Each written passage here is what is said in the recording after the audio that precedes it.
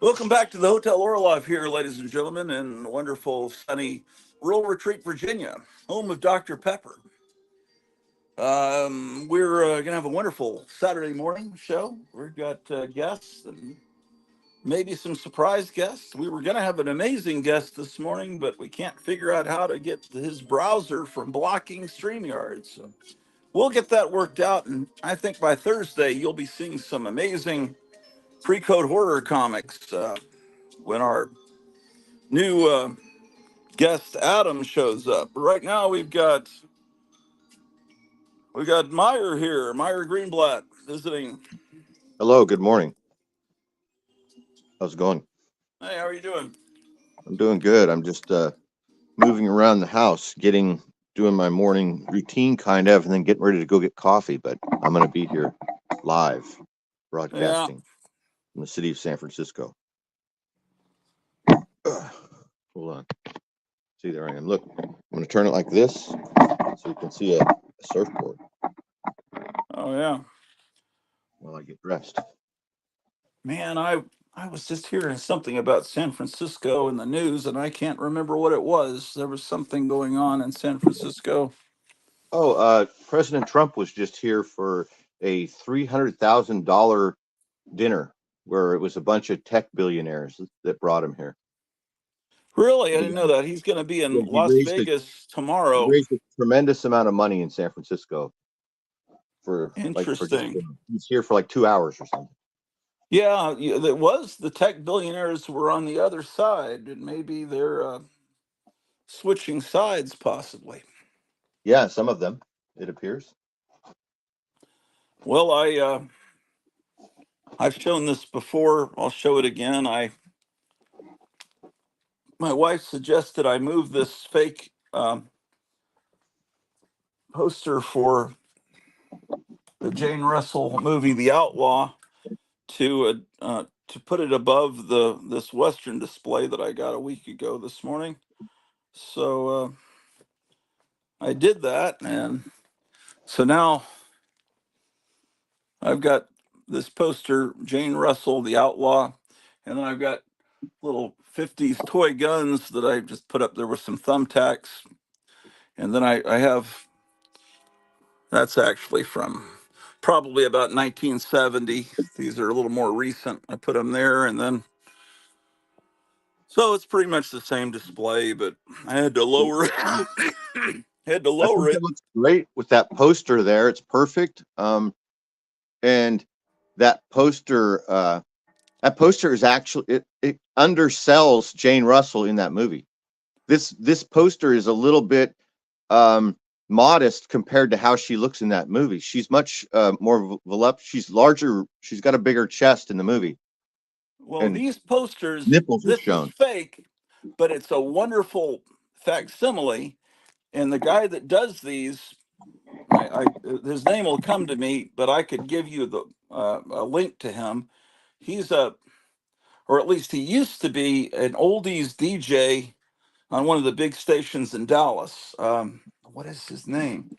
Anyway, he's the DJ, and he, as a sideline, he makes these fake posters, and somehow he has incredible scans of posters that nobody, no human, no normal mortal could afford, Oh and he's wow! able to make these posters that are that you can afford, and like no one could afford a three sheet for the 1933 King Kong, or but he has that, and you can get up. I'll show you some other ones that I got from him. I probably should order more from him, but I don't really have that much wall space at this point. This is a real poster. This is that outlaw poster over there was here, but so instead I put this. It's basically a Dracula movie, but it was made during World War II, so therefore he's Hitler's madman. But it looks like a Dracula poster for all intents and purposes. The bloody lettering, it's Dracula, basically John Carradine with his brides. But I always thought that was cool. And then I've got my Vampirella display here. But I've added some Aurora model kits from the other room, and So it's and he added some pictures from the mummy here. So that's some of the important. You see, I was reading some issues of Better Homes and Gardens and getting some tips on interior decoration and interior design, and it's the some of the recommendations to make things more tasteful. And so that's what I'm trying to go for, is a little bit of class and taste in the decoration of the home here. Um, Very so, nice. um, shoot, I've got all these little magnets showing that come from Gotham City Comics. Oh, he's watching. I was just thinking of, let's see, Gotham City Comics is watching, and then he says, some would rather the country collapse than switch sides. Yeah, oh yeah. Some would rather the country just, oh, I mean, they're trying to make the country collapse. There's no question. That's the whole goal of all of this socialism we're being inflicted with. It's all part of their plan that they've had going for many decades. Okay, so Gotham, Kevin? Are you at Gotham City Comics, your store in Mesa, Arizona at this time? It's probably too early. You're probably. I was wanting to, when you do get to the store, I was wanting to see all the new comics coming out next week from Marvel and DC, and I was also wanting to plunder into that pile of comics you just got. Meyer hasn't seen it, and pull a few for me, and pull a few for Missing Mars, and maybe Meyer wants some too. Okay. Anything else? You said you were getting a mask soon. I'm supposed to be getting my Wonder Woman soundtrack on Monday. I just saw that. Um, the it's a three CD set with the soundtrack from the TV series. But let me go check and just make sure it didn't accidentally come today, and see if anything else came in the mail. And then we can go upstairs.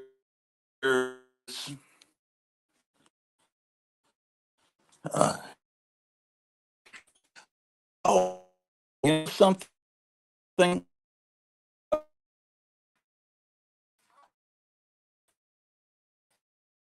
It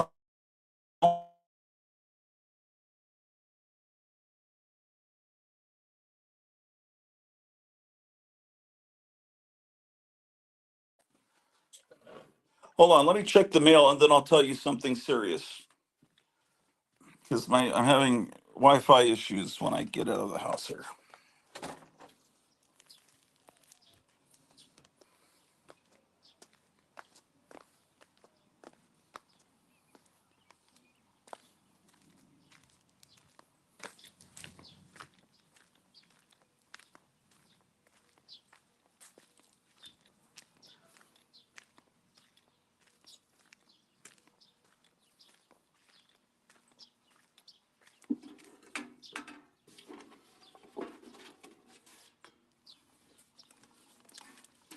I am pre-qualified for a visa. How exciting.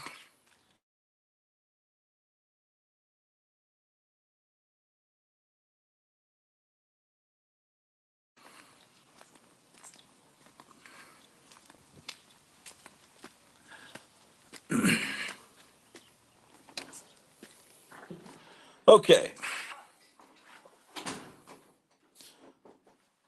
so am I, can you hear me? Testing, testing.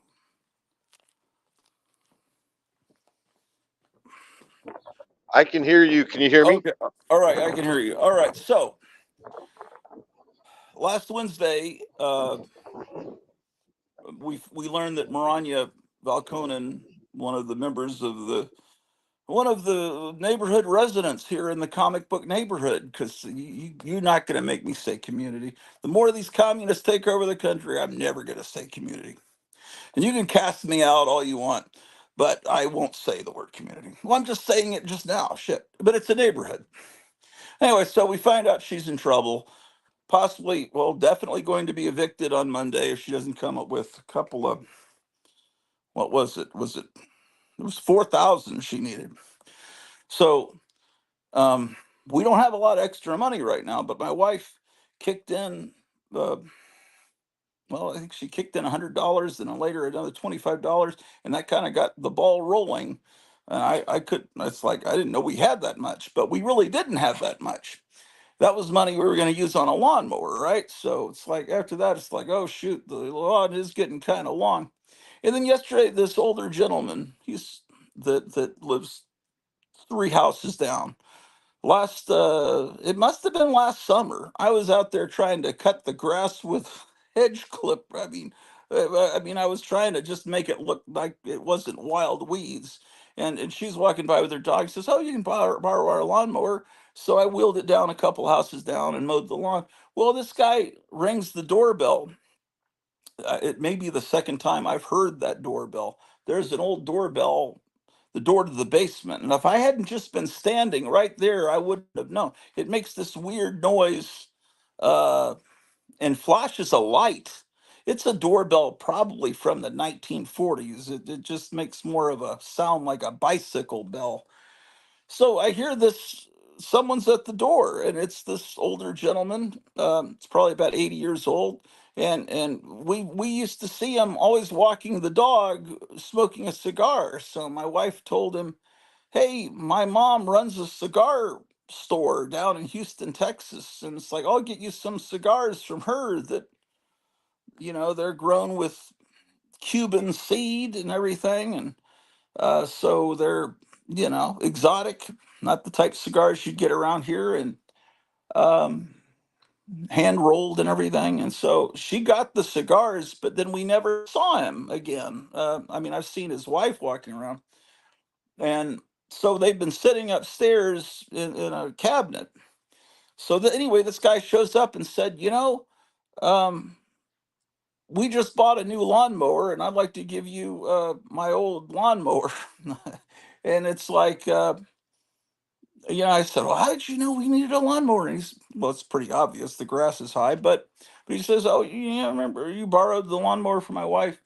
Um, so what I'm trying to say is that when you give without thinking to help someone out, and I know that might sound corny, but and some of you may be atheists or whatever, but you need to stop being an atheist with what's going on right now in the world. You need to be aware that, because things like this keep happening. And it's like, okay, we didn't have the money for a lawnmower. We're going to have to wait till later in the month. And then someone magically just shows up with a lawnmower. I run upstairs, maybe not magically, but trudgingly. I run upstairs, get the cigars, meet him as he's bringing. He's so happy, big grin when I hand him the cigars. He's probably not allowed to smoke them. That's probably why he smokes them when he's out walking the dog. But anyway, so, you give.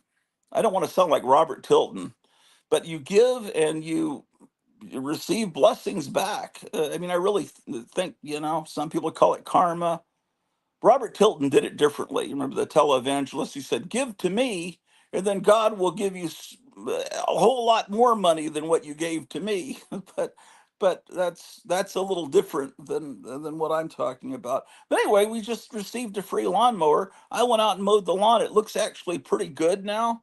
And now I'm gonna put some. The very front is all a bunch of rocks. I put some soil down last year, and now it's starting. Grass is starting to take. I'm gonna try to fill that all with grass, because I don't like all these little volcanic looking rocks and the weeds coming up through them. And then, those rocks get kicked up. One time it hit me in the eye because I wasn't wearing glasses. You should always have sunglasses on. And some people wear goggles, but that looks a little weird. But sunglasses, at least when you're mowing the lawn. Anyway, what are these people talking about here in the chat? Loud and clear. Got my T-shirt from Rod a couple days ago. From Rod. Oh, was that the Enemy Ace shirt? Go ring it in your live stream. Oh, go. Oh, I get you. That's gospel tune. Yes, you have to give to receive. Yeah, yeah. There was this guy that I bought the Kiss pinball machine from. Um, You're heading out. Where are you at? You're already in the store. Cool. I've been missing his whole walk down the street in San Francisco. Man, we missed. Well, we'll at least see him go home. Um, that's probably what they call a liquor store there. Most Yeah, parts of the yeah. United States, we call them convenience stores. In San Antonio, they call them ice houses, but in San Francisco, they apparently call them liquor stores, which Well, looks this is a like is a deli. I'm in it's a deli and oh a a liquor deli. store, but yeah, but it's a Yeah, deli and a liquor store. I guess Seven There's a lot of wine. Elevens don't carry liquor, so maybe that's why they don't call them that. But yeah.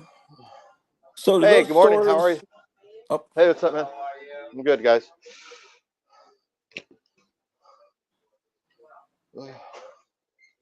in a store like that in the '70s? Would they have had a comic book spinner rack?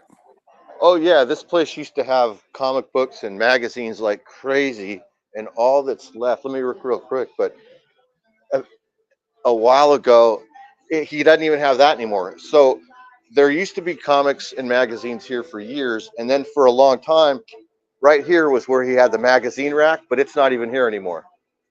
And I mean, it's like Oh, completely out of the way. So nobody reads magazines or buys comics or magazines right. at liquor stores anymore, but they used to. Every liquor store had them. And this place is like this place used to sell like surf magazines like crazy because it's Oh, right near wow. the beach. Well, Hey, what's up, man? I I guess Yeah, it was large coffee with cream and a pack of smokes. Hold on, guys. I'm gonna put you on all mute. right. That's fine. And I guess that I had a point and I've forgotten. But hello, I love Disney and comics in Friar Tuck. Um, oh, this convenience store near me back in Texas.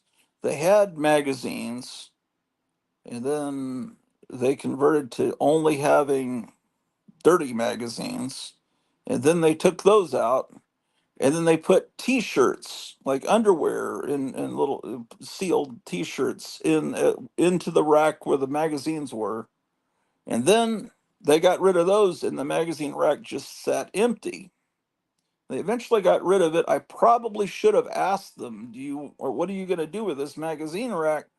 Because I could have hauled it up one block to my house and had a magazine rack. Not that I would have had room for it there. Not that I have room for it here. We now have this giant 50,000 room hotel, and I don't have room. But you know what we need is furniture. We need bookshelves. We don't have. We need maybe a sofa, a love seat for the third floor. We don't have a whole living room with nothing, nowhere to sit. The base for my wife's television was shattered in the move, so now it's just a old style flat screen TV just kind of leaning against the wall. That needs to be replaced. We need some furniture for the attic, like maybe a love seat, chair. So, um, so I'm gonna need. Well, at some point, maybe finances will become better, possibly after the election, or if that even happens. Um, I don't know what'll happen day to day. I'm um, well, we'll see. Lost Frontier Comics. That's a name I don't recognize, but that's a great name. I don't know if that's a real comic store or just someone's YouTube name, but what a Oh wow. oh, it's not Lost, it's Last Frontier. Okay, I get it. Last Frontier, kind of like Final Frontier, but Lost Frontier is even a better. Wouldn't that be a great name for a Western novel, Lost Frontier? Hey guys, I get to watch you live for a change. Oh wow. Yeah, You yeah. know, when I was in So, Jamaica, that was one of the big things there, is because it's so close to Cuba. So everybody's buying Cuban cigars and wanting to bring them back to the states and everything like that. But the customs was real tight. Oh yeah. yeah, you're talking to us or the guy in the store?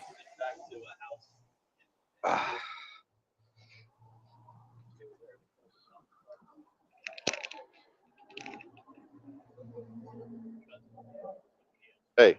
Hey, were you talking to us Oh about the shit. cigars? Wow. I didn't have my headphones in. Sorry. Can Oh, you hear me? okay. Were you talking to us about the cigars or the guy in the store? Can you hear me okay? Yeah, fine. Oh shit. But I wasn't sure if you were talking to us about the cigars just now or the guy in the store. No, I was talking to Mike in there, but the sound came. I thought the sound was off. I got to Oh, set you down. Hold on. okay. I took my. So I'm using this headphone microphone and listening to you on my headphones, which I don't usually do. So it's kind of It funky. sounds great. Oh, good. Oh, he's been in business for 35 years. Last Frontier. What part of the country are you in, Last Frontier? So we're starting to meet people that have watched the show for a while that have never really appeared in the chat, like um, this longtime viewer named Adam. Oh, a Boris Vallejo, a lighter.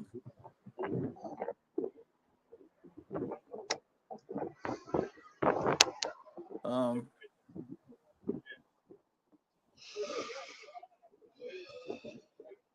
It's real foggy this morning, and it was even kind of sprinkling a little bit.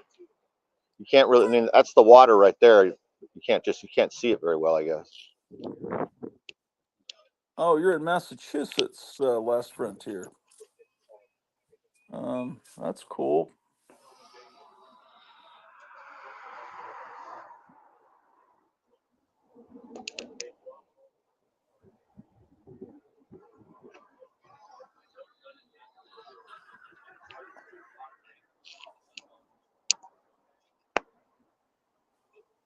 So, what is business like in Massachusetts? Are you finding a lack of interest in the Marvel DC books? What Kevin's telling us from Gotham City and Mesa, Arizona, is that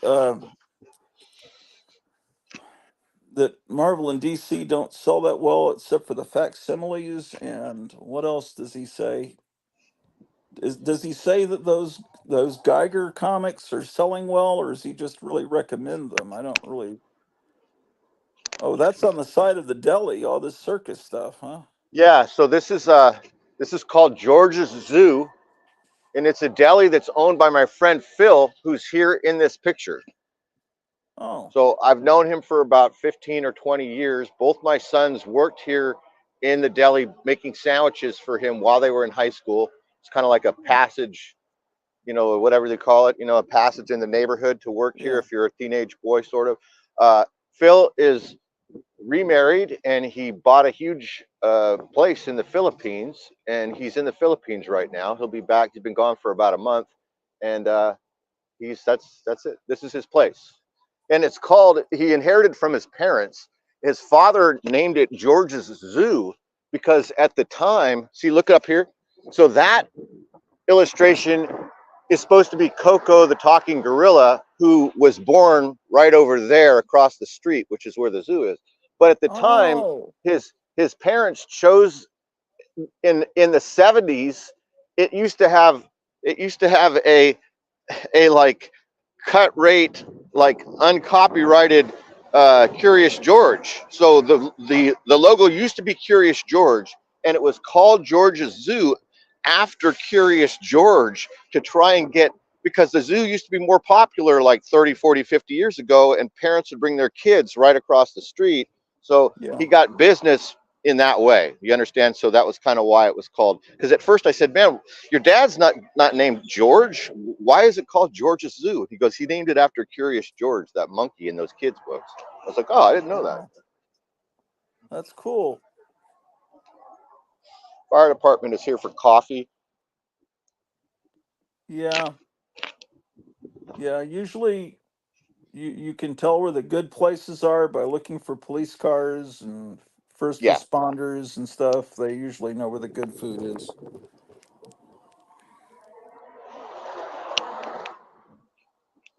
Oh, and then up here, if you can still see this parrot, that parrot up there, Yeah. It says Mona. That's Phil's mother's name is Mona, and Phil's father passed away a long time ago, like probably in the 90s or something.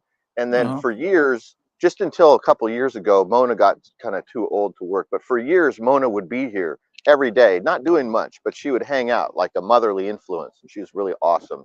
And the artist drew her as a parrot up there in the corner. Oh,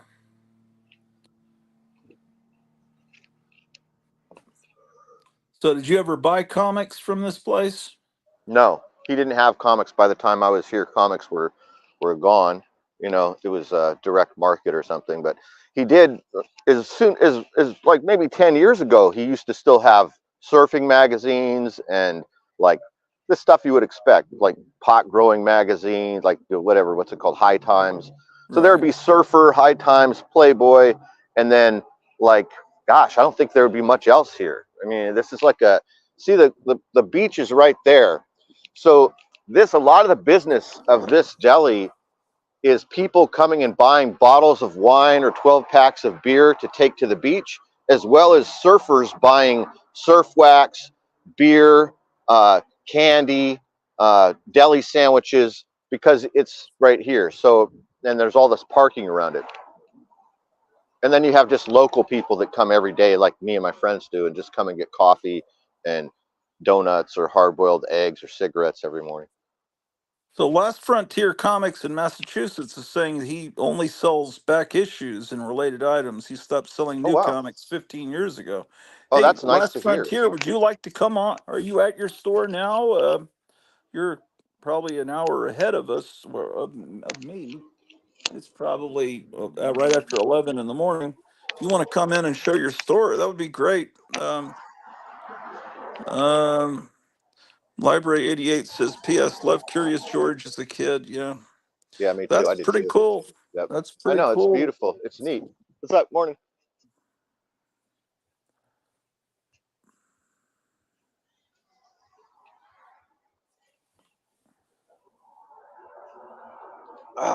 If you want to come in, there's a link in the chat at the top of the chat. Just scroll up and you could come, you click on it and come in. Because that would be cool. I'm always wanting to see new stores.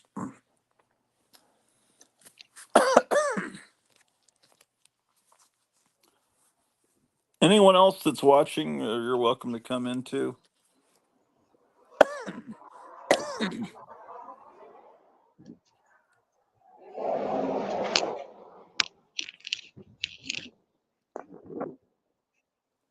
So tomorrow there's a Trump rally in Las Vegas. I think he's going to talk about 2 o'clock Central Time. And David Wilcock's doing a live stream tomorrow. Um,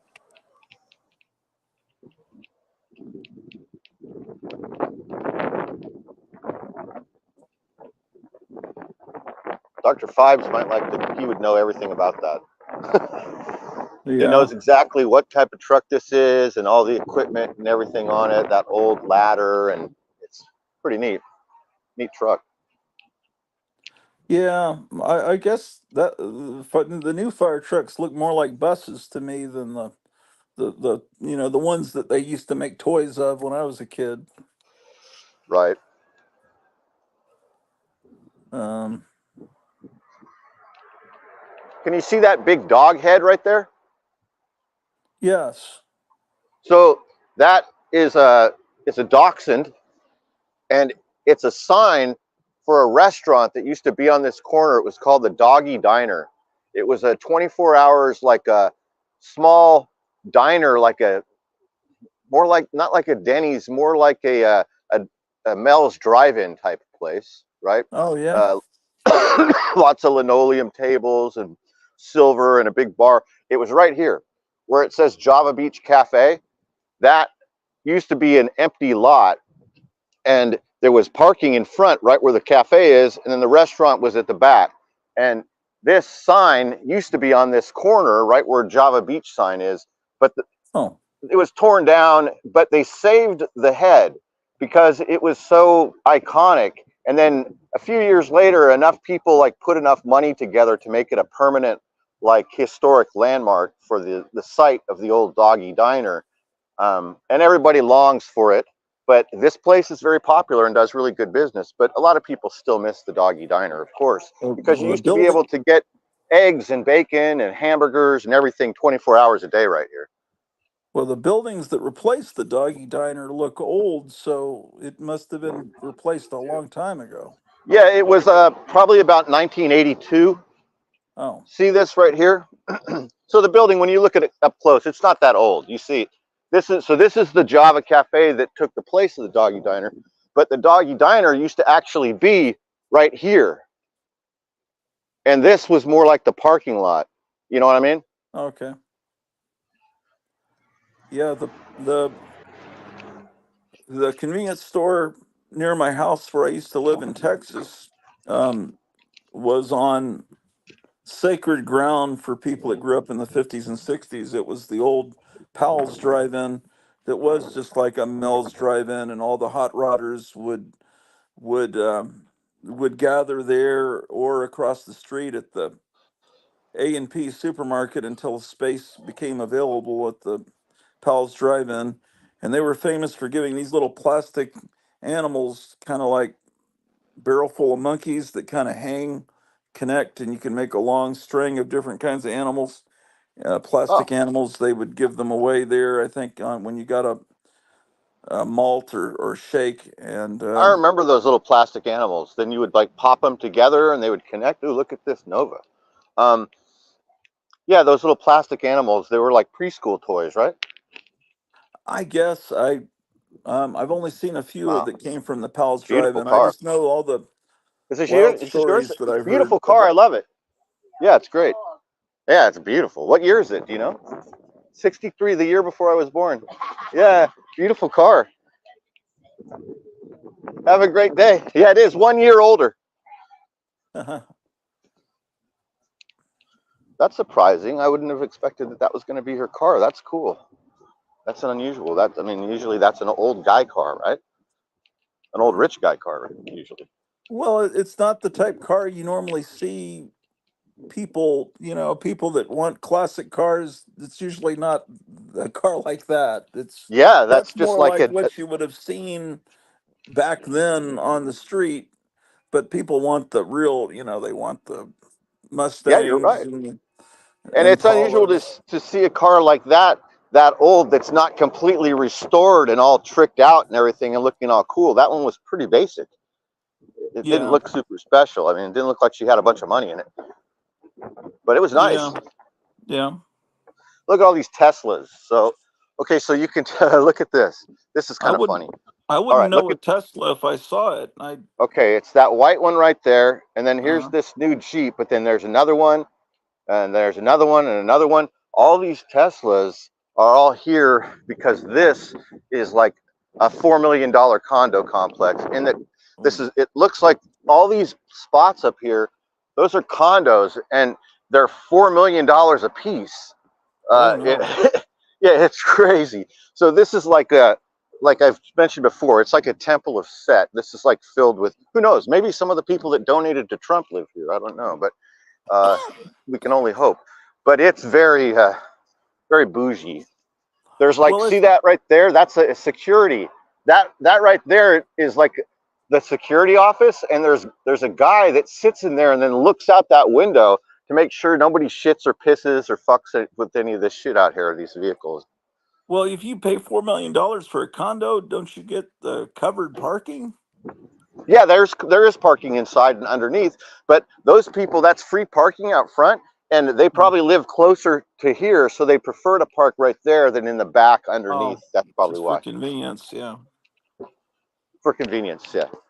Because this, I mean, you can see this neighborhood is pretty sparsely populated. There's always open spots, even, and by comparison to the rest of the city, this is a very safe and secure and kind of a little isolated beach community that a lot of people don't know it's even out here.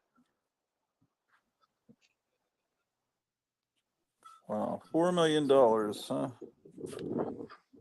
Yeah, these are also very expensive rentals that we're walking by right here. And some of these are condos and they're owned, and all of them are $2 or $3 or $4 million. restaurants, even though they're nothing special. The buildings themselves are somewhat old, and it's usually three bedrooms, 2 baths, like those condos that we were just at. It's not huge or anything. It's all about location, as you know, when it comes to real estate. It's because the ocean is right here. You're as close to the water as you can be. So it's very expensive the closer you get. Yeah. Like all of this is a row of houses that is as close to the water as you can get.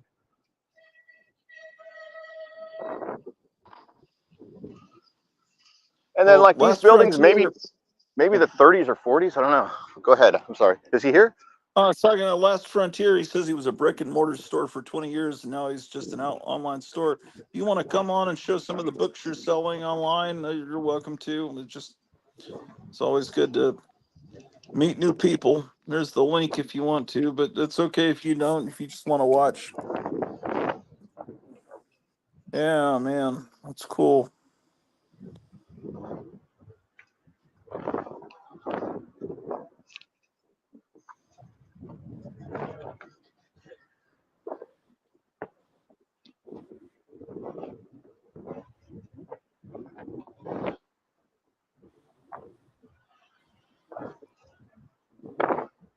It's kind of windy out here.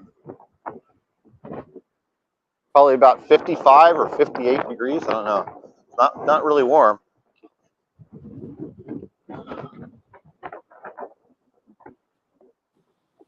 Looks like a cross-country group or something. A running group is here this morning. Yeah. Either that or they're running from a homeless man. Maybe.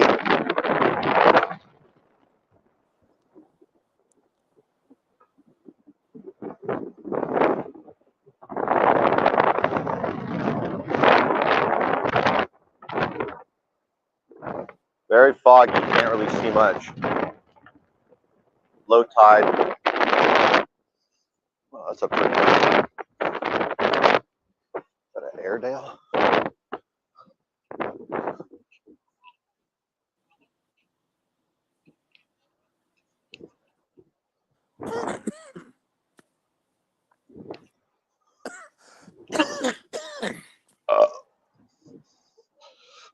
Well, I hope whoever's watching is having a really good morning wherever you're at.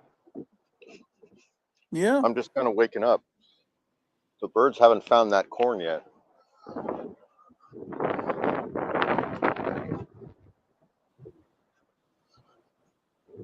Did you see that? Last night I watched that movie, 1917. That was one of the last movies that we saw before they closed the movie theaters down for the pandemic.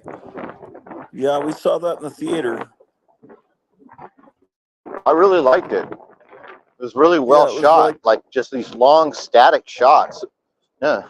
Yeah, I think wasn't the entire movie like they edited the thing together so it looked like the whole movie was one shot and then no Yeah. editing. And Yeah, I you're think following these two there was one guys. point in it where he's knocked unconscious and the screen goes black for an extended period of time. Like you can see that they purposefully did it so that it's like 1, 2, 3, and then it doesn't come back. And then you're like, right when you're saying in your head, dang, what's going on? Why isn't it coming back? Then the screen comes back. So it was black for about 4 seconds.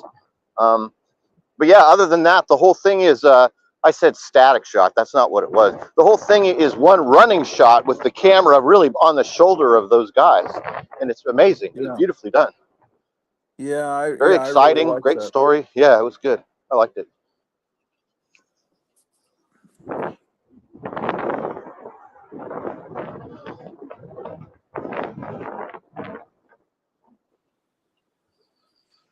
So I walk out here just about every day.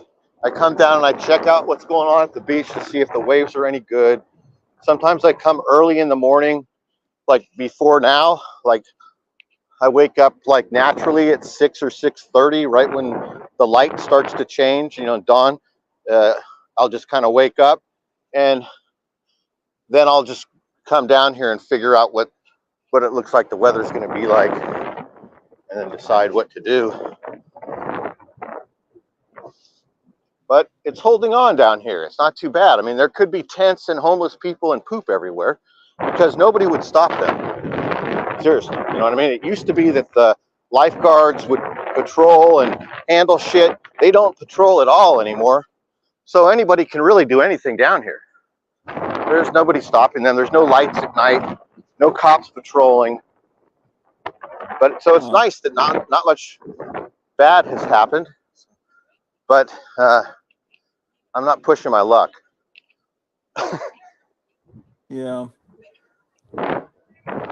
Yeah, I'm ready to leave. I'm moving in a couple months, so. Right. Have you already told the landlord that you're doing that? No, I have to give a month's notice, and I'm leaving in August, so I'll probably tell him soon. I just haven't seen him. But it's not a worry, you know what I mean? It's like, he's cool. We're friends. He owns multiple buildings. At a certain point, does water come up to halfway up that structure? Oh, yeah. Halfway up what? Well, right here? That structure there, is that oh, yeah. supposed Water to be... will go all the way up. Water will go all the way up to there. And then in the wintertime, the waves will be so big that they'll go all the way up over the berm, and water will go into the street, and they'll close off the whole highway. But yeah, this structure right here,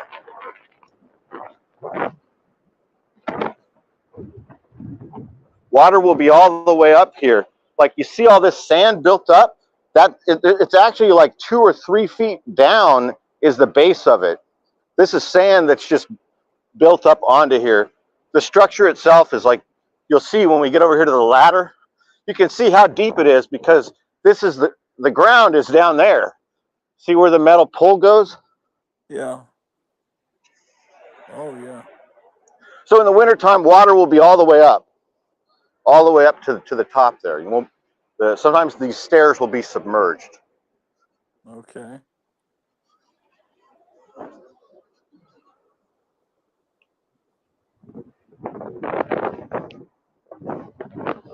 What's that? It's kind of cool. Like a 3-eyed teddy bear. Do you see that? Yeah.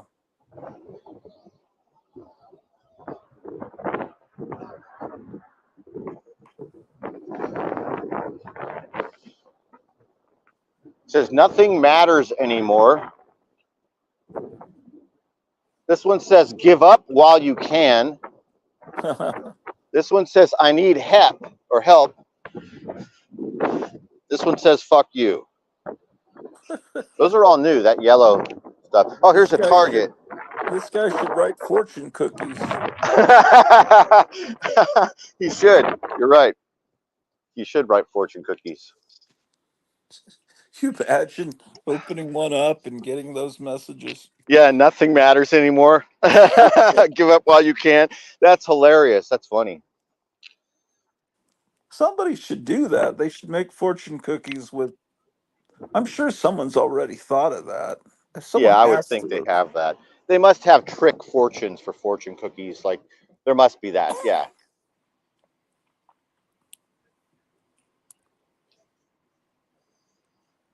I wonder if that's really a Chinese custom, or if that's just something done in restaurants in the United States.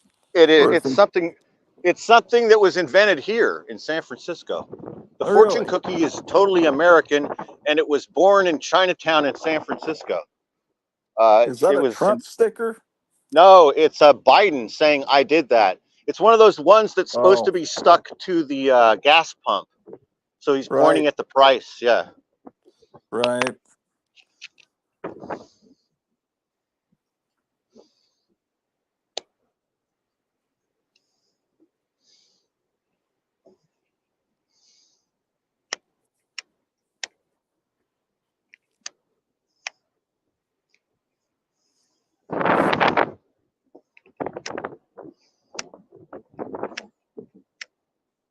Have you discovered anything new as you pack? as you as you pack? Have you discovered anything new that you forgot you had? Give me a second to think about it. A lot of stuff because I've just been packing a lot. I think I took pictures of something recently or something. Oh, so when I took all those horses down on that top shelf, there's a lot of like posters and a couple little paintings that I did that were completely like covered up by Oh. the horses. So after I took it all down, I can see all this artwork that's up there. One of the things that's up there is this Creature of the Black Lagoon original drawing that I bought from this kid in Golden Gate Park one day, and it's really cool. And I want to take it down because I'm gonna send it to Kevin because he's such a creature fan, and it's such a unique drawing. I'm sure this kid probably only made a couple copies. It was just some kid in the park, but it's cool. But then also I found like a painting I did of my aunt that I really liked. I could remember really liking it when I did it, and I found it. I hadn't seen it in a long time, so I took a picture and I posted it on Instagram. But it's been kind of boring. The last couple days I've been packing a lot of books and VHS tapes, so it's like nothing really exciting. Yeah. And like I said, I found that Lon Chaney bust, that creature or that Phantom of the Opera bust. That was kind of cool. I hadn't seen that in a long time. So I found that under the bed the other day. Yeah.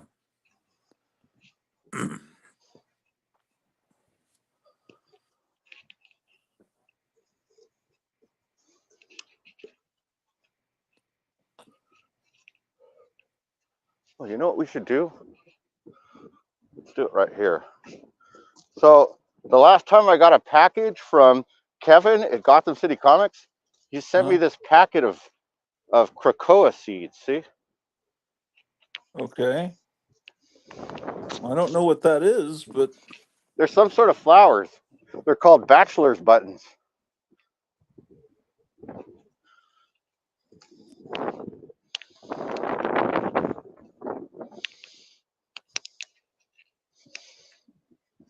what are good flowers that can live through a cold winter and just keep coming back? Oh, geez, I don't know. Daylilies. I'd like to plant some in Those front of ones the that come out of house. bulbs. Well, I mean, maybe you have to dig up the bulbs. I don't know, man. I've never lived in a place like where you live because it never freezes here like that. So I feel like people have to spend a lot of special time with their gardens where you live because you have to like you're saying, you have to have frost resistant plants and everything, or have flowers that are in bulbs. And then when the winter comes or when fall comes, you have to dig up those bulbs and then put them in your garage until spring or something, I think. That sound right? Yeah. Hold on a second. Drew is having a dream. Oh, is she? This has been here forever. People that live here in this house are surfers and they put this up, I don't know, 10 Wait, I years ago. can't see because I was showing the dog. Hold on, Oh, let me see. Oh, yeah. See, the water's right here, but cool, huh? It's been here a long time. It's like some sort of a, I mean, clearly it's a human surfing, and he's a skeleton and he has a knife. oh wow. And then, like, this is the type of plants you see here. It's all like Star Trek looking plants that live in the desert because there's no real soil here. It's all sand. This is another cool house that has this neat sculpture. Well, first of all, their garage door is awesome, right? But then they have this odd sculpture made of scrap wood. Kind of looks like a crow's nest or something, right? Yeah.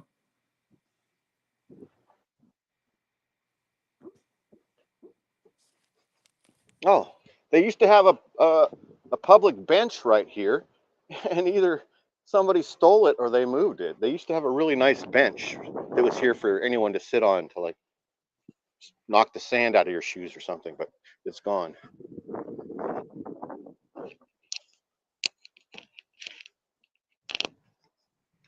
Dr. Five says that's right, Meyer. My wife has to store those bulbs in our basement.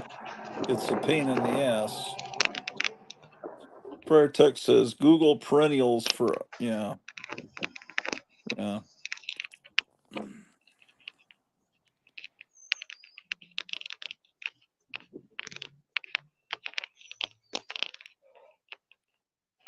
It's funny you were talking about those cigars. There's the connections are funny. So you're talking about your neighbor with the cigars, right? Yeah. So a couple days ago, I walked home with my friend Mike from the deli, and I was carrying a bunch of boxes, and he walked all the way home to me and stopped in front of my building, lit a cigar, and then took off. I said, "All right, see you later." And while he did that, Elton was sitting in the car watching. So Elton goes, "Who's that?" I said, "That's Mike. You don't know Mike?" And he goes, "No, I never seen him." He said, "He lives right here, man. He lives down the street in that building forever. He's a retired mailman.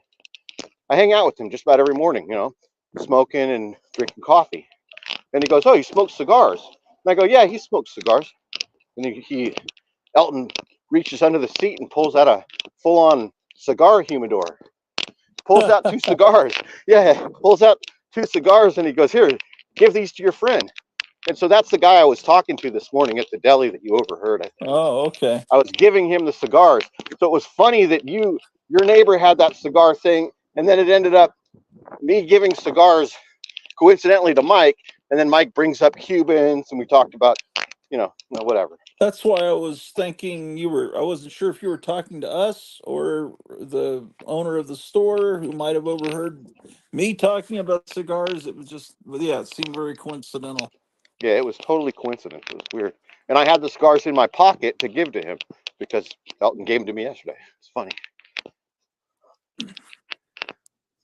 Yeah, Elton's kind of like Felix the cat. He seems like he's got everything in his car, Yeah, he does. He does. He's got just about everything. like a sitcom character. Yeah, he'll pull out a soda. He'll be like, "You want a soda?" He just reaches behind the seat. Give me a soda. "You want some carrot cake?" I'm like, "Yeah, sure, man." Oh He's got man, that's the packets kind of neighbor to have. all the time. He'll bring me over a complete cooked plate of food because he'll make like big meals, and it's him and his wife and his granddaughter. And he'll, instead of having more leftovers, he'll like fix me a full plate. And he'll call me. You He's need like, "Dude, come over. I got a plate for you." And I'll go to his door, and he'll have like fresh pot roast, mashed potatoes and gravy, collard greens, and a slice of pie. And I'll be like, "Holy shit, dude! Wow." you need to convince them to move where you're moving. Yeah, we're gonna keep in touch. He's actually asked about it. He's like, "Man, you think that would be a good place to move my family?" I said, "Hell yes, dude. It would be a great place to move your family." Has he ever talked about being distressed about what's happening to San Francisco? All the time. We talk about it every day. Yeah, well, maybe A he should have relative of stayed. his was just killed in Oakland. Oh man. A kid. His his granddaughter's half brother. So like this kid who's like 15 that isn't really related by blood to Elton. Um it's his daughter's ex's son. Right. No blood. But this kid who's 15 was just murdered like in a gang shooting or something a couple weeks ago or Oh last week, boy. only 15. Really horrible, really sad. But yeah, we talk about it all the time. We talk about how terrible it is around here. Everybody does, really. But you're in a little isolated pocket where you don't see the terrible. Absolutely. We don't see much more than what you're seeing. This isn't just like an early morning thing. This is kind of how it looks all day, every day for the most part. Yeah. There's nothing out here, so people don't come here. They just and there might be people that come out here to occasionally do a crime or something, but it's so far away, and there's no major thoroughfares or freeways right close to us. There's no way for them to get away quickly. There's like not even, you know what I mean? You can see what this place looks like. It's a grid of little houses. There's no Yeah. businesses or parking lots for them to hang out in or to steal stuff from. The I deli that we were just at is highly armed and has a bad reputation for people trying to steal from it. Phil will shoot you or drag you outside and beat you up with a baseball bat. You know Oh, what is I mean? he? He's totally old school. He's totally old school. So he's a Trump guy. So he fucking hates these people Let's see coming in trying to the steal. gray buildings, the buildings painted gray around you. That's kind of a political statement, isn't it?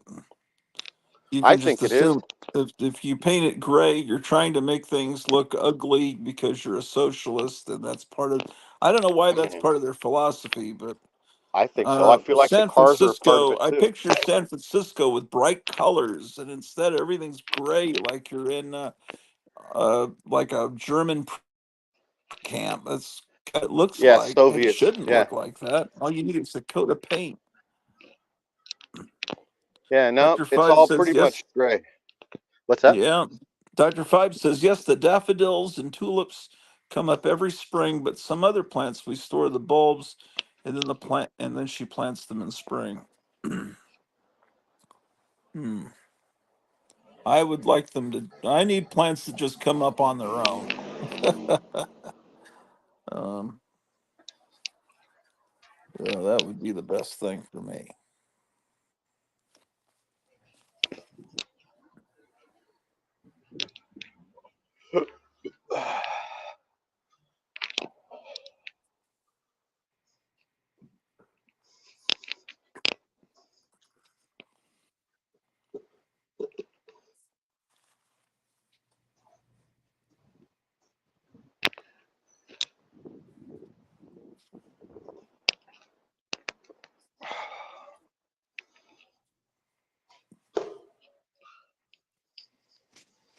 All right.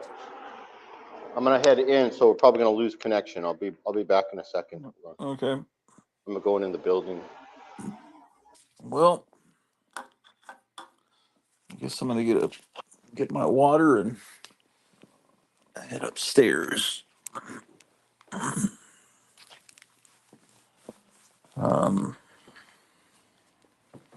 I've been playing around with Internet Archive, which is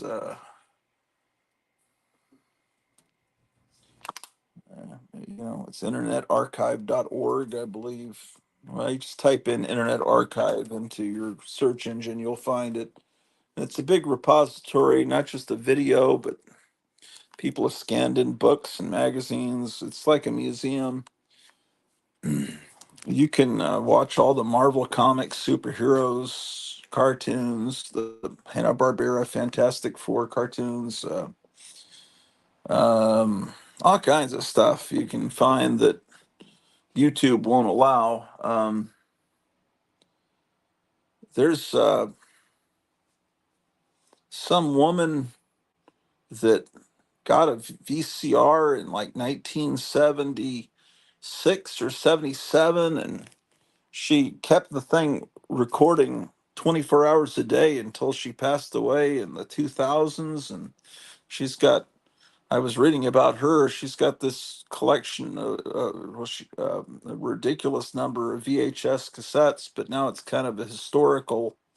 A lot of the stuff, I think she was a political activist. She was recording was PBS and things like that. But anyway, it's just an archive of different whatever was on TV at the time with the commercials intact and everything. It's I think they're working at putting all that up or some of that up on internetarchive.org, and you can see John Goris's movie Chirpy on there, which is very, very, very interesting. Let's see. What do I need here? Oh, this. When I moved in here, I was really stoked because of this intercom thing right here. I was like, wow, Carlton the doorman, right? It's just like Yeah. Carlton the doorman. But it turns out that with the new technology, they don't even use that anymore. When they push the button downstairs, it automatically rings on your cell phone. Oh, yeah. What I'm wondering about, there's a speaker over There's, here. I'm it wondering. automatically rings.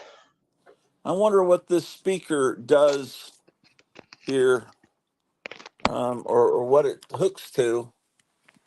Um, See right here, as I go up, there's a speaker.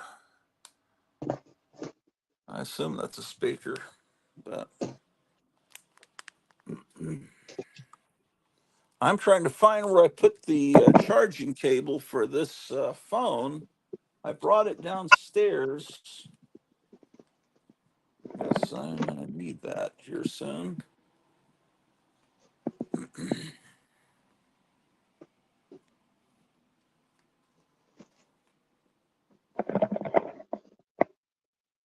Here's the original Road Warrior poster from when it first came out. They gave us free posters when we came out of the theater.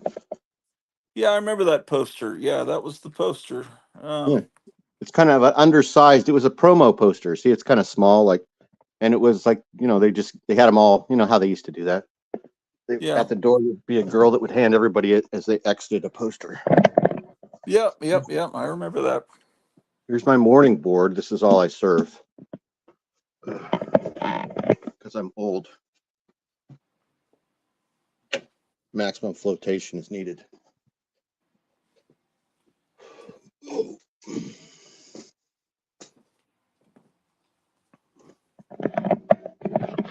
All right, I'm gonna mute it because I'm gonna have to take it out of this bracket and put it in. Okay. I'm just trying to find my charging cable. I just keep losing things, man.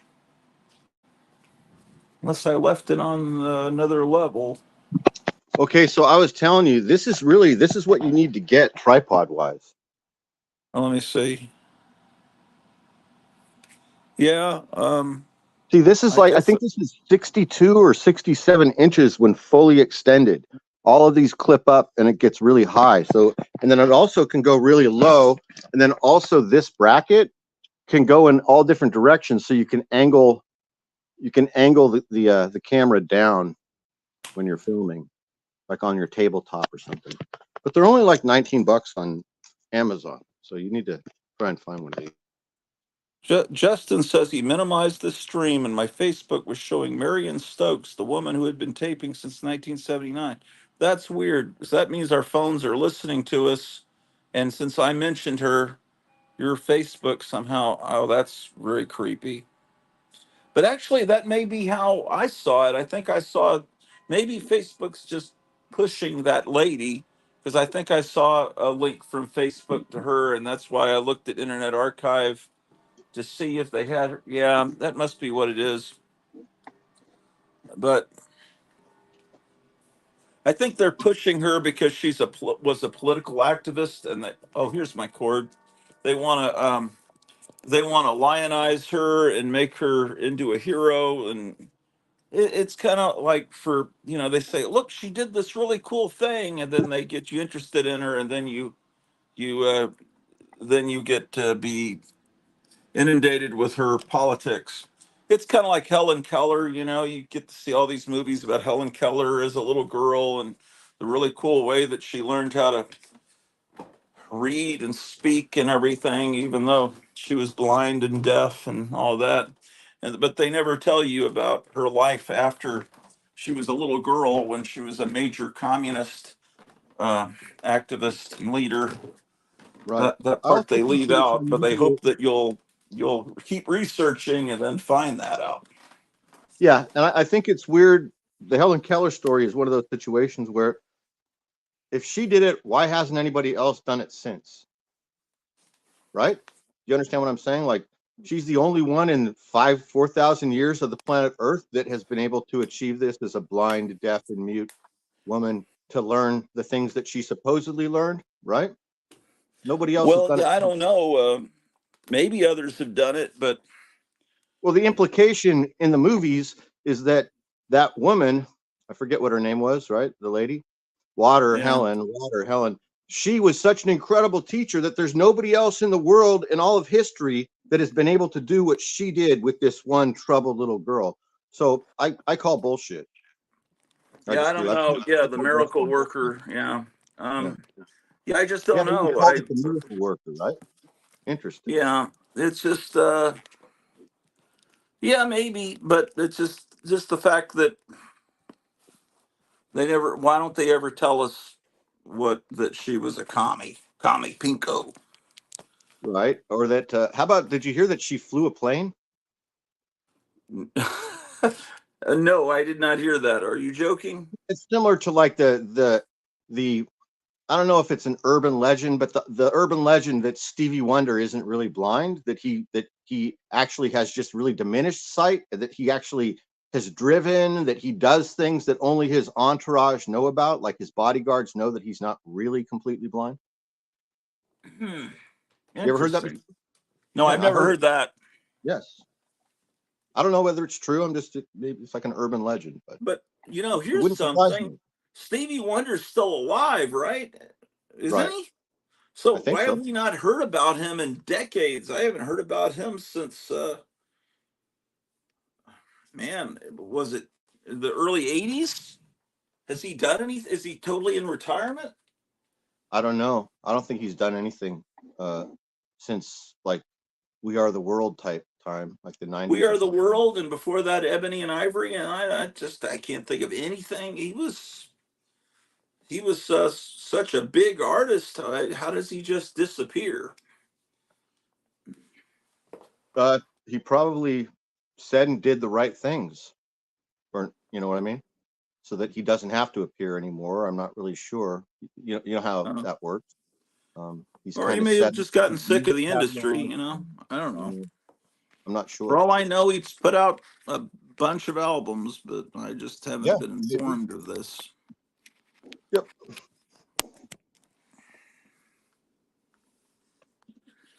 Yeah. So, um, I guess people want to see entertaining collectibles or something. I don't Oh know yeah. why they tune in here. So, perhaps I'll have to oblige them. Let's find Yeah. something to I check. don't have much. Oh, could we see that creature from the Black Lagoon drawing? Oh, hold on. Let me get it. Hang on.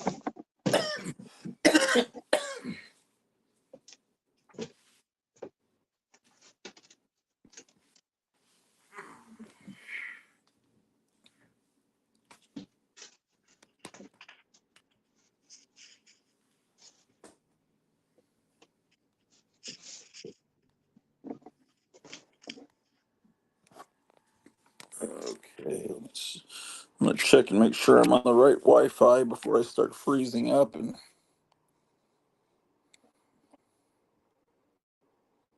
no, I'm not. Can you see it?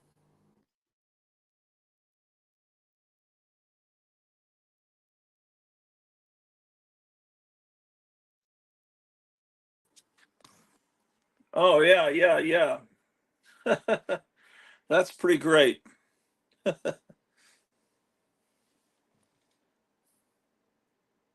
Yeah. Pretty neat, huh? Lots of little scribbles. See? Yeah.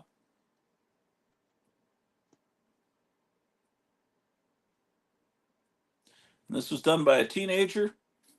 Yeah, probably a guy in his early 20s. I have other stuff by the same artist. Um, he did that. He did that drawing that used to be in my kitchen of a cat eating a cupcake with a ground up mouse inside of it. The mouse's like head is sticking out of the cupcake. The cupcake is all bloody, and the cat Oh, has got a fork and a knife. He's really excited to eat the mouse. I used to have it up in oh, my kitchen. Um, but yeah, he was a very talented kid, like probably in his early 20s, that used to set up at Golden Gate Park and then sell his original art.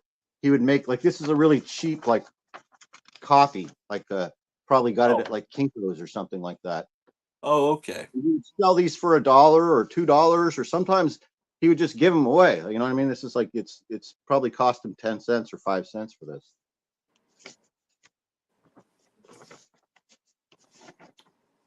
Pretty neat. Yeah.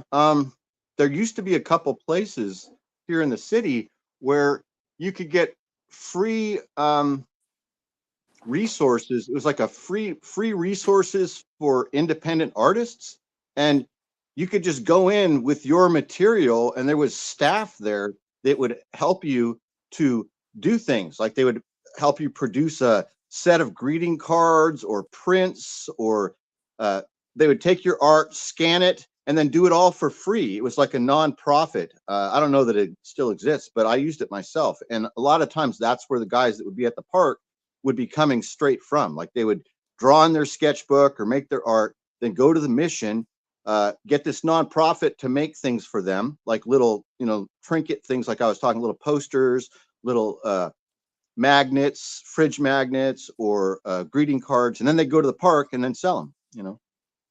I just found a bunch of bags and boards, giant bags and boards that will fit bigger books that I didn't realize they were here. That's good. A whole bunch of them. I don't think they're quite big enough for treasuries. Um, Here's some cool stuff Yeah. that I need to actually get framed and put up. These frame tray puzzles. Let me get better light. Uh,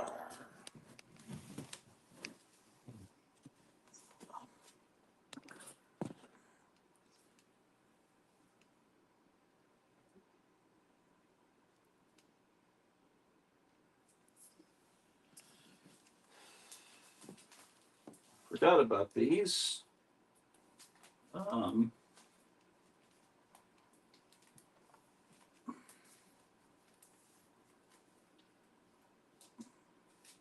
there's a It's an autographed picture from Jet Screamer.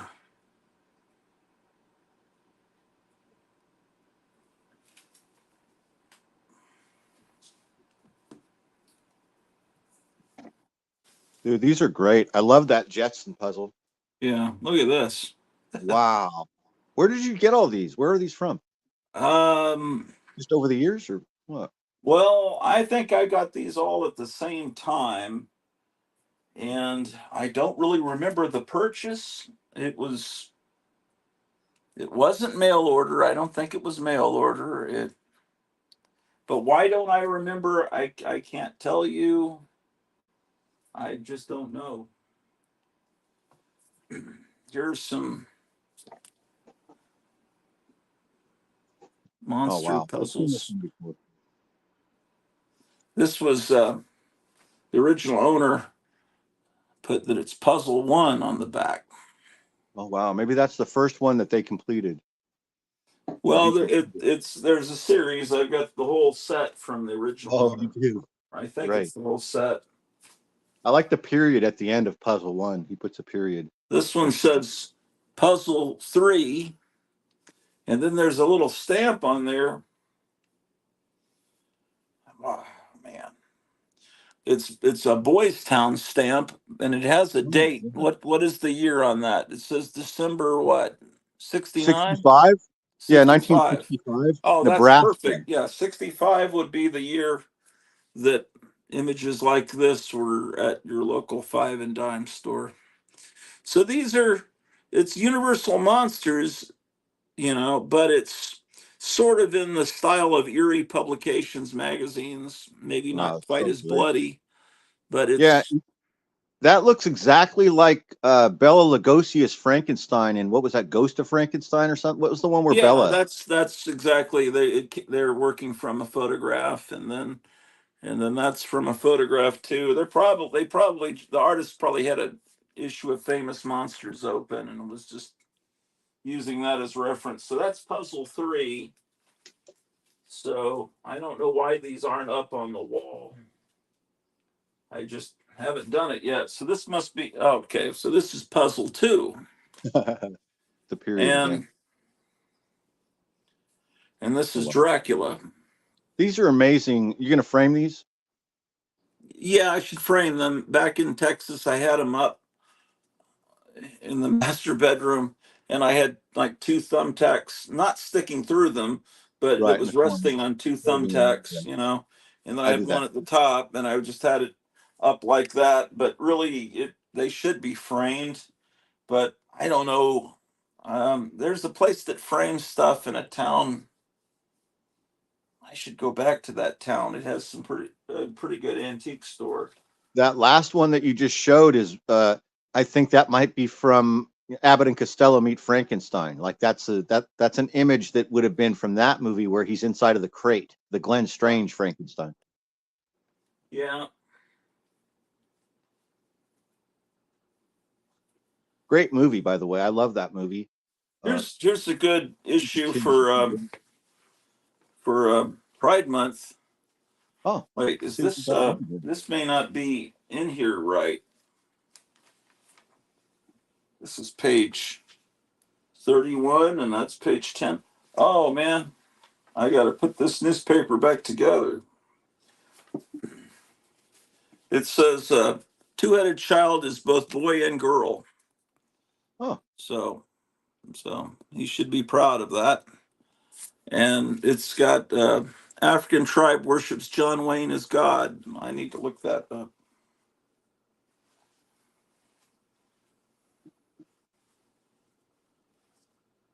Oh, there's the two-headed child. Um,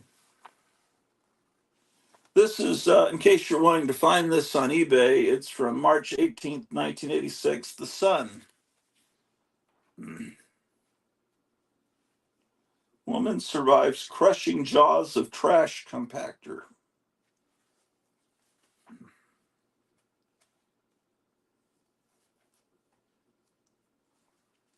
Come on, where's the John Wayne article? Lost boy is found asleep in arms of 600-pound gorilla.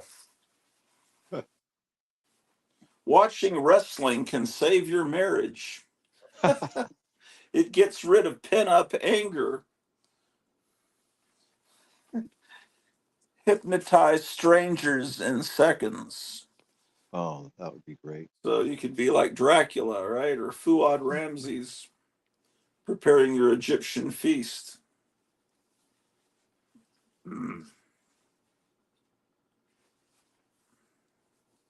That would be great. Way to climb the corporate ladder would be to just keep hypnotizing your boss to promote you one after another until you made it to the top. Yeah. Punk cult worships rats and trains them to attack.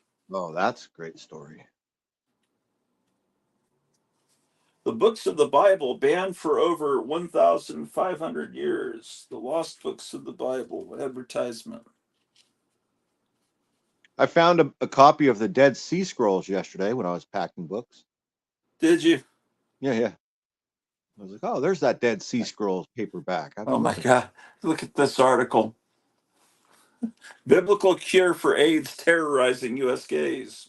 Gays are outraged by some religious leaders who suggest a controversial solution for AIDS can be found in the Bible. Kill all the carriers of the disease. This is scriptural, insists the minister. A disease similar to AIDS is mentioned in the Bible. Okay, enough of that article. YouTube won't Brought like to you that. by Pfizer. Oops, something happened. Rambo women. Oh, hold on. Let me get myself full. I want to see the Solo Rambo. layout.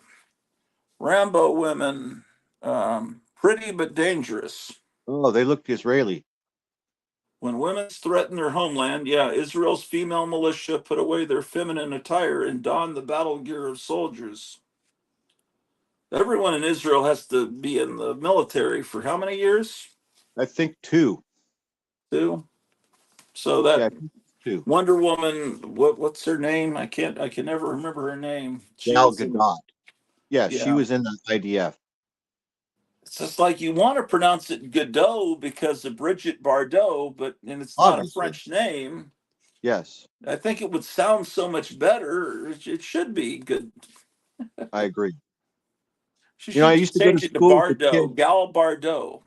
I went to school with a kid whose name was Lawrence Du Bois, not Dubois, spelled exactly the same as Dubois. Big D, little U, big Bois, but his family pronounced it Du Bois. It was so strange. I was like, this is such a weird thing. Like even at like 15, I was like, why isn't your name Dubois? And he goes, Dubois, it's Du Bois. It was so strange. Yeah. It's But like he it's was an unusual character. Frankenstein, not Frankenstein, Frankenstein. Yes. Like, Yeah, like or that was these really guys weird. whose last name is Koch, and they insist it's pronounced Coke. Yes. They don't want the alternate pronunciation. No, it's Coke. I got to find this John Wayne article.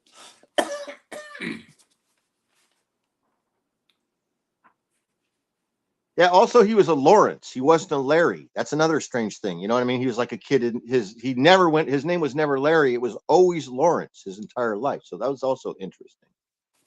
Jam turns kids into monsters. Ooh, that's cool. So it says, Oh, they're just showing you how to use like Smuckers as a yeah, monster it makeup. says smearing peanut butter and jelly on the faces of children to turn them into monsters is just part of a day's work for makeup artist Mark Trainer. Mark, one of the top makeup men in the country, adds a special touch to really give the kids a scary effect. Breakfast cereal. Although he uses his talents on such celebrities as Joan Rivers and Crystal and Cheryl Tiegs, Mark, who lives in New York, likes to dabble with kids around Halloween. It goes on. Oh boy. Jesus' boat surfaces after 2,000 years. Come on, John Wayne. Um, why wimps turn women on, marriage counselor explains.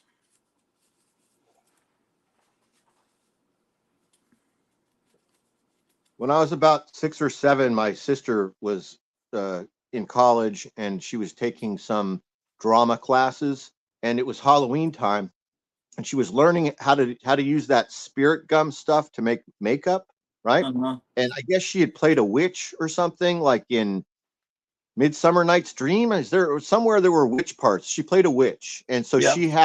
she already had this prefabricated nose that she had used that had been made of this latex stuff, and she had a full on like latex pieces that she stuck to her face to make her look like a witch. This is about 1972 or 71. So anyway, Mhm. she came over like Halloween night or the night before Halloween to show us and then to put makeup on me, and she like put that stuff on, and I can remember once she got done and she made me look like a mummy with all this goop and like gauze and everything, but at Uh-huh. the end I got really claustrophobic and I was like starting to get scared and anxious. I was like, can you take this off? When can it come off? And I was like freaking out, and I was like couldn't wait for her to get it off quick enough. I didn't like it at all. Here's the article. Finally, yeah. Actor John Wayne has found a new following in a small band of African natives who are worshiping the late African star as a god. This cough has started to come back. I think it's because I did all this yard work yesterday and mowed the lawn, and Yeah, I all this guess I was stuff breathing done all from that your room. stuff in. Yep. California sociologists decided to test the tribe's ability to absorb new aspects of modern society by exposing them to a number of movies. The films selected included several John Wayne movies, The Sands of Iwo Jima, Fighting Seabees, and True Grit. Almost instantly, they had a hit on their hands. We had no idea these movies would have such a powerful impact on their culture, declares Mitchell Edwards, group director. The men in the tribe have begun adapting Wayne's mannerisms and even his dress mode. The paint they wear, the way they treat one another strongly resemble Wayne in every way. Edwards claims the Africans are actually starting to walk with the Wayne strut. They're walking a little bow legged, he says. The natives live in a village near Chad. They have seen other films such as Gone with the Wind and Jaws, but none of the other films approach the Wayne films' influence on the tribe. Since the Wayne films were shown, male members of the tribe have become more domineering and prone to fits of anger. Wendy Peabody, a U.S. sociologist, says the males of the tribe are suffering an identity crisis. In the past, all members of the tribe were equal, but now the men are fighting for superiority. In that sense, their culture is much like ours, said Peabody. Since watching the Wayne movies and using an interpreter, the male members have designed a tribal dance for their new god and hero. The men paint various features of John Wayne's face on theirs with white paint and strut around a fire at night. Then they all fall on their knees and pray to him. Yeah. Wow. That would be so great if that's actually true. And it would be funny if, I mean, it would be great if it progressed so that this village looked like a Western town and that they, and that they adapted, like made their own Western style clothing and a saloon. It would be funny if that was actually true. You know, there was a blacksmith and a sheriff. This is an ad from a magazine for the Berlin Olympics, but Oh, that's um, awesome. there used to be this military store near my house, and they would always seal things like this. What is that? 1938? Is that when that was? I thought it was 33, but 33? you're 38, I think, is a little too close to all. I think Yeah. all the. Let's see. The invasion of Poland. Let me see what people are saying here. Oh, nothing. No one said anything new since Nebraska 1965. What was Nebraska 1965? What was that a reference to? That was the stamp for Boys Town, which was Okay. my All mother right. used to get those Boys Town stamps, and she probably used to donate money to Boys Town or something. But Oh, okay. she would threaten me with Boys Town, like because I really didn't want to be like I've mentioned it before. I really wanted to be an orphan from an early age. I would threaten with running away. I ran away multiple times when I was little, like 6, 7, 8. I would run away, like Oh, get wow. angry and then not come back until dinner, and tell her that I wanted to be by myself. So then she would threaten me with, well, if something happens to me, this is where you're gonna go, to Boys Town, you know, and like say that it was terrible and everything. That's I didn't believe Katharine it. Hepburn there. Yeah. Yeah, I still kind of wanted to go to Boys Town. Well, They're because it would offering make me $300 for the best short story written around this picture. So if you wrote a story based on this picture, you could win $300. That's beautiful. That means this picture was just done randomly, like Creepy and Eerie used to do that. They would have paintings on the cover, and then they'd have like 7 different stories inside that people Yeah. just done based on that painting. Yeah, there's multiple ones that did that. They're great. I have a couple of those. Yeah. This is from February, March of 63, Air Progress. Wow, it looks like a stealth bomber, doesn't it? Yeah, it does. Yeah, they did do a good job predicting there.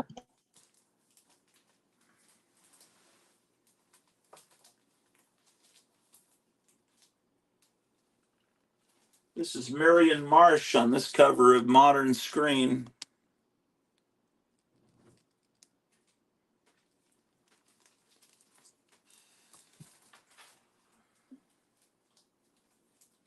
Oh, this is just a Why I cover. hate Garbo. Huh? You know, that there was an article on that cover called "Why I Hate Garbo." The Yeah, last one, Helen Hayes. that's Helen Hayes as a young lady. A while ago, my friend Snake said that my lifestyle was much like Greta Garbo. He said, he said, Yeah. so you're living like Greta Garbo. And I go, living like Greta Garbo. He says, yeah, you're in like a major metropolitan city, but you never leave the apartment. You have everything delivered. You don't let people take your picture, that sort of thing. My 10 Really Favorite great Men video. from Lily St. Cyr. Yeah, she was amazing. Lindbergh's Well, look at Biggest that Secret. Cherie Scandal. What is she doing? What's the girl with her mouth open? Cherie's Scandal. Sherry North's Naughty Movies. Are they as lewd, lascivious, and obscene as the post office says? Here's the naked truth. Huh. This is an imitation of Confidential magazine called Top Secret. Mm-hmm. This is This was considered racy fare. This is stuff that you wouldn't really see like right out in the open. This would be at the barber shop or at the smoking room, or you know what I mean. My mother didn't bring this stuff home. Not like what this is like a, what would they call this, a trash rag or something back yeah, then? Or something. this is mid 50s probably. Something like this might be at a regular newsstand. Yeah, you wouldn't. It's hard to say because the standards were so different. Like some of these pulp covers, especially the ones from Fiction House, you would never dream that they would be on regular newsstands, but they were. Um, oh, this is appropriate for the movie you just watched, Flying Aces. But just look at all these guys all covered in blood. Yeah, Although that's right. that's Gas. The plane's dropping well, some sort of a. this isn't World War I, but they look like World War I guys there. Yeah, they do. But it's not a World War I plane. I imagine that's because it was in between the wars. It's kind of a Yeah. mishmash. The only complete aviation, yeah. See, this is probably it's Depression era. It's got the NRA stamp. That is so cool. I've never seen these before. Yeah, I mean these are a type of pulp that I don't know if the all these people just that are suddenly discovering pulps know about, but um, they had pulps for every kind of person.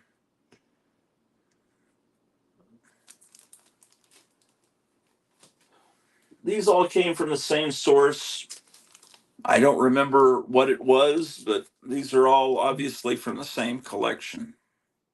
Um, somebody's granddad passed away, and these all wound up in an antique mall or something.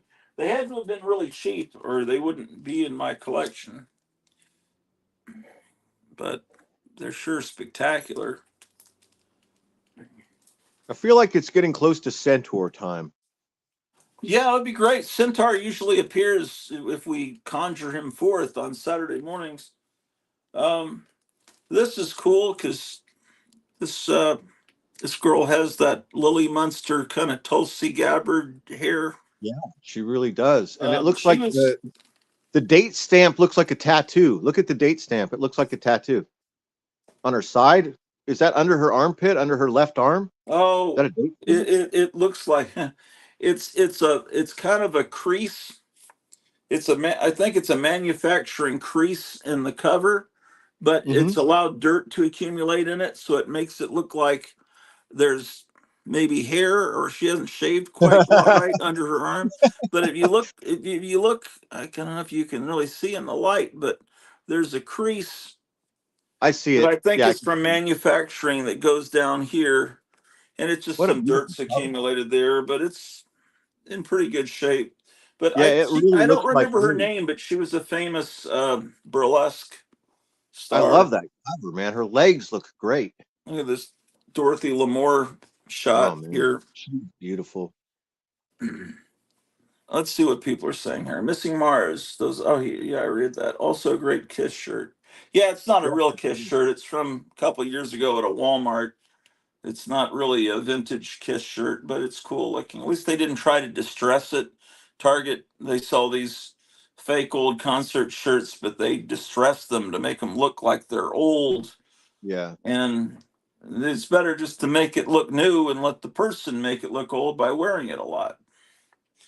But The, the other day, I found an old Kiss belt buckle of mine, and I already packed it, so I can't show it to you. But mhm. remember, in the record stores, in the underneath the glass case, they would have these enamel belt buckles that would be photographs or drawings or images that would be on this like oval shaped belt buckle that was flat, and then it would be enameled over the top. So I have a Kiss one that is the cover of Destroyer.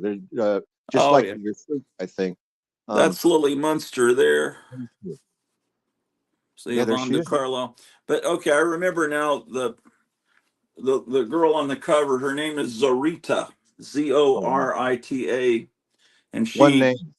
I've seen her. You Google her name, you'll see her walking down the streets of Los Angeles, walking a snake on a leash.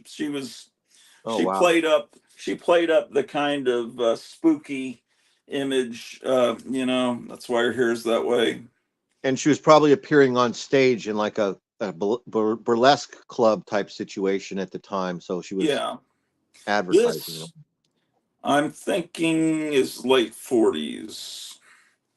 But these magazines, and this is not turning brown. This is the actual original color Hey, of. the other day I saw I saw a video. It was a Atticus Jazz, I think, and it was that same guy. I think his name was Bix Beiderbecke that played at POP, that played at the club, that played at Aragon Oh yeah. Ballroom. And Steve knew, like Charlton 66 said something about the guy Bix Beider. It was a movie with Kirk Douglas, and Kirk Douglas portrayed him. Hmm. Yeah, Charlton 66 is not just a comic book person. No, He's a that master. He knows about music and all kinds of stuff. yeah, he's got Um, some depth, yeah, obviously. man, I don't know where my reading glasses are. Man, is that seriously? I think that says 1941, man. Okay, or is it 47? Well, I don't have my glasses. If I can create a tiny pinhole and look through it, it focuses the light. I discovered that as a kid. Look at this ad: the seven keys to power. Well, That's even better than the ad that made a man out of Mac. Okay, I guess this is 41. I I guess I thought Zarita was more of a 50s. Yeah, no, it's 41. When Bob Hope was that age, yeah, we're talking 41. Yeah. So February 41. That means this is prior to Pearl Harbor. mm-hmm, So, it is. so really, you technically we kind of were at war in 41, but really our involvement in the war really started in early 42 because it took a while to get mobilized, even though they knew we were going to get bombed. I mean, we had cut off almost all of the oil to Japan. We'd frozen all their assets. We did all these things to Japan, and then it's like, oh, I can't believe it! What a surprise sneak attack! It's like, no, they even knew that the ships were coming, and they didn't warn those poor guys.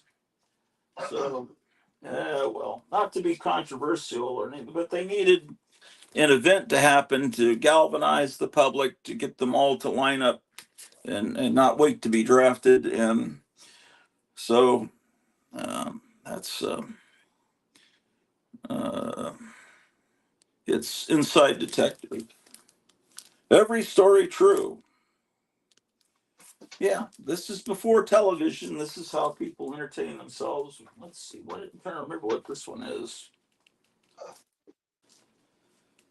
This is a cover that's based on a Theda Bara photograph from the movie Cleopatra, which Oh, wow. has been completely lost. I think they found about 4 or 5 minutes of footage from it last year. I don't think it's been released yet, but movies just get lost. I mean, cartoons from the 50s and 60s have been lost, much less stuff.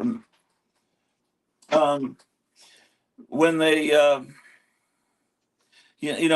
the Doc Savage, the way he's shown in the paperback covers from the 60s on with the skull cap, with the widow's peak, the way that people said, I've always heard people say, back in the old pulps, he was more of an arrow shirt looking guy. And so here's an arrow shirt ad, Uh-huh. and that's kind of the way he was depicted, with the fashionable hair of the time. There's a cartoon ad for Old Gold cigarettes. This ad was printed on, this magazine was printed on slick paper, so it looks brand new. But this is older. This is clearly from the 20s. It's got to be.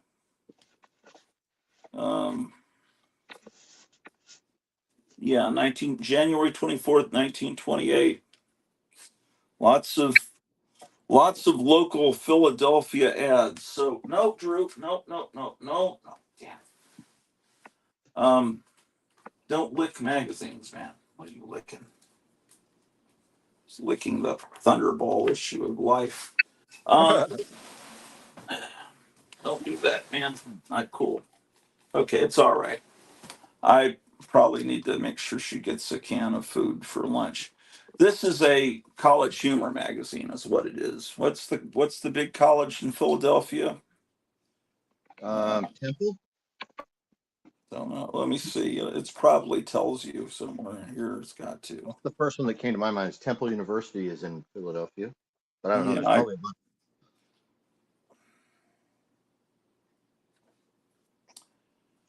I just found. Well, I found this the other day. I have a stack of stuff. So if you need to go, I can show stuff. yeah. Show it while I got to feed her something. All right.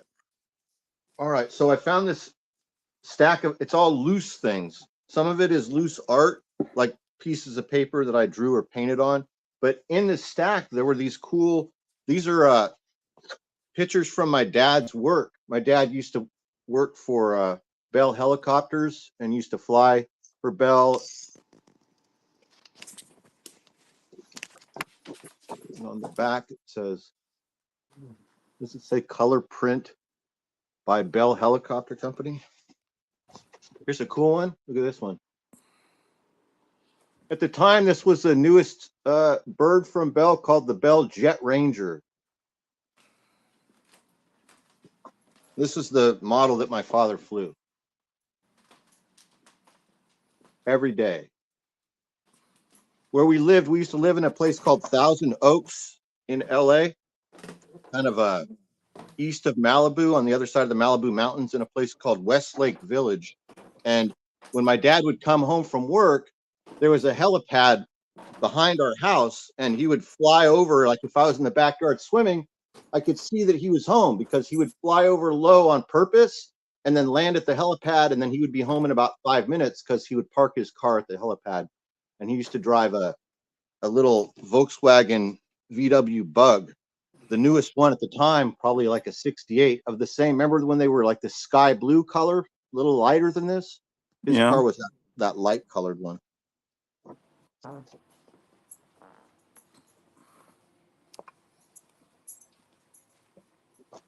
And then here's a picture of him from right around the time that we were just talking about. This is probably 1942. Oh. This is like the graduation of flight school or something like that, I think. He's about 20 years old here, 22 years old, I guess. So he flew airplanes too? Yeah, he flew fixed wing first. He was a bomber pilot in the Pacific, in China and Japan. He was in Burma, and then they flew from Burma and bombed Japan, is kind of what their job was. When were the first helicopters? In the late 40s? He was in the second helicopter graduating class, which was 52 at Fort Sill, Oklahoma. Okay. So they just started teaching Army pilots to become helicopter pilots in about 51 or 52. Okay. That makes This sense. is that artist, the same artist that did The Creature of the Black Lagoon. This is the one I was telling you about.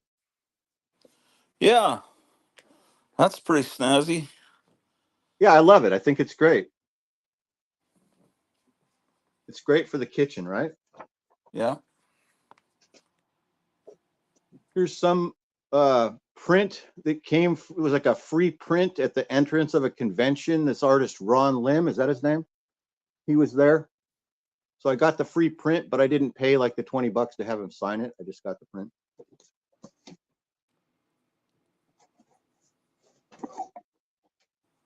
This was me trying to be funny in like some VA art class where they were saying, draw anything that you want. So I drew a bath, right? Get the pun.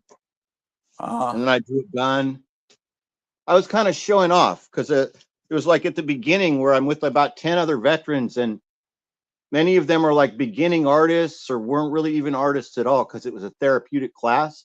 So I was like showing everybody that, hey, I could draw anything. I could draw anything that you can think of, that sort of thing. I really like this. This is something that I did at the Museum of Modern Art in San Francisco. We would take these trips with our supplies, me and a bunch of other veterans and a couple counselors from the VA. And then we would spend the day at these museums, and then the purpose of it would be us sitting at different pieces of work that we liked and then doing our own interpretation. This was a sculpture that I painted. The sculpture really looked just like this. It was really cool. Hey, Kevin. Oh, No, you don't have to stop. Keep sure. showing. Okay. I just, when Kevin came in, it knocked you off the full screen. And I was So just saying hi to him. this was one time we were at this museum, and in this museum was this giant life-size porcelain sculpture of Michael Jackson and Bubbles the monkey, and it was like porcelain, like pearl colored with gold paint all over it. You could probably like Google it. It's probably like a $1 million piece. Anyway, this was there. And so I did this series of Michael Jackson paintings of it. This was one of them. It's called Bubbles Aurealis, or Bubbles Borealis.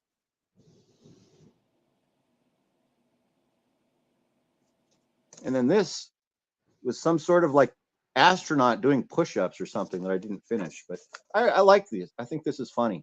I thought it was funny. This was like, there was this photographic display at the main library in San Francisco where it's all these old pictures from the 30s and 40s of different Chinese nightclub performers and beauty stars and stuff like that. And that's what this is. She was called the Chinese Sophie Tucker of 1940. And that was what the title of the photograph was. And so then I painted my own version of it.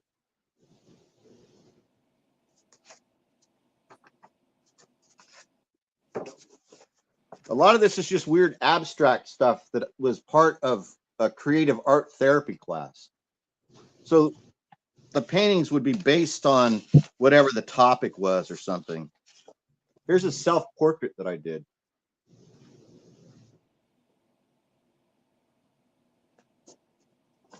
Here's another self-portrait.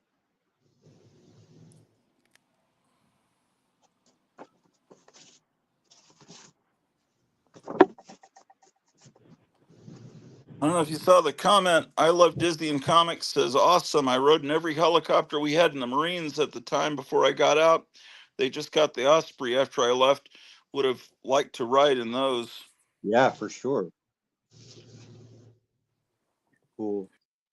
So this is a block print that I did. Yeah, I've did the same type of thing when I was in the Army, and I even got to parachute out of a couple of helicopters, which is an unusual thing to get to do. But I did it didn't twice. know they did that. It's unusual because you can only get 6 people out of it, 3 people on each side, and you're sitting on the edge of the door. Here's another one of those Michael Jackson. Oh no, I would have thought that a helicopter wouldn't fly high enough for you to parachute out of. Well, you're jumping from a low altitude, and you're sitting on the side. So the doors are open on both sides, and there's 3 guys on this side and 3 guys on this side, and you're hooked up behind so that your parachute, your static line goes behind you to the center of the aircraft, and the jump master is behind you, and he just taps you on the back, one person after another, and you just push off. Your feet, your boots are on the skids or on the underside of the helicopter, and you just push off and you just drop. And then your chute will automatically deploy because it's hooked up. So you can be like 800 feet, probably is how high we jumped from, about 800 feet. Okay.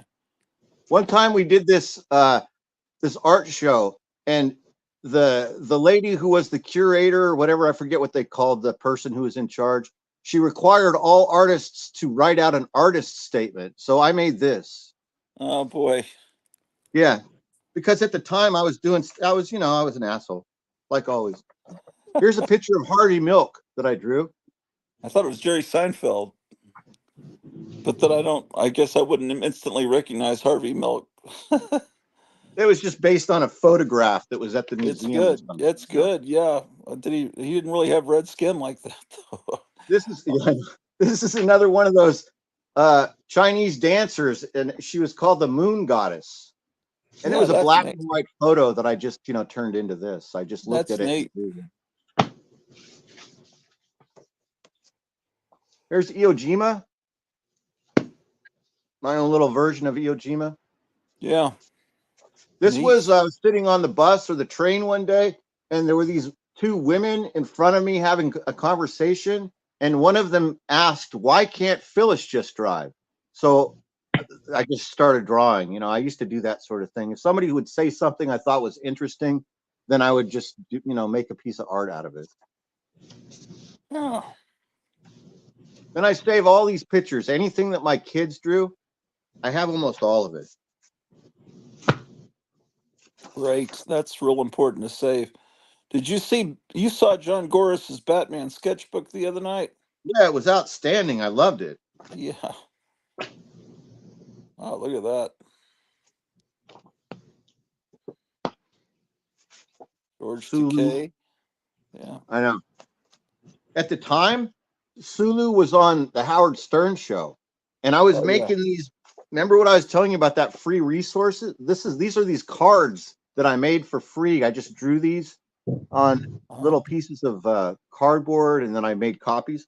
But at the time, he was on Howard Stern, so I drew him. And then what was funny is, this is San Francisco, and so people would actually buy these cards more than any of the other cards I drew at the VA hospital. I would sell, like, we would set up tables and have like art shows, and Yeah. the leftist staff of the VA loved the gay member of Star Trek. Yeah. Here's this fire monster that I drew. Yeah. That's from Hercules and the Haunted World, I think.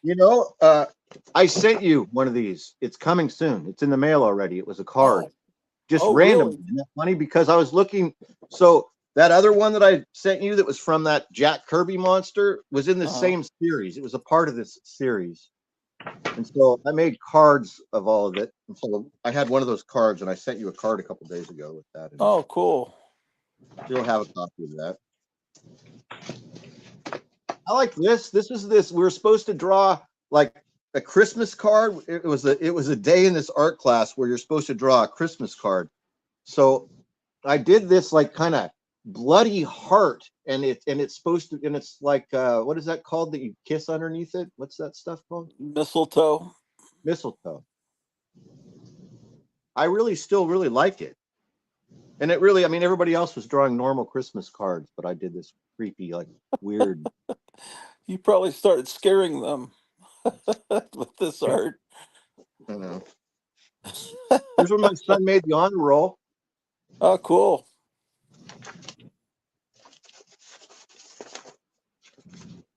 Here's a really cool picture that the same son that made the honor roll drew this. Oh, man.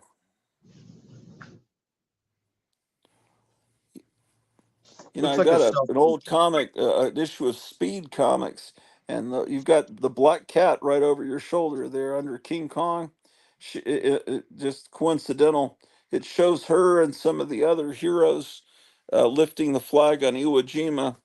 And Oh, really? so, yeah, That's cool. I'll dig it Here's out his here in a son that minute. loves Mike Allred and Mad Men. He drew this when he was Yeah. little. Look at this.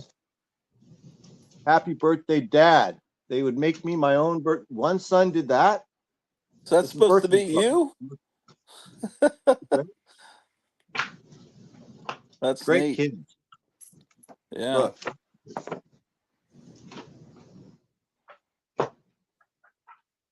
This is great.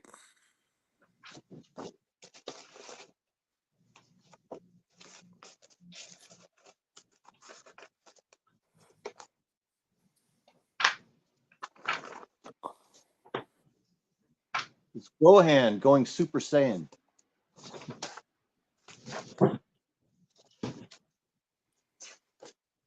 These are early drawings. So my kids, like from early on, started drawing. Like, look at, you can see how young they were. Yeah.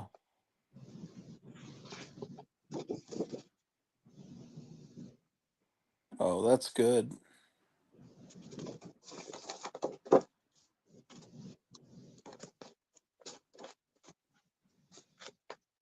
almost done. Let's see if there's anything else in these other envelopes. That might be it, unless I can find something cool.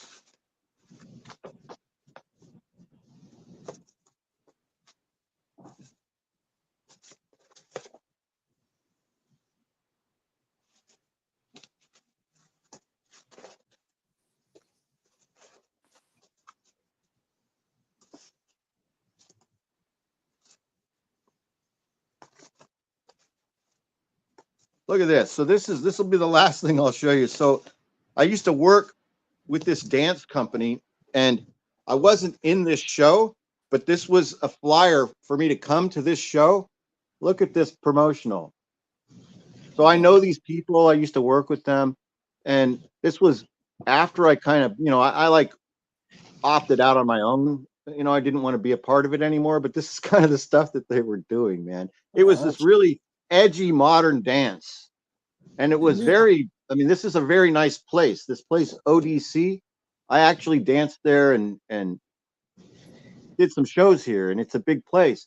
But it got too creepy for me, these people. Yeah, that seems like a Grand Guignol kind of show from France. With it's like they have.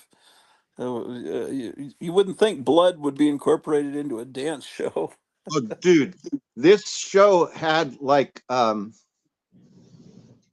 remember those room dividers or those kind of room decorators? It would be this kind of woven fabric that was all close together. They were like thick threads, and to walk into the room, you'd have to pull those things apart. Well, on the stage in this show, I saw them when they were doing the producing and rehearsing of this show. They had a giant one of those that was above the center of the stage with all of those, and it was all blood red. And so they were really long, and they draped down, and it looked like when, like on CSI, when they take like a piece of string and they show the how the bullet went or something like that. That was what she was trying to get at. She was trying to, the idea that all these people are being shot. And it was really on the nose, a lot of it, and was kind of tacky and stupid in retrospect now, looking back at it. It was lame. Anyway, I'm done. Okay. What's up in Mesa? Kevin, you there?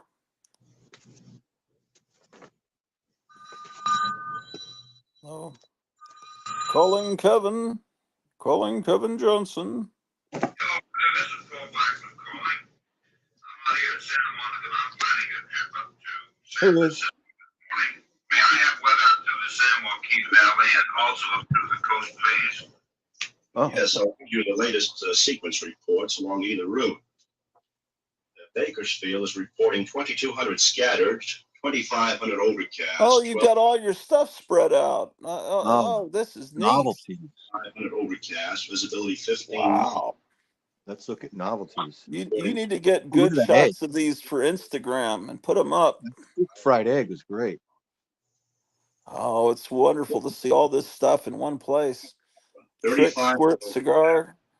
Visibility 12 miles. Live. Could have gave your neighbor one of these. Santa Maria, 1,400. Yeah, I hope I didn't give him one of those. Yeah, I should have given Mike one of those this morning too. Yeah, he gives me a lawnmower, and I give him an exploding trick cigar or something. No, I wouldn't do that. San Francisco. Ah, there's the Web of Horror book. Do you know about this, Meyer? Broken layer of 1,100 and a 2,000-foot overcast. This was a magazine in the late 60s, kind of a Warren imitator, but really high quality, with early Bernie Wrightson art and stuff. And it ran for 3 issues or 4, I don't remember. But there was one issue they never went to press, and I think they recreated it for this book. Severe icing in the clouds. There's another edition that's got a slip cover, but it's probably like $100. But, so how many did you get in stock of this? I have 2, and that was the first time I opened it. You got one held back for me?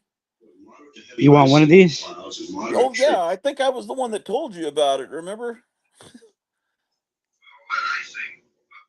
I was the original guy that told you, look out for this. But I've noticed everyone's getting it lately. They're showing it off on EC or Golden Age, not Golden Age, usually EC pages. They're showing off. Everyone's happy they have this. Yeah, I definitely want one of it. 4,500 in the San Francisco Missing Bay. Mars, I think, wants the other one. Oh, or maybe not. He says, how much for that web before hardcover? I didn't see that.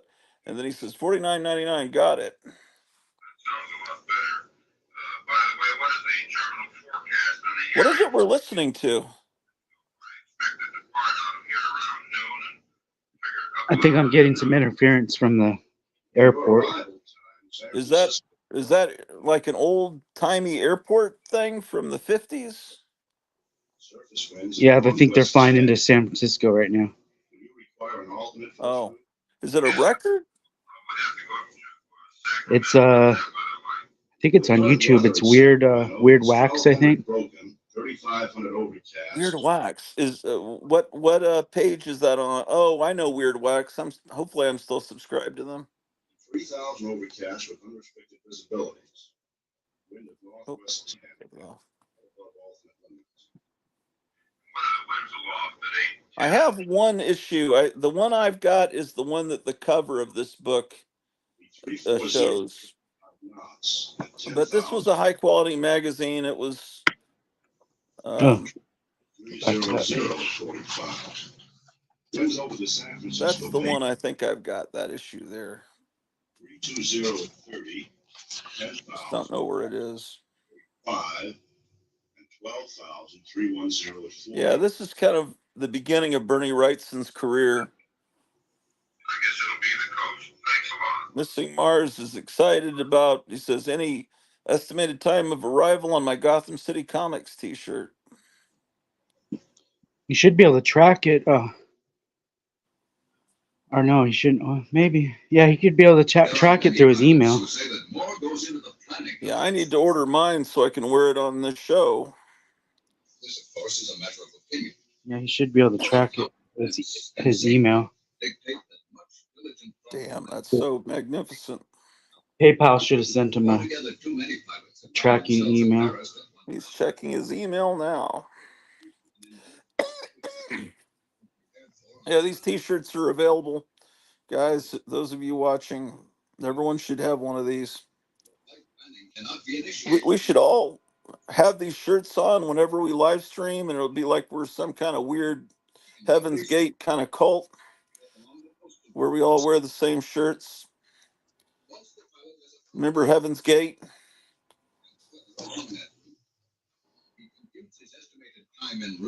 Do you remember Kevin's Gate, Kevin? I It do. was Marshall Applewhite. I think I have. Well, actually, I know I do. I have a sticker on one of my surfboards from that time.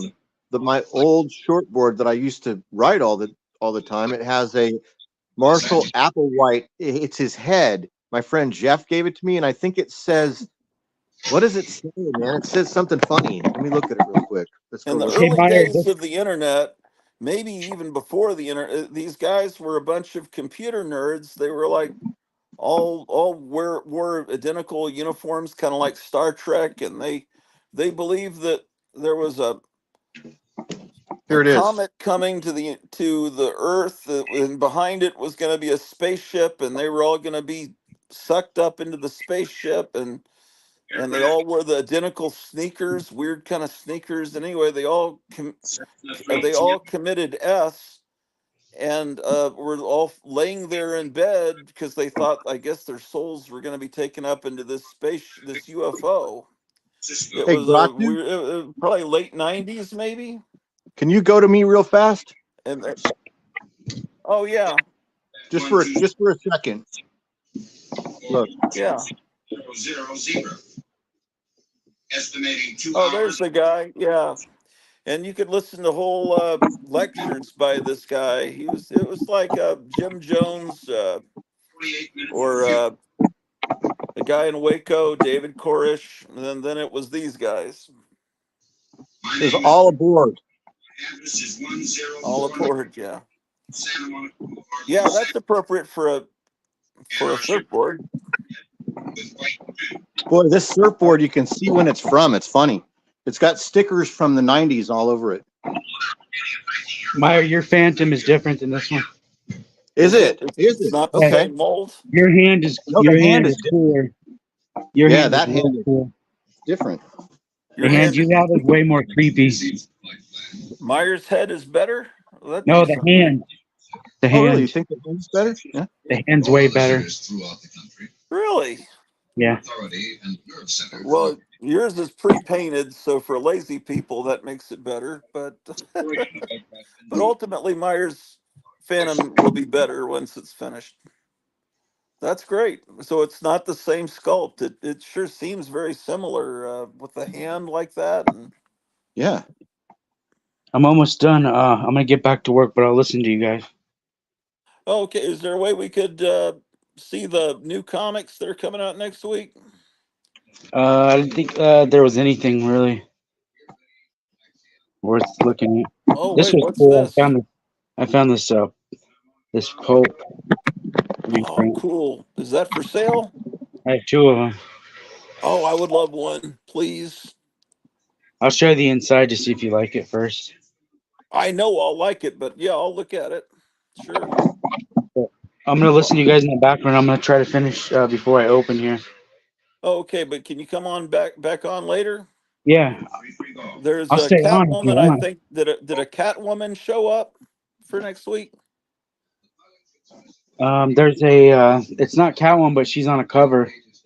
Is she face It, down on the ground? no, Oh man, what did I see? no, she looks like a pirate. It's a new Gotham by Gaslight series. Oh, okay. I put a short video up. There's hardly any DC books next week.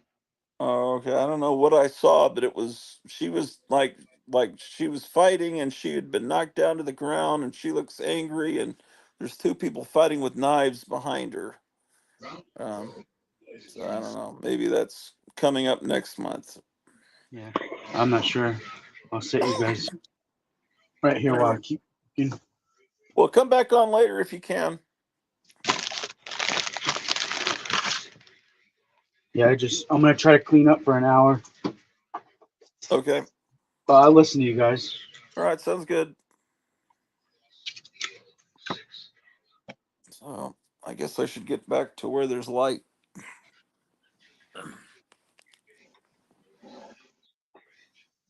Uh, Yeah, I actually got up at an earlier time.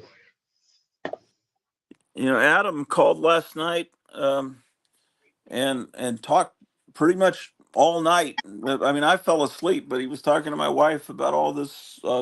He's really into a lot of interesting stuff, and he has an eBay store where he sells metaphysical books, um, and he has pre-code horror books for sale on eBay, and he has a bunch of pre-code horror books in his own collection.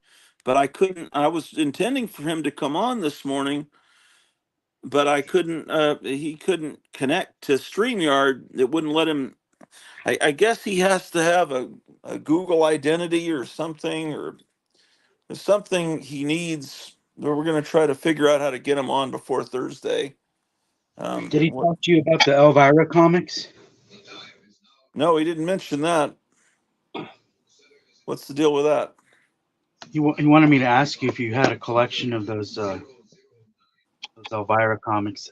And was it DC that put them out? No, it's some other company. I could show my Elvira comics if he's interested in that. I could probably do that here. Yeah, sure. I mean, DC had an Elvira comic with House of Mystery, I think that's the but one he was talking about. is that the one he's interested in?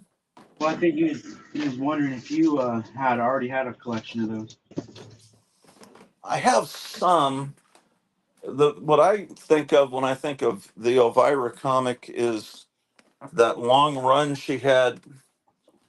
First, I don't know what the name of the company was. Uh, let's see. Yeah, I don't remember either. It wasn't Dynamite and it wasn't Innovation, but it was that kind of a company, right? Yeah, it was some independent company she had a comic with, and they Early always had 90s. photo covers. Yeah. I have a couple. Um,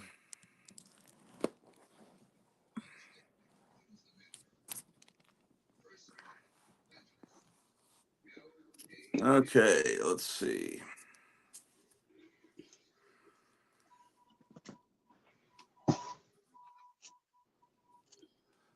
This old friend of mine sent me these VHS tapes of some guy named Ralph Epperson. I haven't played them yet, but I looked to see, is this Ralph Epperson on YouTube? And he is.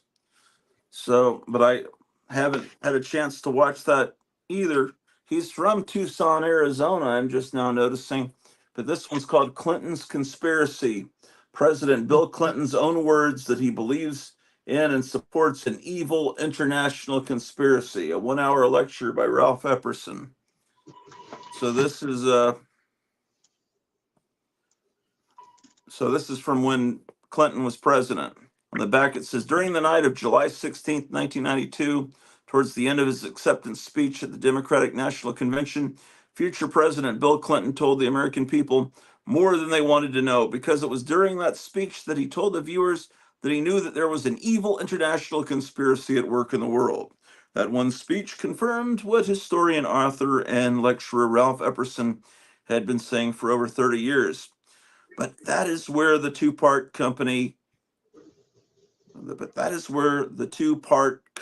because Bill Clinton said that he supported this conspiracy's goals, and Mr. Epperson has been trying to expose it.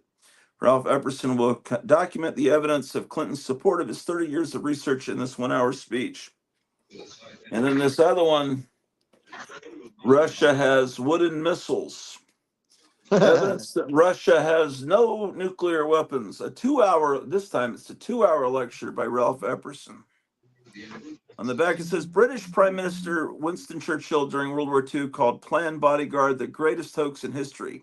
This plan for building a phony American and English army, dummy airfields, planes, tanks, oil storage facilities, even a huge refinery, actually fooled the German army into believing that the Allied forces were planning an attack at another location in France on D-Day. Have you seen those films where the guy like picks up a tank? It's like this. Yeah, I It's like watched a the whole beach toy. documentary on it. It was great. That's. I wonder if wouldn't that be amazing if some of those rubber tanks and stuff had survived? That would be the Yeah, and I ultimate thought it World wouldn't it War be II cool. collectible. It would be cool to find out. I mean, we know what Stan Lee did during the war, but it would have been cool if he had done that. What I mean? It would be cool to find out that Don Heck was painting inflatable tanks or something. That would be kind of cool, right? Yeah, what Because did I'm Don pretty Heck sure do? they recruited artists to make those things. Yeah, yeah, they were pretty elaborate. Here's the coverless Wild Bill Elliott. CGC says that comics are better if they don't have the cover because they're more unique. They're a variant. So it's better to have comics without the covers, according to CGC. Here is I got this from Gotham City Comics. I've got to file it. Do that in a minute. Oh, this is something I've been meaning to do. I've got to file this. People love Dave Stevens. That's all people talk about. Let's look at some Dave Stevens comics. I got to move this box anyway to get to the Elvira comics, so I might as well do that.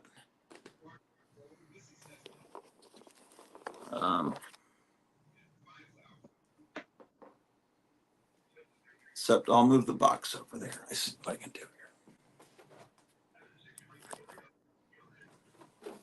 here.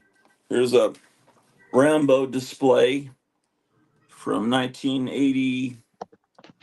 Was it 84? Probably around Christmas of 84. This would have been like there where the popcorn stand is.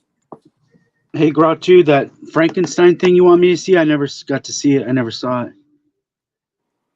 Okay, give me a little more clue. What else? What Frankenstein? What? You said there was like an ad or a mask ad Oh or something. yes. Okay. Yes. All right. Well, I might as well. That is findable. I think I know what it was. I even went back and tried to find it in the video. I just didn't see it. Yeah. No, that's okay. I'll find it. Um. Oh, I need to show you guys. Hold on. What is going on, man? Oh, someone else is trying to come on. What is going on? Nope. Okay. Exit solo layout. Okay. Solo layout. All right. What are you showing? Oh, you want to see the new Topstone? Is that what you're wanting to show? Yeah, absolutely. I I already thought you put were it. busy. Oh wow, I'm thinking of it because I forgot about it. Whoa, pirate? See the new one? Yeah, pirate. Oh, that is neat.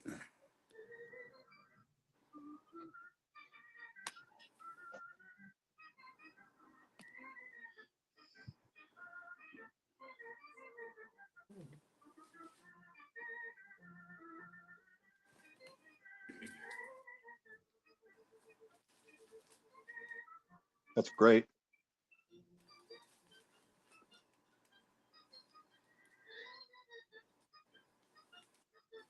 It sure is. Can we see the back, the full back? It's foam filled like all the ones I have. Oh, okay.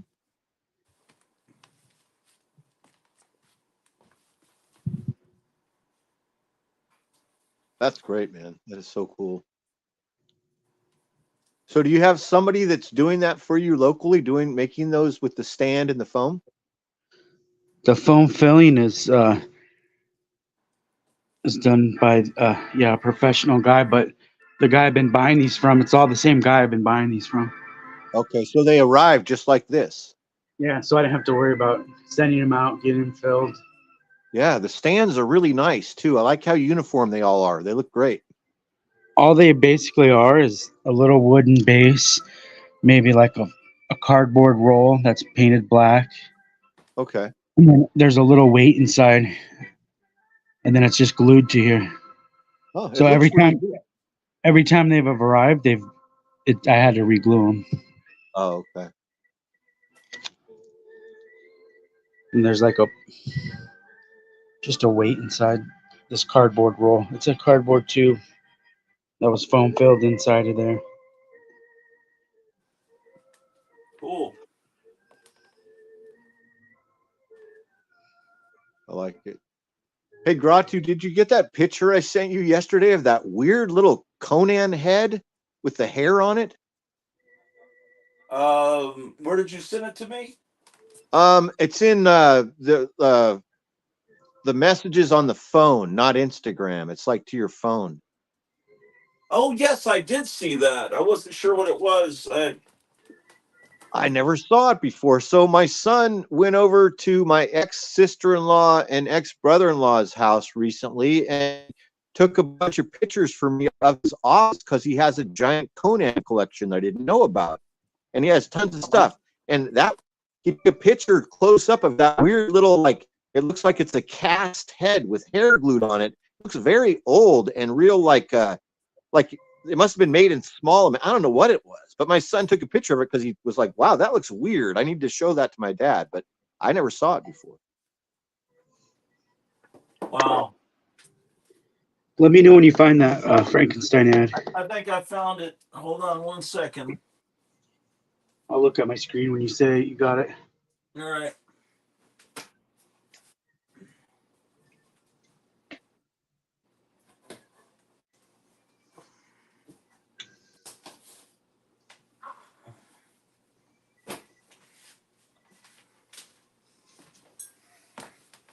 Okay, so this is an issue of Esquire from 1950.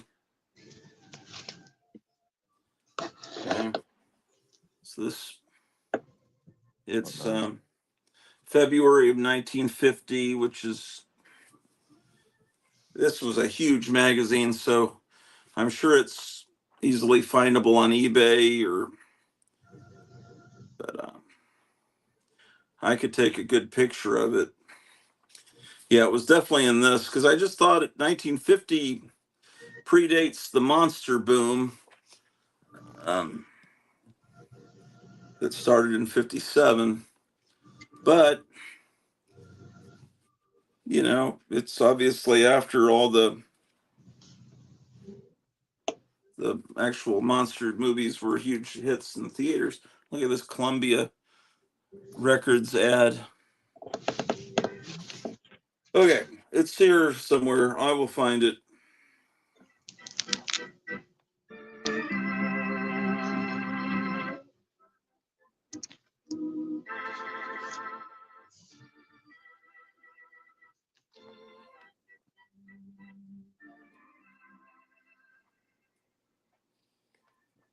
Here it is. Oh, wow. Is that a Don post? I don't know, Kevin. What's it Can you say? see that? Yeah, I can see. It's $2.98. I'll read what it says. Is that a photo of it or a drawing of it? That's a photograph. I'll try to get a real. I mean, if I do a show that's not on StreamYard, that's like a live, like a can show, I can get a really good picture of it with the cameras. Is Yeah, it it's a real hair? photograph. Is there real It's hair a, on it? oh, you're asking if it's real hair? I imagine it's molded hair, kind of. I don't know. Let's get. That looks like it's molded. It says Frankenstein mask. It's eerie. A greenish, lifelike, horrifying likeness of the famous monster. And he's called Famous Monster before the Famous Monsters magazine started years later. Um, lots of fun at parties, the office, anytime. Maybe not in a bank. Lots of fun. Okay, made of sanitary rubber. The Frankenstein mask fits over entire head and can be rolled and carried in pocket. $2.98 plus postage, prepaid or CD or COD. Magic Center, the world's largest magic shop, 741 8th Avenue, New York, New York. Free brochures with each order. That's what you need is the brochure from the Magic Center on 8th Avenue, New York, New York. Someone still has one of those. What was the mask? What mask did James Warren wear on the cover of FM #1? That's a good question. Is it this one? It kind of looks like that one. It might be this mask. I mean, I don't have Famous Monsters #1, but I could summon a picture of it pretty quickly or look at a book downstairs. I mean, any one of you can go to mycomicshop.com. It's just I'm recording this on my phone, so uh, I can't get off to do that. Yeah, I'm the same. I have books with, I have a book that Forrest Ackerman book that I have has the cover on the cover. But I don't It know what might it be is. that one. It's very likely. It's very likely it could be that one. Yeah.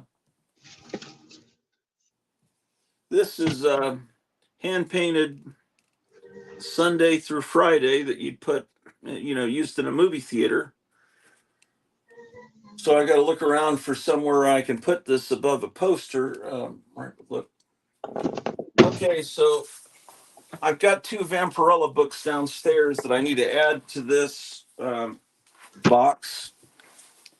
But this would be all my Dave Stevens which were bought when they came out because I mean, if you were around in the '80s, it was very clear that this artist was incredible, and you would buy them immediately.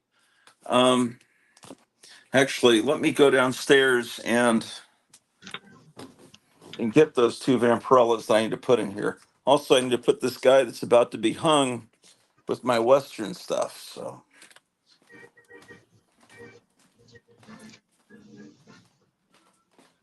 I moved some posters around on Thursday right before the show. I moved. I've got this is a original poster for It Came Beneath the Sea, but it's linen backed. And then I got Mesa of Lost Women, but I moved Love Slaves of the Amazon here and moved the 2000 Maniacs downstairs. Um, just been moving things around.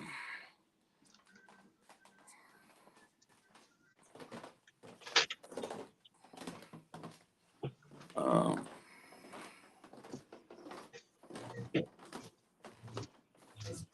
what are people talking about here? Oh, John Goris.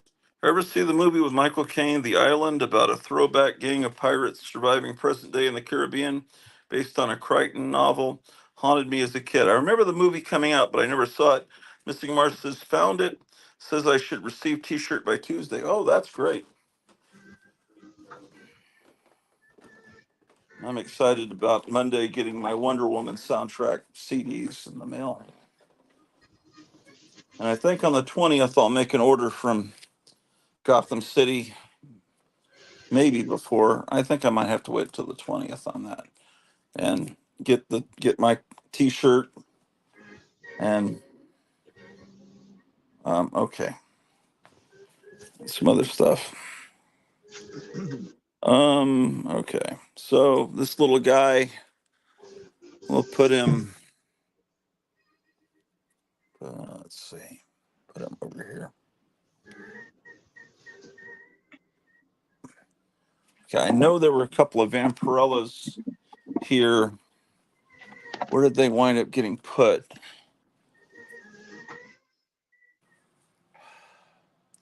They were. Man, I can't see shit here. Oh, I need to install. I need to put a lamp in that room. They're comic sized, but they're square bound. So I've had them on a bookshelf, but then I thought maybe I should put them with my Vampirella stuff. Um, did I put them back into the shelf? I thought I pulled them.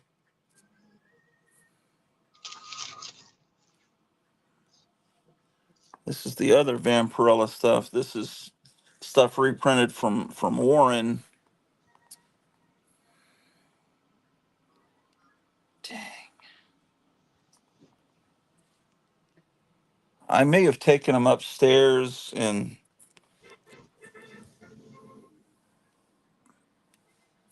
dang it. Oh well. Well, let's just pretend I don't have those two, but they're somewhere.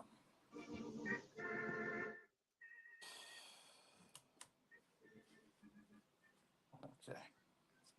Oh, here's oh no, that doesn't show the cover. That's this is a newly done shot for the 80s where he's painted up to look like. I'm sure they show a copy Yeah, of the first that's issue. the exact book that I'm thinking of that I have that I was talking about, and I forgot that it is Forrest on the cover. Yeah, but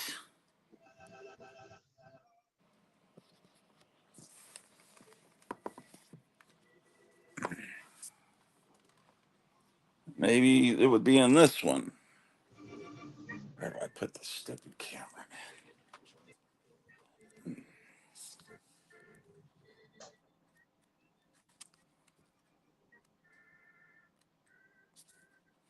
Oh, I think it is the same mask. Is that the same mask we were looking at? Yeah, there it is. I don't know. It kind of looks. Yeah, it looks like the same mask. I'm getting some more light. It's got to be because How many could there be? Different types, yeah, only I a mean couple that different ones. an Esquire ad in 1950, and then Famous Monsters was 1957, and that James Warren read Esquire, because that's kind of what he aspired to do. He actually aspired to be Hugh Hefner, but Hugh Hefner was copying the format of Esquire and simply adding more um, unclothedness to it. Okay, all right. Okay. I can't keep track of stuff around here.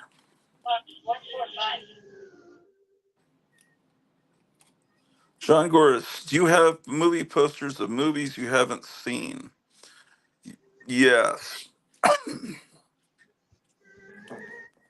Yeah. Yeah. I'm not sure if I've seen Love Slaves of the Amazon. I seems like I remember that. Why haven't I seen that? Is the question. Um, Let me see. Movie posters. Yeah. Well, all these posters. I've seen all these movies. Um. Yeah. Okay. So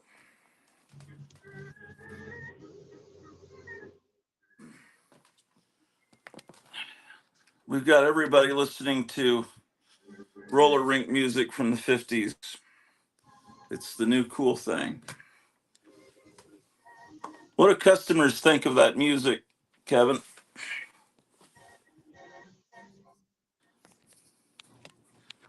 You may be busy. Okay, fantastic. Actually,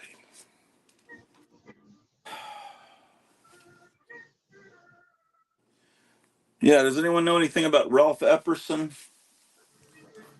the guy on the conspiracy guy on those VHS cassettes? What's in this I'm wondering box? if Kevin sells those miniature video games or change machine like he showed the other day. Oh yeah, that would be really cool to have a whole bunch of those. Yeah, I like that. I like how it looked. I'd like to, maybe consider doing that with some of my figures for Oh display. yeah, yeah. Stuff like have your Donald Trump figure hanging out in a video arcade. Yeah. There's a magazine called Ungawa.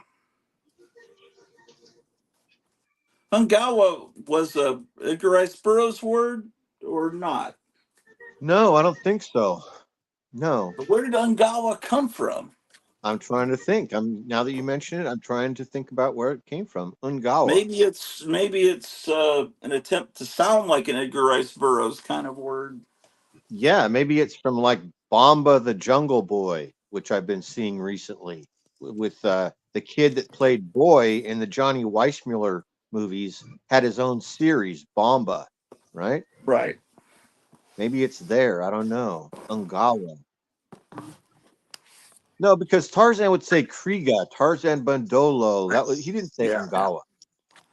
Yeah. So yeah, maybe someone could Wikipedia search Ungawa and find out where did that come from? It's definitely it had to start somewhere, and Yeah, I feel like it was in like a Bob Hope movie. Like, remember what was that one?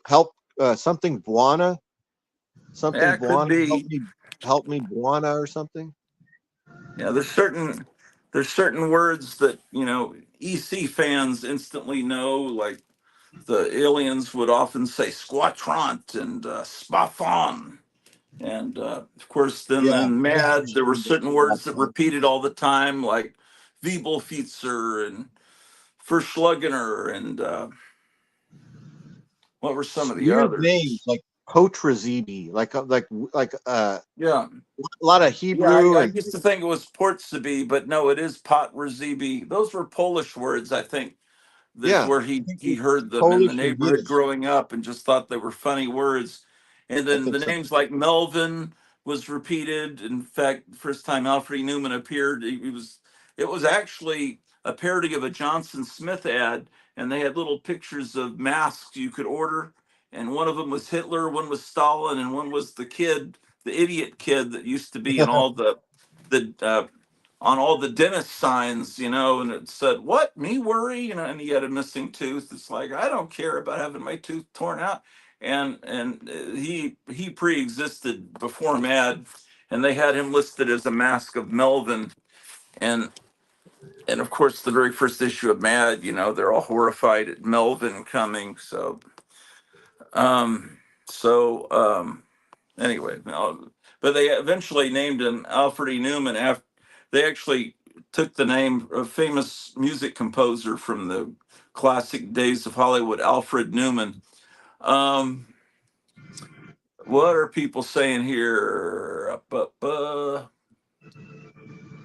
Last Frontier Comics, or is it Lost? Last It is Frontier maybe says Tarzan. it's ERB Tarzan Ungawa in the cartoon series. Oh, okay. Oh yeah, They used it in the Saturday morning but Ungawa pre-exists that 70s cartoon series because I've they heard did that all use it my in the life. Saturday morning cartoon where it was him and Nakima. Remember, he had Nakima the monkey. Yeah. What does it mean, just like an expletive of sorts? Yeah, I think so. Ungawa, no, I not think it means Ungawa. let's What are you? I go. don't know what word you're talking about, but I want to say Ungawa means let's go. Yeah, like he's oh, right. yeah, Last Frontier is correct. I think it does mean go. It does mean let's go. like Like andale listo. or vamos. Yeah, listo. Isn't that the Spanish word? I mean, that's what I think I learned that in Listo means Fresno. ready. Oh, okay. But what you always hear at the flea markets and the thrift garage sales is "Mommy, Mira, Mira." Mira means Oh, look, Mira, look, look, look look. how, buy this for me. Look how cool this is. Yeah, Mira. It means Mira. look. You'll hear Mira a lot. All My right. used my I had a girlfriend that used to say listo when it was time to go. Like, so that's why I thought it means let's go, because she used to say listo like that, like when we, like the, are you ready? Let's get out of here. Let's Yeah, go. So I ready. guess Yeah. that makes sense. Yeah. Yeah, we got to get, Cleo to confirm all this, but yeah, I'm pretty sure listo, that's what it means. Okay, so, well. Over the years, I would buy these Vampirella books when they reprinted the Warren stuff.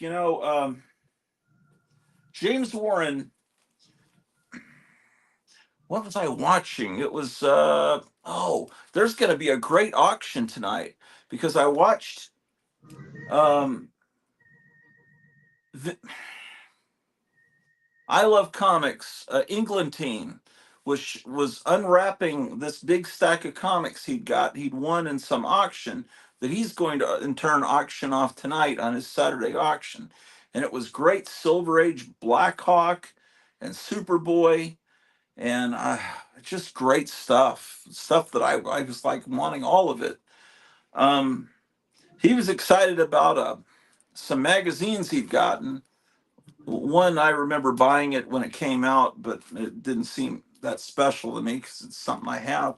But he was real excited about a magazine from Warren for Moonraker when it came out, the James Bond movie, and he was talking about that. I remember it. But we had a Vampirella.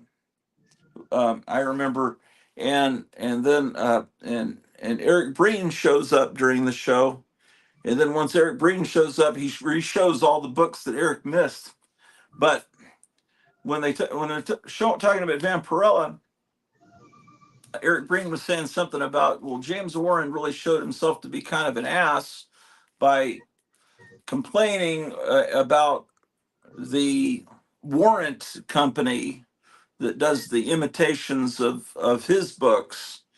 And he said he complained about they had a book out called The Creeps, and it was one letter off from creepy.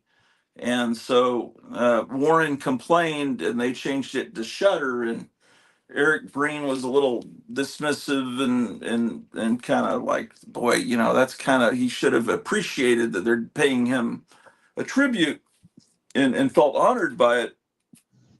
And I thought, well, Yeah, I can see it from that point of view, but I could also see it from James Warren's point of view as a guy pushing 90.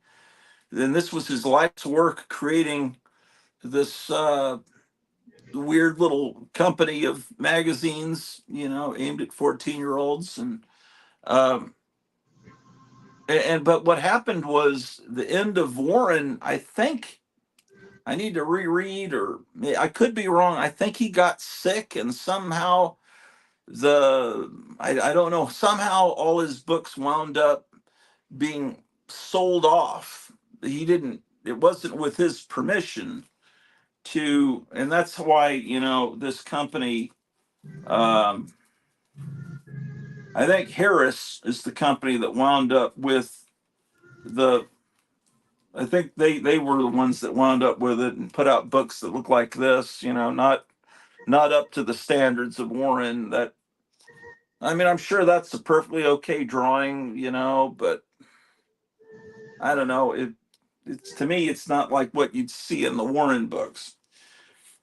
Um, but Harris had the rights, and then now it's in the hands of Dynamite. That just turns out. Oh, Eric Brain's watching. Oh yeah, cool. 8 o'clock, and I love comics. But what I was trying to say is that I think it was all ripped away from him, and I think there was a lot of bad blood in a lot of parts. But I could see, if he did want to do, I don't know if he owns the rights to the names Creepy and Eerie now, but if he did, the market's already saturated by Warrant. And what I would have done if I was the people doing Warrant is I would have tried to get James Warren involved in some capacity. And but I don't know. I tend to not want to dislike these people that I loved as a kid, James Warren and Stan Lee. I'd rather. Oh, and the latest thing I see on YouTube, it's like how horrible Dr. Seuss was.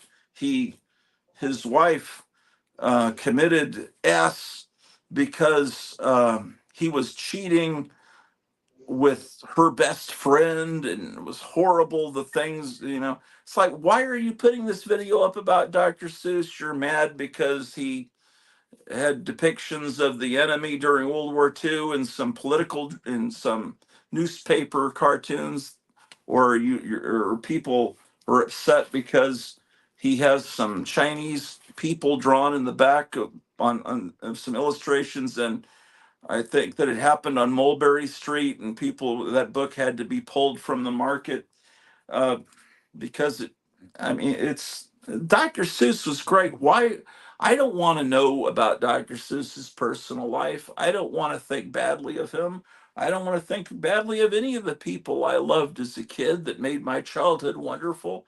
They had their flaws like all of us do, and I just don't want to know about them. But I could see James Warren being kind of bitter with with a magazine out, one letter different, and he's not getting any checks for it. But oh well, I can see it both ways. Let's see what Eric's saying. I still think the world of James Warren. I had thought the I still think the world of James Warren. I had thought the Warrant folks had cleared it with him. Knowing what I know now, I can see his side as well. I don't know that but see, they're even kind of taking his name. It's like Warren. I don't think he had any say in it. And and really what killed everything partly was all the space movies coming out and all the slasher movies. And then Famous Monsters was kind of redundant. I mean, it wasn't going to cover the splatter slashing, and Fangoria was out, and Famous Monsters seemed old, and it was just, they didn't have the painted covers anymore. And what I will hold against James Warren is that piece of 1984, later called 1994. Beautiful art. The artists were great, but it was an insult to the reader. a 14-year-old, however old, when that came out, and I was insulted by it. It was just horrible perversion. Anyway, I'm trying to find. We're up to. Yeah. Do you know if Adam's watching? Well, he could be, but here's the. I don't know if I explained exactly. He called about maybe 8 o'clock last night, and I talked with him for about 4 hours, and I fell asleep. But when I woke up a couple of times during the night, he was still talking to my wife. And then when I woke up to feed the cat, they were still talking, and then we all started talking again. Basically, it was like longer than my longest live stream. The phone call probably was 12, 14 hours. uh, so he is so fascinating. He can talk about anything from obscure religions to the history of religion to pre-code horror.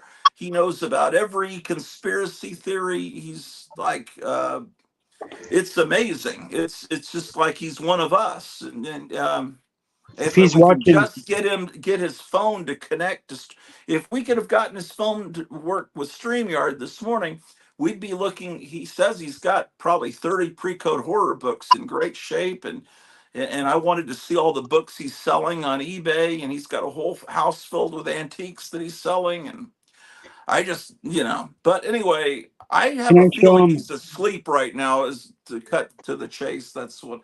But anyway, what did you want to do? Let me cut to you. I found this. I was waiting to find this so I could ship his order out. Oh, that's Oh, nice. that's for Adam. Yeah, he has this. All right, what do you have? The 2 minute or no, the 2 hour and 45. 2 hours 46 minutes. Yeah, I can I'll just let tell him him to know. go back. That's his. This is his. Yeah, I see. I bet he has that issue because he was showing me some Chamber of Chills that he has. Yeah, that he'll love that. That's his. And then I have these for him. Mike Oh, Morrell. what is that? That's a Superboy Legion of Superheroes. Hmm. Is Adam the guy that was looking for all that last week? And Yeah. oh, okay, it's all coming. It's all okay. Everything's starting to make sense now. Okay, right. He was on it. He's been on the show before, but it was through the phone. Remember? Well, last Saturday night we talked at the end of the show, right? You held the phone up and I talked with him. But Yeah. before that, I don't think I ever spoke with him. No.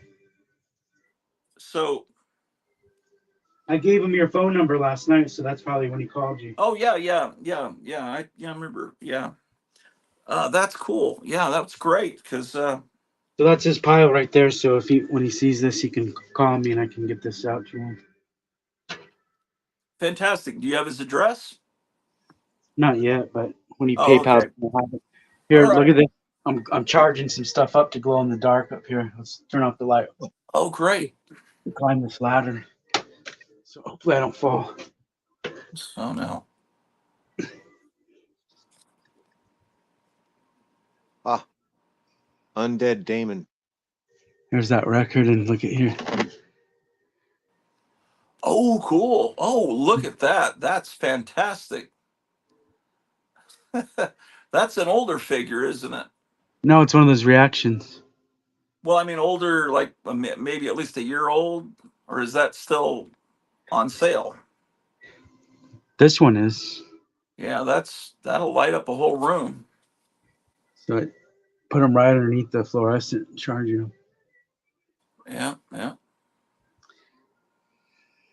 Hey, I just thought of something since Eric is watching. The other night, you guys were talking about Doc Savage, and you had all this like Steve and who else had all this deep knowledge about Doc Savage's origin.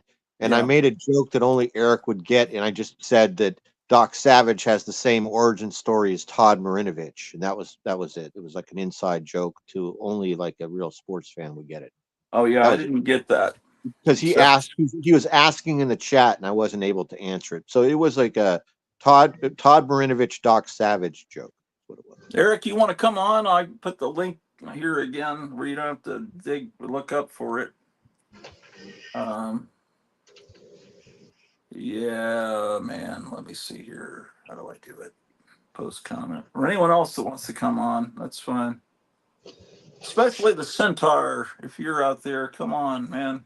Has anybody heard from him since he hurt his back? Yeah. He came on the next week and seemed to have been healed up.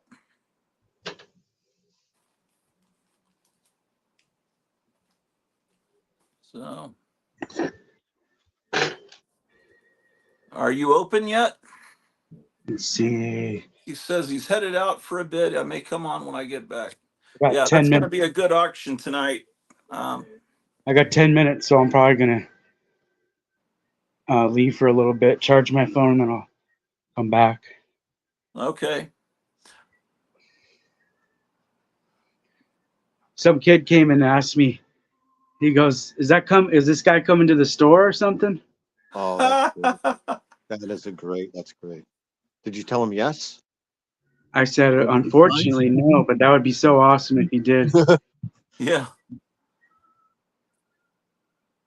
Back from the dead, one night only. Yeah, he thought I was promoting this, like he was gonna come here. Wow. That's cool. It's funny. Yeah, if I could have one wish, that would be it.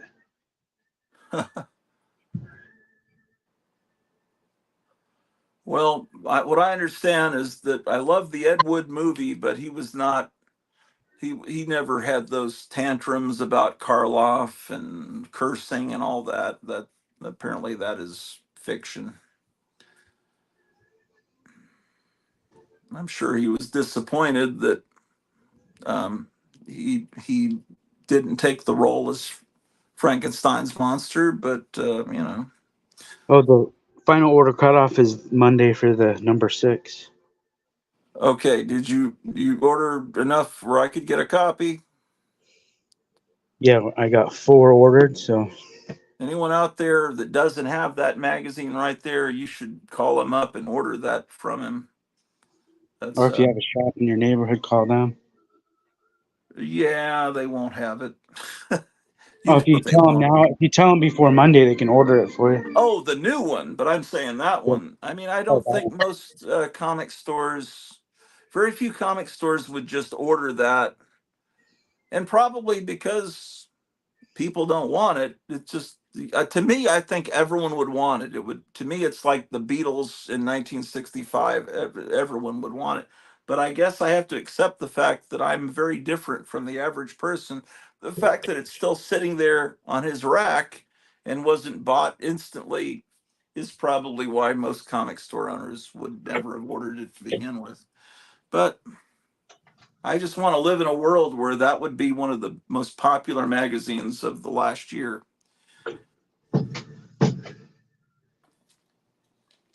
But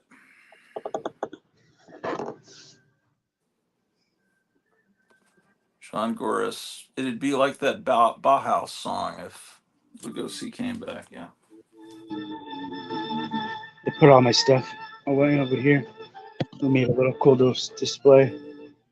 Oh yeah. But it's. Do people ask if it's for sale, or you should probably have a not for sale sign, or maybe you do. Or you just tell them a crazy number. Oh, okay, yeah. In other words, it's for sale if they could come up with yeah. All right. Yeah, that's so neat to see all that together. That's incredible. Most of the stuff I think I could replace.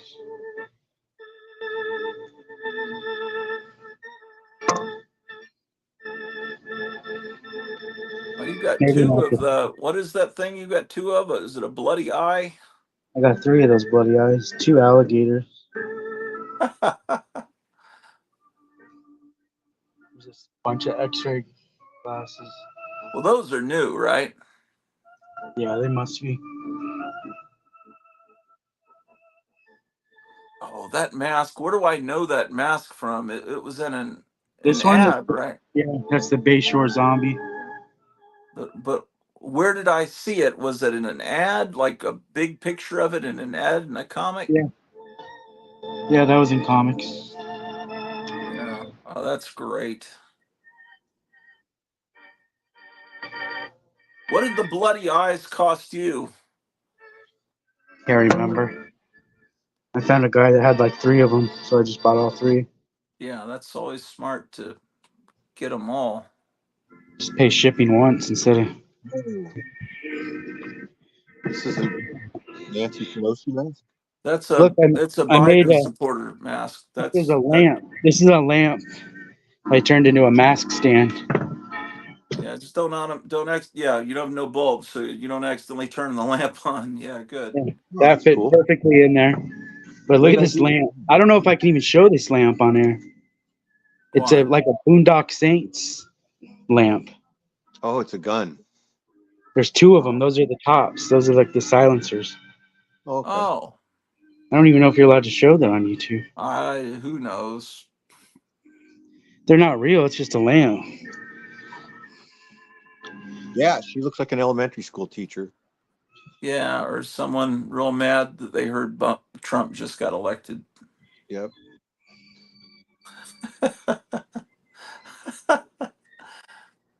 Free Palestine. Yeah, there's the cords down there. Trump. Trump. Trump. I can just hear it.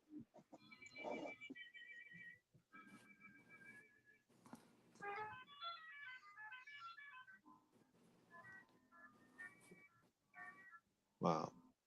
So, are you going to pick up lunch before the store opens? No. No, I had breakfast, so I'm good till tonight.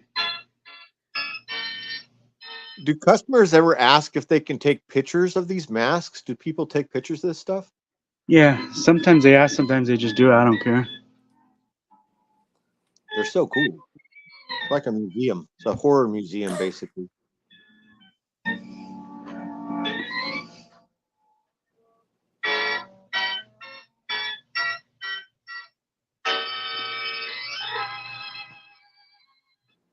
Nice. What is that? What's that? Combined Joint Task Force 1. What is that about?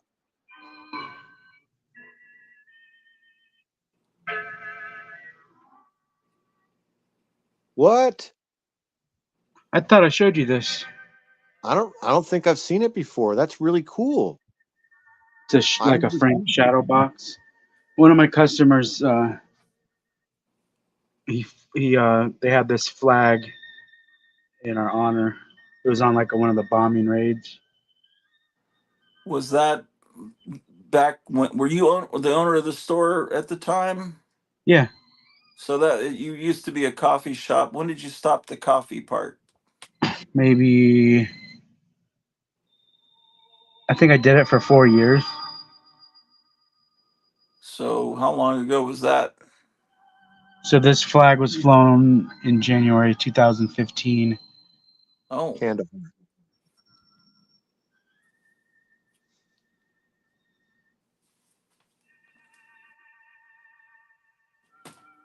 So maybe Fort Huachuca? Oh no, that's First Cavalry. So this is Fort Hood. So 2011 to 2015 is when I did coffee. okay.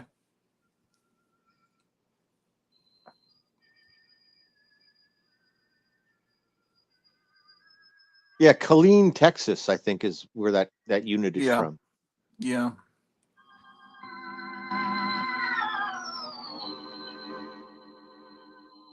My cousin was stationed at Fort Huachuca for years, and he lived in a place called Sierra Vista. Do you know that place, Kevin? No, It's in Arizona, southern Arizona. I feel like it's real close to the Mexican border. Fort Huachuca used to be the intelligence headquarters for the army. yeah, it's my friend and customer Matt, the one that did this. I think he's still in the military. He's been there for forever. He works on. I think he's a mechanic on the planes. Yeah, maybe helicopters if he's still in the cav, first cav, or tanks, something. All right, it's time for me to open. Then I'll come back in a little bit. Okay. All right, All great. right, I'll see you guys. All right. So let's see what's in this box. This I got from Kevin because I thought it's a new Vampirella comic. It's the inside is terrible, but it was a really great drawing, like what you would have seen in a Warren book. But apparently, the um, the collectors want the one that doesn't have the logo on it.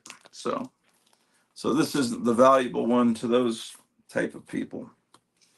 This is a recent book from Asylum Press, and recent. It was towards the latter part of the pandemic, but it reprints pre-code horror vampire stories. So I don't know how many issues they put out. I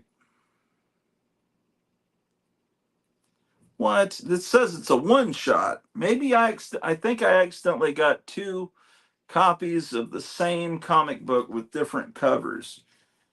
That must be what happened. This one says number. Well, let's open it up and find out. I don't know. Maybe you guys know more about this book. See, it says Weird Yarns of Unseen Terror. It's got fake damage at the bottom.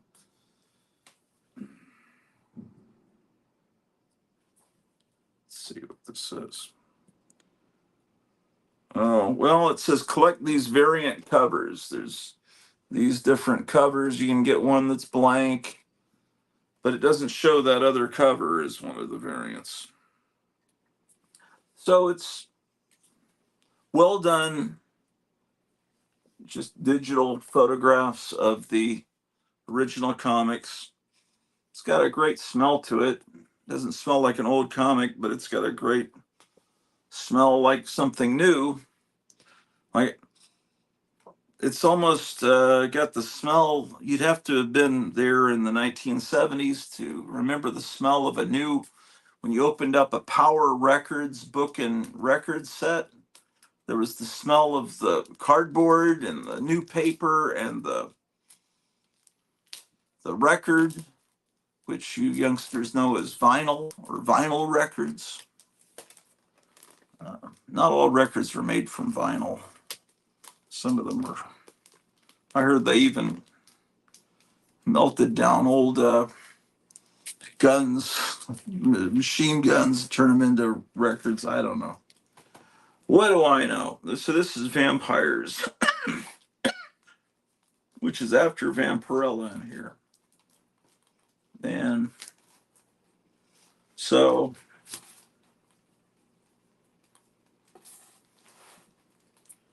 what is this? Let's see if this is the same. I don't think it's the same book.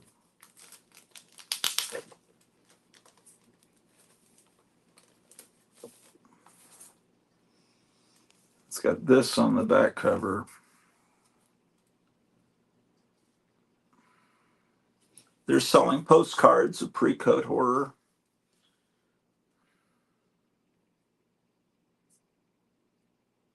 And they're selling stickers and enamel pins of these monster heads. Yeah, it's definitely a different book. I'm not. This is from those fake 3D comics. They said 3D without having to wear glasses. So what they did is they had black borders, and then they would have things kind of somewhat come out of the black border, like his arm, and it would create the illusion, I guess, that it's 3D, like that vampire's going out of the panel. Um, I highly recommend these. These are not old. They can't be that valuable. Um, I just don't know how many exist of this book. I guess I could look it up on mycomicshop.com.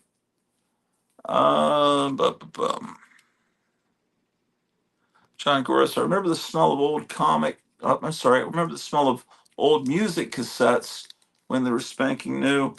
Yeah, but I remember, I think it still has a little bit of the smell, is the Star Wars soundtrack, gatefold record. I bought that before I saw the movie. Oh, shit. Um, I bought it in May of '77. I knew sometimes I would buy a soundtrack of a movie I haven't seen yet just because I know I'm going to like it. And that was the ultimate souvenir of a movie, was getting the soundtrack and the novelization paper. Ah, shit. John Goris was an odd but not unpleasant smell of the old music cassettes, is what he's talking about. Did your parents buy LP record soundtracks to movies? Well, my mom never bought any records, but except I remember she bought the George Burns "I Wish I Was 18 Again" 45. Um, but that was just depressing that she bought that, because I knew that she bought it because she wished she was 18. But my dad, got a Telefunken stereo when he was stationed probably in France in the early 60s, because he figured, well, I can get this expensive high end stereo system over here while I'm in Europe and get it sent back, and it would cost so much more in the United States. Yep. So he got the Telefunken. It was, yeah. So I had that. I remember that as when I was a kid, and he bought a bunch of records, and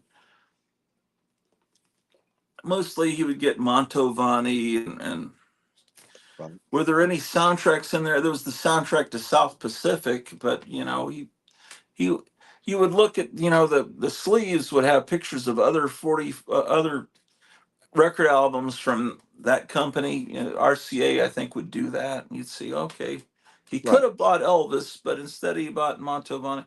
The hippest things he bought would be like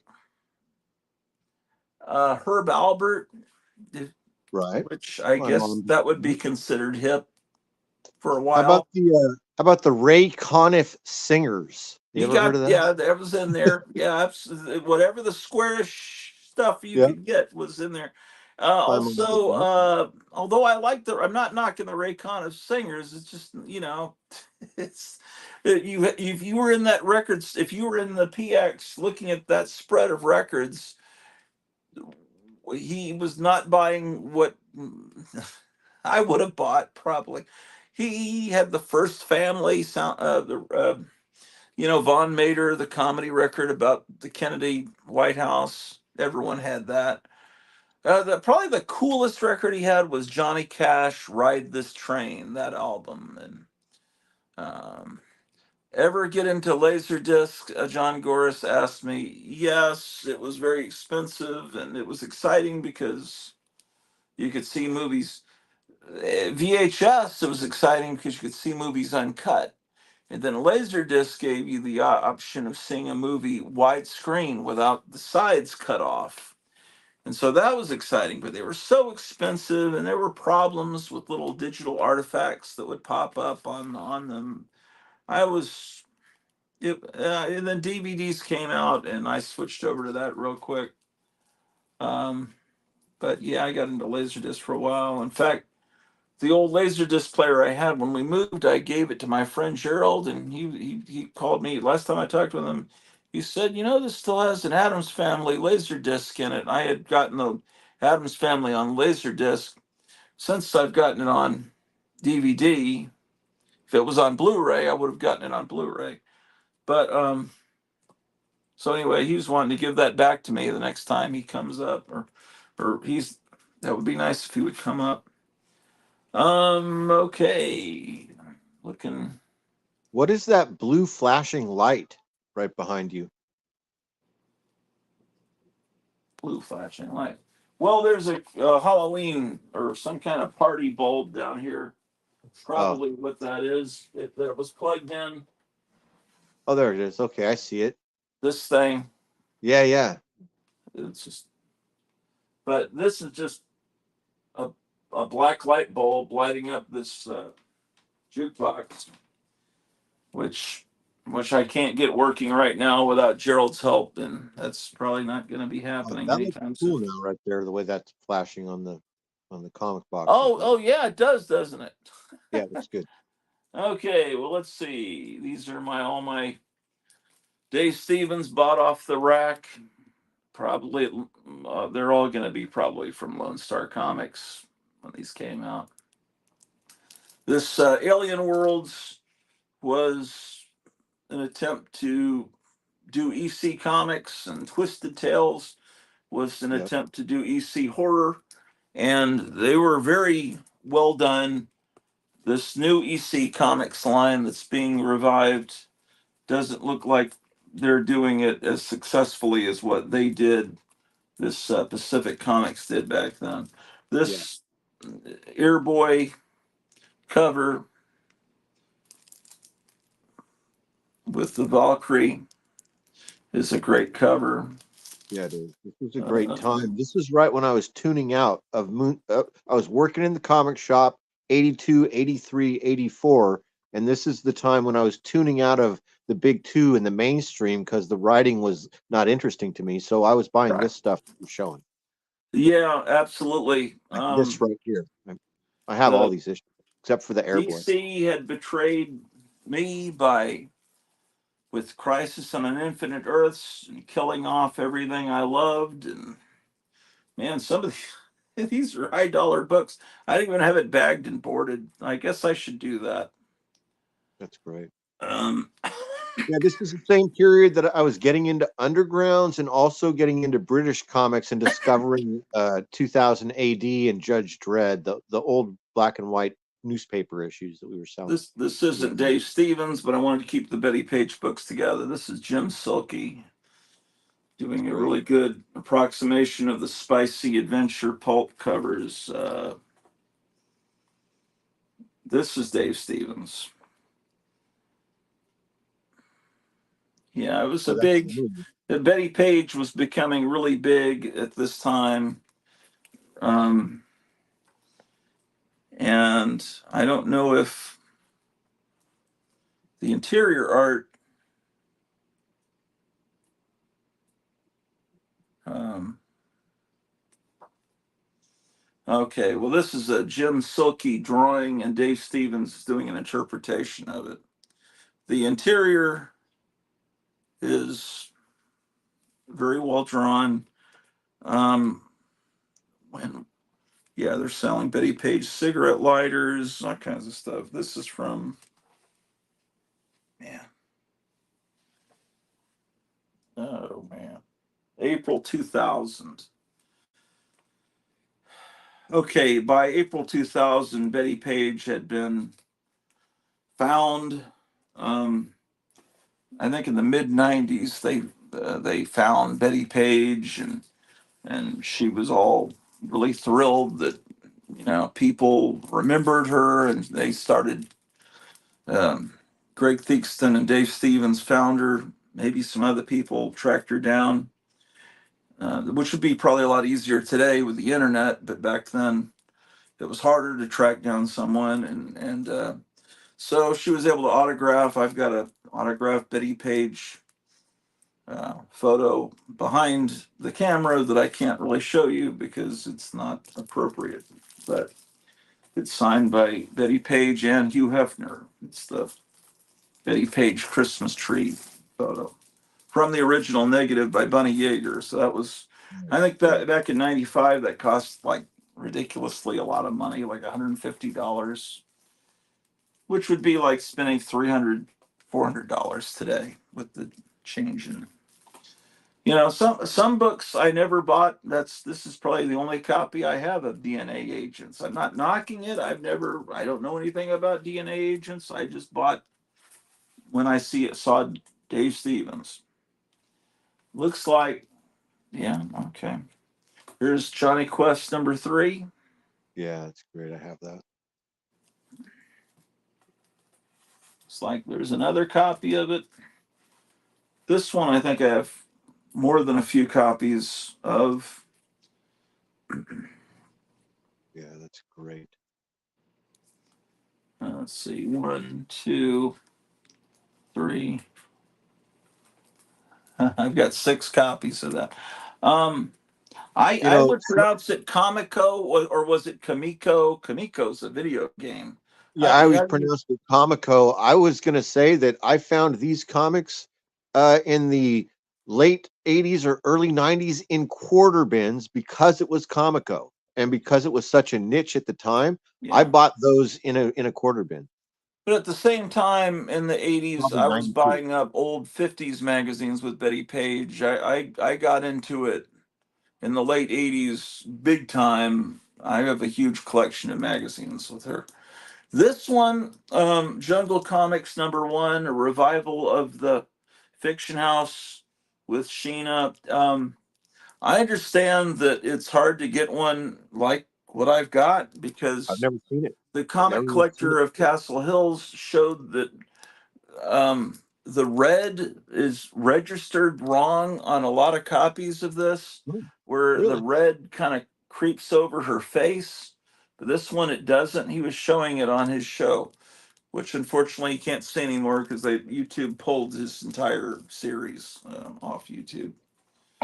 But anyway, so I guess mine doesn't have the problem.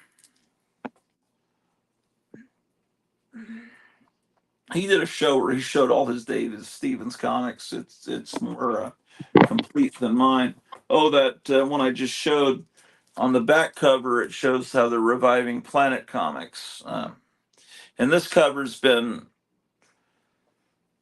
I was about to say stolen, paid tribute to a bunch of times. I mean, it's not stealing when you do a little tribute cover. It's what do they call it? Homage.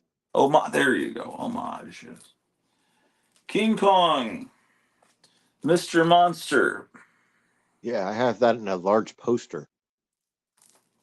I think I have other King Kong. That I have the whole King Kong series. That must be the only one he did the cover of. And I'm putting all the Dave Stevens in this one box. But when you start doing that and you start separating series, it gets to be kind of then it becomes maybe counterproductive. This is the Planet Comics they were advertising. I think there's an Archie one that there's some artist over at Archie that does tributes, homages to everything, and Dan Parent. Um, but sometimes the tributes aren't in. I don't think they're in the best taste. Here's now. See here, they're advertising the book we just saw. With it's interesting the different coloring. Having the green behind her is really cool too. It's in fact the green behind her looks more like the coloring that they would have done on the original Fiction House books. Yes. Um, Ooh, I can't show this one. It's one of Glenn Danzig's comics. It's Neo Satanica Tales. Yeah. No, I'm not. I wish I could, but I can't. This is three dimensional. This is a famous cover from 1985 because he dates his art. Here's Sheena, Queen of the Jungle 3D. Boy, it's just a shame that his career was cut short because he could have produced such a great volume of work. There's a comics journal I've got in the other room that apparently is real valuable because it's got an interview with him in it. This is another 3D comic, Space Vixens. And then the back cover, Yeah, it's the front cover to Alien Worlds. yeah, yeah.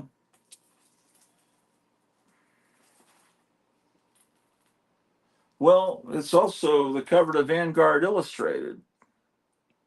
Maybe it's Vanguard Illustrated, or Yeah, maybe it's been it's used not several Alien times. Web. It's Vanguard Illustrated. I have that one. Okay.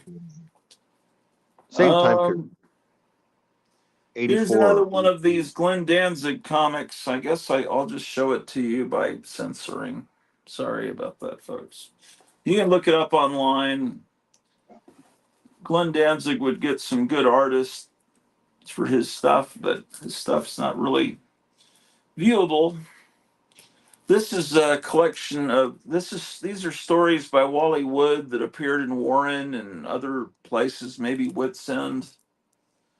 Here he is with a crossbow.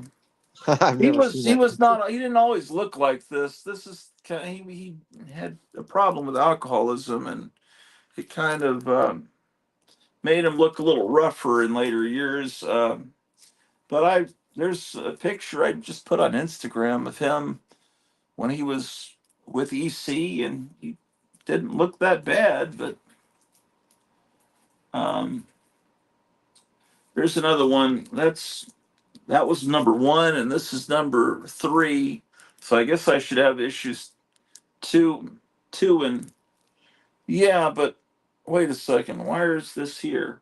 Okay, that was a Dave Stevens cover based on Wally Wood's story. This is not Dave Stevens. This is Al Williamson and no Wood. It looks like this is Williamson ink on some wood art, but it's here with the other World of Wood because I didn't want to separate them. I guess that's why. This is one you don't see that often. This Dave Stevens doing Xena Warrior Princess. I've never seen it. I mean, I don't see. I mean, I'm not saying it's rare. You don't see it shown much on. Not that I watch that much many different people on YouTube. This one is like a little preview that you would get free at the counter in your comic store. It's just a little pamphlet, and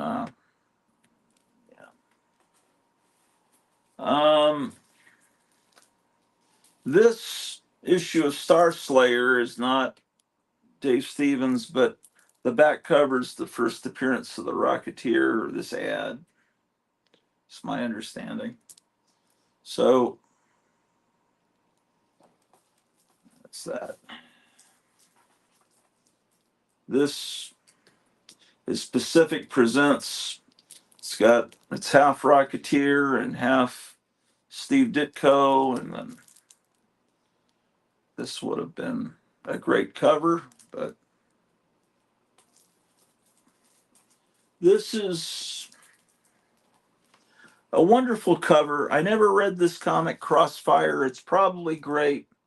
The is it a tasteful cover? Probably not. But and she probably didn't look that beautiful in death after I'm pretty sure that that's not what she looked like when they found her, but um, I don't think if I was the editor that I would have approved that cover, but I guess it's all right. Um, More Rocketeer.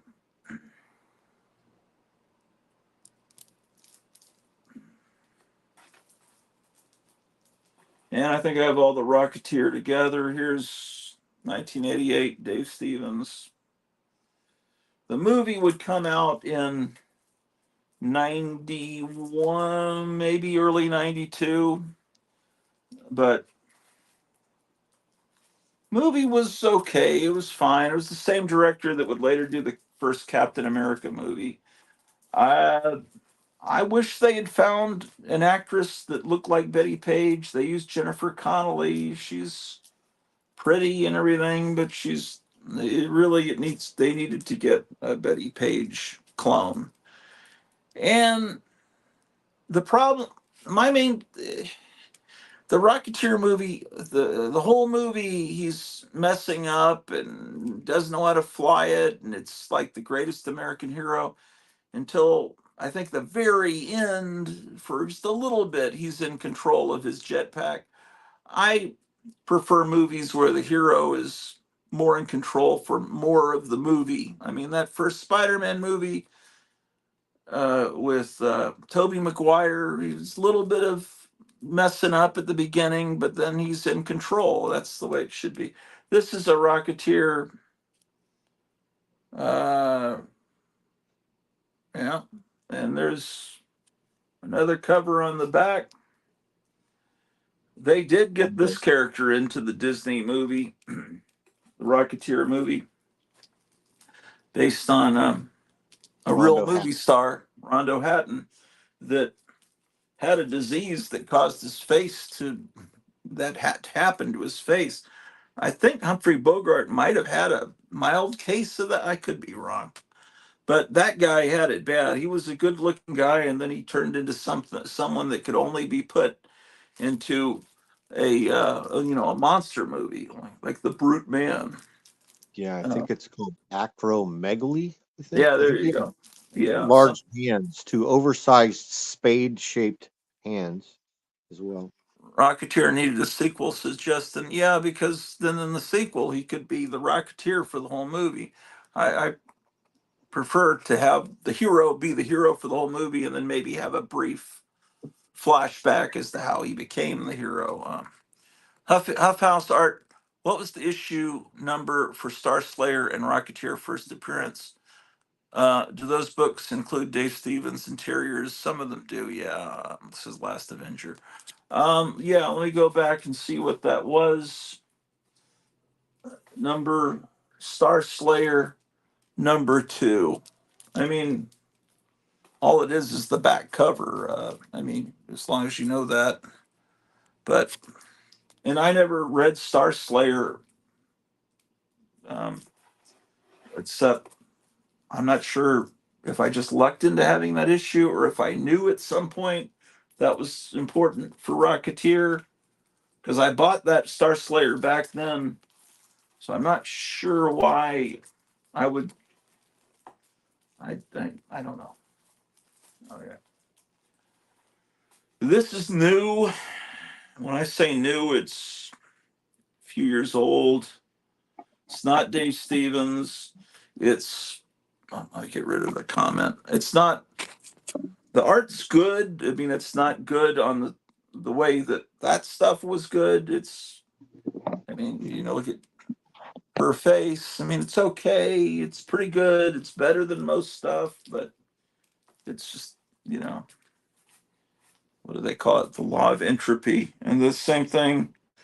I think I got the second issue too of this new revival.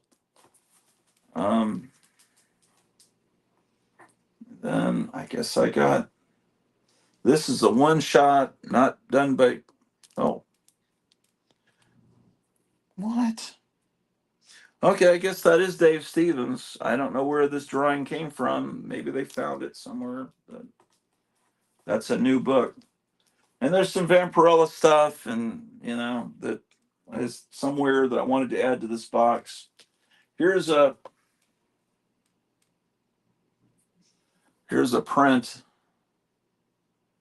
and I've got a signed Betty Page print over here that I can't show you. That's where she's taking a shower, which is why I can't show it. Okay, fantastic. All right, amazing.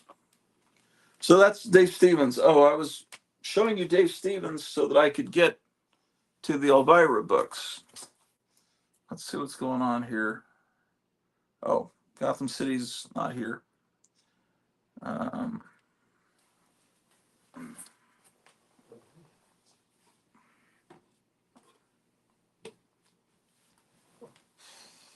Elvira. Uh, these are independent books over here. Death Rattle. Okay, let's move you guys over. Hopefully it's enough light. Yeah, I definitely need to get a new tripod. You're correct. This tripod is about squashed as flat as a bug. But I don't like complaining because it was a gift, but it lasted for a long time. But now I do need to replace it.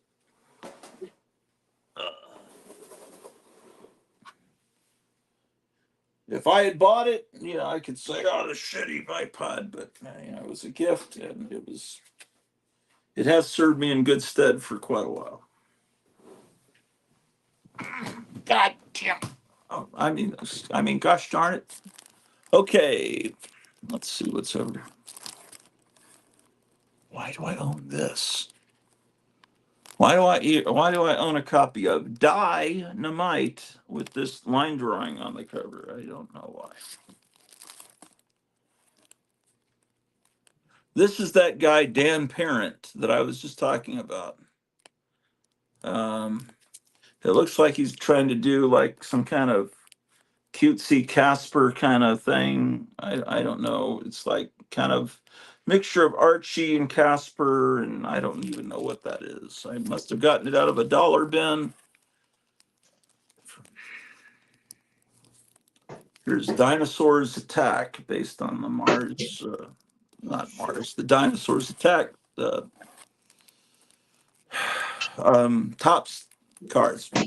This is something that I would get when Marvel and DC betrayed me by having 40 million X-Men comics, and Rob Liefeld and DC killed off entire worlds of characters that I loved and all the backstories with Crisis on Infinite Earths. I would just switch over and get these reprints that were coming out at the time. Doc Weird's Thrill Book, reprints of stuff from the 50s. Huff House Art, thanks. That's still cool. I think I may have had that one. Or I think I may have that one. You might, yeah, because you don't really know looking at the cover. The Die Kitty dies are surprisingly entertaining. Okay, well, that's good. So I didn't make a mistake. Cool. I must have flipped through the book before I bought it. I don't think I would have bought it just for that cover, so it must be inside. Okay, too. I think that's from the pandemic era. There's another Doc Weird's Thrill Book. It's reprinting stuff you'll never be able to afford. I mean, the people that can afford this original book are with Wally Wood art are they're well, God bless them. They're rich. Congratulations, you won the lottery, or you did something right. What is this book? I don't even know what this is. Wildstorm, New Horizons, Divine Right. I think I must have bought it because the cover looks somewhat interesting. This is Dr. Gordon. It's just crazy kind of Rat Fink kind of style art. Wait, this stuff is not in the correct order. Here's more Doc Weird's Thrill Book, which was $1.75. So you can tell that was a long time ago. Inside, the art's reprinted in black and white. Glenn Danzig had his own comic book line, so Gene Simmons did one too. Gene Simmons, of course, is a longtime comic book fan and um, did a fanzine called Cosmos Stiletto in the 60s, probably mid 60s. This didn't seem as terrible as most Dynamite comics, this Draculina. So I picked up a few issues, and then I moved, and I was no longer able to pick up issues of Draculina because there were no comic stores. This is a first issue of Dreadstar. Um, I don't know. I don't know much about that. I don't even know what this is. This is These are things I got like from dollar bins. Thought maybe it's okay. You can't even tell what the name of it is. Greed Deviate. Greed Deviate. I guess it's called Greed Deviate. I mean, it's not a very good logo. Um, oh, the comic's called Deviate because this one says Envy Deviate. So they're talking about the seven deadly sins. Okay. Books that I bought that I never read. What is this? It's about a genie, like a cute genie. It's called 8 Billion Genies. I don't know anything about it, but it's in my collection. Here's the science fair story of electronics. This is from Radio Shack. I have a bunch of Radio Shack stuff. Here's Elric. Oh, right.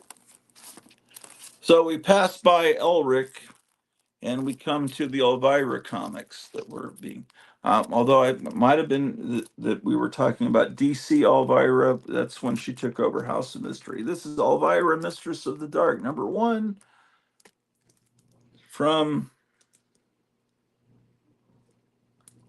at some point in the past. Is this late 80s, guys? You tell me. Maybe there's a copyright there. I don't want to open it up. I'm too lazy. But this was one of the comics I would pick up every month. And the artwork inside is not terrible. That's the one that I have that you just showed. I also got that out of like a dollar bin. Yeah, yeah. That was issue 2. Looks like I missed issue 3. Here's issue 4. These photos are still being used on the new Elvira comic that's coming out from I don't know who. But she would take these shots and a bunch of pictures, and they used them on the Elvira calendars.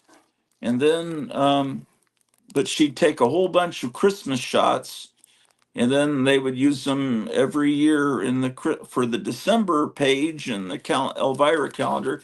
They'd use another one where she's in the Santa suit, and she'd take a bunch of pictures at night on a beach, fake beach, and they'd use those pictures of her on the June or July page, or they could also use them. The pictures she took, the modeling pictures on these Elvira comics. That's issue 5. Looks like I missed 2 issues, but I'm back for issue 8. This is kind of other stuff the comic company was doing. Just looks like garbage, but the artwork inside the Elvira book I recall as being good. Yeah, here's Elvira #11. There was a poster with. It may not have been this exact pose, but it was one close to it because they probably took 40 different pictures of her on the beach. I've got one framed downstairs. So this one's open, so let's look at the artwork inside. It is not terrible. No, it looks pretty good. It's good. It's that's what otherwise I wouldn't have been buying. I wouldn't buy something where the art's bad. It's just one of the things that was interesting about that video listing of Paul Rubens' house to me was thinking that she probably spent a good amount of time there hanging out, Cassandra, and also that guy, Zombie, you were talking about him. His name was John Paragon, I believe. They called him the Paragon of Comedy, I think is what his name was. Okay. But they would have all hung out there. That whole crew probably sat on that big couch that's still in the house that they're selling. They're selling the house with a lot of Paul Rubens' original furnishings in it. Issue 12. Yeah. Looks like I missed 13, 14. Here's 15. A lot of pictures of her with a flag. They're used in the July calendar page.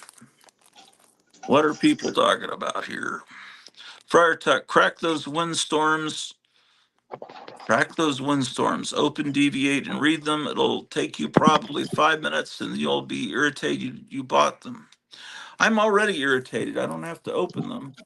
I'm irritated that they exist in my collection, but they're here. They got here somehow, probably because I got them in a dollar bin, and I I don't just know. cooked breakfast. I got a fried egg and an English muffin. You guys want to look? Yeah, okay, 15, and then next one I have is 23. So I must have been not too good about buying every. Oh man, you're making me hungry, man. I may have to run out and get a burrito or something. Gosh darn it. Sorry about that. That's okay. Yeah, I had to eat a little something. Yeah, yeah, I may run out and get something here in a second. Exit solo layout. Okay. So you really need to get a tripod that goes up to 6 feet, so you can be like, you know what I mean? You definitely need one. Yeah, I agree, but I'm very cheap. Here's 26. I don't know what this Deadbeats book was, but that must have, they advertised it on the back of every issue of this. 20, 27. I mean, every issue kind of looks the same. Where if I was looking through a box and there was an Elvira comic, I wouldn't be sure. Do I have that one or don't I? I'm not really sure because um, here's 28. But I tried to buy it every time I saw it.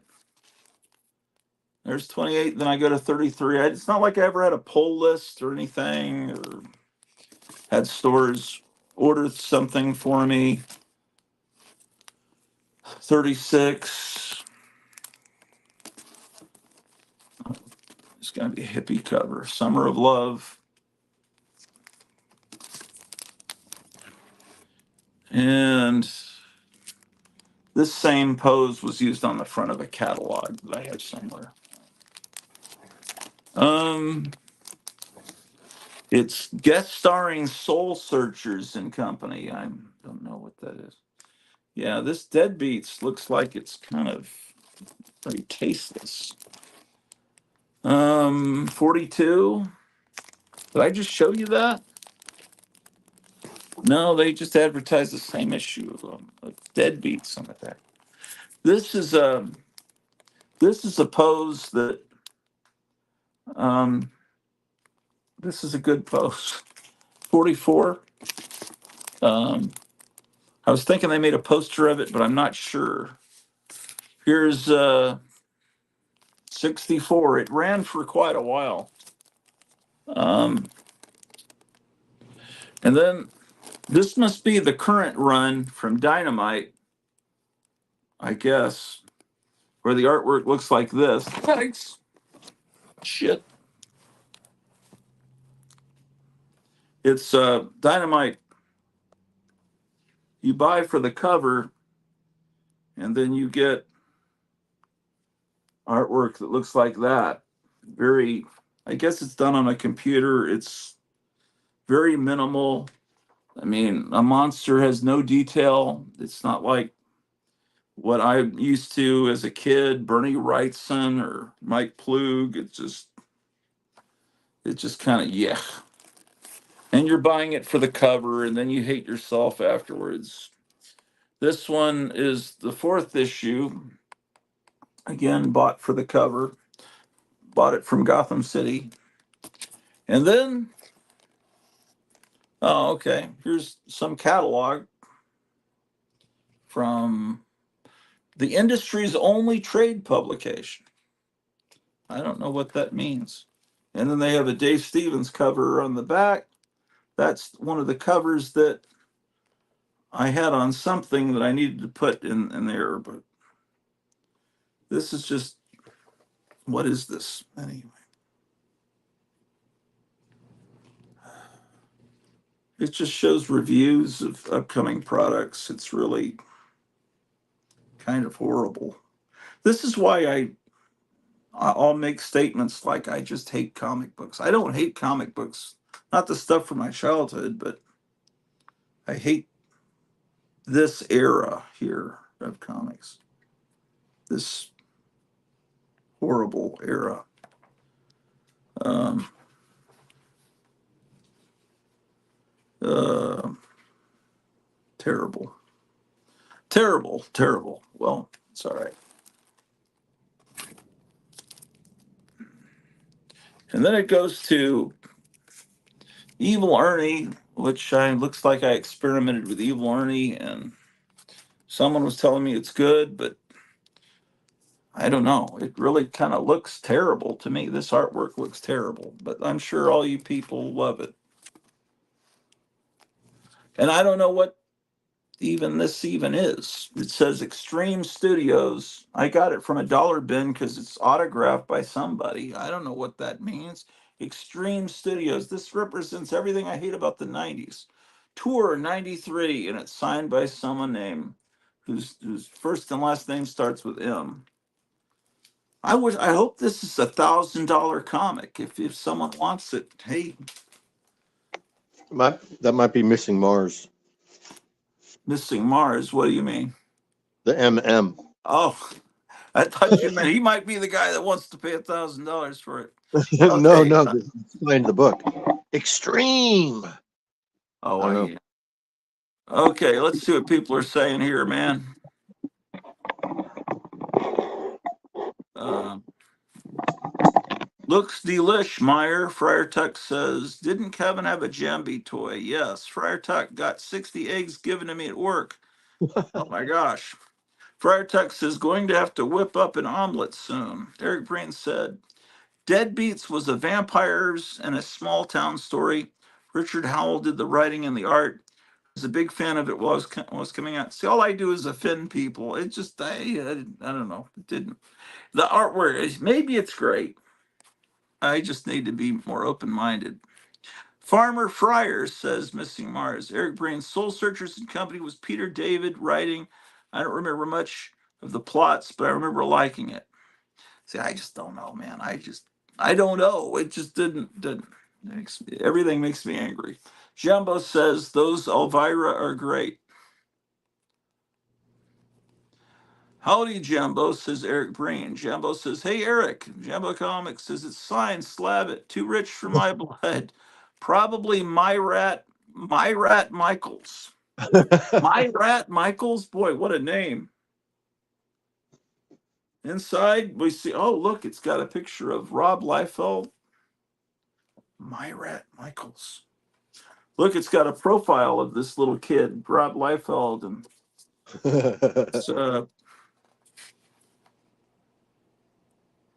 there's a guy named Brian Murray who looks like maybe someone hit him in the head with a baseball bat when he was a kid, and it caused a little bit of brain damage. You can kind of see the break in the eyebrow, and it's like something happened to him that causes him to draw naked men like that.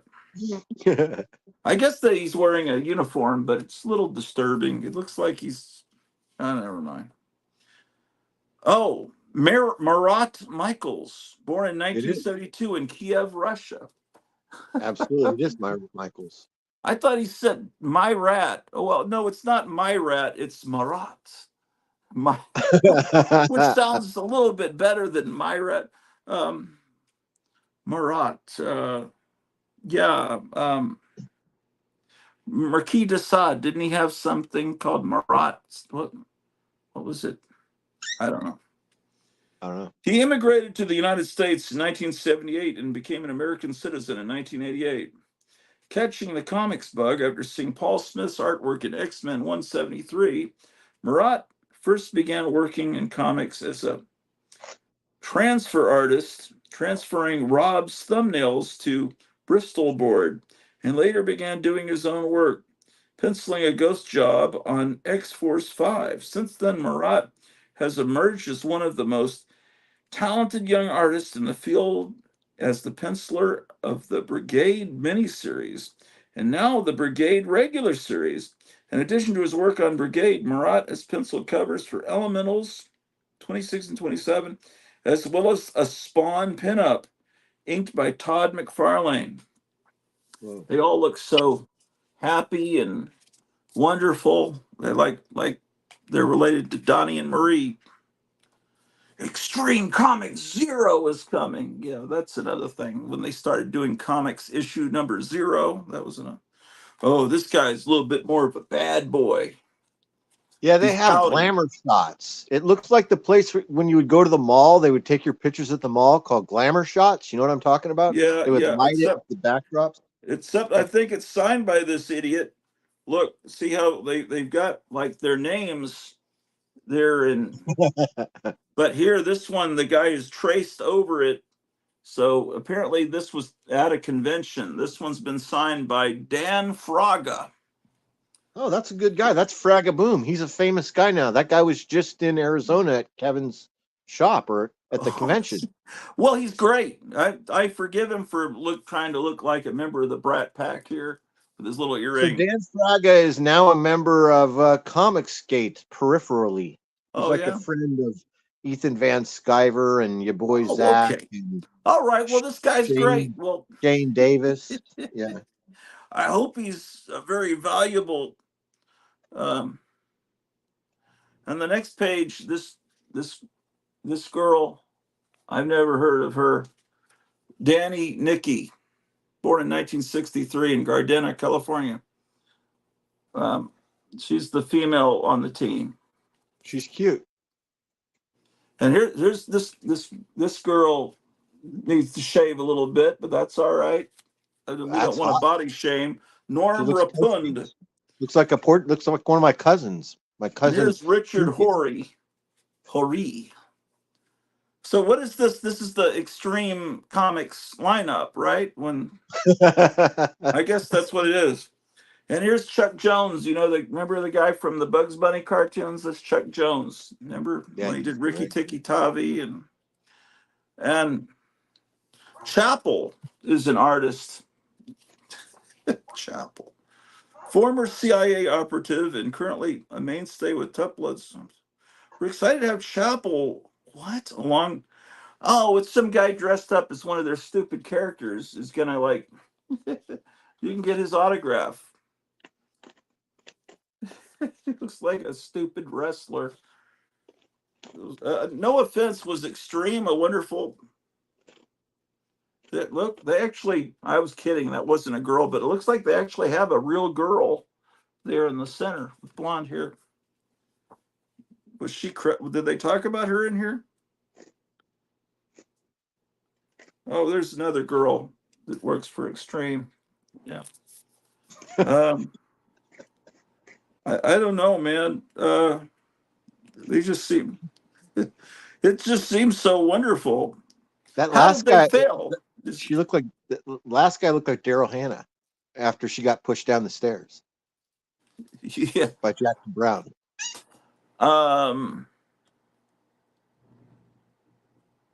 What is going on here, man? People are talking too much here, man. Probably Richard Howell is not a good artist. The stories make up for the lack of quality art. Yeah, I can't do stories without good art. I have to have both. I can't say, well, I can't just ignore the art because it's a good story. If that's the case, why don't I just read a book? I just read a paperback novel or one of the books. I mean, if it's a comic book, the art's got to be good too. I mean, you got to have both. And really great art without a good story, that's pretty horrible too. Although sometimes I'll be more inclined to buy a book with great art but bad writing, and I just won't read it. I'll just look at it like I'm 4 years old. But yeah, I need both to be good. I guess that makes me a glutton. Fryer says Extreme was Image.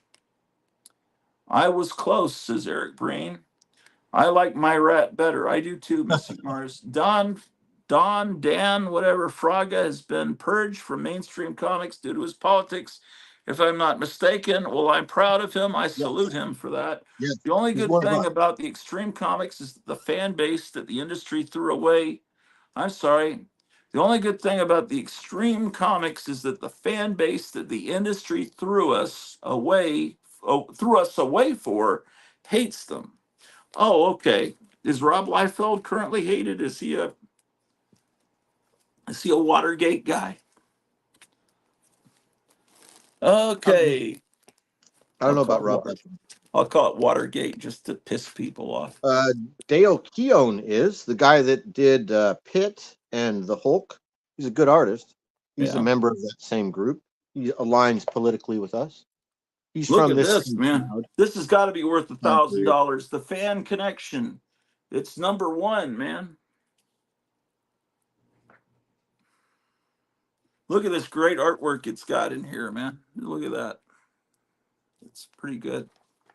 What is this exactly? Oh, it's a magazine, it's a scholarly book about Teen Titans versus X-Men. The fans speak out. See, now they would just speak out on YouTube. I this I never read any of this Secret Wars with the Beyonder. It looked horrible. He's like some guy from a disco that apparently is Teen Titans versus X-Men. The editor speaks out.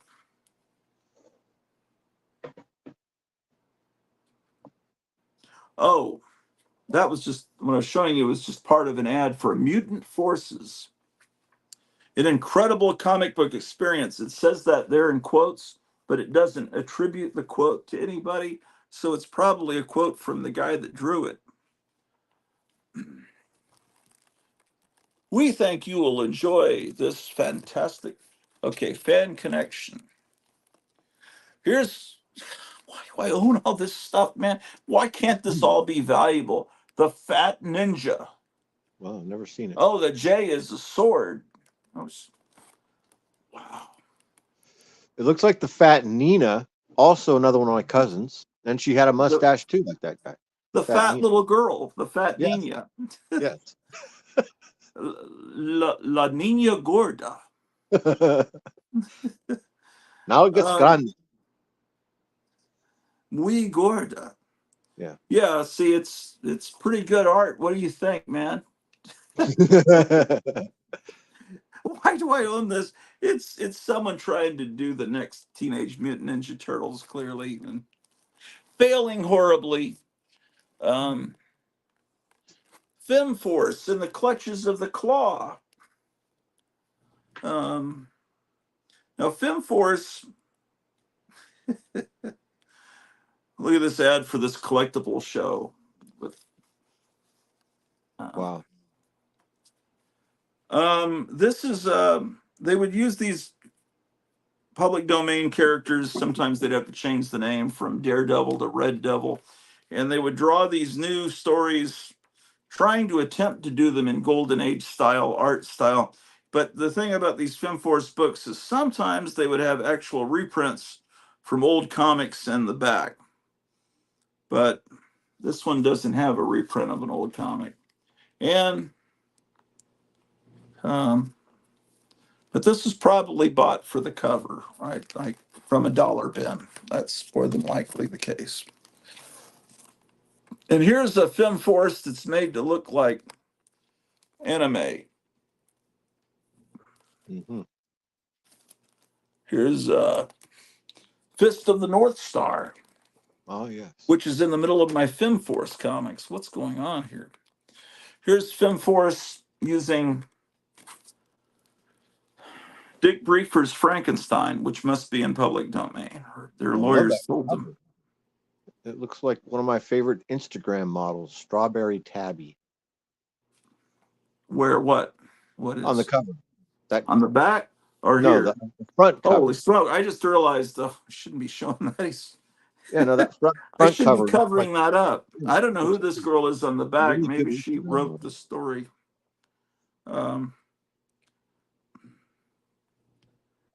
I dare one of you to Yeah. look her up, and you'll know exactly what I mean when you see the first image. Looks just like her. Yeah.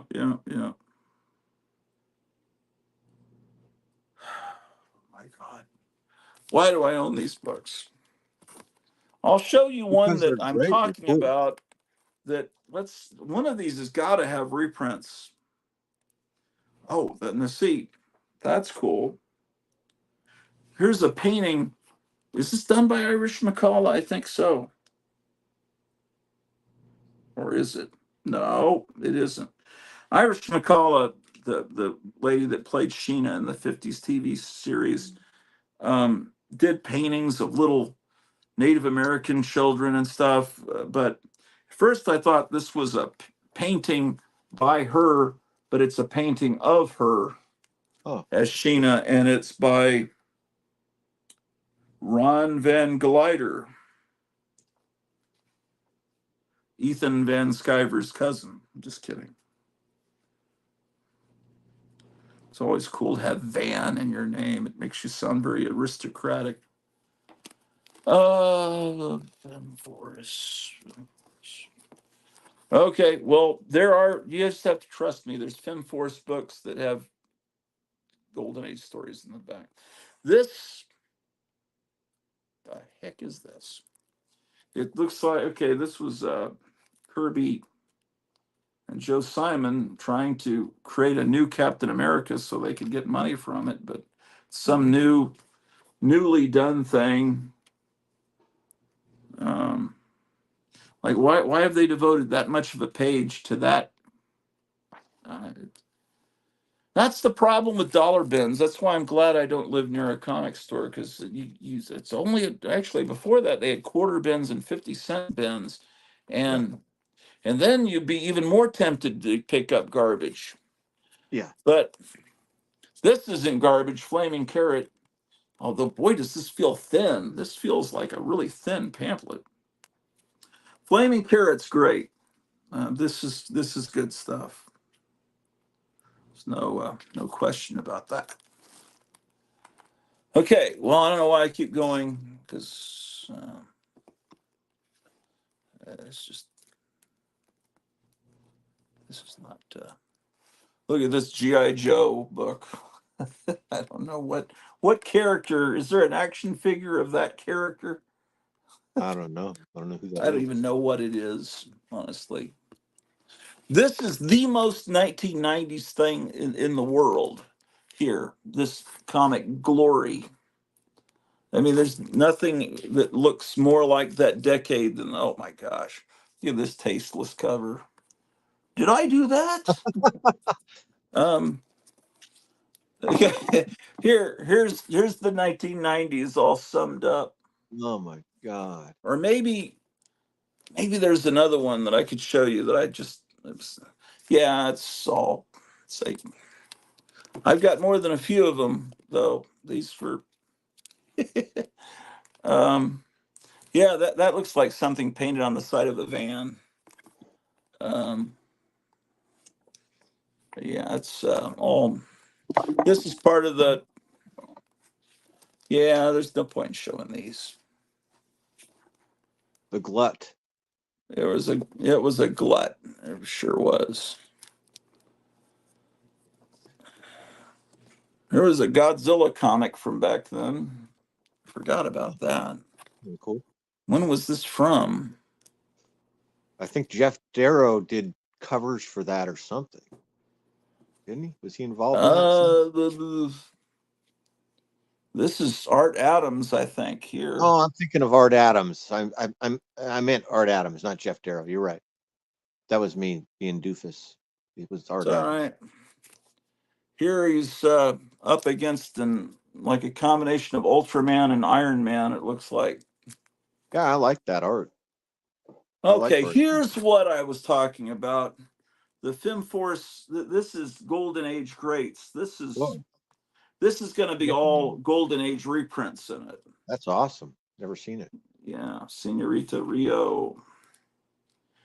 And then it's stuff like this. Although this sounds very, see how I hold the book? I don't break the spine. I'm holding it very much like this, but I'm still hearing cracking in the spine, even though I'm holding it like this. So that means that this glue has maybe not aged well in this. Yeah, Golden Age greats, that's the one to get, not FemForce.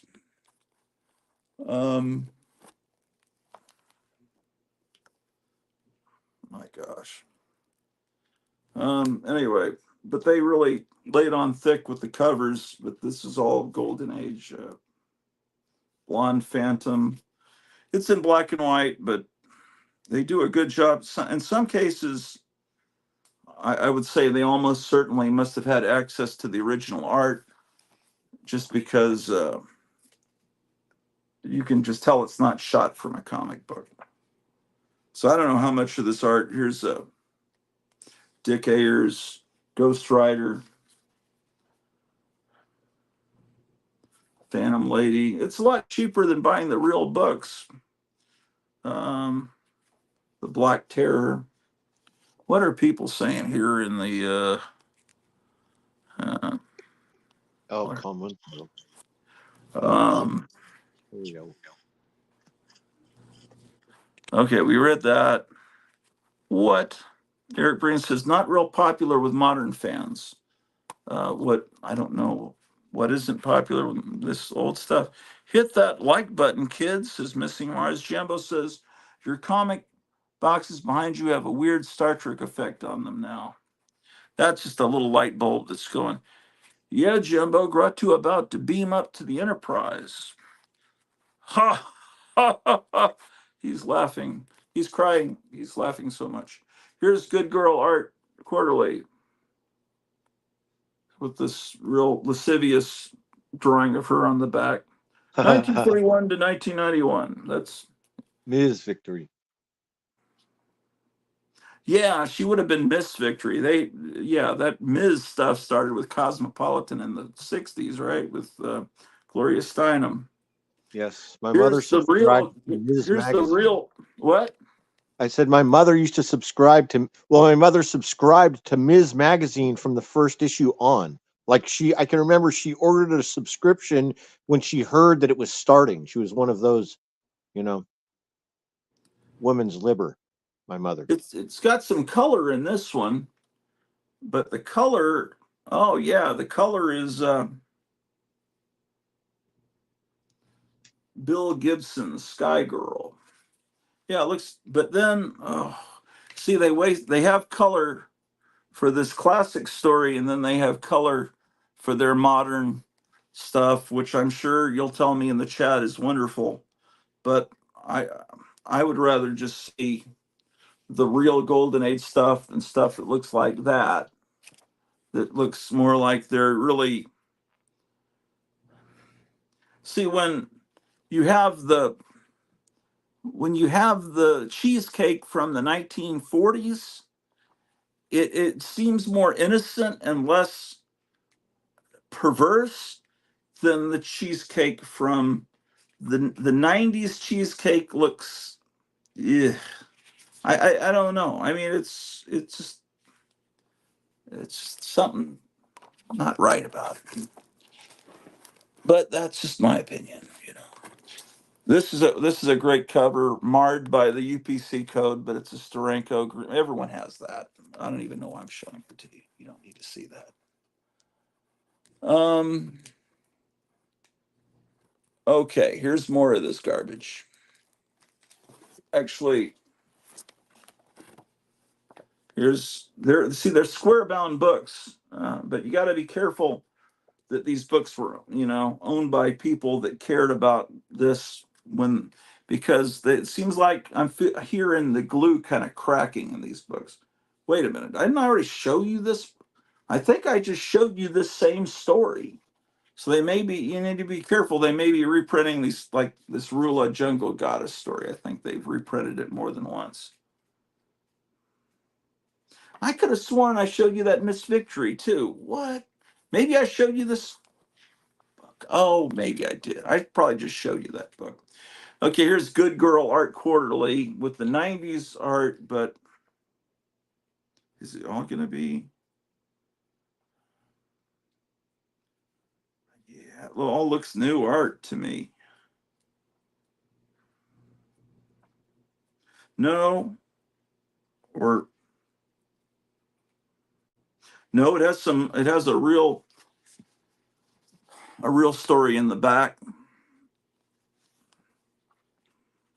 But you just wish that the whole book was from that time period instead of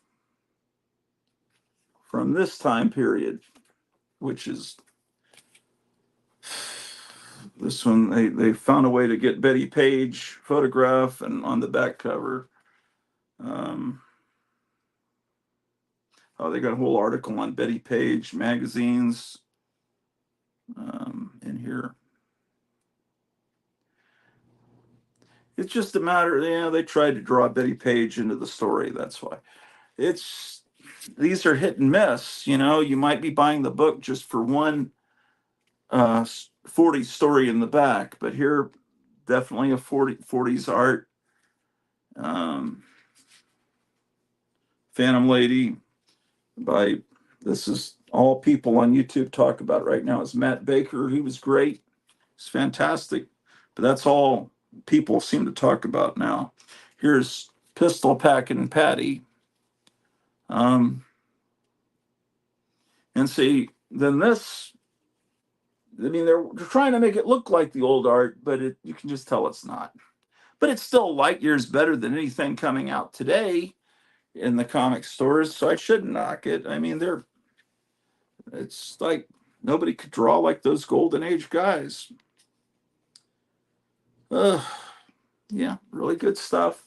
Anyway, you don't need to see all these. You've seen them in every dollar bin, but they're whatever. Uh, I opened up a box of independent comics, and it's just probably like dragging the show down. Let's see. Oh, here's Peter Bag's Hate. That's good stuff.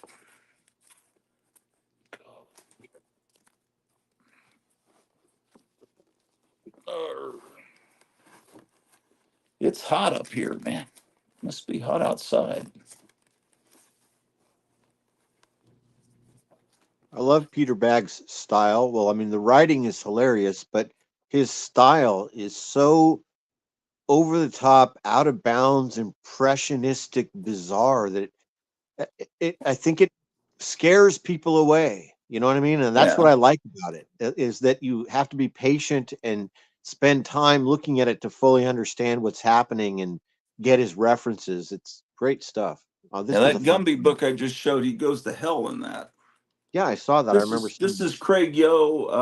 Yeah. Really nice reproductions, of pre-code horror. He put out these fancy books, but also these, Yeah, I as bought those. the kids call them, floppies. But that was about the only thing I bought during this time period, which was the 2010. 2000s, 2010, around there. Yeah, I did Yeah, it that was too. before I met Cleo, so it was around that time. That's when I discovered those and started buying them as well as I the think someone hardback. was talking about this Joe Kubert Studio Folio the other day, or somebody. I could have sworn somebody was talking about it. Oh man. Oh yeah, fantastic. Um God.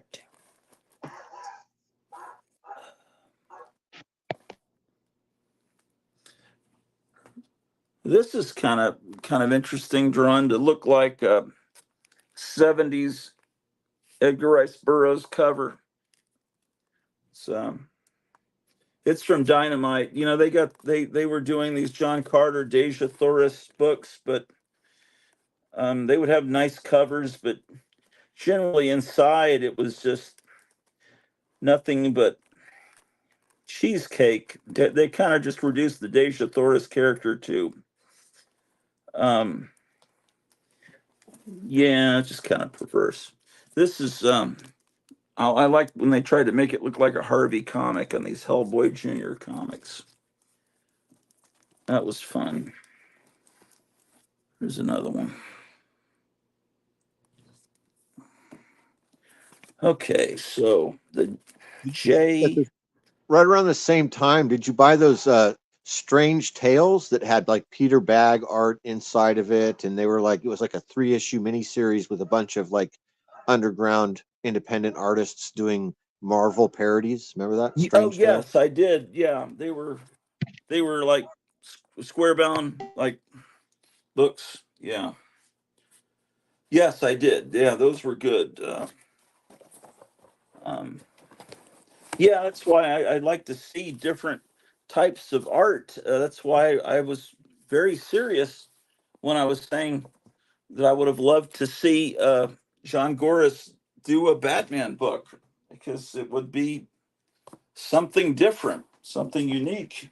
I totally agree. And Peter Bagg did a comic for DC called Reset. Remember that? Was it called Reset? He did two comics for DC. Didn't he do one about a comic shop and then one that was a Yeah, science one was fiction called story? Sweatshop. Yeah, Yeah. Sweatshop and Reset. I think Reset was like a time travel story. And then wasn't there one about a girl band that was done? I think it was called Yeah, but was it Yeah, done by the Hernandez brothers? yeah, I think so. Yeah, I remember that. When a comic company has the courage to try something new, well, it usually fails, but it's still great that they had the courage to do it. I mean, those books didn't sell, I guess, because they don't exist now. Eric Breen says, I was speaking of Liefeld not being popular with modern fans. Yeah, I don't know. Am I a modern fan? I mean, I hear he's a nice guy. I think I've heard Eric say that. And I'm sure he is. And I hate to insult someone that is a nice guy. It's just that extreme, no pun intended, just that style of everything so over the top. I just, not really my cup of tea. And the 90s really left me cold in every way. Then there was, in the 90s, Marvel tried to do Saturday morning animation, and it was just, God, I remember the first one I saw was Iron Man, and it was so bad. And then they did an Avengers one, it was terrible. They had a Fantastic Four one that was pretty bad, but then they had a second season, and it was really great. I don't know if many people were still around for the second season, but it was really adapting the 60s stories very closely. And the opening credits would show acted out scenes from damn it, Jack Kirby covers. I put my hand into this Burger King cup with a poo on it to get some thumbtacks, which I don't even need, and I put my finger right directly into a thumbtack like a moron. What I really need is a pair of scissors because I need to hang these curtains up here. So that's one thing I've been meaning to do today. Is Kevin back yet? Exit solo layout. Man, oh, once he opens his store, and I want to go through that pile of comics again, man.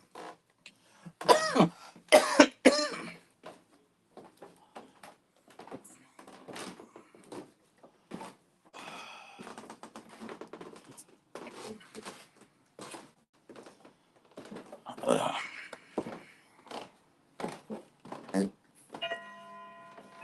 uh,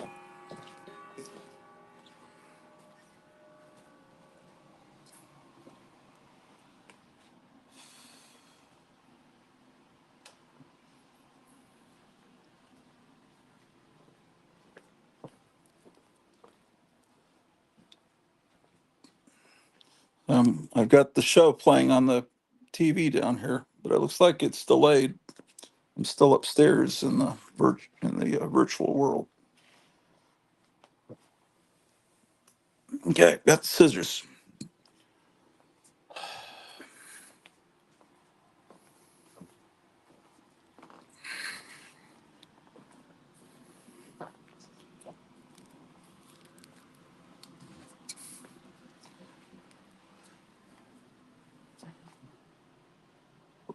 What the heck?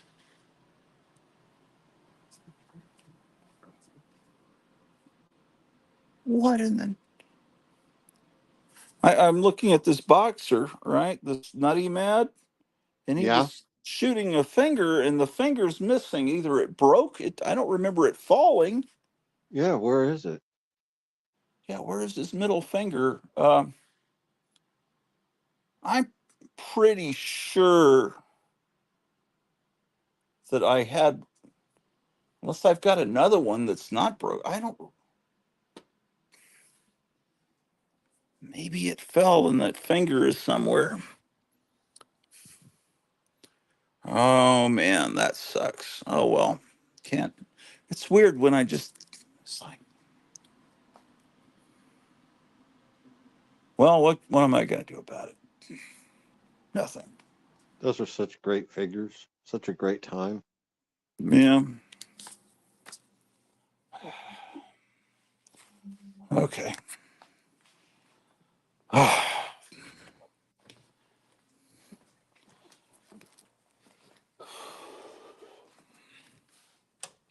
Yeah, I don't know how they sold a toy in five and dime stores that where someone's shooting the finger.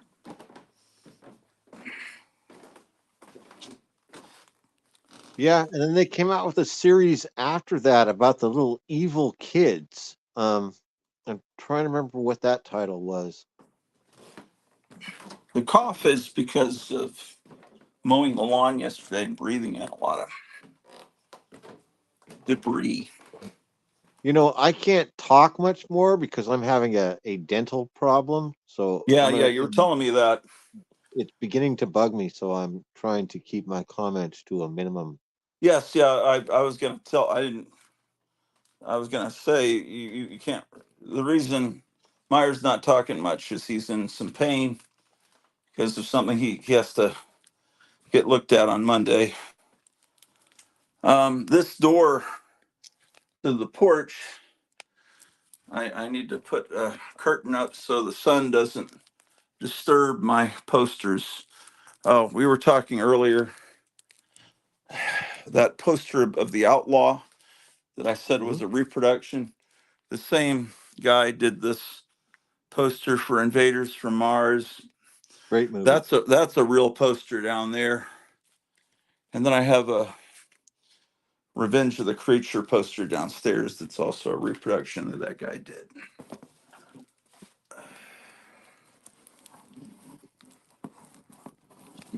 Okay.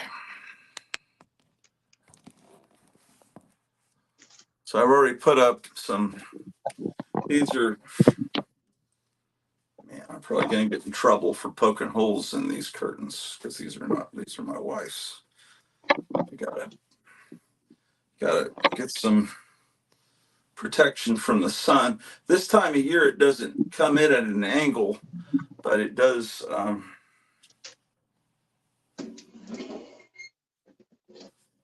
Okay.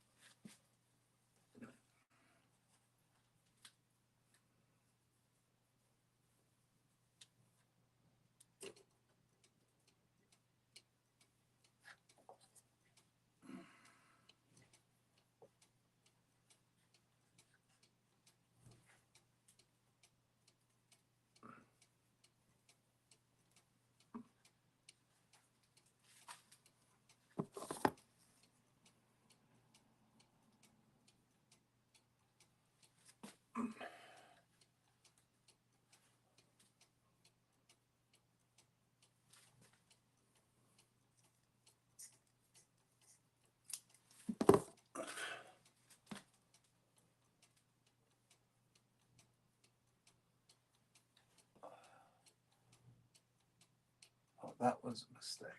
Oh, I did it. I made a mistake. Man, that's stupid. Done it like that.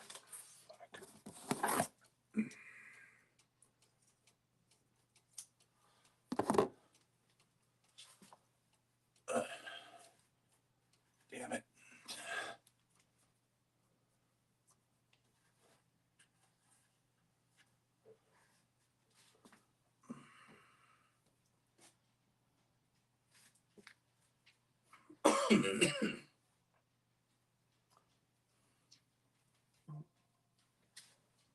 was that?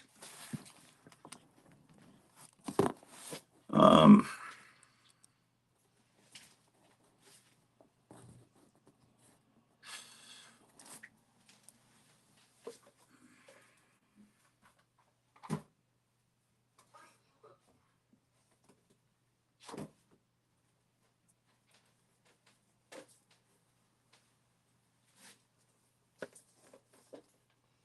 what is this?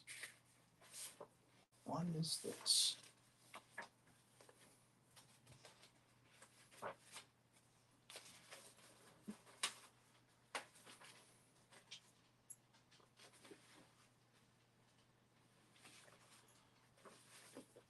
Oh, this is some friend of my wife that sent this book. Um, Pepsi commercials, 1946 to 86.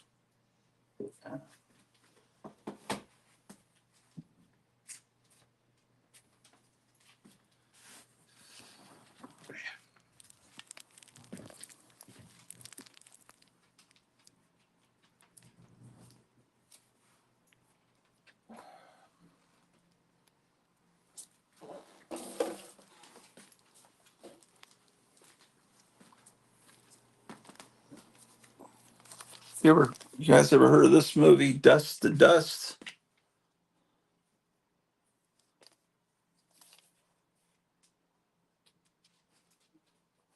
This is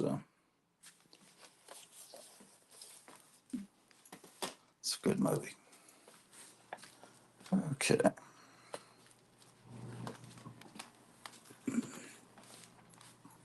Here's a VHS from back in the days when those comics we were just looking at from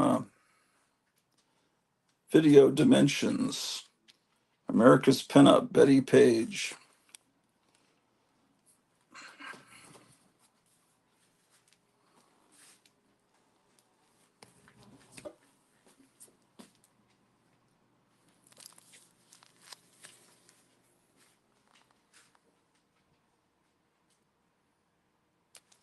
Here's an autograph of Irish McCullough.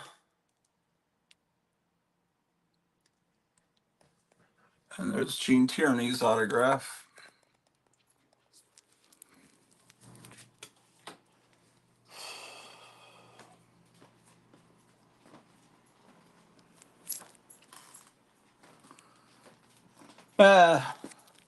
While we're waiting for Gotham City to come back, maybe we're going to look at some of these books here. I don't know if we've ever looked at them.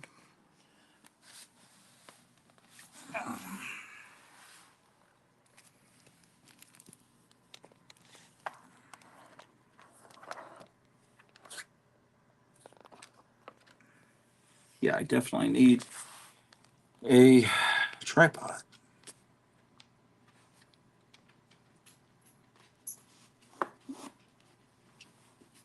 It's I Was Hitler's Doctor by Dr. Kurt Kruger.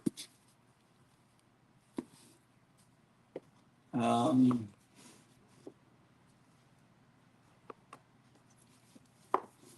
Here's Science Fiction Showcase. But before you get excited, well, you've got, let me put this camera over here where there's more light.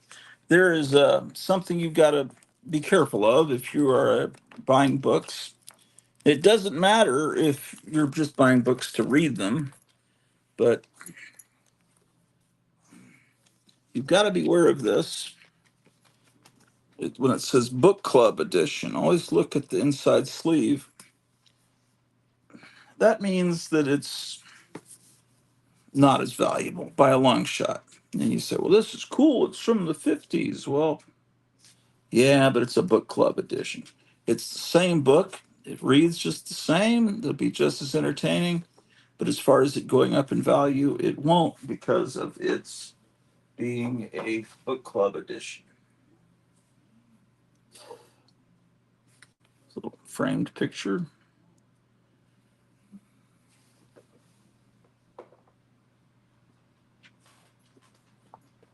Ah, yes. What are the odds? From Crack Addict to CEO by Mike Lindell. Look how he goes from this horrible person to this smiling guy that you know from watching Right Side Broadcasting. Look at this. You order from mypillow.com. Is usually he sends a copy of this book with the order. I think I have several copies because we've ordered several times from him.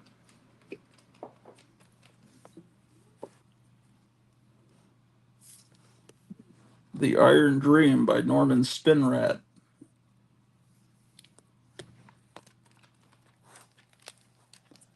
We need more light. Ah, I see what I can do.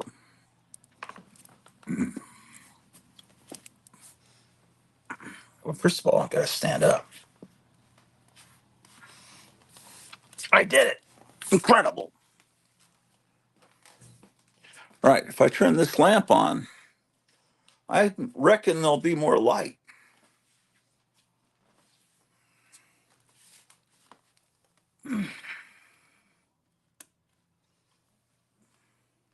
A little bit more light. This just came out. No, it didn't.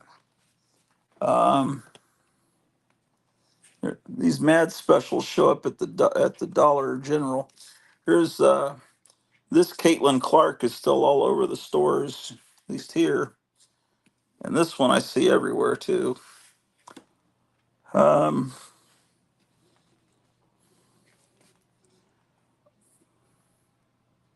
this is the one that just came out. Mad Goes to the Dogs.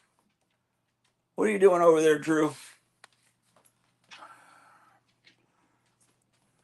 Here's a facsimile of an issue of the Spider. Um, Spider was a great pulp.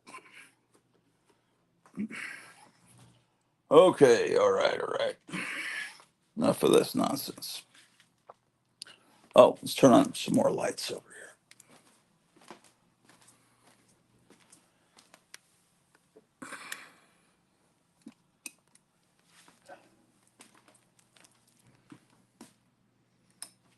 See, this light looks like an atomic bomb on top of the world.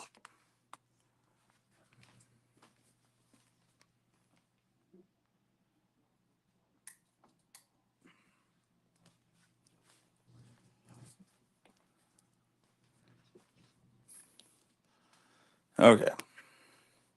Is anyone even still there? Let's see. Oh, Meyer's still there.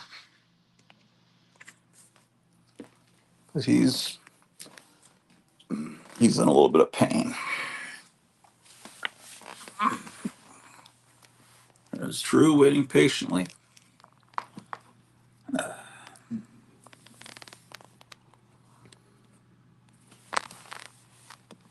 Oh, okay.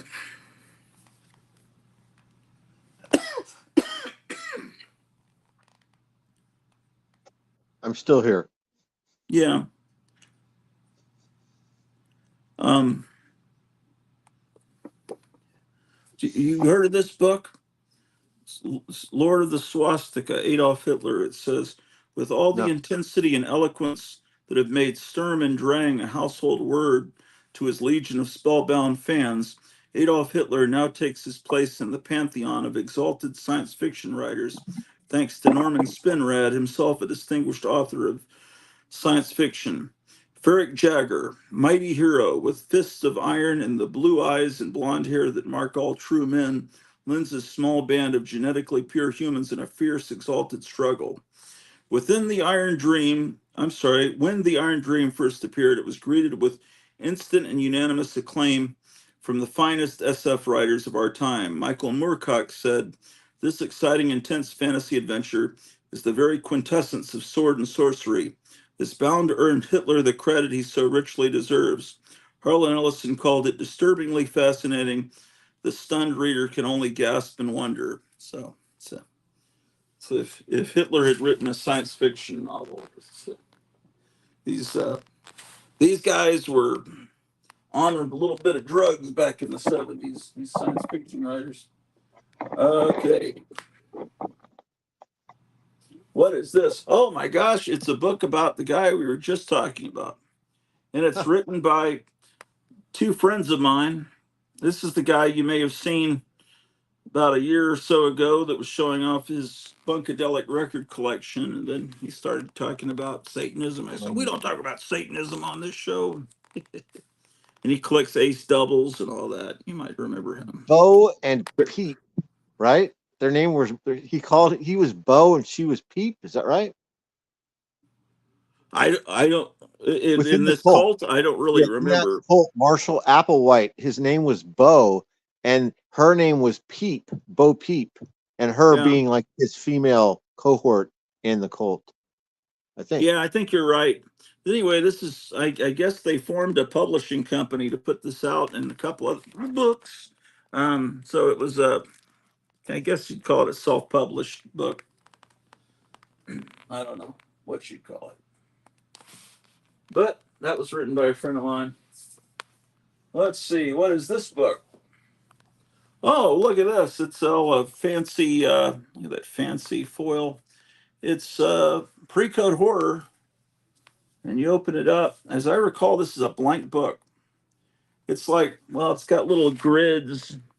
I guess it's a sketchbook. It's a sketchbook with pre-code. My wife got this for me as a present.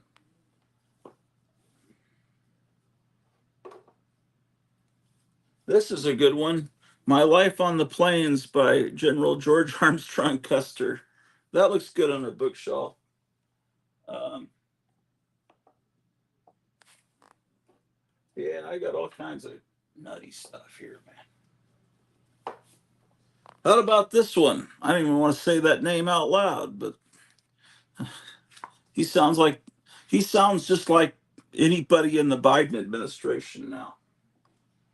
It almost sounds like you could put that this is written by Alexandria Ocasio Cortez and you would believe it. It's the same kind of rhetoric. This is the Dawn of the Dead novelization that came out when the movie was in theaters by Susanna Sparrow. Someone at the Village Voice, Tom Allen, said, I think it's going to be the biggest cult blockbuster of all time. It doesn't really say anything about the book. He's talking about the movie, but it's cool little color pictures. Remember this guy? Yeah, this was this is the souvenirs you'd have of a movie back then. You'd have the soundtrack and you'd have the book. But Dawn of the Dead didn't have a soundtrack when it initially was released. That came out later. I think that came out through an ad on the back of Fangoria or something.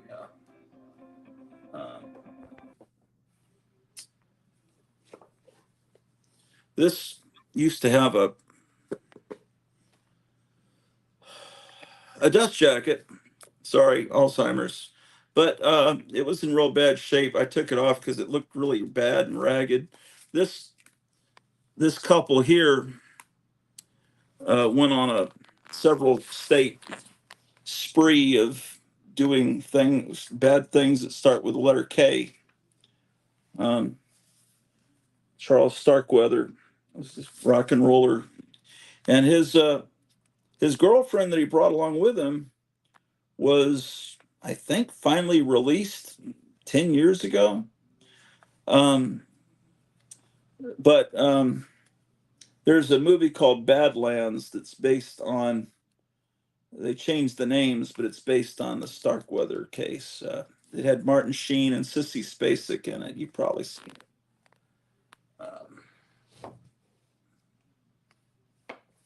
Josh Friedman, Tales of Times Square. He's Drew Friedman's brother, and he would write essays for magazines of low repute, but they were all really great. And this is all about the sleazy life in Times Square. And of course, he gets his brother to illustrate the jacket. Here's another book that seemed like, wow, what a score when I saw it in an antique mall. It's got all the latest writers, Ray Bradbury and Arthur C. Clarke. But of course, you know what's going to happen. You're going to open it up, and it's going to say book club edition. But it's still fun to read. I should put this next to that other book. Ooh, this is a good book. I would look for this one. They Came from Outer Space. 12 classic science fiction tales that became major motion pictures. So, what you've got is a story, Dr. Cyclops, that was turned into the movie Dr. Cyclops in 1940. Who Goes There by John W. Campbell Jr., which was turned into The Thing from Another World. Farewell to the Master was turned into The Day the Earth Stood Still. The Foghorn by Ray Bradbury was turned into The Beast from 20,000 Fathoms. Deadly City was turned into Target Earth. The Alien Machine was turned into This Island Earth. The Cosmic Frame was turned into Invasion of the Saucermen. Yikes! The Fly was turned into The Fly. The Sentinel by Arthur C. Clarke was turned into 2001: A Space Odyssey. The Racer was turned into Death Race 2000. And A Boy and His Dog was turned into A Boy and His Dog. So, but it's a book club edition. But if it's a book club edition, you should be able to get it inexpensively, just if you just want to read it. But if you want it to gather value in the future, well, you probably shouldn't buy a book club edition or one that has flaws in the dust jacket. But hey, doesn't matter. Now, if you get rid of the book jacket, will you be able to identify it as a book club edition? I'm sure it says it in the inner page. I'm pretty sure it does. I'm pretty sure. I don't know, Drew. You got to stop being crazy, man.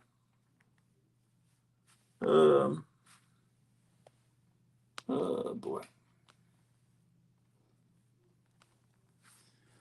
Look at this. The latest in technology. This was given to me by a friend. And then this is something my wife had when she lived in Japan. And it's meant to hold that. So it's, how about that? Highly collectible. What else we got here? Drew, you had breakfast. What's wrong with you, man?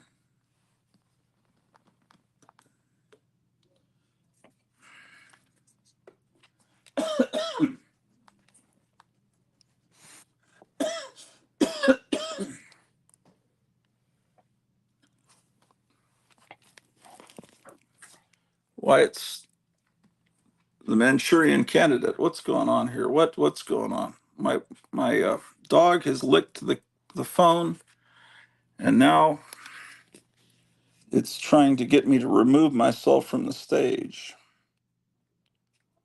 Okay. This is the Myers says, sorry, I got a phone call and had to go. Okay. I didn't notice. Manchurian Candidate. Drew is annoying me right now. So I'm the only person. Okay. Oh my, this dog wants to eat everything because, all right, Drew, I'll go feed you, man. Mother effer. Okay, well, so much for that. Are we losing viewers? Where are we at? 18.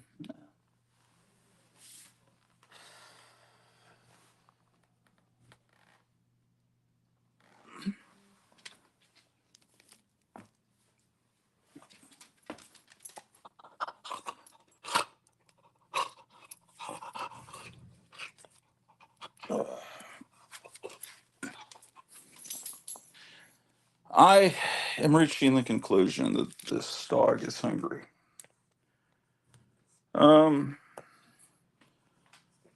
What is going on? Okay.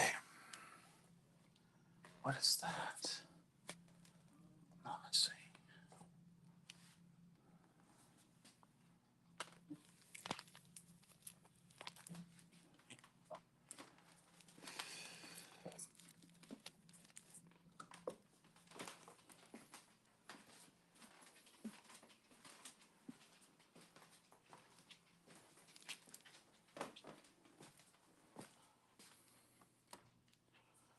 Okay.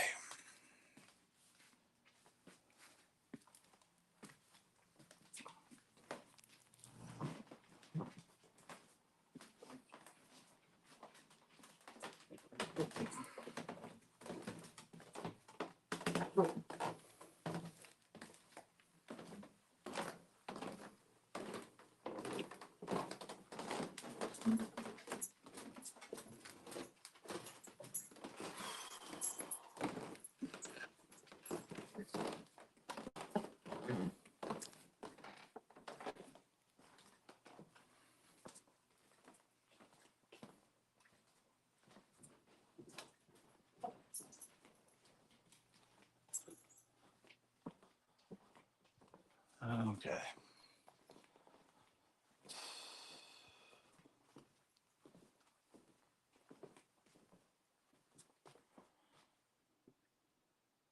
The dog food is still there, Drew. What's going on? There's still a full dish of dog food, but I am going to have to go buy some more. Um, that looks like that is the car in the garage. Yes. Let me check the mail.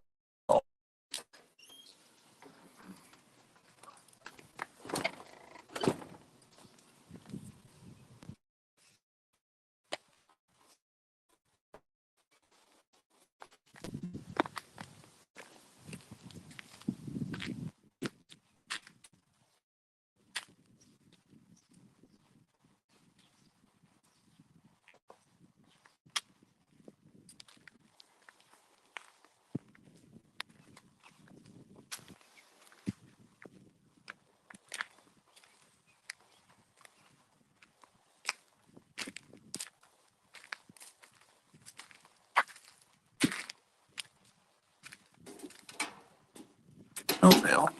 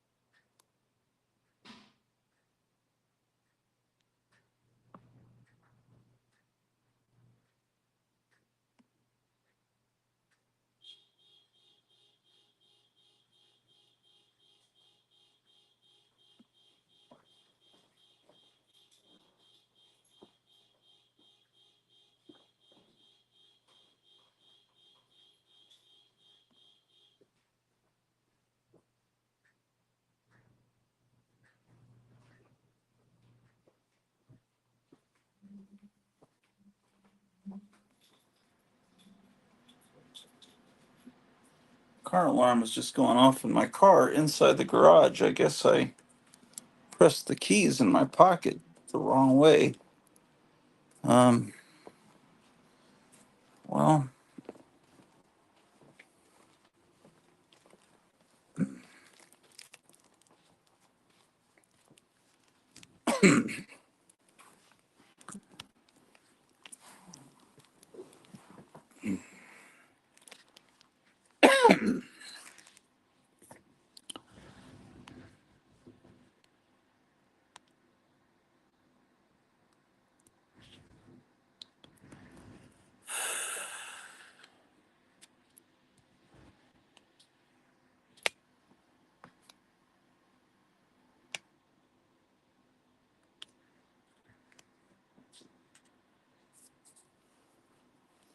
okay, put the link in the chat again if anyone wants to come on.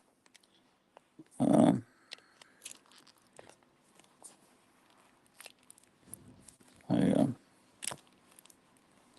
Meyer had to go. We got a phone call. Um, but may wait a little bit and then grab some dog food.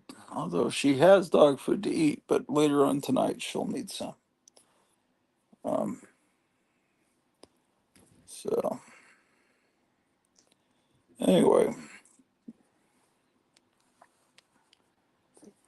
anything interesting going on with anybody? Um,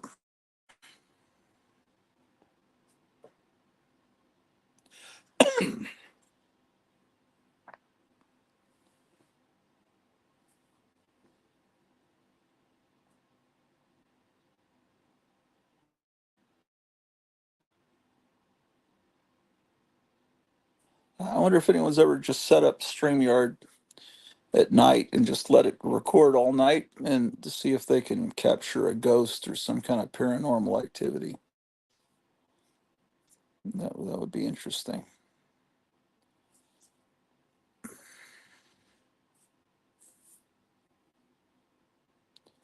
Maybe I should try that sometime.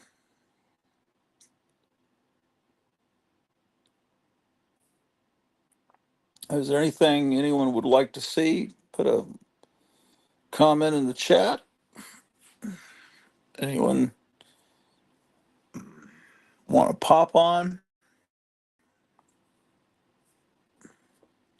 and hit the link in the chat?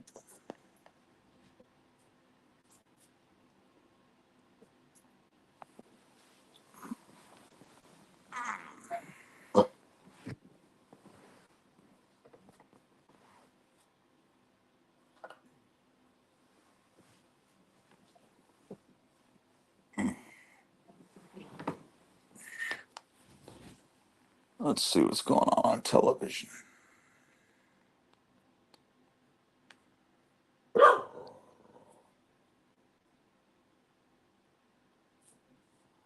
Yeah, the book club edition thing is because they printed a whole bunch of copies for the book club edition. That's why they're more plentiful. And um, I'm a chat rat now. Yeah.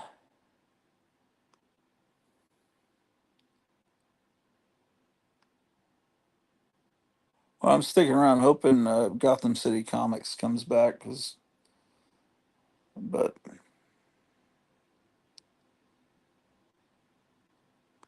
just that Mad Max movie is out in theaters, right? Has anyone seen it? Um, it's not. I don't think Mad Max is really in it. Maybe for a few seconds, but um,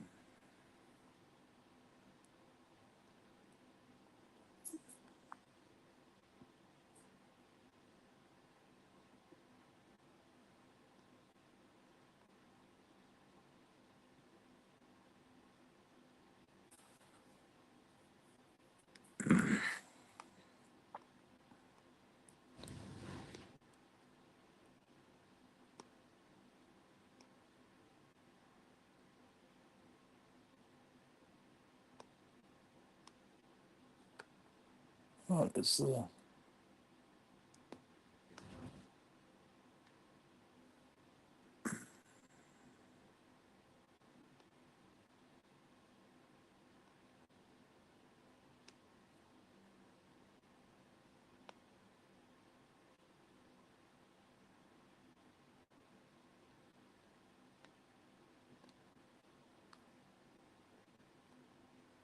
What are some good YouTube channels you've discovered lately?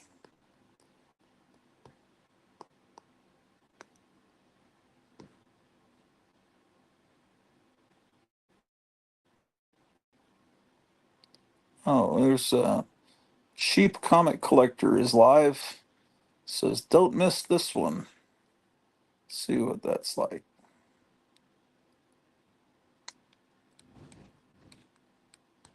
He raised some money for Maranya last. Oh, someone's coming on. Oh, it's Gotham City. Hey, what's up, Gotham City? Hey, how you doing, man? Can you hear me?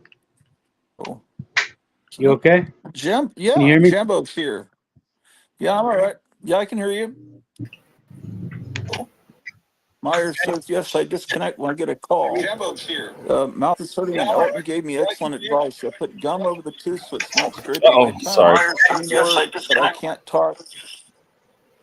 Okay. Yeah, Meyer had a back tooth that broke last night, and it's cutting into Wow. his tongue.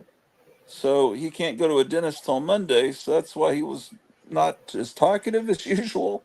And but yeah, his neighbor said put gum over it. He won't be able to talk, but he won't be in pain. He'll be cutting himself up. What's up, Jimbo? Yeah. Oh, not much. How you doing? Oh, Kevin, I got my he's stuff frozen. today, man. Everybody's Awesome. frozen, or maybe it's me Oh, that's you got it? frozen. That was Yes, quick. yes. Yeah, it was great, man. Thank We'll you. check. Cool. I need to get another order so I can get I one of think those it's my shirts. fault Those this are awesome. time.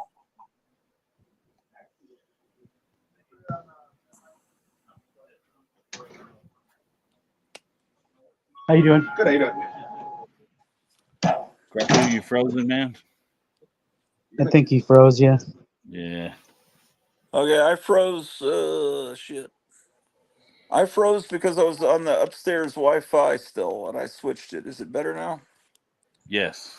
I think Yes. it's okay, but then when two more people come on, it overwhelms the Wi-Fi. So now I should be okay. So anyway, I was just saying hi. So I got this. Oh, let's take a I look. showed this on my channel already, but some bug had chewed the guy off of it there. See, and so Huh? I Xeroxed a picture of the cover and posed him in there. Not trying to fool anybody, but I just thought it would look better. It makes me Oh feel yeah, better. yeah. Wow, that's. So Could you kind of show with your finger the kind of the line of where the chew was? let's I can see. see it. I thought it was part of the art, though. Yeah, it starts Yeah, I see it right too. there and Right. down. I thought there was like a Yeah. bullet. So basically, I thought someone the whole shot the guy was wall. missing. Yeah. How See, did it's a you? different How did color you? green and stuff. But it's almost Nothing there. you really can't Thank tell. you, though. How All did right. you find such a good scan of it? Just Uh, on internet? I think I got it off a Grand Comic Book Database, I believe, and just copied it and kept, adjusting the size until it got close to the size of the cover. And I'm a little off kilter. You can see down here at his knee. Huh. It's a Well, little wonky, but still it looks better than it did. And I just feel better about it. yeah. What issue is that? Number 87, Okay. Wow. 1945. Yes. Anyway, I couldn't afford it without, there being something wrong with it. And I got this today too. It's pretty cool. Oh, that's great. Said for all them key collectors out there, is first appearance of Mr. Tawny. Oh, is it? Yeah. So send it off to CGC. Hey, Gratu, that Lady in the Tramp book we saw in that collection, that was the first Lady in the Tramp. Oh, wow. really? Does that They're make not. it? They're not even valuable. Well, isn't that weird? You know, I was looking up those 10-cent Harveys you have, and they're not that expensive either. I thought anything that was 10 cents would be valuable, but um, I don't know. It's weird. Oh yeah, this is all the stuff you got from Kevin, right? Yes. You know that video he put up for you to see all the covers was Right. one of his big videos. A lot of people won't watched it. Well, they're about to look at them again because I'm going to make another video. So,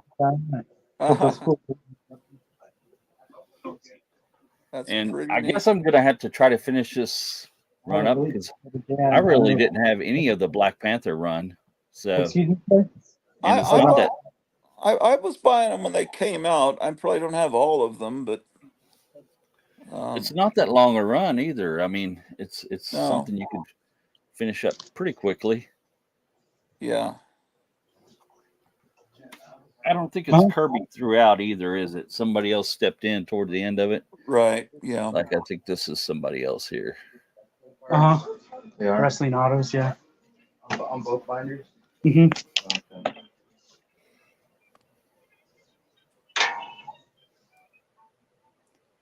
Captain America. Who's the guy sitting down? Who's the guy sitting down? And that's Jambo. I sold in my collection.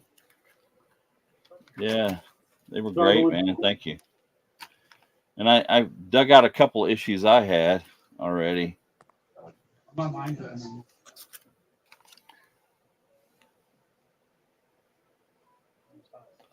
Yeah.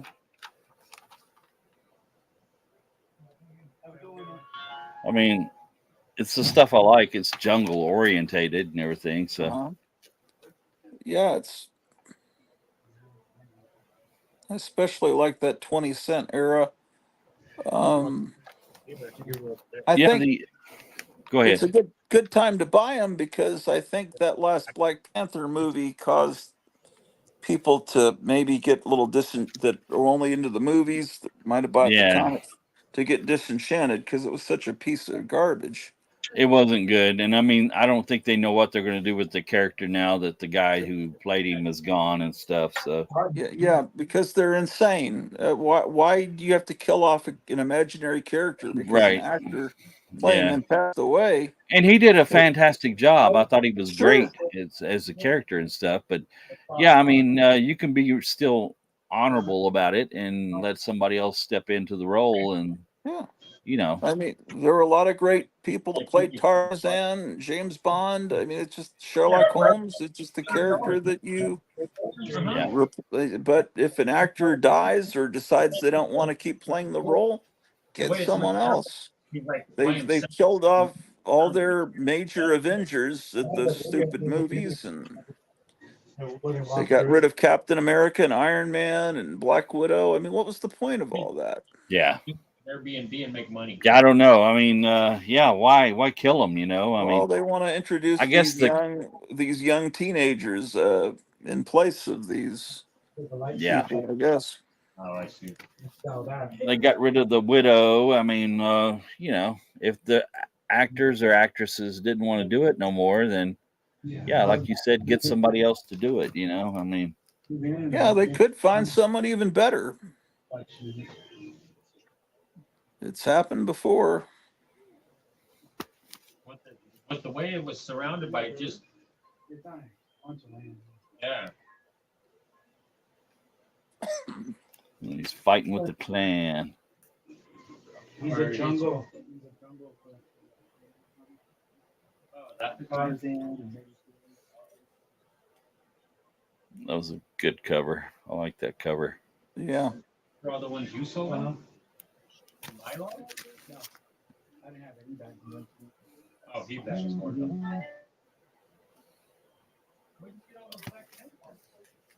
It's a great cover too. Some of these still had Jan of the Jungle and Lorna the Jungle Girl backup stories in them, so I Oh, like that. yeah. So yeah, that was it, man. I just seen you on here, and I thought I'd jump on and say hi for a second and see what was going on Yeah. at the Kevin hotel. at Gotham City's got a stack of comics. It's not anything super spectacular that he just bought, but I was Was that the wanting to. collection you had yesterday? I seen on your stream the Yeah, you probably seen it Casper and then. stuff like that. I want to pick out a few, and I know Yeah. Missing Mars wants to pick out a few. I mean, That's the coolest thing there ever, right there. there was Sweet. some pretty good stuff for me. There was also some really badly damaged stuff but it was a very strange collection to all come in at once. It I was an seen that. odd. Yeah, they had you know, a lot of different stuff that they liked. So yeah, it was pretty interesting. Yeah, it was just the time periods didn't match, and it was just very strange. Well, that's cool. So, what are you? You have stuff coming in the mail, or Yeah, I've got a few things I bought online and stuff that I'm kind of waiting on. I, I I ended up getting a jumbo number 30 the other day, so Oh, it's not a do kind you of waiting do on it you to show up. do you go Yeah. through auctions, or do you try to buy it now? How do you do it? If I can find it early enough and a good deal on buy it now, yeah, I definitely do that. But a lot of times it's auctions, and it's usually when I find something like that. And this guy here, he had other stuff besides comics. I don't think he was really a comic dealer. I think he was somebody that did antiques and old stuff like that. Probably went to estate sales and yard sales and bought stuff and then was reselling it. So that's probably how he came across. He had like 3 or 4 books I think he was trying to sell. So I was lucky enough to find it, and nobody else was bidding on it, because I guess it was kind of obscure, and he didn't have it listed in a really good way. Dazzler, Dazzler, So, Dazzler. when they list it in a bad way that makes it easy, Yeah. is it because they don't put Golden Age, or what do they leave off that? Yeah, they'll put like just old comic or vintage comic or something like that, and not really tell you what it is, and not get real descriptive or anything, Oh, or like okay. vintage Jungle Book or something like that. And Oh, sorry. I wasn't paying attention. this thing's beat up, but look at that guy there. Yeah. Kind of cheap. More because you filled your fridge. The Phantom Planet. Do you remember that movie? Was there a movie about that? Yeah, that's a movie, but I don't remember seeing it. Sure. Do you? I'm sorry. Another one? Neither. Sounds like he's pretty busy at the shop. Yeah. They're for sale. Is mycomicshop.com a good way to get the Jungle books? I've got a lot from them. Yeah, I mean they're pretty reasonable on most of their books and stuff. You get pretty good deals there, but everybody else is buying from my comic shop. So Yeah, the if secret's you don't, out. yeah, if you don't find them when they first list them, like Night Tiger says, and you're probably not going to get a good deal. Regular one? Yeah, he knows exactly what time of day they put them up. I had these. I'm not sure if these are reprints from the Jungle Action or not, but I know this guy was in the You have the regular I'm gonna grab it for you. Jungle Well, Action. usually at that time period they would mark reprints, and they Okay. would say in the first page, originally presented in blah blah. Well, let's see. I'm gonna rebag this anyway.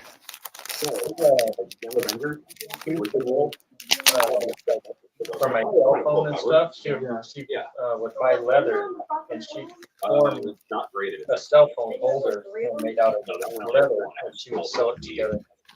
I made a cell phone. We're gonna see if it's a reprint or not. Yeah, it's cool. So Friar Tuck saying Comic Nerds app through Roku no longer works since All Cartoon MeTV channel announced its launch. So will the All Cartoon MeTV channel have a Roku app? I don't know. Comic Nerds, did it show Hanna-Barbera stuff? I think you were talking about that. Yeah, they show a lot of they just recently started showing Woody Woodpecker, so they had access to those. But and they were already showing like the Warner Brothers stuff with Bugs Bunny and I remember everything. he told me about it, and I looked at it, and Comic Nerds opens up to a whole bunch of different channels, and there'd be like a Spider-Man channel, a Spider-Woman. They had channels that was all different. Yeah, I remember. Yeah, it was all kind of bootleggy. It might come back, but I'm surprised it was allowed up to begin with. Wow. There's a really good way to, I still have some of your tapes and discs that I got to return, and I was going to send you copies, but there is a piece that I recorded from Internet Archive because they've got really good copies of the Marvel superheroes cartoons and Fantastic Four on. You can beam from your phone to your Roku and then record. Yeah. Now, see, and the problem is, whenever my old phone, if my wife called me, it would stop the beaming. It would interrupt the stream. This new phone, it'll keep streaming to the Roku box while I take a call, so I don't have to worry about. Because I'd be almost finished. I'd be at an hour and 50 minutes of a 2-hour disc, and then someone would call me. Usually her, because I don't have many people to call me. But anyway, so that's original. It's not a reprint. That's what I thought. I didn't think they would reprinting. Hey, Micah. Oh yeah, there he is. I saw Woody Woodpecker this morning on MeTV. Great stuff. So Woody Woodpecker. So is this MeTV cartoon thing just an over-the-air thing? Yeah, they have them on Saturday mornings and Sunday mornings, and I guess they have it kind of, they start about 8 o'clock, I think, on Saturday mornings, and it's kind of like the old Saturday morning cartoons. You know what I'm saying? Right. So Yeah, I remember watching that on MeTV back when I lived in Texas, but I just don't know if I have to put up an antenna to get this MeTV cartoon thing. I'm not sure. I'd like to find out about that. The only thing missing about the MeTV is I wish they would show some of the old retro commercials. Slip one or two of those in every now and then. Also, everything's edited on MeTV. Yeah. Oh, it's not out till June 25th. The MeTV channel. Okay. Oh, okay. Cartoon. Yeah, they've always there was MeTV, and there was also Hot TV, which was History of Television. And I remember Hot TV showed a lot of obscure cartoons, and I realized they were just getting them right off of YouTube. Oh, really? Oh, no, might have. But I know for a they're fact. all, yeah, it's great. But yeah, I mean, there was as great as MeTV is, they are editing all of the shows they show in order to Superman will show up. They get all the commercials in and everything.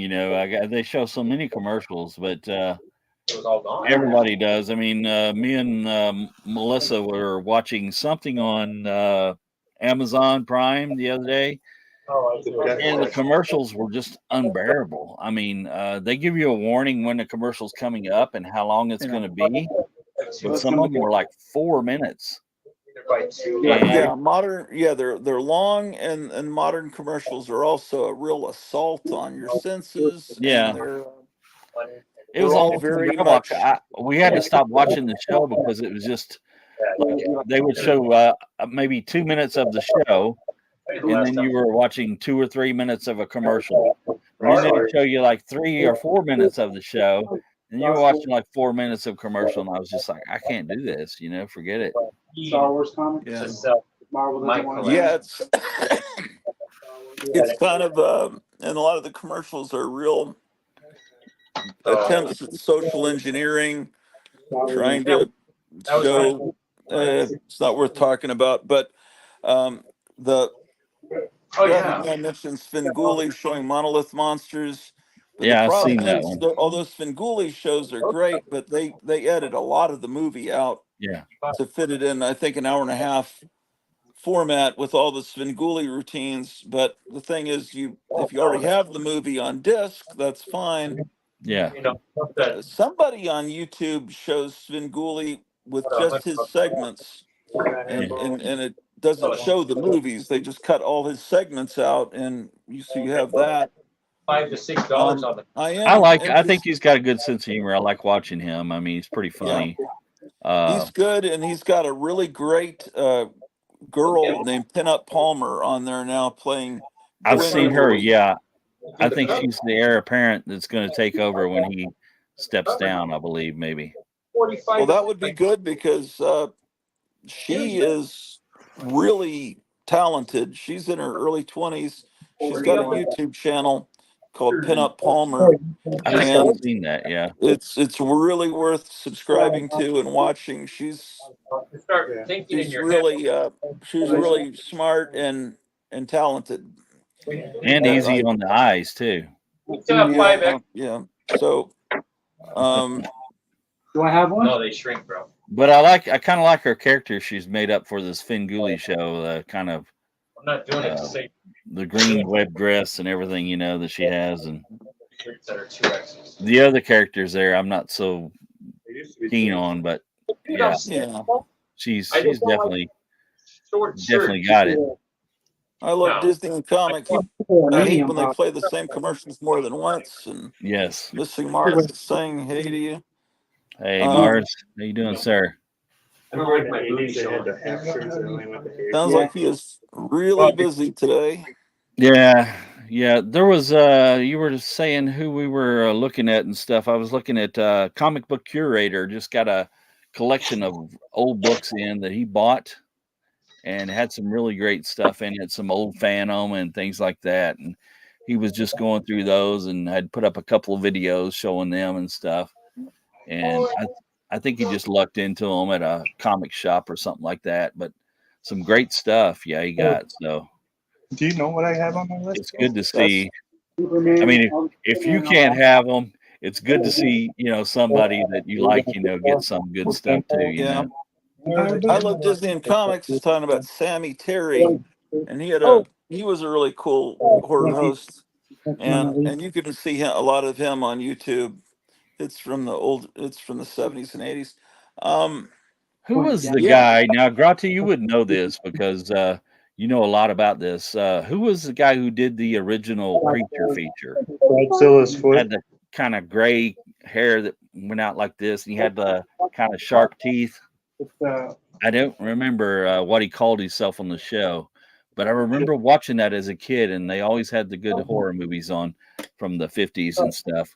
Well, those were local shows usually, so okay, so may have been some local guy. What city would that have been when you were a kid? Probably around the Cincinnati area, Ohio. It could have been through Chicago, actually. I'm not sure. Well, let me know. It's right here. At least we don't have to dig. It's already ready. But that would have been probably about the early 70s, I think, maybe. I don't remember a horror host where I lived in the early 70s. I know that in San Antonio they had a show called Project Terror. Whether it ever had a host, I don't know. The guy. That's right. Well, that's cool. Is that what you want? But yeah, that's right now or later? Just the original cover or whatever. Okay. So we lost Kratu there for a second. So Yeah, I was getting kind of I like think if I get any more Kevin DC. has lots of customers today. Yeah. Cool. All right, man. Okay. So I'm guessing he will be back in a minute. In the meantime, Why is this open? I was looking at it. I had it pulled to a I don't know if Frankenstein. I showed you guys all of Here you go. What are you getting? Black Panther, but I'll save those. Yeah, so it's But I'll show you some of these instead. 27. 12 bucks. I already paid you 12. Yeah. And I was showing these on Micah's channel the other day on the sci-fi thing, but I still have them out. I haven't Why? did my cleaning yet and put my stuff back away. Hang Haven't on. put my toys away. Told you I might I be got old, but I something. still do okay. I'm being I got somebody retarded right Yeah, now. you are. Why? What's your problem? Come on now. I like that cover. Yeah, I What do you want? All Scotty in? all the big. Scarlet. The Scarlet, There's the. I don't mind that one. The X-Men's nice too. Boy. Pulp. Start taking requests, Micah says. The X-Men one I like because he did. All right, what does everybody want to see? What do we want to see? These are just still laying out, Micah, because we did our stream the other night, and I didn't put them away because I was Really? being lazy. Great. Jean Grey. And when I got off, I just was kind of done. Could be. There's some great covers on these. Look at that guy, man. He's not only falling in the quicksand or what that is, he's going to get ate up by space rats or something. Alien worlds. No. Not a world I want to go to, I don't think. Time to look at his stuff. Now, this world, I might visit this one. It's kind of barren. Bob was saying something about the creature having a helmet. If he wants to sell me It stuff, does have a helmet. You can barely see it. perfect. Because then he And I was knows. distracted anyway, so. You already know what Albert wants. Yeah, I want tits and ass. Yeah. Okay. Hey, you have this one by the way? Okay. The black and or the Anyway,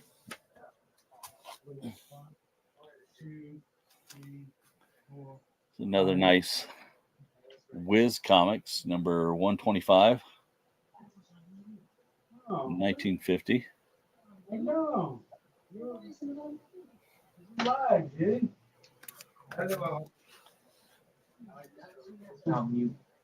So, yeah, I got some of those great books from Kevin. I was excited to get those, man. I've kind of been waiting on them. And got those today and just been bagging them up and getting them ready. I was going to do a video for my channel this evening, but I might wait and do it tomorrow. So everybody, keep your peepers open and Yes.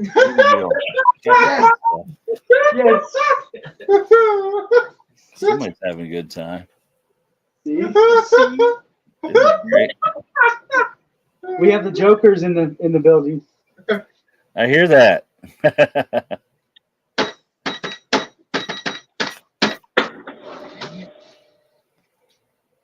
All right. What's that? 27. Yeah. Alien Worlds. Yeah, we owes me 27. So No, I was gonna say, Yeah. come on, number man. Yeah, you can get those. These things? The one on No, your right. You Those can are not through. new. They're like from the 90s. Okay, well, I just want to make sure I don't want There's to. nothing. The old man, the older stuff there. You can. These ones? I can't. Yeah, those. Okay. Those are all. I, mean, Cool. I couldn't even look It's at kind them. of neat. He wouldn't You let have me. to watch the video. I don't want to watch nothing. Wait, you put it? We posted it? I was live showing those. Oh, I was seeing it live. I saw all the Black Panther ones. Hey, Apex. You ready to You go? don't need any turtles. How you doing, sir? Yeah, I'm good. I've I never. stepped in to say hi to Gratu and everybody, and there he is. Sorry. He's back now. My I get cocky and because it doesn't show the state of my battery on this and it died, and luckily it didn't take 10 minutes to charge this time. So anyway, yeah, Awesome. I'm not trying to keep you captive, but I appreciate you trying to hold down the Yeah, fort. He's in his own world. And I was like, bro, It's all right. Kevin's busy, man. He's making some sales, making some money. Yeah. You got to listen to your Let's cousin. see. Oh, people are talking about the. Well, we know your eyes are getting bad. We had a local guy here in Dayton that did cheesy old time horror. His name was Dr. Creep. I Love Disney Okay. Comics, says Jambo. It was Dr. Creep, wasn't it? Graphic Man says, It good could job, have Jambo. been. Start taking requests. Strawberry Shortcake #1. Apex says, hail Gotham City Comics. Jambo. Comics Gratu. Graphic Man. I love Disney and Comics. Hey, Missing Mars, says Apex. Gotham City is a professional. Oh, it's not gonna be seven. special. So that's why I thought What's special? I'm going to look him up online here and see if it's the same guy. Charge cover plus the bag of Yeah, the guy, it was in the Fort Worth area, was called Gorgon. variant. Take care of it. So if you But have that any was idea, in the early 60s, probably around 1960. I gave you one. And, I like it the one I remember from when I was a kid pretty sure was on the Munsters Zombo. So that whenever they aired that one episode with Zombo, I thought that was just fantastic. And so there's apparently some Zombo imitator now that 55.97. uses the same name and the same look, but I'm not really sure, why someone would do that, not come up with their own thing, but that's, and- Is it good? Bomb. Yeah, bomb. but it's fine. So anyway, yeah, that's cool. Well, In a long time. Where is this at? He's a comic. there's a guy that I met through Gotham City. Well, Yeah. he watches my show, but I think I've got more than a few people that aren't signed up to YouTube. They're kind of anonymous, but they watch, but they can't comment, or they don't have a name, or Anyway, he contacts Gotham City Comics, and he spoke to me through Gotham City Comics because he held up the phone to his phone last Saturday, I think, and last night he called me. He got my number from Kevin and talked for a long time. And he's got a lot of pre-code horror, but we couldn't figure out a way to get him online because he tries to be anonymous on the internet, and Yeah. so he's got to sign up, I think, to Google to get onto StreamYard somehow. But we'll figure it out hopefully by Thursday, because it'll be fun to see his collection, and he's got some books up for sale on eBay. Oh, wow. He's got 3 pre-code horror up. One of them's that. Oh, let's look There at you his go. books here. You don't have to stick around, but you can if you want. I'm not trying to keep you hostage. I'll stick around for a bit, but I've got to get out here and I'm going to throw some food on the grill and burn it. So. Ooh, that's great. So those are. Hold on. Yeah. Could you? Are those the one? Is that my pile, or are you This just is showing all the books? you and Missing Mars. We could probably give him some stuff out of here too. Right. Yeah. So here, let's start doing that. Hold on, I want to show Ricky something real quick. Oh, you're showing Ricky. Okay, never mind. Ignore me. No, I want to because he's gonna. Remember, I was showing you the blanks he makes. Oh yeah. I told him to put them on. He said what? There's Mike. He wanted some ideas what he could do to make them even better. And I said, put some go-go checks on the top. Oh, that's a good idea. Thought you were froze for a second, Mike. Huh? Maybe a You were 10 froze cent for a price second. tag, or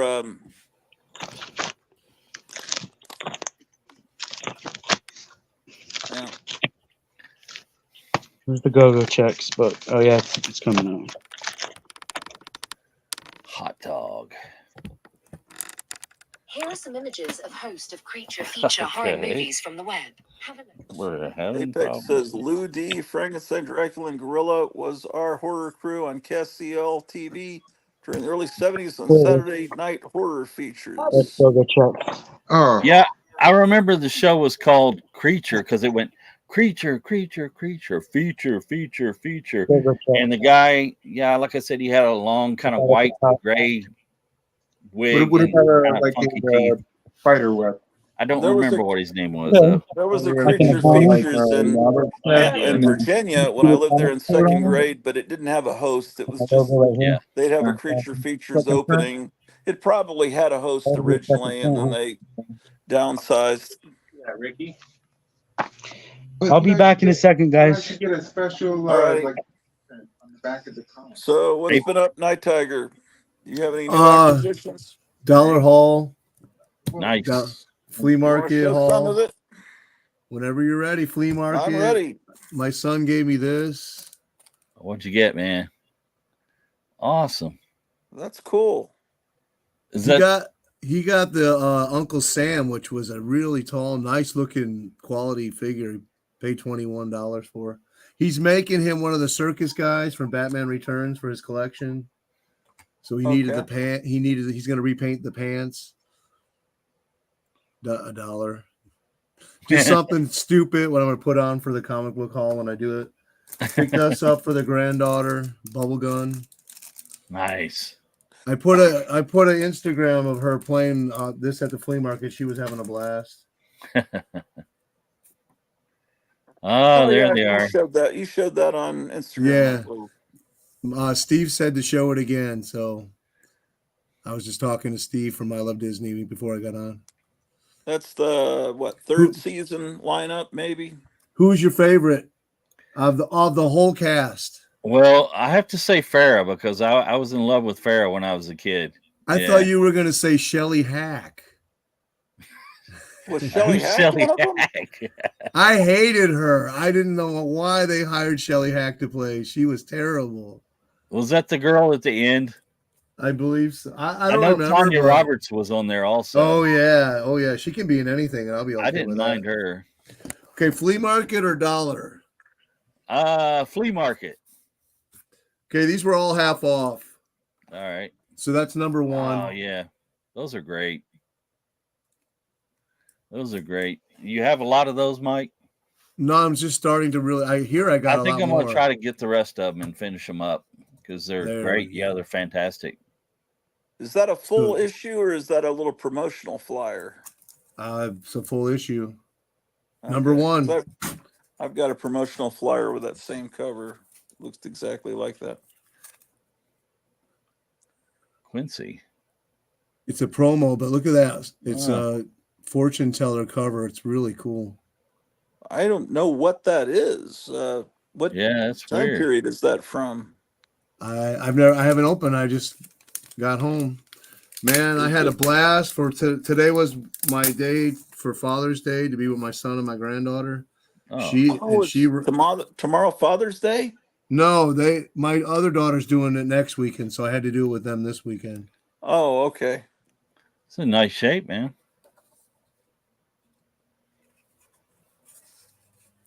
Published by General Electric. Okay. Oh, it's a promo comic. Yeah. That could be something Metarog needs that he would flip out over if you don't want it. I want it. I love the cover on here. Yeah, you know Roger will be after that, man, if he comes over to the.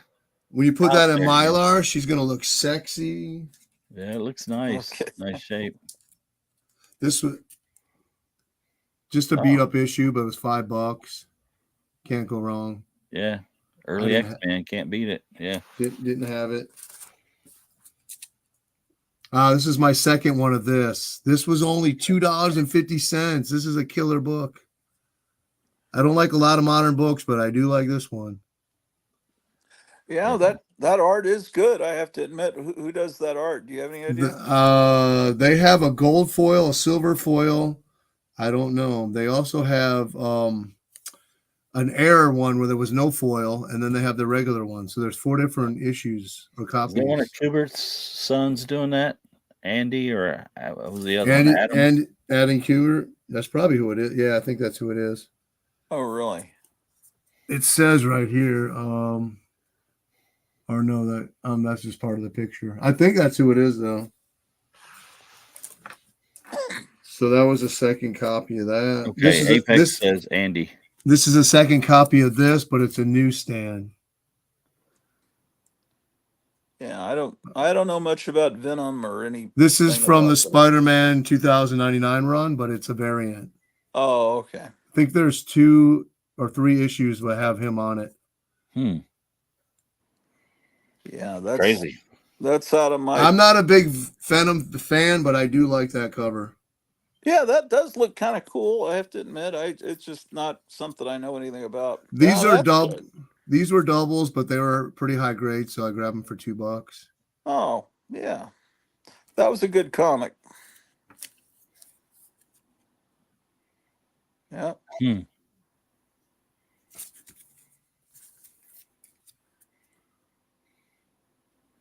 Nice. 25th anniversary issue. Gorilla Grodd. Aren't you guys Gorilla Grodd fans? I am. Mark Schultz. Yeah. What happened to him? Is he still around? I don't know. I don't think he's passed or anything. I don't believe. But this was the. I'm sorry. Go ahead. I don't know if he's doing anything. I don't think he's doing anything right now. Wasn't this the inspiration for Cadillac and Dinosaurs? Yeah, that's where the same came thing. from. Yeah. Yeah. They had a bunch of these beat up, but look at this cover. I couldn't turn it down. Yeah, it's the Charlton imitation of Casper. Yeah. Oh yeah. That's not cool an Infinity cover, right? No, but he's reading Ghostly Tales. Okay. And they did a real good job. I mean, they actually reprinted the cover fully. Huh. So it looks pretty cool. I like it. So now you got to get that issue of Ghostly Tales and put it next to it on the wall. Now I got to get it graded, Ratu. Oh, of course, yeah. You know what I'm gonna do? I'm gonna start doing hauls. I'm gonna make my own little tag with the grade that I say. Put Night Tiger Comics Grading Company, and I'm gonna hold the book up and go. See, I don't have to CGC it. Yeah, make one that says 10.5. Adam Hughes, baby. Adam Hughes. Those were great covers. Yeah. I almost have the whole run of the Wonder Woman covers. You have any slabs you want to smash today? Not today. I got too much here. I just did one. Oh, did I miss it? Where? This is, I think, a little bit of an upgrade for my copy. Oh, nice. Yeah, I just smashed out this one on my video. Oh, I got to go watch it. Great. Oh, man. Nice Cole. LB Cole. All right, so this is the dollar. So I was at the comic shop. I did buy 3 books, like bin books. I was looking at I said, "Where's your box of Dell?" And he said, "Oh, I used the box, so I put them in the back." So he brought them out. I went through the whole thing, they were priced out. So I pulled out 2 books. I'm like, okay, well, let me look at what else you got. He goes, well, I'll make you a deal on those if you want more or something. So when I was checking out, I say, if you give me them all for $1, I'll buy the whole stack. There's some books he had $20 on, 10. So he gave me all for $1, 50 of them. Wow. Yeah, he knows there's going to be one person every 2-3 years that comes in wanting Dell. They're all That's old why Dell he too. put them in the back. That's why you got to ask at stores, because they assume nobody wants war or romance or a lot of these genres that we like, or these particular companies that the average person doesn't care about. So these are the early Silver Age Dells. Well, I mean, that's right at the end of the run of them publishing. So they're a little bit harder to find too. So if you're ready, you can smell them. Oh yeah. Can you? Yeah. Oh, nice. Yeah. Oh, Rat Patrol. Yeah. I watched that. Who watched that? Very cool. Yeah. I think by the time Rat Patrol came around, Gold Key was Gold Key and Dell coexisted. They split away, but then Dell still continued publishing some of the stuff. Oh, that's great, man. You got that for $1? All these were $1. Good on you, man. That's Yeah, a that's really good good. deal. This guy knew he would never sell it, though it's up to you. So this was his one chance. Hold on, I got a call from Jerry the Jitterbug. Jerry, you're on speaker. You're a speaker, and you're live on Gratu Orloff's channel. Oh, hi everyone. Hey, yeah, I Hey, love Jerry. your channel. I just picked up a stack of dollar books, and I'm showing them. Okay, I just got a Marvel feature #1, the first appearance of the Defenders. Nice copy. Oh, nice. What kind of grade? What kind of grade do you think it is? Probably about a 6. Okay, nice. Maybe I can improve it. I really didn't take it. It was $50. Not bad. Actually, that's really good. Yeah. Yes, and it's from the local comic shop that I go to, and I can put a little sweat equity into it because it's very dirty, all the white, so I'll improve it significantly. Nice. Okay, is this on live right now? Yeah, Gratu Orloff, YouTube. Okay, guys. Well, listen, enjoy the upload. Have fun. 'Cause I'm in the car right now. All right, brother. I just wanted to check in, Mike. Okay. All right, brother. You be safe. Take care. Have a good weekend. Bye. Yes, you too. Take care. All right, bye. So that was the big Jerry Jitterbug. Okay, check this one out for $1. You ready? Let's Yeah. see what you got, man. Oh, that's a good one. Is That's that a their really first good appearance in comics? No, it's not. Unfortunately, no. That World's Fair was 64. Oh, wow. Man, it smells so good, so strong. The cartoon started, what, 61 or 60? I don't know. I actually, yeah, I think 61. Is that right? I actually crept up behind my wife the other day and rubbed this like a comic on her. She's like, "What are you doing?" And I'm like, "I'm trying to make you smell good." Oh my gosh. I didn't tell her that, but I was trying to make her smell good. Yeah, Jambo, that the first Defenders, I think I was wanting to get that from you, but you wound up selling it at a convention. I sold that one. I have another one that's kind of beat. If you still want one, I just picked up mine. Well, I mean, it depends on how beat. I mean, I think it's split at the bottom part of the cover, about 1.5 inches up. Damn, where's mine at? And it's probably a 3.0, probably a good plus or VG minus, something like that. I'm looking for mine, but I remember I cracked it out already. Woohoo! So if you want it, I'll send it your way. Well, yeah. How much are you wanting for it? I'll send it to you, man. Wow. If you will make me one or two of those discs that you used to do that had all the cool stuff on it. I forget what you were doing with it. You mean those Tomb of Terrors? Yes. Oh yeah. If you still got one or two of those laying around, I would love one of those. This was $1. Oh yeah. What? Plus, oh wow, what issue is this? Look at that. That's Number 8. That's one of my favorite covers. I should get this graded. That's beautiful, man. Jambo, what do you think? Just what he's shown so far, he's probably up to almost $100. Right? Yeah, that's not a cheap book there anymore, you know. That's what is that, $20-$30? That Flintstones one is probably a $30 book. Yeah. That one, the number 8 is probably a $40 book now. And least. look, and we're barely into it. Oh man! Did you get any more of the Star Trek? Oh, there's F Troop. That's number 1. I never see F Troop come. I don't think I've ever seen one in my life. I actually have. I think this is a double. Is this number 1? I don't know, but it's high grade, dudes. I should get these grade. You've already got a copy. Is that what you mean? I believe so. If that dude had any more of those back there, I would go get every one of them. Number 3, I got them all. Okay. Yeah, I would go get every book he had if he had more of those. Yeah. I did, Steve. I got them out before I got on here. I was cooking sweet potatoes. Okay. F Troop. Yeah, it's a funny little show back in the day. I never watched it a lot. Oh, look at that. See? That's got to be probably a $30 book. Yeah. I don't know. I'm just guessing. Her and Ricky. Woo! How does I that like guy this not one. realize he has value in an I Love Lucy comic? I don't know. He just likes the Night Tiger. The kids today don't know what Lucy or Oh, FP is. I have 3 number 1s of Bewitched in here. Oh, you need to trade me one then. This is a reprint. This is a later issue, and it's the reprinting the cover and the whole comic. Yeah, you need to trade me one of those. Okay, there's one. What do you need?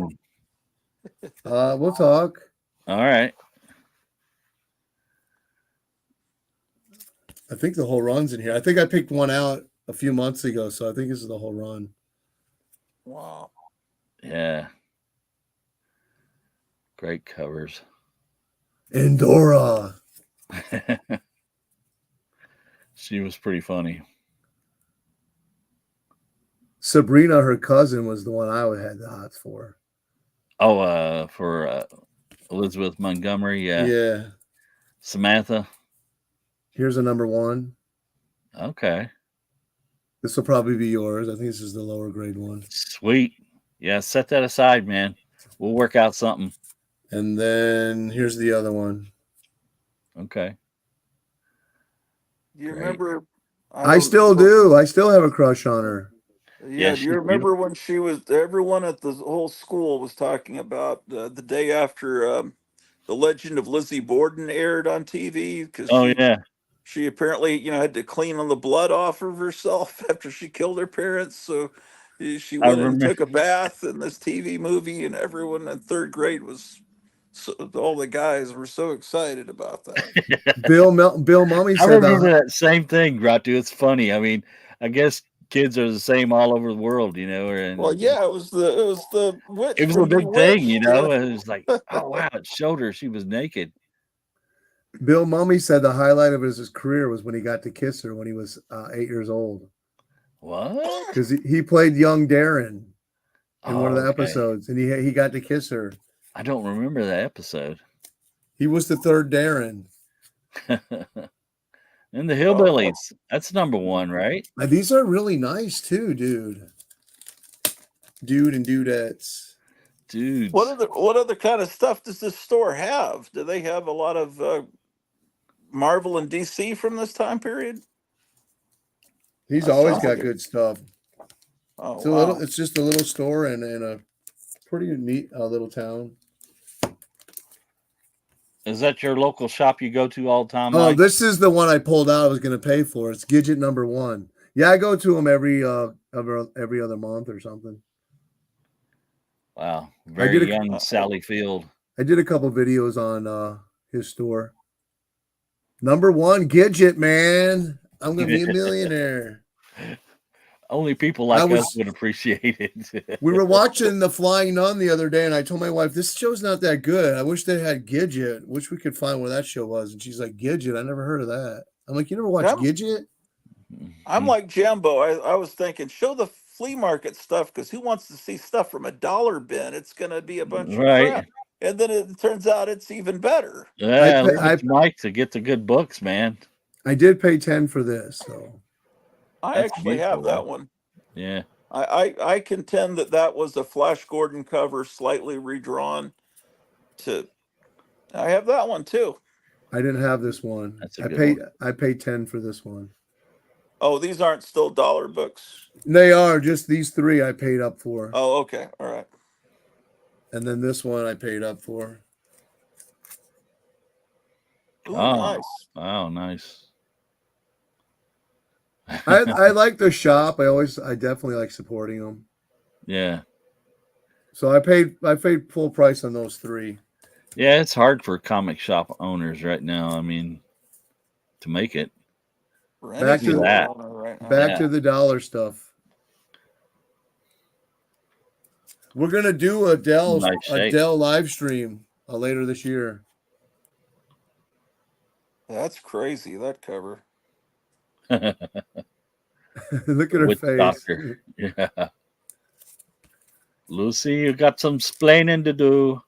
I love Disney in comics. Says, damn, dude, those are some great dollar books you got there. $1. Alan Alan Ladd. Ladd, look at that. Cheryl Ladd's dad. Is it really? Yeah. I didn't know that. I don't think I knew that either. He's riding a Harley. Yeah. Shane. Is it a That's old Harley? Shane himself. Wow. $1. Well, a little more with the tax. Adele live stream. Yeah, you're gonna be part of that graphic, man. I thought I mentioned it to you. Lucy, those are great, man. You don't. Fred was my favorite. Oh, I didn't know this was in here. I don't even want this. Why? I don't know. I'm not a. I don't want. It's got a drive-in it's not that I don't cover. like Archie. I just don't want him in my collection. Grouchy said put that in his pile then. Okay. Well, it has a drive-in cover, which is something really cool It's a to me. flipper. Yeah. Remember the song? Flipper, Yes. flipper. Mm-mm-mm. My Neat. little Margie. Little Margie. Number 1. That What's was it say? $1? Number 1. It's $1. I thought that said bar friends. I was like, where's little Margie going? It says boyfriends. Bar friends. What does it What's say? up with Margie? What did it say? Boyfriends. I Oh, thought it okay. said bar friends. It looked Laredo. like I remember that show. Yeah.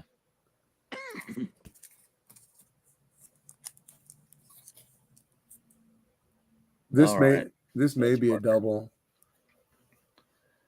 Fess Parker. Oh, this is definitely an upgrade to my other copy. I always think he's the dad from what is it? With Jesse and Joey. Oh yeah. The guy that passed away a couple of years ago. Don't remember his name either. What's the name of that show? I can't think of it now. With Michelle. You got it, dude. Oh, Buster Brown. Okay. Yeah, I was advertising some shoe company down there at the bottom of it. I have a couple of those. Pretty cool. This is in Mylar. So, this is number 1. Nice. Oh. It used to be 30 cents. Steve Austin. Who didn't watch that show? Yeah. some of those had Neil Adams covers. Top Comics starring Flipper. A mystery cruiser. There you go. That doesn't have a price on it, does it? On the No. actual comic. Yeah, I think those were giveaways at Oh, they were? stores.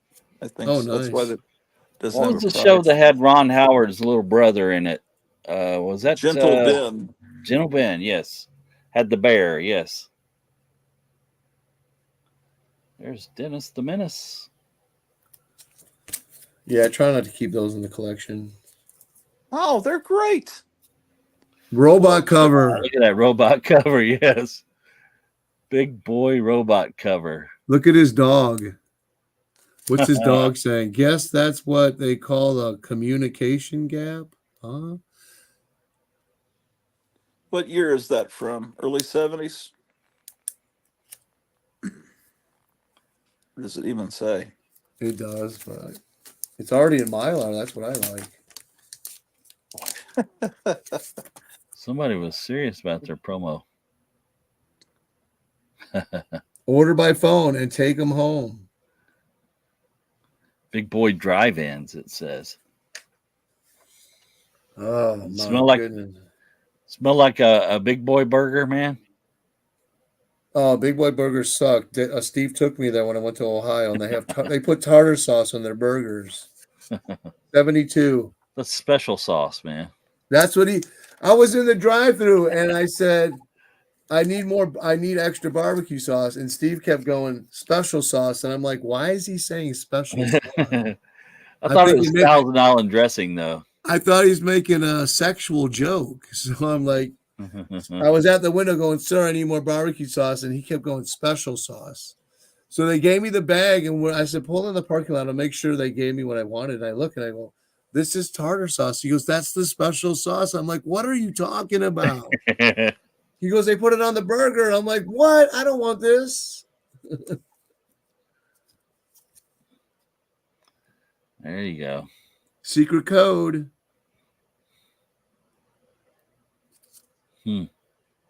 There's even a food stain on it. Yep. Somebody dropped their fries with ketchup on it. This is early. This is number 60. So this has got to be a mid 60s. Yeah, you'll have to watch Roger next time he comes over, man. Yeah, it's a great cover. The old German helmet there on that guy. The Kraut. The Kaiser. Yeah. Sorry, my Wi-Fi went out. Oh, okay. This show's not funny. Danny Thomas. Which I tried watching it. It's not funny. It's like a sitcom. Yeah, Danny what- Thomas. He's not Danny funny. Thomas You didn't without like Big Danny Boy Thomas. burgers? What is it? Were you saying you didn't like Big Boy burgers? Yeah, because they put tartar sauce on them. Man, I don't remember that at the Big Boy Burgers I ate at. That's what I ate didn't think either. But we went to the one in Ohio. I thought it was like Thousand Island dressing, some kind of like something like no, that. it was tartar sauce. Well, I didn't think they did it back in the day either. Kind of like the Big Mac, the Big Mac sauce. That sounds sick. He's a good writer for other people, but he himself is not funny. Hey, if it hadn't been for Danny Thomas, there wouldn't be any Miami Dolphins. So, that's a great movie. Great movie. Yes. a dollar. This movie scared the heck out of me. Yeah, that must be worth a lot more than $1. That's Yes. I've never seen that book. The only thing wrong with that cover is they should have had a picture of Yvette Mimieux. Is that her name? Yeah. Look, Steve said they changed it to tartar sauce. They went cheap. Yeah. Yeah. I'm like you then, Mike. I don't know if I'd want that on my burger or not then. Well, I don't want special sauce on anything. I haven't seen a Big Boy in probably a couple of decades. Dude, this is a cool one. Yeah, definitely. Peter Green, what's his name? Right. Martin Landau and Barbara Bain. Peter Graves. They went on to Space 1999. You know what show I started watching again? The Heat of the Night with Carol O'Connor. That's a good show. They took Barnaby Jones off Amazon. I'm pissed. I didn't finish watching it. I love that show. Sound like a 90-year-old man. Ellie Mae. The Hillbillies. The cement pond. Dude, that's cool. That's a great cover. Wow. Climb an evil mountain. It's hard to see the word mission. That may have been, I would have maybe made it in white, but that's really nice. Very cool. Signature, Daisy BB gun on the back too. Signature series. Yeah, Willie, what was his name? Willie, we got your comic. Willie something or other. Willie. I can't even read Cahill. Willie needs to work on his penmanship. I like when they fill out a coupon but never clip it, and they Right. put their name and address, and you can do a Google Earth search and find the house that the book used to be in. That's a nice one. I have that one. Yeah. Hold on, my brother's calling. What's up? Hey. What's up? We're going to take a rain check. We're going to the house. Okay. Have a good weekend. Come over. Huh? No, I'm good. I'm relaxing. All right. Take care. All right. My brother-in-law. That's nice, man. Petticoat Junction. Ah. I have never seen a Petticoat Junction comic in my life. I watched this show. I've seen them in the price guides, but I've never seen one out. So I don't know if that was a low print run on those by Dell or what. But He's not funny. That guy. He's so stupid. I think the girl up in the top left went on to Hee Haw, I believe. I think she was one of the Hee Haw honeys, I believe, in the early part of the show.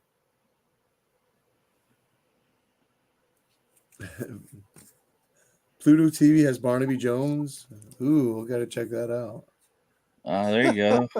I know nothing. I see nothing. Hogan! LePew. Who was LePew? What was the other guy's names? There was the British guy. The one that is on the Prices or the Family Feud? Yes. I don't remember now. British guy was Newkirk. Newkirk, yeah. Oh, wow. That was $1? $1, dude. Golden age. See, try to buy one of those for $1 on eBay or something now. Is that like a $40, $50 book, Jambo? It's at least a $30 book now. Richard Dawson. Is it? Richard Dawson, yeah. Are you kidding me? Oh, another number one. There's two. Oh, okay. This one doesn't have a 30 cents on it. Is that Earl Norham art? I know Neil Adams did a bunch of covers over there, I think. I don't. Staten, Joe Staten. Oh, okay. Oh, okay. Wow. Great stuff, man. $1. So I have a double now. I'll put it in the prize box. There you go. So I'm doing a 2,000 subscriber, I think, in August, and you got to be subbed, and you got to do a video on Instagram or YouTube with your best Joker laugh to get in the. That's contest. not it. That's my normal laugh, but yeah, it's a good idea. I had a crush on her. Barbara Stanwyck? Yeah. And Linda Evans was on. Where's Linda Evans at? How old were you then, man? Was she like a grandma figure? Probably like 11. I was probably like 11 years old. You had a grandma fetish or something then, didn't you? She wasn't that old at the time. She was her mom. She's probably like 40 in her 40s right there. Well, she doesn't seem old to us now, but right. When you're 11, she was good looking. Age doesn't matter if. I mean, Leave It to Beaver, it's like the mom looks so incredibly old. Now I watch So you didn't like Linda it's Evans? a young lady, June Cleaver. Oh, the War Wagon. Yeah, it's great. Kirk Douglas. Yeah, I had a crush on June Cleaver. I hated Judy. Oh, did I hate Judy? That's a great cover, man. Yeah, that's an expensive book now too, Mike. Well, it's a John Wayne comic. Yeah. Nice shape. Kirk Douglas also, yeah. What would you guess, Jimbo? He has about $300 or more worth of books that he got for. I would say, yeah, if he listed them all on eBay and sold them for what people are selling them for on there, yeah, I would say just those Bewitched books might be $20 each, if not more. At least. I don't know. Go back and watch the other dollar haul I did. I think last year. It's all Dells. I bought 100 of them. Dells and Gold Keys. That's where these are the leftover. I remember that. Yeah. These are the better ones, I guess. Rat Patrol. 4 men, 2 Jeeps, and Courage. Now I got to go back and watch this show. I remember watching it as a kid. Oh yeah. I remember okay. Last one. I don't know what it is. Okay. Here we go. F Troop. More F Troop. Boy, could they have made that circle any bigger? At least they didn't cover up her. They may be. Yeah, that sucks. I wonder if there is a cover with Linda Evans on it. That would be nice.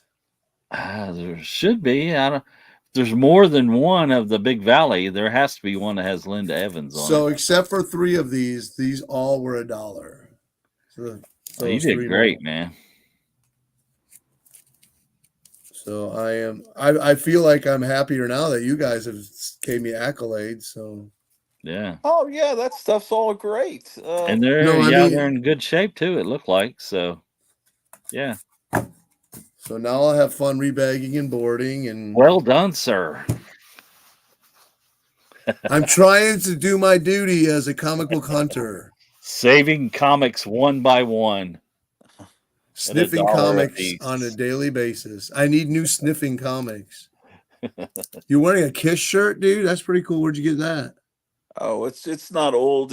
It's from a couple of years ago, like at a Walmart. Yeah, they had them at 5 and Below, and I missed out. This girl, I was seeing this young teenager I was at Burlington, and I said, "Where'd you get that shirt?"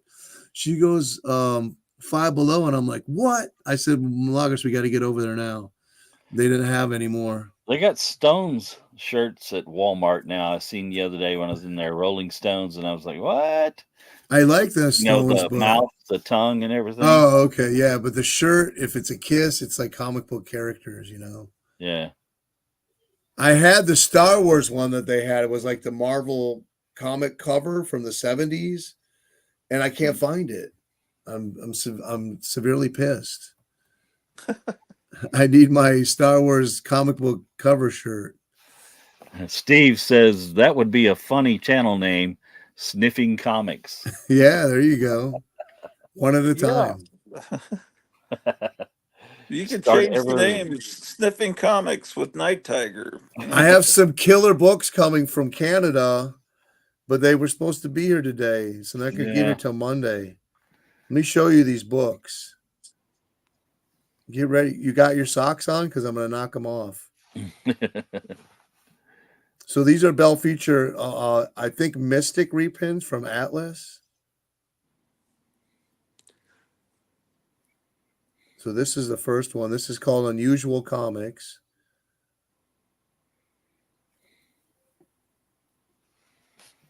I can't see it real good.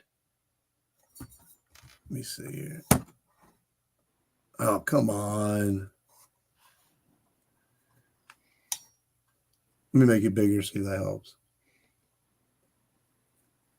Okay, yeah, that's better. Oh.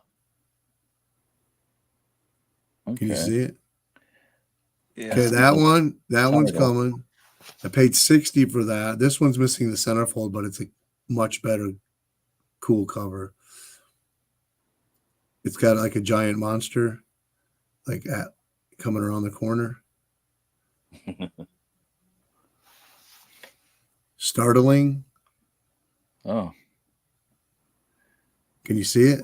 Is that a standard Startling Pines? Or is No, this is Bell Features. It's reprinting okay. issue of Mystic from Atlas. Oh, okay. Okay. But only like 3 months later. So it's a golden age. That's kind of wild. Yeah, not seen that, man. Yeah, I've seen it before, but this guy had a good price on it. Missing centerfold, it was $30. And the other one was $60. And then $11 shipping.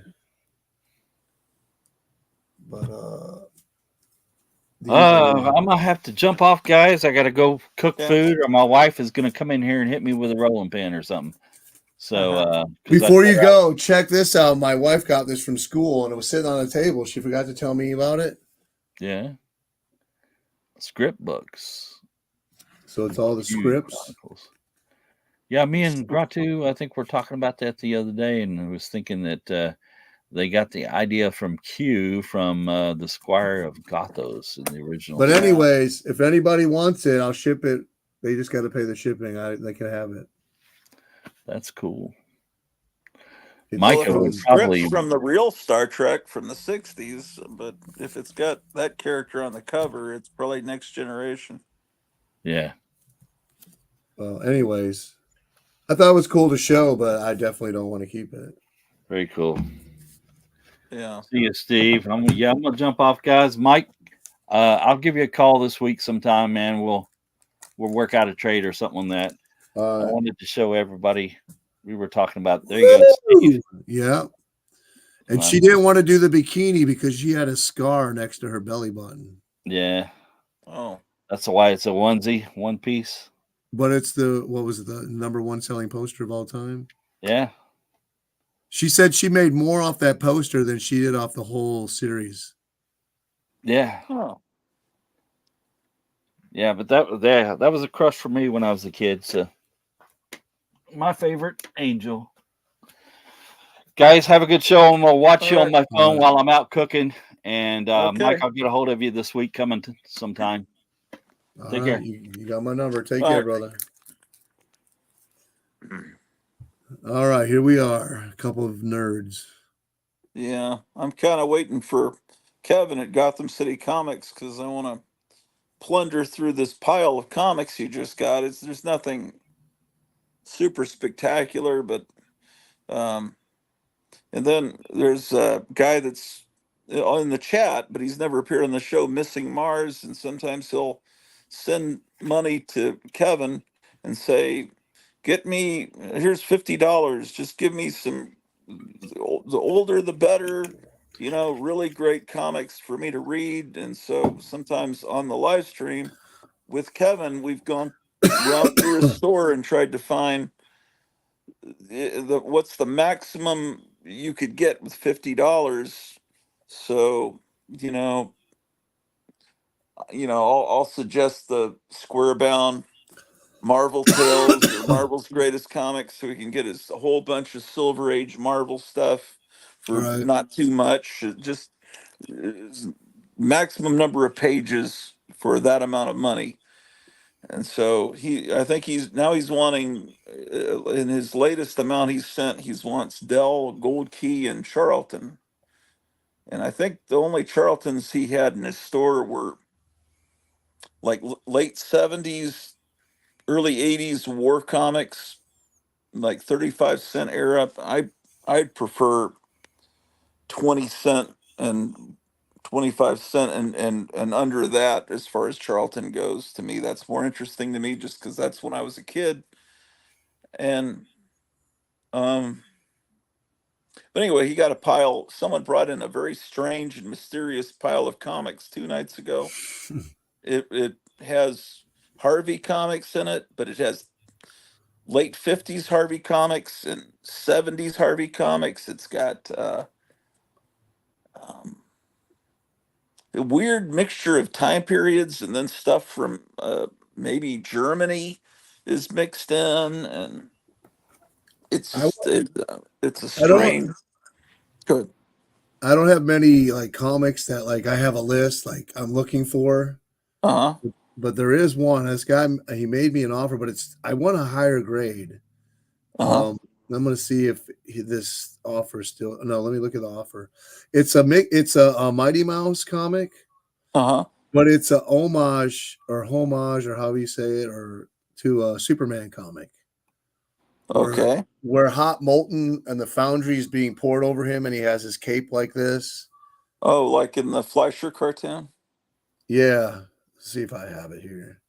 But I'm waiting for like how long it takes to find like a higher grade, like maybe a 4. What time period is this Mighty Mouse from? I believe it's Golden Age. Oh. Or early silver. Oh, here it is. It's number 6 from 1955. Now he says this is a 4.5, but to me it looks more like a 3.0 or lower.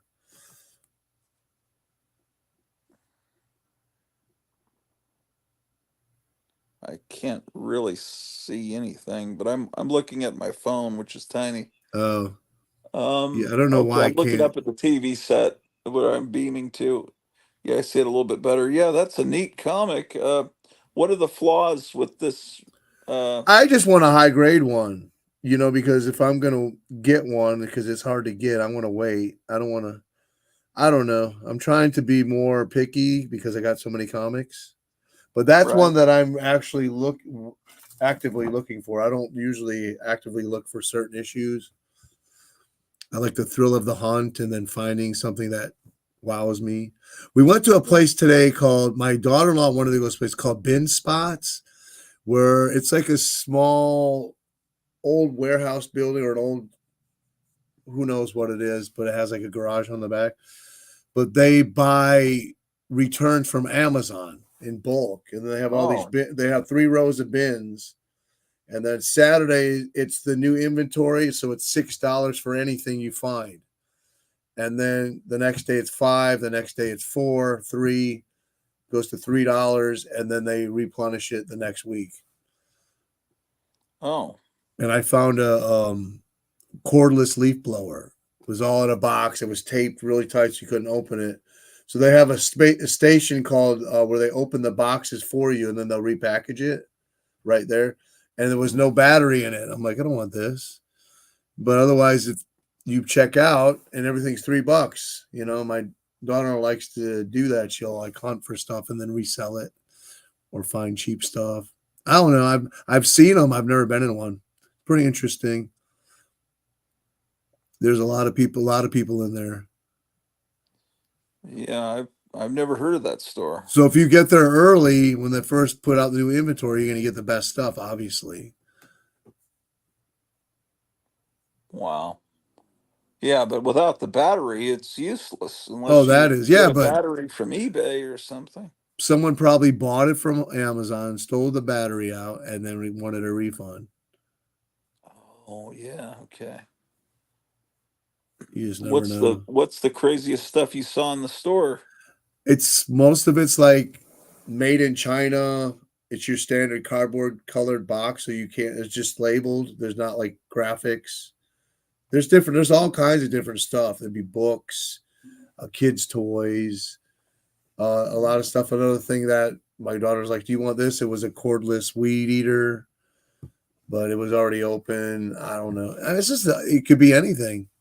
They had TVs in there, 70-inch TVs for $350. That were still in the box. So they have one in our town too. And then I went to I have these out in the laundry room, but we were at another flea market. The lady had like one of those Walmart tubs that are colored, they're like that deep, filled with Afghan blankets. And my daughter-in-law said, "How much?" She goes, $1. I said, "That's $1?" I said, "I buy them all." And they were clean. I was like, they're like $50 to $100 blankets. And if I told the lady, if I go home and I don't buy these, and I tell my wife, she's like, "Build your doghouse." Because for $1, those are even great blankets to give away to, like, you have a family that's in need or homeless or whatever.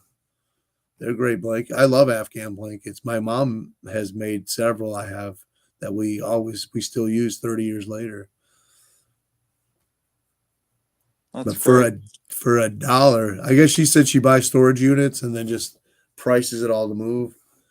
She had a cap gun, with the white ivory plastic handle for 50 cents. And I was like, what? But I looked at it, I was missing part of the muzzle, was broken. I'm like, dang it. It was in really nice shape other than that. Yeah. One of the Western cap guns. Yeah. It had to be 80s or older. So if you find those and you pick them up and it's got any metal in, it's 80s or older. In case I look for those all the time. Well, I always know to avoid the ones with the colored caps that were added. I guess, when did they start doing that? In the 70s? No, that was in the 80s. The little orange end. Yeah. I think that was mid 80s. Because I think that timeline is all that safety shit started after that Tylenol scare. Remember? They started. Yeah, I remember that. That's what started that wave that it built from there. I think you could trace it back to that.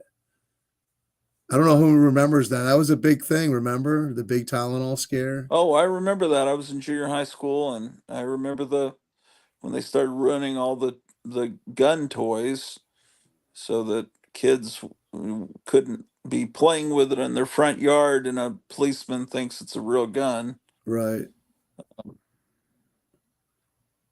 I just watched a video where a black kid he went to the dentist, he went to Subway to get sandwiches for the family, and he carried his gun. He had the permit all the time in front of him, and he was in his car, just driving, singing, and dancing. But they had some SWAT people.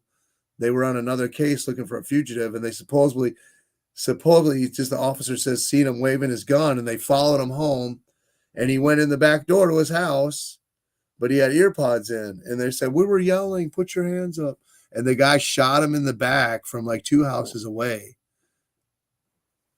because he didn't put up his hands. He opened the door to his house and he fell straight in. His grandma's like, I didn't know what happened. So he was killed, obviously. Yeah. Oh, wow. And the guy's trying to say he was justified, but I think they charged him with murder. He shot him in the back. Yeah, that's hard to justify shooting in the back.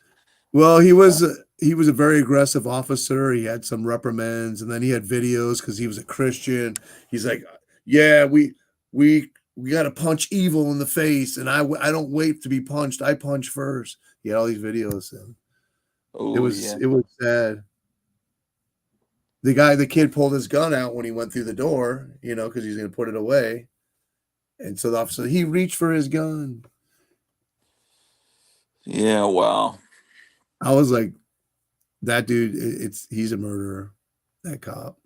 So what are you looking for now? What besides that Mighty Mouse? I mean, you don't have to mention specific titles because then other people might start looking for them. But right now, I'm trying to kind of.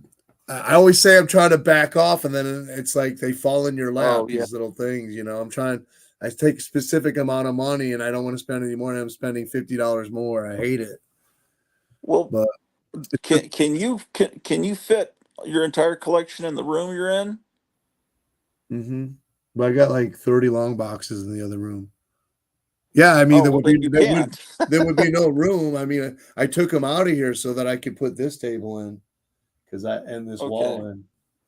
So everything that I read, I file away there in alphabetical order. But every now and then I'll go through a box and I'll look, okay, because I still haven't finished. If I see, oh, that's too modern, I don't want it, Archie. Yeah. So I'll put it to the side here and then figure out what to do with it. So right here, these are all secret contest packs here. So I got the one packaged already that just put up the video for the winner. This is one of the next ones. You can see on top is a $20 book already. So is this the one? I think this is the new prize for the secret contest.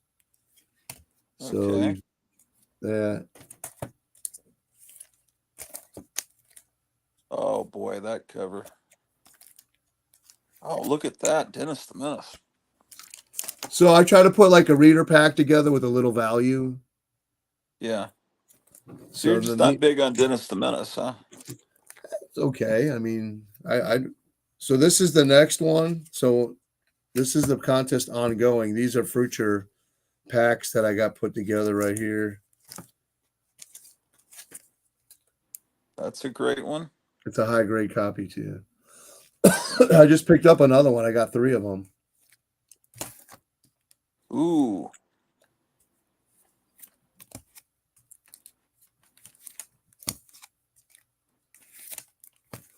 So just like I say, a little something for good reading, and it's got a little value to it. I like to give to the community. This is Jim Lee cover. Great storyline too. First meeting. Yeah. There was a store I used to go to that had about 30 copies of that last issue. First appearance of Dawnstar. Yeah.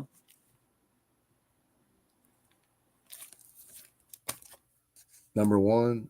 Yeah, I remember buying that one off the newsstand. And then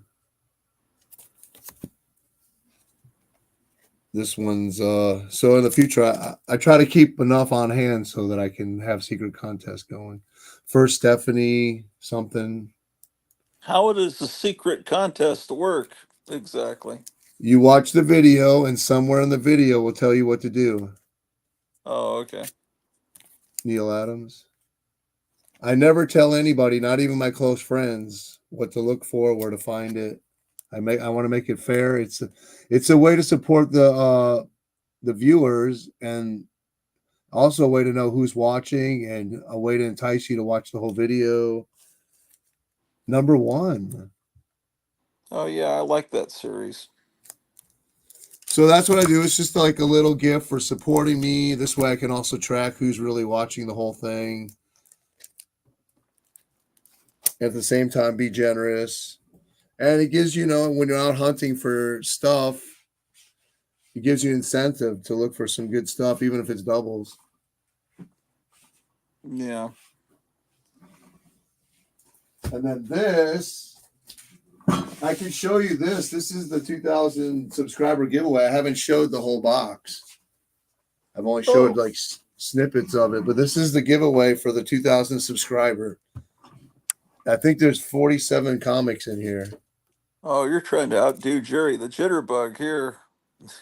his giveaways are spectacular. LB Look Cole. at that. Yeah, man. I guess you have doubles of that or something. No, it's just really low grade. I want to give some Golden Age away, so I had to find something. Yeah. This is all who someone can win this whole box. Oh wow. First appearance of the Young Gods. I figure why not show it?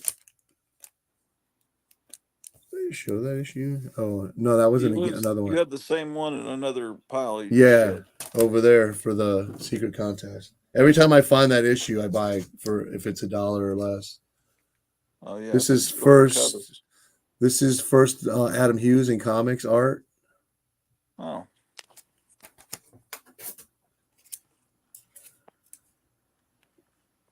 Bronze Age goodness from Marvel. This is a good. This is this is a whole collection right here for somebody. A brand new collection. Yeah.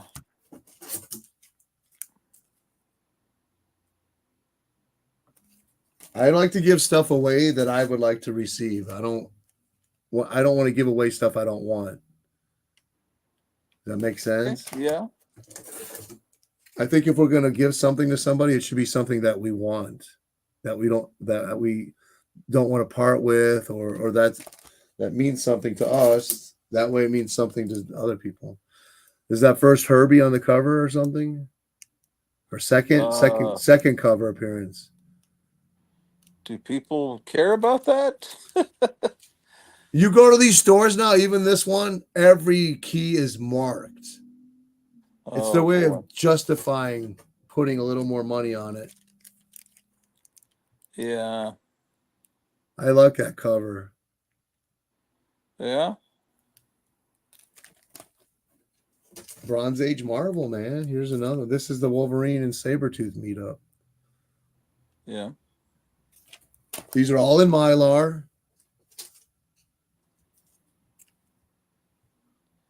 That's cool.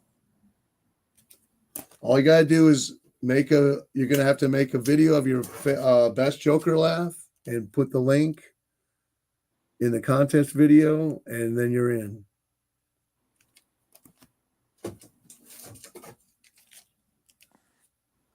telling you, this is a great prize. I got to outdo Jerry. Are you already at 2,000? Or you're... Yeah, I've been over 2,000 for a while.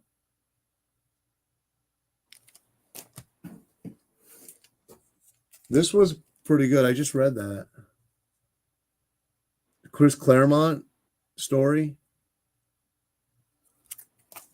I didn't know I had doubles. After I read it, I found another one. I read this too. This was a good story. Oh. This alien almost defeats Superman. It has Ronald Reagan in it.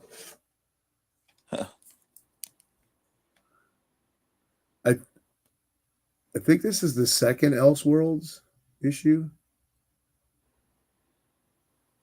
if I'm not mistaken. I'm not sure. That first one was the Gotham by Gaslight. She's back. So what do you think of the prize so far? We're not even halfway through. That's cool. This is a good series. And I mean, I've read the early issues and they're all good. Oh, that's unusual. Is that a foreign edition? No, it's a reprint by Super Comics. Oh, okay. It's a reprint of what book? Planet Comics or something like that. Okay. I don't know. I don't remember. I don't even know if I read it. Nice high grade copy of that. Yeah. Number 1? Is that number 1? No, number 7. Looks like a 1, so can't go wrong with Deathlock. Yeah. Missing Mars says you're very generous. You gotta be, man. That's what it's about. Inspiring. That's a nice one. Submariner. A lot of Marvel in here. Ooh, look at this one, buddy. Woo! Look at that one. Oh, that's cool. That's really cool. This could be yours, Gratu. You never know.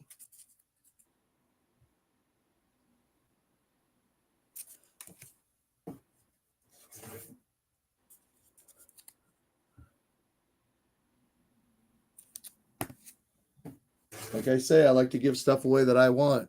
Nice Venomized cover, Wolverine. If you like your moderns, there's a little bit of everything here. Silver Age, modern, a lot of bronze, Golden Age. Myra agrees that's a really great prize. Yeah, wow, look at that.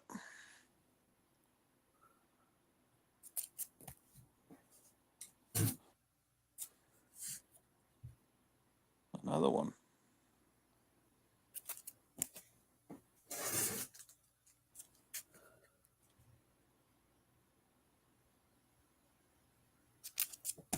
Help you out with your monster run here. Look at that one. I was buying that comic all the time, but the later part of the run, I guess I wasn't buying it because some of that one I remember buying at the 7-Eleven in Hampton, Virginia. That one, the early ones, it might just be because I really loved it when that artist was drawing it. When that artist dropped off, I Plug, might have trying Michael to, Plug. yeah, Michael Plug is great, and so And it might have been the way I was thinking. I'm trying to figure out why, as a fourth grader, I stopped buying the comic. Nice. That's probably about how my second grade copy looks. Gary I Friedrich on the scripts. Yeah.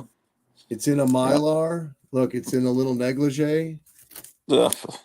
Mike Plug was an assistant to Will Eisner, and you can see little bits of Will Eisner's art style embedded in his style, especially when you look at women's faces. War of the Spider God. Now, how cool is that?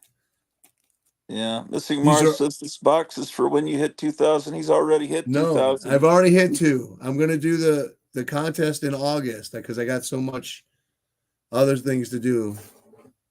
Yeah. Another modern, little bit of a cool cover. Ghost Rider, And maybe Spirit of you'll hit Vengeance. 3,000 by August, and then you'll Well, have to do a whole nother one. Let's hope so. How far are you over 2,000? I don't know. I'd have to check. First Star issue, Star Comics. Oh, okay. Newsstand. All in Mylar. My Tiger Comics, we don't chintz when we do prizes for you.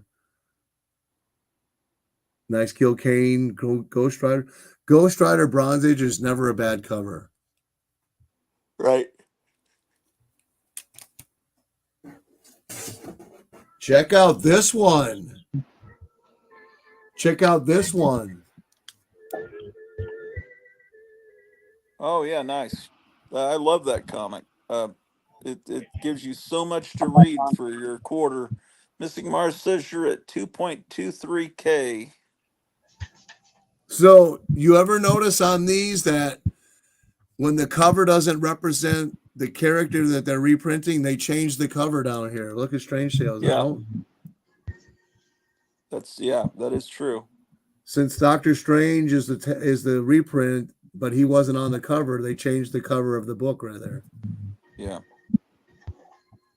It's a great way to to read those stories and Yep. still have a Silver Age comic, still has the smell of a Silver Age comic, because those were reprinted only a couple of years after they originally were published. Ooh, look at this. Yeah, I've got that one. I've got most of those. That might be better shape than mine. I don't know. They are cool though, and they're so thick. Yeah, and they were always very affordable. I don't know if they still are. They probably are. That's fun. Slaughter on the subway. That's a theme of today. Well, it sounds like a headline from the news today. Yes.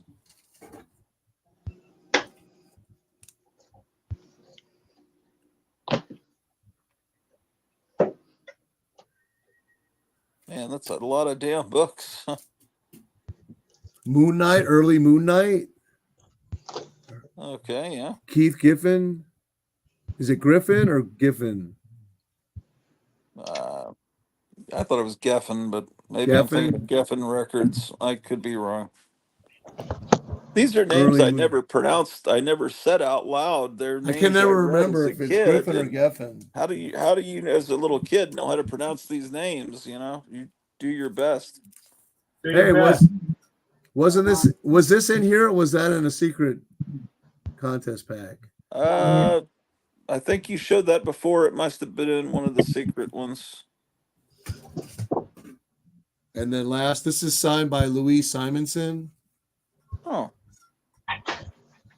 yeah, that's pretty nice. Big signature. It's perfectly positioned. It's Greffen, says Meyer. Sorry. Greffen. See, Myers, that's why we love you. I'm thinking of Geffen Records. Greffen. Keith Greffen. So I he says just kidding. It's Keith Giffen. He's playing a prank. I don't know. I have the DC logo universe one of this. So what does that mean? It's the reprints that were in a pack that Toys R Us sold. They have they're like a variant. Oh, okay. So that's it, man. This is the whole collection you can win. That's pretty good. Jerry the Jitterbug has like 40s Captain Marvel comics in his, man. He does? Are you sure? Oh, Captain Marvel. I'm thinking Captain. He's done it. Yeah, in the past, he had a contest with a couple of at least one or two. Oh yeah, he did the mini one. And yeah, I mean, it wasn't as many books as you're showing. It was graded. Golden Age mixed in. Plug. Yeah. You can own that. All you got to do is do a Joker laugh. So you got a couple months to work on your Joker laughs. Oh, Ricky's going to win that one. Oh, yeah. Is he still in the store? You got to tell him to enter. I mean, it's a random pick, but I'm going to do a video of all the people that entered. Like, you can watch all their laughs, and I'll edit it, so it'll be funny. Ricky already won. You're going to put them all together. I Love Disney and Comics says that is a great stack of comics. Could be a starter collection for someone. Absolutely. Yeah. So that's that. What else? I'm trying to build back better. You're building back better? Yeah. That's what I've been trying to do for years. That's the most ridiculous expression that the Democrats came up with. Build back better doesn't even make any sense. It sounds like Brokeback Mountain. Build back better, Brokeback Mountain. Yeah. It's a pedigreed collection, says Meyer. I know. What's the heck? I try not to buy comics, and then I turn around, and this desk is full of comics. Seriously, each book has provenance.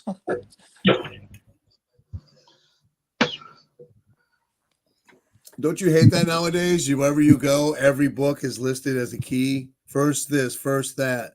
Yeah, I don't even like the expression key. I want everything, comic collecting, to all this new terminology to go away, and it want it to be like it was in the 70s when I started collecting.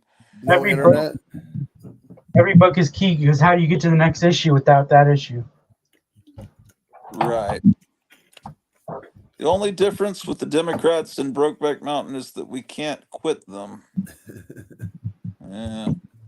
I've never seen that movie. I haven't, definitely not. My boyfriend's seen it. Oh boy. We're politically incorrect here. Yeah. So are you going to be around Thursday, or you don't, or how I'll far in be advance? I'll be in either Oklahoma or Texas. Okay. You ever I was stop in stores in those other the states? sooner I get back, the more money I make. Oh, so you really can't. It's a money run, but takes so much time. I try to do it as fast as possible so I can be back to have a full next work week. If you don't go back in time, then you ruin your time, and then you can only have a half a week, and you're not making as much money. Oh, I left here Monday at 3 a.m, went to northern Alabama, picked up the load, went to Louisiana, South Louisiana, dropped the load there. Then I went to South Texas, dropped the load there. Then I went to West Texas, dropped the load there, and then got back as soon as I could. And dude, it was hot in Texas. I'm telling you, it was 100 degrees in in Pecos. yeah, it was so hot in Mesa, Arizona that I think it melted his what do you call it? Internet cables. Fiber optics. Fiber optics, yeah. I don't know. When I'm out buying and hunting, I think about, should I make a video like for the flea market today? But it hampers you. It's like an albatross if you got to worry about making stuff for YouTube. Because I had my granddaughter and I was having a blast. I got some stuff for her I was doing. She wore me out. Time I got back to my son's house, I was like falling asleep. So sore, I couldn't barely get out of the truck. Because they want to strap her in the wagon with the seatbelt and just pull her around. Well, she doesn't like that. She wants to experience and touch stuff and run around and be free. So I can't stand to see her strapped in the back of that wagon. Yeah. I had, like, they have flags hanging every couple rafters. I'd jump up and hold her hand and make her touch the flag, and she would just start laughing. So every flag she saw, she had to have me jump up with her after that. So David Clark says, "Where you guys live?" I'm at the Carolina Beach, Wilmington. Is that Delaware? I guess. I'm right in the middle of Florida, right in the dab middle, Central Florida.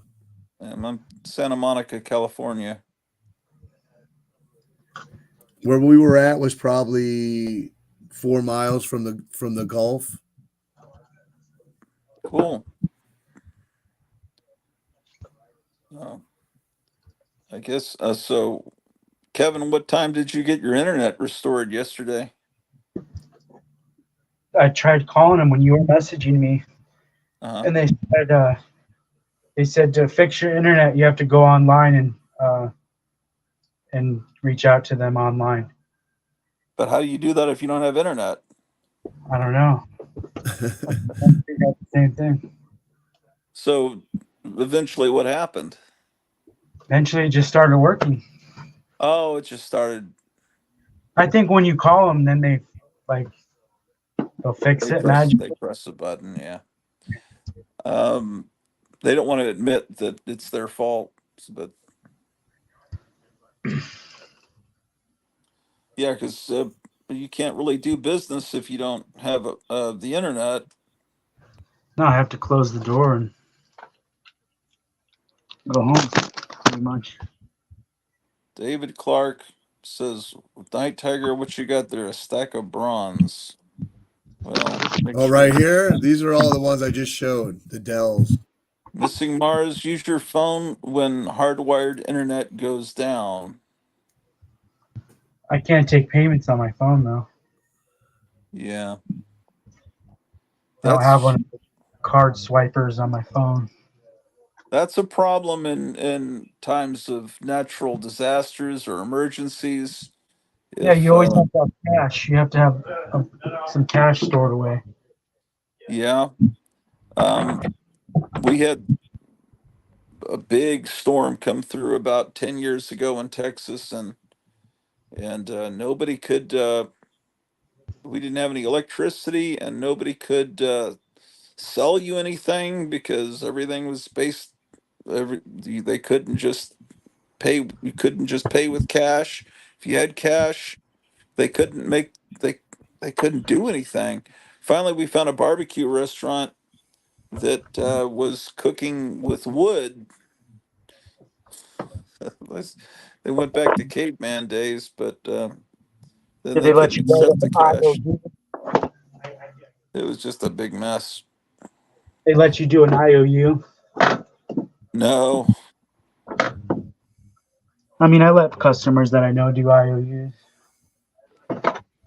Yeah. Did you miss any sales during the time it was down, or? I missed at least 3. Oh, that sucks. My son texted me yesterday because this was my Father's Day gift to this morning. Do you want to go to breakfast? So I said yes. He goes, well, my wife wants to try out Granny's. I'm like, okay. Yeah, she's been wanting to try that out. So we went. So on the way back, she goes, I didn't really like it. She goes, I guess I just have too high standards. I prefer Waffle House. I laugh so hard. I laugh so hard. So my son tells the waitress, yeah, because we used to live over there with my son back in the 90s when he was little. He goes, yeah, I've been wanting to come here. Have my dad take me here since I was 8. He goes, it took 30 years. We finally made it. He's telling the waitress. Missing Mars, since Kevin missed sales with internet down, I'm gonna go buy something from him. Yeah, everyone should get shirts from him. I think Missing Mars was the first one to order a shirt from him. I ordered a shirt from Rena, from the author that refereed the Gold versus Gold the other couple weeks ago. For the winner, I forget who was, Friar Tuck. And I got the shirt in, so I relabeled it. I went and I couldn't make it to the post office because our post office is quite far from here. So I said, let me go to UPS. It's a shirt in plastic. It's like this kind of plastic and a shirt inside. So it's not heavy. Yeah. They wanted $15 at UPS to ship that. I'm like, you're out of your mind. Well, I'll wait. How did you discover that author that did the contest? I actually was one of the people that I first met on YouTube when it came to comics. They were pretty active back in the day. And then Sharon, she's done a lot of voice work for me. She did my documentary on the character Catwoman. So you got to go. I'm gonna reissue it, but you should go back and watch it. She did a great job. She did a really sexy voice. But her and Rena and her son, they did voiceovers for me and stuff like that for a lot of different stuff. So they're comic book people? Not really. They just befriended the community. Okay. And they were into comics a little bit, but they did crazy stuff on their channel. They do hot sauce testing and stuff. Okay. And they were just interesting. Her channel is Life with Two YouTubers. I sent them an A-OK. Yeah, and they did a sword fight in their kitchen with masks. Oh. Just a really cool family from Colorado. That's cool. Yeah, I wasn't sure but they write fantasy novels. Yeah, she's traveled around the whole country, gone to bookstores and openings and signings for her book. Her mom's helped her. They traveled all the way down to Florida to do author signings and readings and stuff. So they really put in the legwork to get her known as a young author. I'm very That's cool. impressed. Yeah. And her son, he's got like, I think she said 50,000 followers now. He edits. He does really cool stuff on his channel. I was shocked. She told me I think he had 50,000 followers. Yeah, that's pretty good. So Super Ross. Super Russ 9,000. That sounds familiar. Lady Fantastic. I've seen her on your channel a lot. Yeah. So those are two that were part of the group with Sharon and Rena back in like 5-6 years ago when I first got on YouTube. Yeah, I've seen Lady Fantastic, and she always does a stream with a guy that has like a Hall of Justice kind of background. Yeah. Not near Mint, Rob. He's from here. He's from South Florida, Miami area. Okay. Yeah, those are people I always kind of associate with you and your group. My little subgroup, my little sub clique. Yeah, there's little cliques, This is what I see. There was one guy who was new to the community, and he started doing comic book stuff. He was a gym teacher in North Carolina, and he actually did a voiceover for one of my characters. I had never made the video yet. I still have his audio work, so I write the scripts and send it out, and then people would do the audio and send it back, and I build the videos. Well, I just never. All of a sudden, he disappeared, and I didn't know where he went. So after a while, I'm like, this is strange. So I Googled his name, and he got arrested for child porn on his video. He was a teacher, and he had child pornography on his computers at his house. The FBI had. I was terrible. Like, wow, yeah, I was shocked. I was like, whoa. Yeah. So I was like, should I release his audio to the video? And then my friends are like, no, don't do it. Yeah, that's horrible. There's some people that used to be on YouTube that kind of disappeared. King of Comicdom. Yeah. I really enjoyed his videos. That's Lawrence, isn't that from Ohio? Yeah, King of Comicdom. He might be from Ohio. He seemed like he had a Southern accent. I think he sold his whole collection. Someone made him an offer on it. Where did that Santa Claus guy go? Oh yeah, I forget what his channel was called. There's like these guys. I don't know if they're from Canada, but they have people send them boxes, whole collections of comics, and they open up the box and they go through them. But he kind of worked with those guys, and he would go through big stacks of comics and talk about them that he was grading for those guys. And the reason we call him Santa Claus is he had a deep voice and he was always laughing. And it just sounded, and he never showed himself. It just seemed like Santa Claus was going through these comics, and they were great comics. I'd like to know where he is, and also Silver Age Dave disappeared over a year ago. Oh yeah. And I was wondering if he was doing anything. And the Comic Crypt of Castle Hills was just removed from YouTube for some content issues, but he's doing well. I've communicated with him. So yeah, I used to watch him, but then he started showing too much nudity. I'm like, no, I can't be watching this stuff. Oh yeah, I think that's what happened. Why he's and then Tyler, the comic couple, disappeared off Instagram. He got in trouble with his wife because he maxed out a credit card with comics. So she told him no longer you can't be on Instagram or YouTube anymore. I don't know who that is, but he still sends me comics that he buys. He's like, I just got this, and I just got that. So Lawrence and Silver Age Dave are both from Ohio. That's what I love Disney saying. Yeah. Steve knows everything. Steve doesn't do videos. Tell him to get on his ass and do a video. His wife bought me some Daredevil comics for an AOK, but she wants her husband to send them. I said, you're not the boss of him. You send them yourself. What time period Daredevil? Bronze Age. Because I sent her, I had won a modern She-Hulk rated 9.8, and I didn't even know I won. She sent me text. His wife texts me sometimes. She sent me a text. Can I have that She-Hulk? And I'm like, what are you talking about? Oh, you won so-and-so's contest. It's a slab and a bunch of comics. I said, let me look at it. Well, it was a modern comic, so I don't really care about that. So I was like, you can have it. And she's like, how much do I owe you? And I'm like, I'll just send it to you. Are you sure? And her husband, Steve, goes, you should have charged her $100. I'm like, no. She she bought my plane ticket and my hotel to go to Ohio. So I feel like, that I appreciate that. So I feel like I owe her.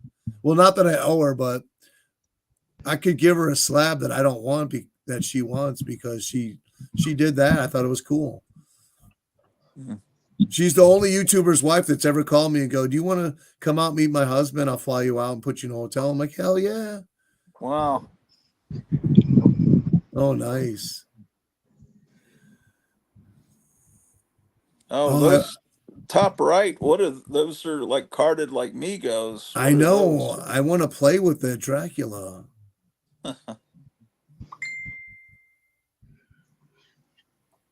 Should I put these guys up here in between? Oh, that's cool. Yeah, that is. Dead Man. You have any Doctor or Phantom Strangers? I don't think they've done a Phantom Stranger. What do I know? It might have. Some fan probably has. But those two are official, or you can get them at Walmart. I think I don't know if they have those particular ones, but I think that's better to do that than to put these here. yeah, boy, that's great that you've got a Joker too. I've got I one put it from here. when I It's was gonna a cover kid. that face. Shouldn't cover that face though, huh? I don't know. That's a very good recreation of the '70s Joker. That really looks just like it. Wouldn't it be cool if there was a company and you could just order whatever character you want? They would make it in the shape of Amigo. Yeah. You can do that if you have the money. Well, I mean, as like a company that you just order it for like $30 or something. Yeah. Even 50. If you could choose what Amigo you wanted and they decked it out and they put it in the box with the graphics, I'd be worth $50. Oh, I think it would cost a lot more than that if they're making a one-of-a-kind thing for you. Well, it depends on if they have the molds or whatever they have, Or a store could, if they have to order a certain amount of them, or I'd get a Phantom Stranger. Yeah. And an Orchid, Black Orchid. Yeah, the Black Orchid is a character no one remembers, and she had a really cool costume.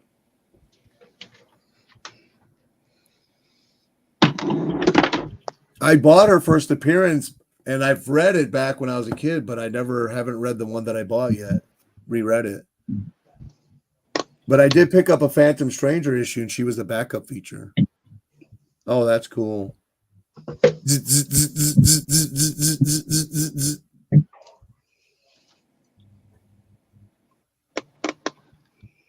It's alive!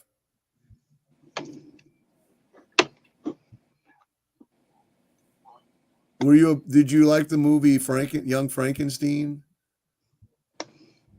Yeah.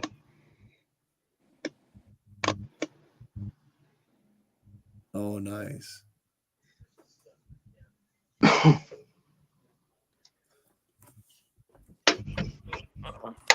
I'd make a little clip, try to make it look real with that. I did a short with it. Like the voices and everything? No, I didn't do voices, but I did. It's alive! I did tricks with the camera, but I didn't do any voices. Rachu's got a good voice for like a radio mystery narrator.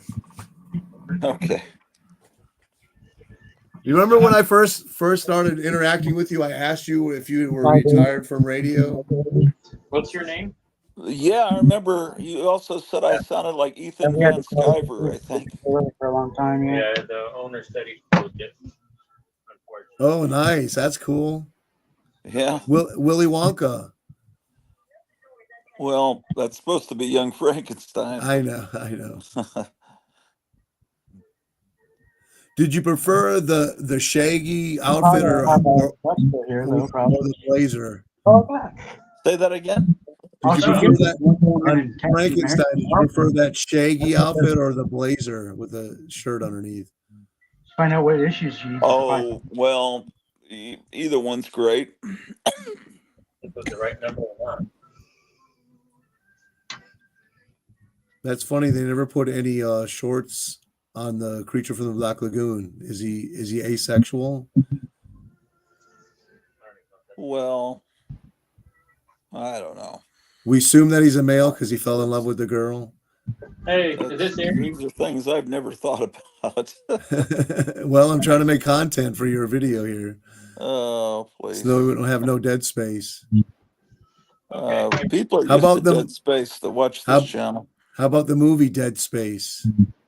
I don't know if I've seen it. That's the new shirt there that everyone needs to get one of. Oh, did I tell you in space no one can hear you scream?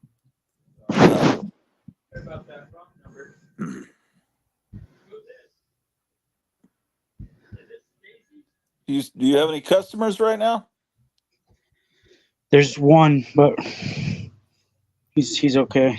That's the last customer. He ripped his face off. Can Missing Mars and myself divvy up that pile?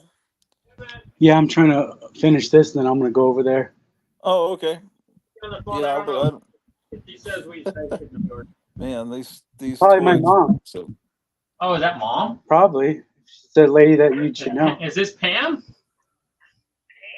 Go in the other No, room. that's not. Tell her I'm online. Oh, he's not lying. Gratu, what's better, you think, for the subscriber? Have him do a Joker laugh or have him do the Creep Show guy laugh? Or the Tales from the Crypt Keeper, like the HBO version. He's got a pretty cool one. It's a lot harder to do than the Joker. maybe you could make them do all three laughs. I don't want to scare him away from the contest. Missing Mars says, Gratu, take what you want. I'll pick from the leftovers. No, that's not right. There's a few things I know I want, but you know, just the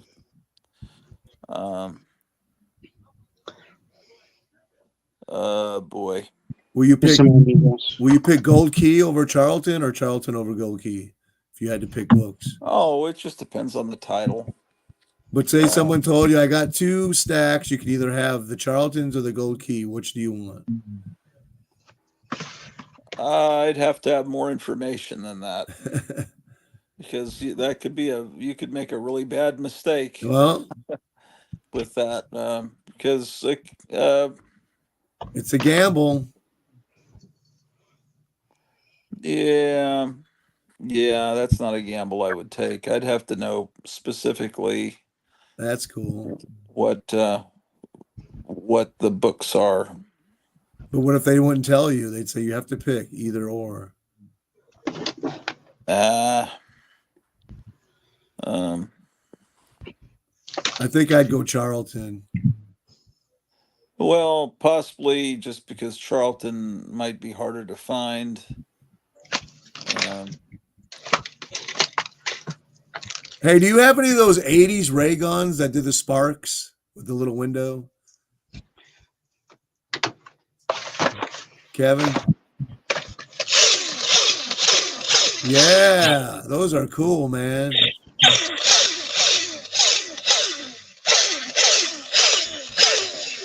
How much is that? You selling that?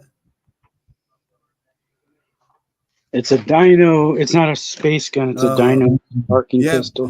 But I'm looking for the similar thing like that with the little metal trigger and the sparks. That's cool.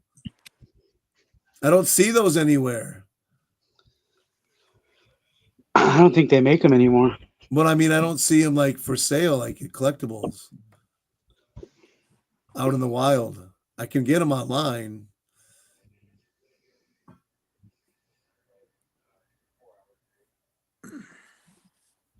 Yeah, I don't think they would sell if a shop put them out. Someone ought to make retro pieces out of those. Yeah, I'm surprised they don't make them. Maybe there's a law against them now. They got to put a little orange tip on the end. Well, maybe it could start a fire. I don't know. Huh. That'd be a killer barbecue fire starter. Get the ray gun. Yeah, that actually would be a good. Or a lighter for a cigarette. The legal kind.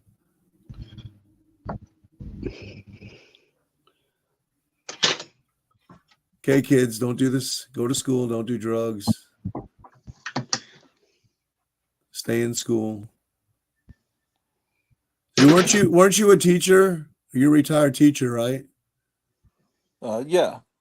My wife's a teacher, and she started writing the word association on the board and stopped to turn to talk to the students after the third letter and couldn't figure out why they were all laughing at her.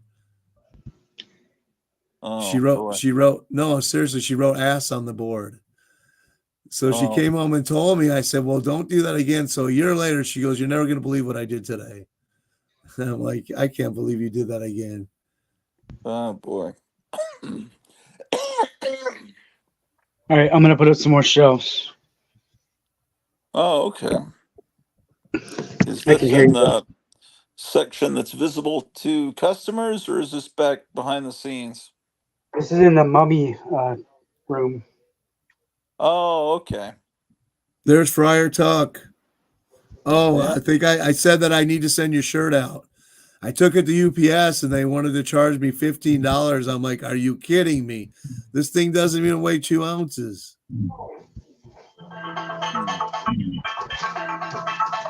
So I got to take it next week because I couldn't get there this weekend. I live on the edge of the county, so it's like all the post offices are like 12 miles the other way. Oh, really? What if you go to the next county? I live out the other side of me is all horse farms. Oh, I see. He's saying what? You don't even know what shirt you're talking about. Was that you? No, maybe it was you. Maybe it was somebody else. I know I sent you. I had a prize for you. I'm sure he'll take the shirt though. Was it the shirt? Maybe it was the comics. I sent you the comics. Someone else won the shirt. I can't remember who it was. What is the shirt of? It's Rena's book, character or something. Oh, you already told us that. Yeah. Yeah, you won the comics, and I think you got them already. Yeah. Okay. Yeah. Well, I know it was you. I know it was him those, because his wife used her account to give me his address. Yeah, I remember those being good comics. Oh, he says I got the comic I won. Yeah, that's what it was. So it was somebody else for the T-shirt. What comic did you win, Friar Tuck? He's worried that you're. What did he win? It was a Charlton. I think it was the Charlton Presents #1 or something. And yeah. Extra magazine as well. Yeah, I always like, I have like one prize, and then when I'm packaging, I'm like, I got to give them something extra so they think it's even cooler. Yeah. Yeah, I didn't see you show what I sent you. I couldn't find the video. But Friar Tuck? No, you. Me? I sent you the Tilly the Toiler. I did a video. I know. I couldn't find it. Oh, that's normal. Your videos are so damn long. I didn't know where it was. I could probably go back and find it. It's all right. Don't worry about it.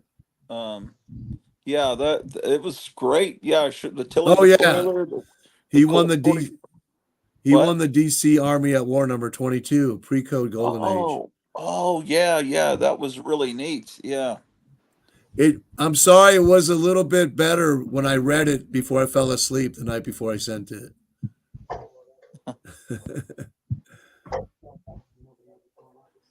I saw, I bought it online. It was pre-code for $20. I'm like, I gotta buy that. You don't find many of those pre-code DC War books for $20.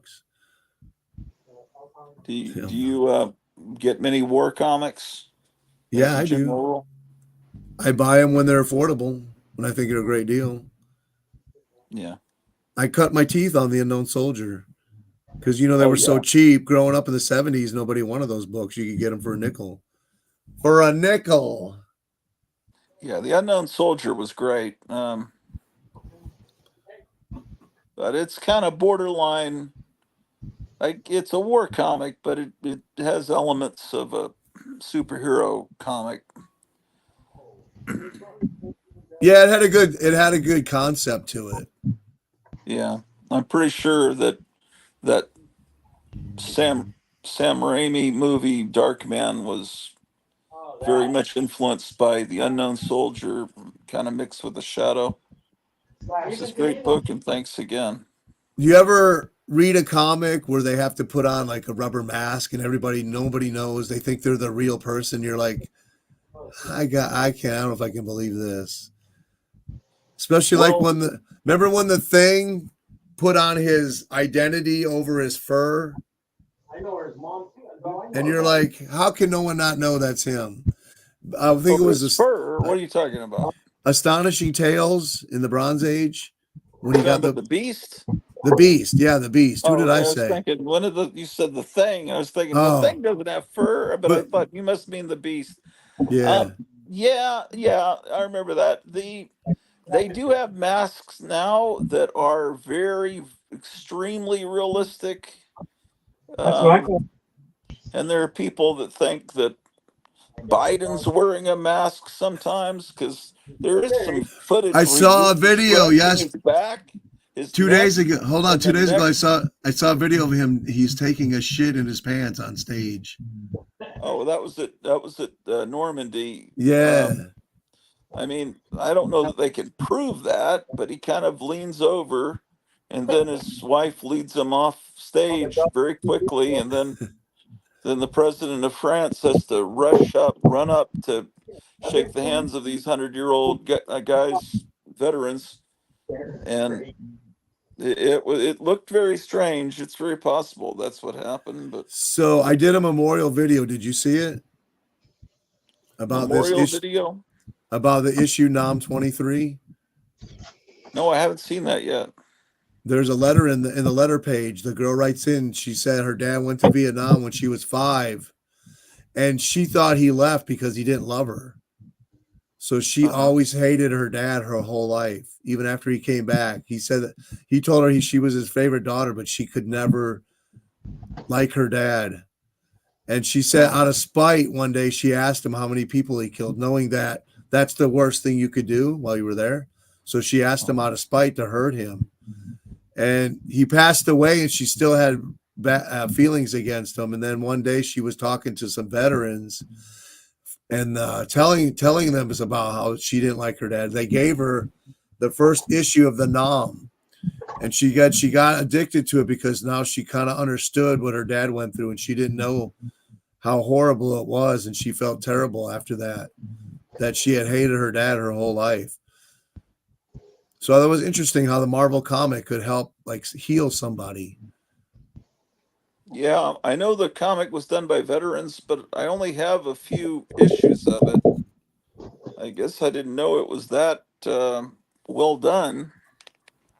But I haven't read it. That was the only issue I ever read. I do have a couple issues of it. I have number 1. But I thought that was an interesting letter because my dad had gone to Vietnam, and I saw how it had hurt his life. Yeah. And he actually got Agent Orange and ended up dying when I was 18. Yeah, my father was exposed to Agent Orange as well. I think that caused this fibrosis, the stuff that grew inside of him. Yeah, there was some. Yeah, he was So, exposed to that.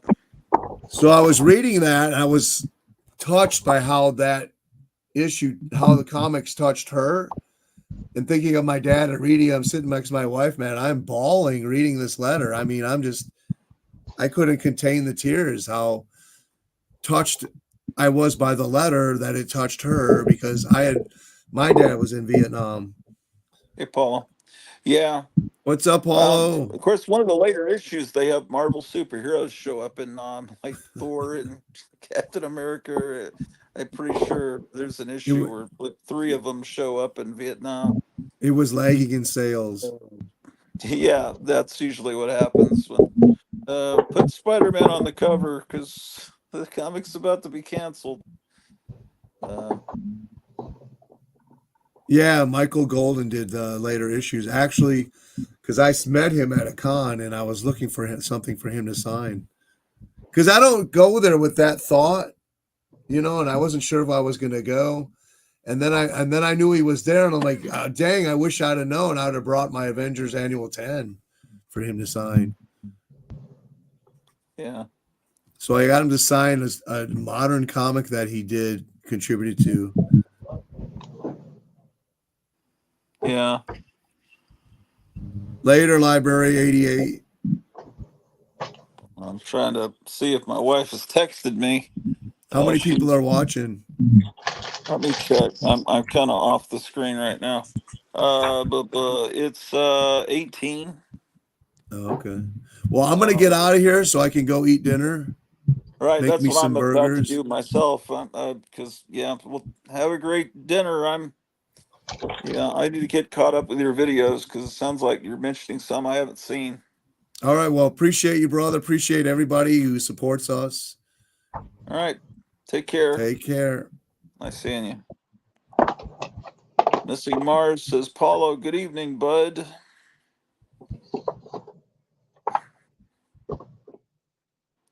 Yeah, I was looking to see what the specials are at the restaurant where I normally go to on a Saturday night, and they don't seem to have any specials tonight. So that means I may just get the cheeseburger.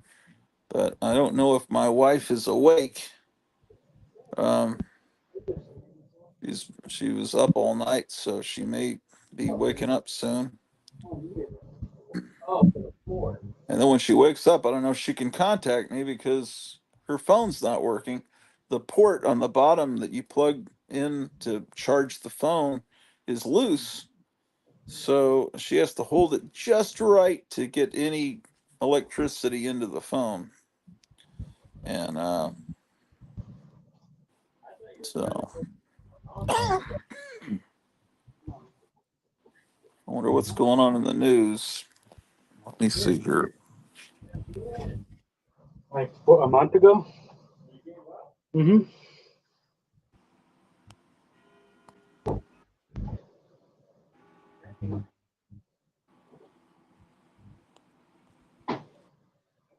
Says Israel rescues 4 hostages.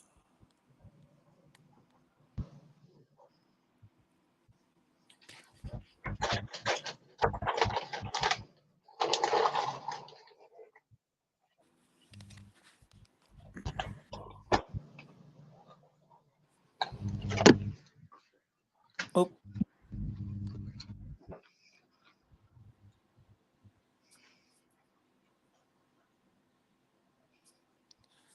Didn't Mike Gold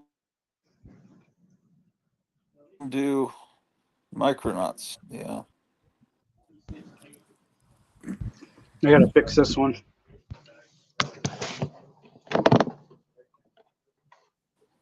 Oh. Just to put the phone down to fix it. Yeah. I should get one of those chest-mounted cameras. What kind of mounted cameras? Like it mounts to your chest. Oh, yeah, right. Then I have my hands free. Yeah, 5/17. Yeah, at 8 o'clock Central, there should be a pretty good auction on the I Love Comics channel because he was showing the stuff he got into auction, and it is pretty good. Paulo says Michael Golden did Micronauts. Yes, he was also art director during the 80s, which is why you didn't see his work often. Yeah.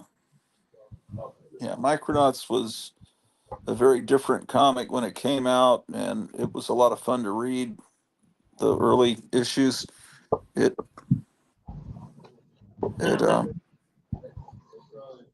Marvel started doing a whole bunch of toy adaptations around that time, but that was, I think, the best of them. And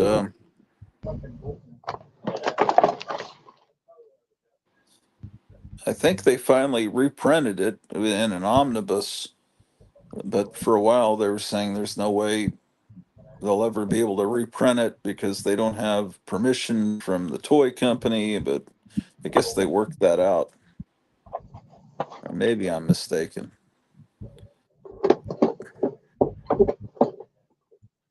Maybe I'm thinking about ROM.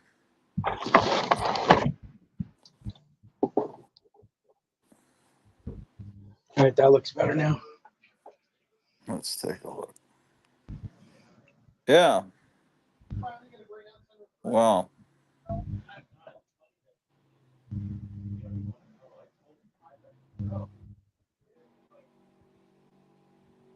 And that's in the back room? This is in the tiki bar.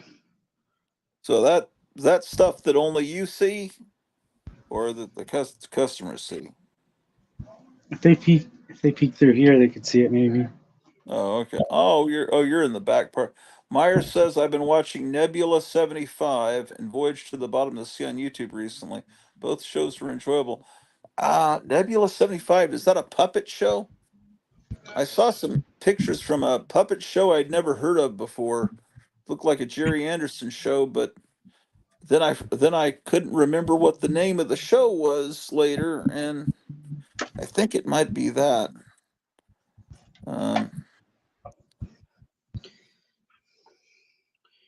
Okay, I got a show. So, Meyer, is Nebula 75 some? Why have I never heard of that in my life? Is it what year was it made? Yeah, it looked like it had a cool robot. It kind of looked like Fireball XL5, but in color. It's great. The music is fantastic. Yeah, the music's always fantastic in those Jerry Anderson shows.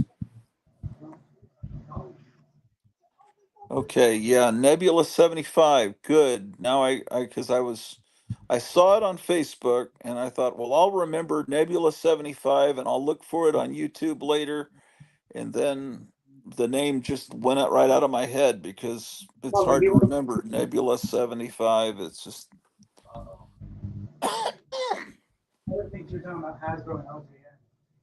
it's on my cartoons playlist.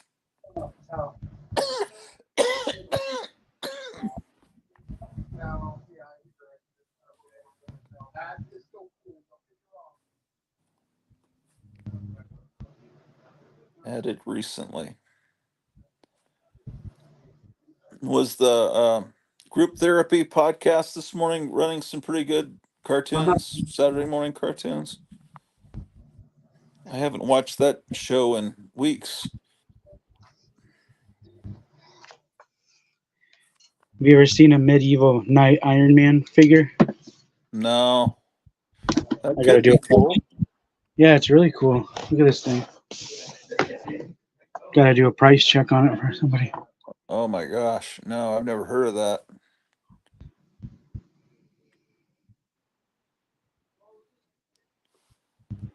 Oh, look at that.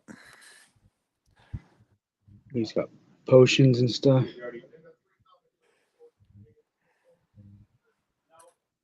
They've never done a story about this in the comics, huh? I don't know. I never heard about it. Wow. That looks like, to me, that looks like that'd be like a $60, $70 thing. I'm thinking like 100. Oh, okay. See. 155.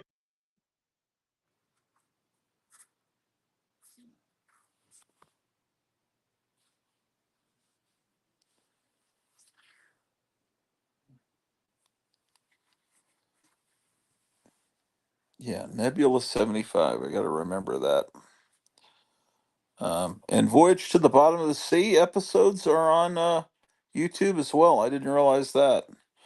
Voyage to the Bottom of the Sea is oh shit! What happened to my internet? Um, Voyage to the Bottom of the Sea was never syndicated where I lived when I was growing up. Um, from third grade on, we had Star Trek and Lost in Space. I don't think I saw Voyage to the Bottom of the Sea until much later. 75 for him. Oh, okay. That medieval Iron Man is cool, says Missing Mars.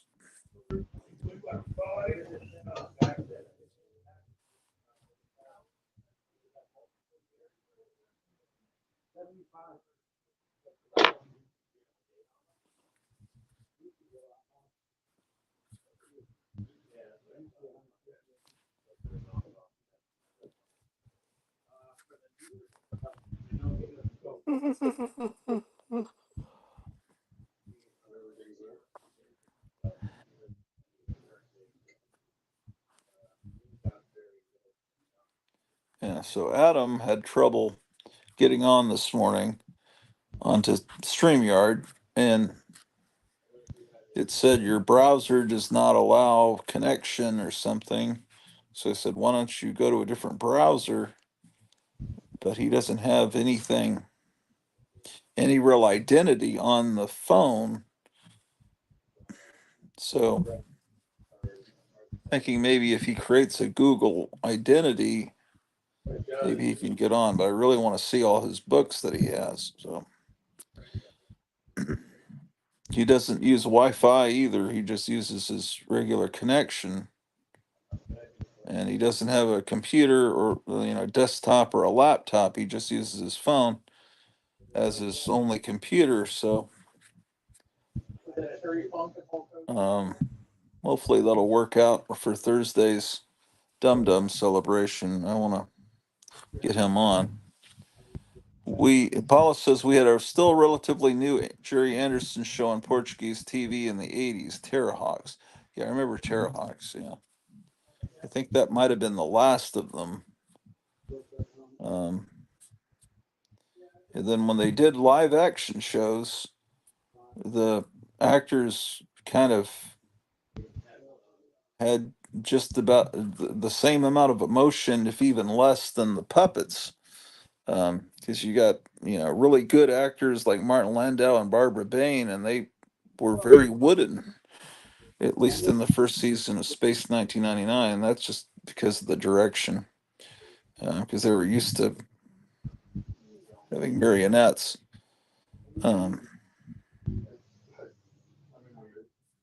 UFO and Space 1999 was supposed to be a sequel to UFO. I learned that relatively recently. Stingray was my favorite, says Last Avenger 85. My favorite might be Fireball XL5 just because there's such an amazing amount of joy in that show, from the theme song, especially what I consider the theme song is the song that plays over the closing credits. I wish I were a spaceman. That's a fantastic song. And um and just the design of the characters and everything. I like that series. Just the right time period, Kennedy era. I mean, they all have their virtues. I never have seen an episode of Joe 90, but I used to have a Corgi Joe 90 vehicle. I don't know what happened to that. I probably would like to get another one, but I've never seen the actual show it's from. Corgi is apparently still in business, and they're about to re-release the Batmobile. I heard that somewhere.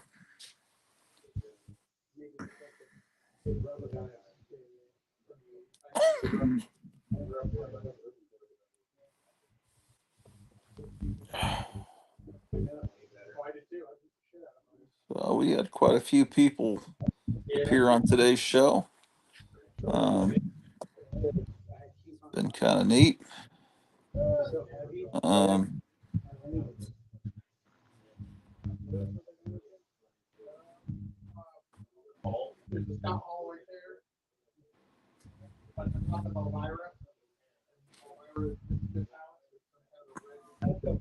Be cool to just be able to see who the 18 people that are watching are.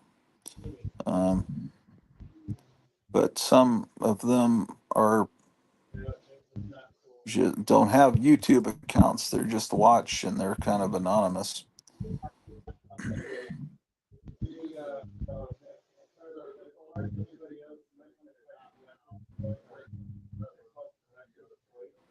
Oh, Eric Breen is still here. Cool.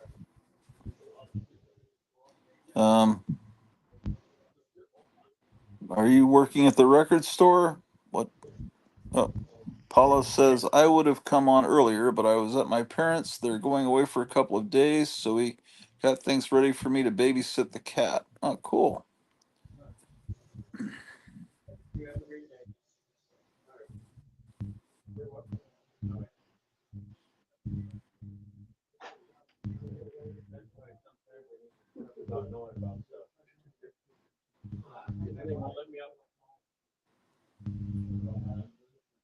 Okay, the link is in the chat if anyone would like to come on. We're about to look through a stack of comics that we looked at the other night. Eric Breen's scholarly commentary would always be welcome.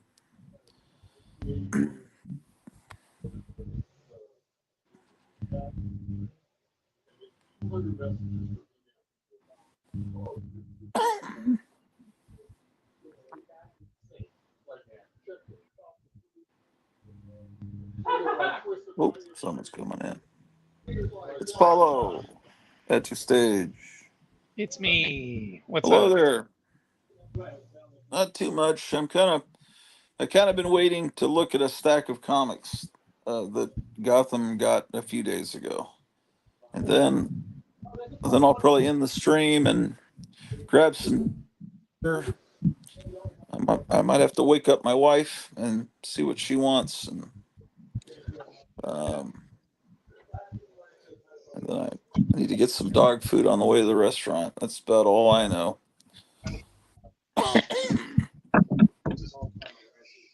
Let's see what's going on over there in Mesa, Arizona. You have any Final Crisis hidden back there? No.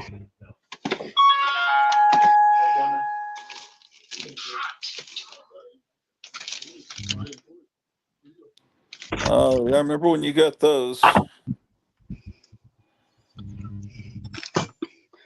Remember, I already had one, and then I got. Actually, this one came from. I think I got this one from Pete. From who? From Pete. Pete who? Pete. Peddlin' Pete. Peddlin' Pete, I think I got this from. Oh, okay. My wife says hello to you, Paulo. Paulo says hi, Cleo. Yeah, well, I was worried about her being able to contact me. Cleo, I don't know any special available at the restaurant. If I'm just gonna get one of those cheeseburgers if they don't have a special. I'm kind of waiting. I'm gonna maybe go a few more minutes on this, and then I can go grab dog food. Do I need to get water, or can we wait till tomorrow morning for me to get the water, bottled water? Yeah, those were made in San Francisco. That's a long time ago when toys were made in San Francisco. Hold on. That doesn't happen anymore. The Flintstones figures. Oh. Camera put back down. Now, toys are made in China. China #1. America #2. Or so they say. I think we're further down than that at this point, as far as manufacturing. In toy making, there used to be a bunch of European toy makers, and the ones that are left have been absorbed by international conglomerates, and everything is, of course, made in China or Taiwan. Didn't that say that it was made in San Francisco on those packages? Those, yeah. In the late '60s, in the early '70s, they still would have been. Yeah.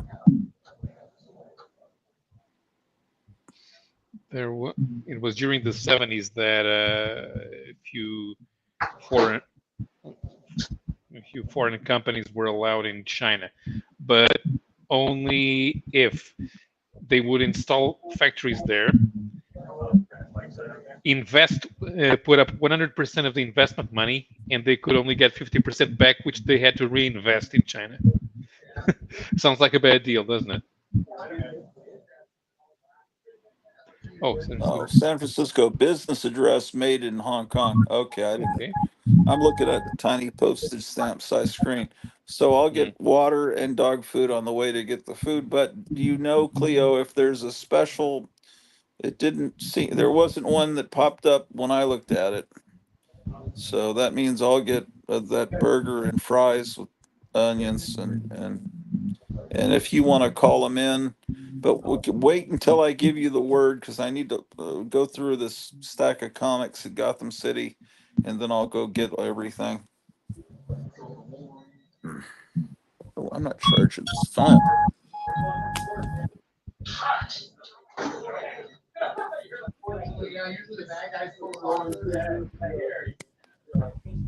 Sounds like he's pretty busy.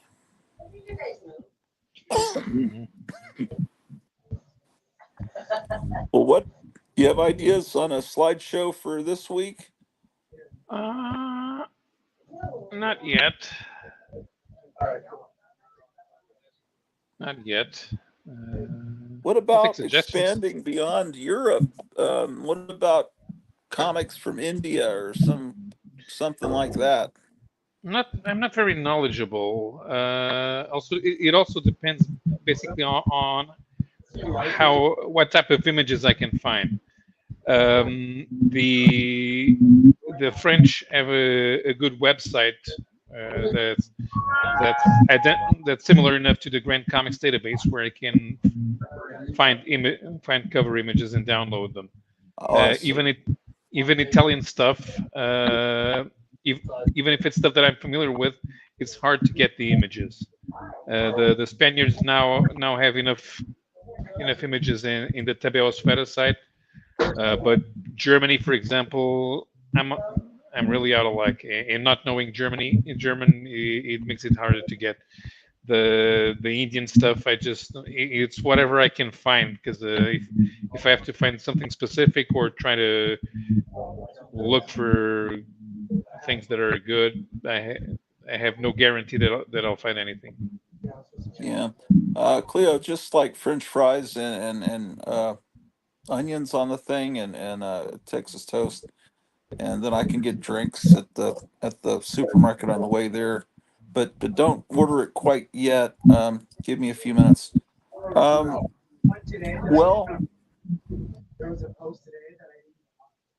Germany could be interesting. I mean, I know that they had. Yeah, they had a few things that were not available anywhere else, because they didn't license. Most of them didn't license their stuff outside Germany. But there were a few properties who became famous in other countries. One was a kids comic called Fix and Foxy. That's exactly what I was about to say. I've got a stuffed animal of that character, and I've got a little keychain from when I lived in Germany, and that's something I didn't ever really know what it was, but it was always beloved all through my childhood. And then I remember the Smurfs, but yeah, these were characters that never came out of. Well, finally, Smurfs came to the United States in the late '70s. But and there was this little group of little dwarves that had little cartoons and comics that didn't have words.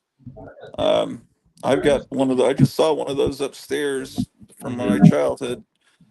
But yeah, I think you showed it before. I showed they it. had Yeah. they had a TV show about it in Germany as well.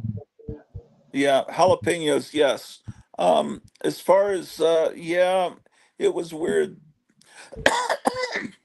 Moondust just found your channel and love it. Thanks, Gretu. I could have sworn that I've seen your name before in the chat. It seems like maybe it was someone at Moon something else. Well, welcome aboard, Moondust. Yeah, there on Saturday nights on this German channel. This is like 1971.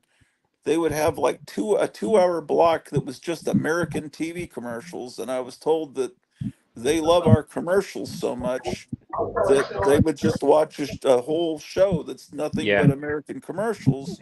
And after every 2 or 3 commercials, those little elves or dwarves would appear in a maybe 5-10 second cartoon, and then it would go right back to commercials. It was like the opposite of the way the world's supposed to be. You're supposed to have a show broken up by commercials. Instead, this was a block of commercials with little tiny bits of show in between. And that's what I remember.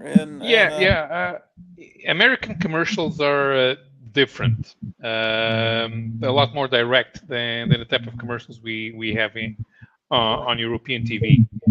And in fact, I do remember when they tried using the Snickers ad from the US over here, featuring Mr. T. And it was fast and direct and didn't really actually show the Snickers bar. It was all about showing Mr. T. Right now, there's a supermarket chain. They're actually the chain is actually German, but they're advertising some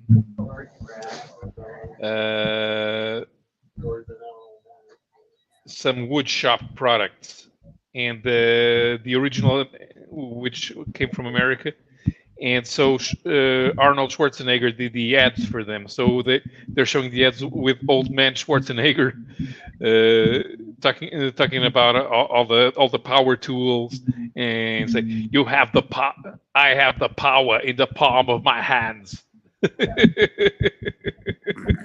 Yeah, so he did some Japanese commercials that are insane when he was younger. There are go ahead. Yeah, there are American actors who won't do commercials in America, but they will do it for other countries. I remember in the 90s, Harrison Ford used to be the image of one of Lancia's cars. And Lancias were not sold in the US anymore by that time. But there you have it, Harrison Ford. Yeah. Like right now, Leonardo DiCaprio is being used to advertise the Fiat Cinquecento. And while the Cinquecento is getting ready to be sold in the US, I'm not sure that they're running those commercials over there. What is that product? I don't know what that means. It's a small city car, the Fiat Cinquecento. Oh. Say it again. What's it called? Cinquecento, 500 in Italian. Cinquecento? Cinquecento. What kind of a name is that for a car? It's 500. The name of the car is 500. It's called 500. Yeah, but in Europe it doesn't matter which country you're on. You always pronounce it in Italian. It's always Cinquecento. Hopefully they'll just call it 500 here and not make us pronounce that name. I don't think that car name will go over well here. It sounds too strange. Yeah, and the car's really small. A few people will buy it just to have something weird, but it's not something for the masses. Yeah, Meyer loves these old Japanese commercials. I do too. You have there are hour-long compilations on YouTube. You might want to send me a couple of links to those. I love that stuff too. The old commercials. Yeah, we could do a show of doing nothing but watching Japanese commercials and then commenting on them. Oh my God. My wife says, "Oh my God," laugh out loud at Gratu trying to say it. I thought I said it pretty well. Didn't Close enough. cool sounds cool, Meyer. Yeah, the commercials, I guess. Yeah, okay. Well, that's good. There's something we can agree on as far as television watching. Uh, um, putting on comic book shows with my wife doesn't go over too well usually. But she's enjoyed the England teen auctions in the past. Because even if you're not into comics, all the chatter between Eric and England teen and whoever else is on there is interesting, even if you're not into comics, because they talk about other stuff, the real life, politics, and everything, and it's Yeah. But There was a his time auction when tonight. Yeah, but there was a time when his auctions would run like over 6 hours, and Oh, so yeah, I know. I would wake up and they would be on. I would show up just as they were about to close. So it became a meme for a while that I would show up, and people would say, "Oh, Paulo's here. Shut it down." Well, I just know the stuff he's auctioning tonight. There's some books that I would like. There's good stuff, a lot of '60s stuff. So, but usually there's a lot of stuff like, who would want that? It's just a bunch of '90s stuff. Well, no, it's not like that. It's just, a lot of times it's stuff I don't. It's probably good. I'm just a snob. I just don't know. I've never read it. It just looks like stuff I'd see in a dollar bin, and then sometimes it doesn't sell. But no, tonight he's got some good stuff. Sometimes it's just things that you could be familiar with. You never had the chance to try it out. Maybe you could, but a lot of people don't do that. Yeah. He has some '60s Blackhawk, and he was saying, "I'm not sure if it'll sell, but I got it just because the cover's so cool." And I don't think there's ever been a tremendous demand for '60s Blackhawk. I mean, they're a lot of fun and they're cool, but it's not a super sought after thing. I'm just trying to remember what else he showed. He had kind of a pile of comics, so I'm sure he's gonna have other stuff up for. That was just the bigger stuff. He did a preview show about it. So anyway, so he also moved away recently. He went from Florida to Indianapolis. Yeah, he was talking about having a store. I don't know if he actually has a shop or what. Do you know? Does he have a comic store or something? I'm not sure he was going to start a comic store, but I haven't been able to talk to him for a couple of months. So maybe I should drop by whenever I can and see what's going on and how he's doing. Oh, it fits perfect in here. Oh, it was cool. like, look at it. It slides on there perfectly. Like it was made for that. Oh, that's great. You're having a lot of fun rearranging your store today. Yeah, it is fun. How many people you have in there right now? There's just a couple people. Okay. They're fine. Should I put it in the middle or over at one end? Well, I don't know what else you've got to put up there, but it looks good in the middle. I have a lot more stuff, but yeah, I think the middle. It looks like something from World War II that you used to communicate with other soldiers. Yeah, it's like Tune in Tokyo. Industrial. Yeah. Get Tune in Tokyo with this. Yeah. There you go, Tune in Tokyo. Yeah. I could even display them like this.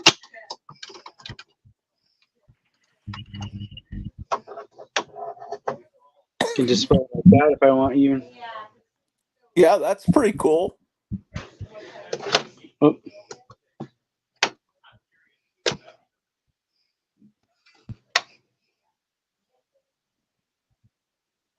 That's great.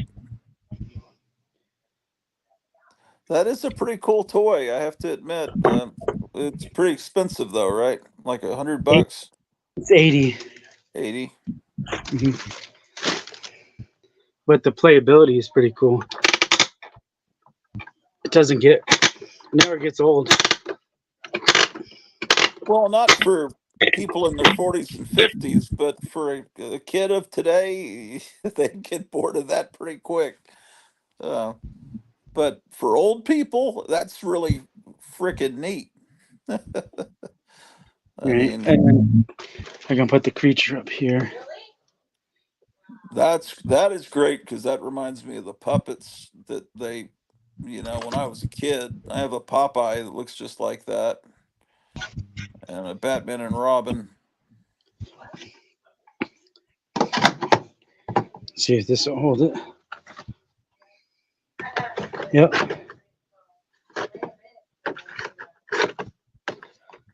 Or maybe I should put this one.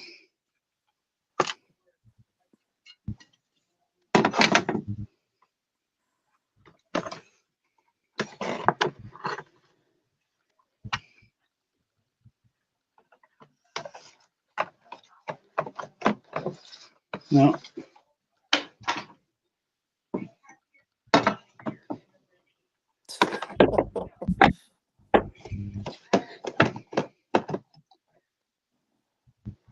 Isn't it wonderful to live in a country where the big decision you have to make is where you put the creature from the Black Lagoon puppet? You don't have to worry about bombs coming down on you and Makes all my worries just disappear. starvation and all my troubles are gone now. Yeah. Yeah, man, my wife is just saying in the chat she hopes you buy the restaurant here locally because then you could have all of this cool stuff right next to it, man. It really adds some life to the town. Damn. All right, what do we put on this other side? Well, let's see. But after that, let's look at that stack of comics because I'm starting to get hungry. Yeah, But this is almost done. What do you want to put over here? Should we put a well, you've got a mask? creature on one side. Let's see, what are the options? Got Fred, Barney. We got a Dino sparking pistol, a spitball, or a creep beat, or a football player. Or we can put, these might be better. Put these. I think it's something green would balance out the creature. Maybe these need to be up there. Oh yeah, those do need to be displayed. That really is something I really should collect more of, or the old 8mm Super 8. These are my first ones I've ever had. Well, the artwork is just so great on them, and my friend Creature. Tom used to own that painting that was used for that poster, the Reynold Brown painting, or the creature throwing that guy. I'm not sure if he sold it or if that's one of the ones. I think he did sell it. The one he kept was the tarantula one, which I think you have there too. He had the original painting of tarantula for the movie poster, where he still does, except he's not alive. So I guess had is proper past tense. His family still has it. Oh, so you can put little miniature shelves there. That's cool. That's perfect right next to the creature. And then Don't fall. What is the story? That's recent, that puppet, but where was that sold? I see those things everywhere.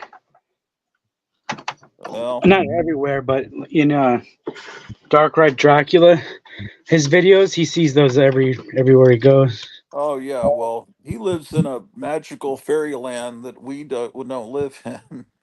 I haven't Yeah, talked with him in a long time. I was trying to get him to come on my show, and he was kind of busy, and then I just kind of forgot about asking him. But I guess I need to keep bugging him.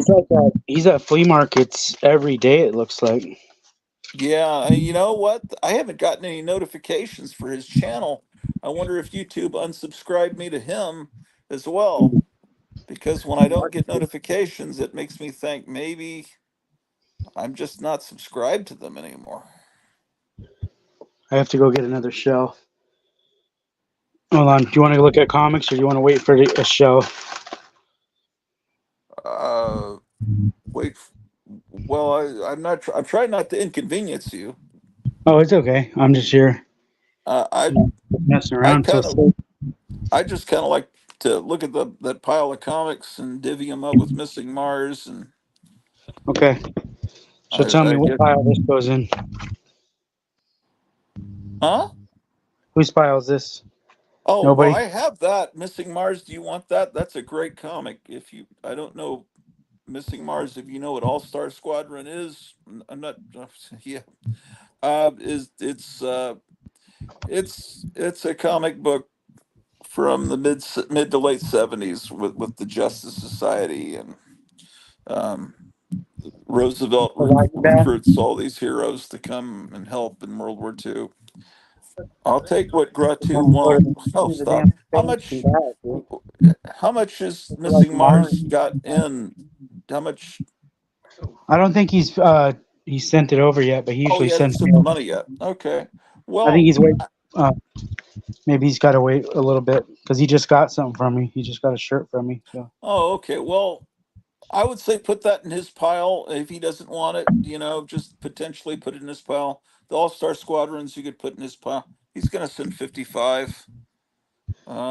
He's Those are on the good right now. books. I mean, He's they're on right not now. highly in demand. They're not sought after, or I don't know that they're going to go up in value. But if you just want good books to read, those are good. I don't know if I showed you this earlier. What is it? Show the title of the comic. Celebration of Rachel Pollack. Who Polak? I think it's. I think she did a lot. I think she died, but Oh, She had she's an artist. Okay. she was the writer of Doom Patrol after Grant Morrison in the 90s. Oh, okay. What? All right. Well, so they reprint this stuff. all right.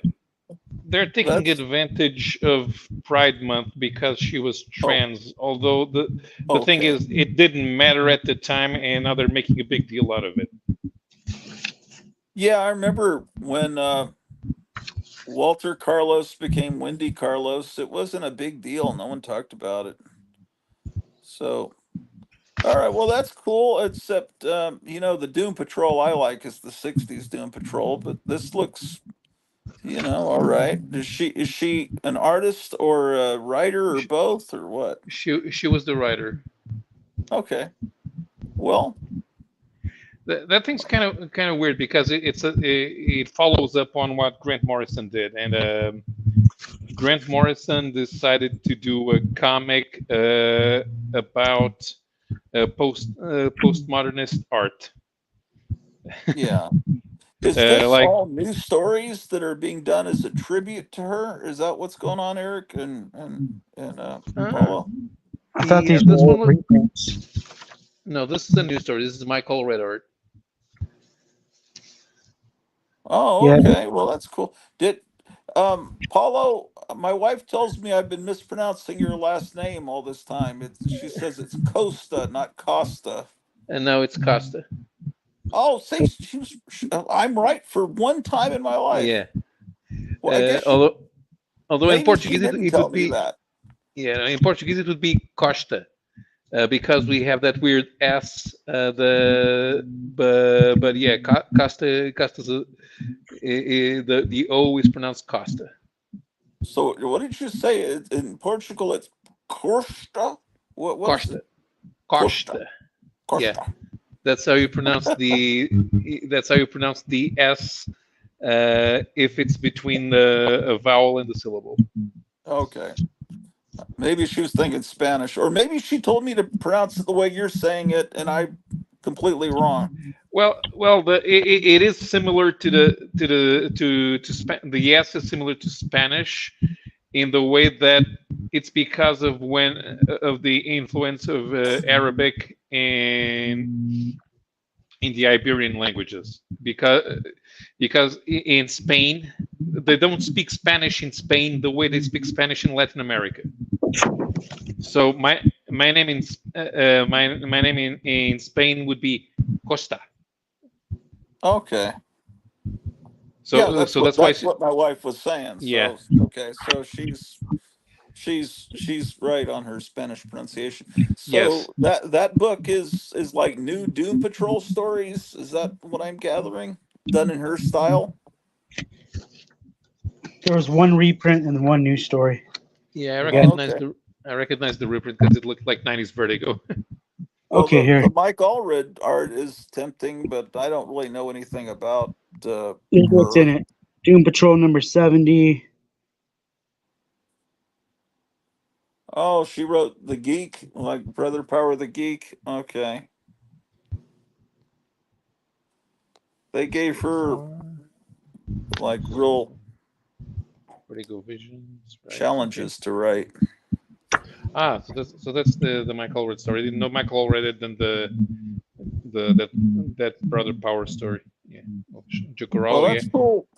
That's someone would really enjoy that. Marie Dove. Nice. Oh, you didn't show me that it said DC Pride. That's the part you were cutting off earlier.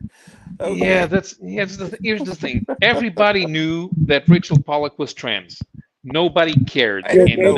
now I didn't even know who she was. Yeah, let's put it back here. But everyone knew it. No one really made a big deal out of it. You're saying, Paul? Yeah, and after she died, oh, let's make her an icon. Let's make her an icon. Why? We bring you a drink to share with you, and you don't want to drink. Well, born in 45, man, she's like 79. She's up there. Yeah.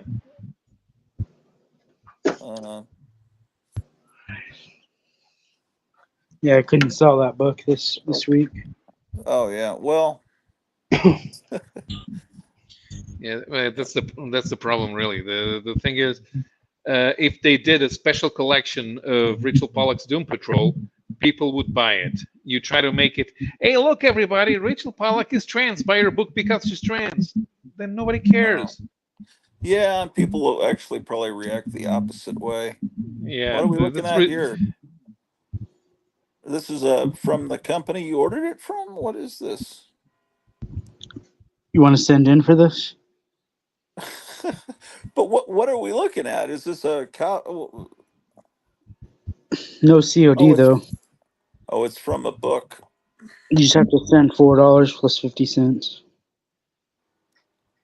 My wife says, I had no idea it would sound different in Portuguese. Missing Mars says, remember, Kevin, my challenge to you on my next grab bag, Charlton Dell and Gold Key if possible.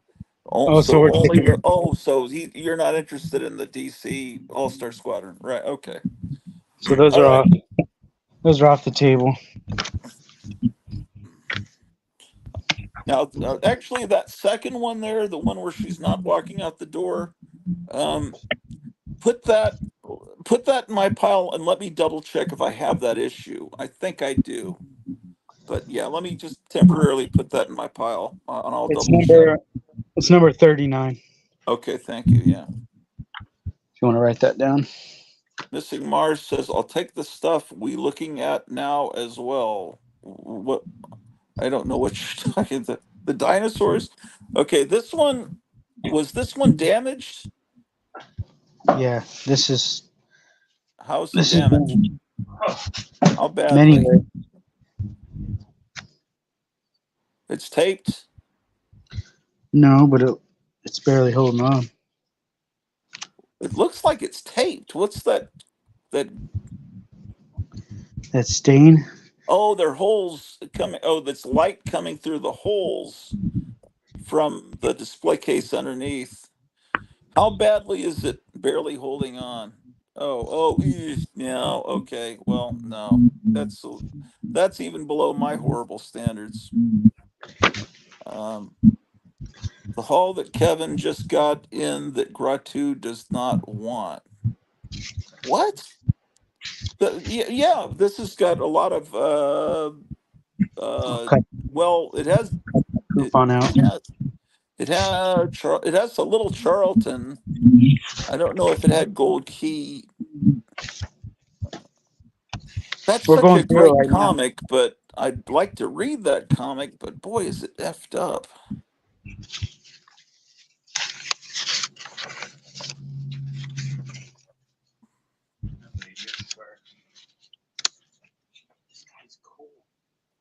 It's got gorillas. It's got everything. She said to her friend about me, "Oh, no, you're not. I want to kill you."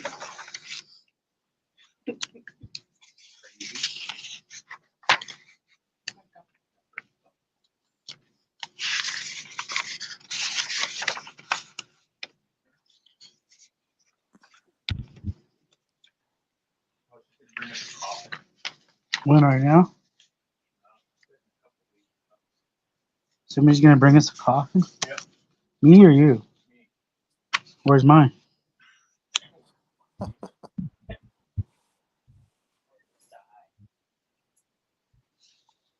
So no, that's below standard. I guess. I mean, I would like to read it, but does that stain just go past the back cover into the art?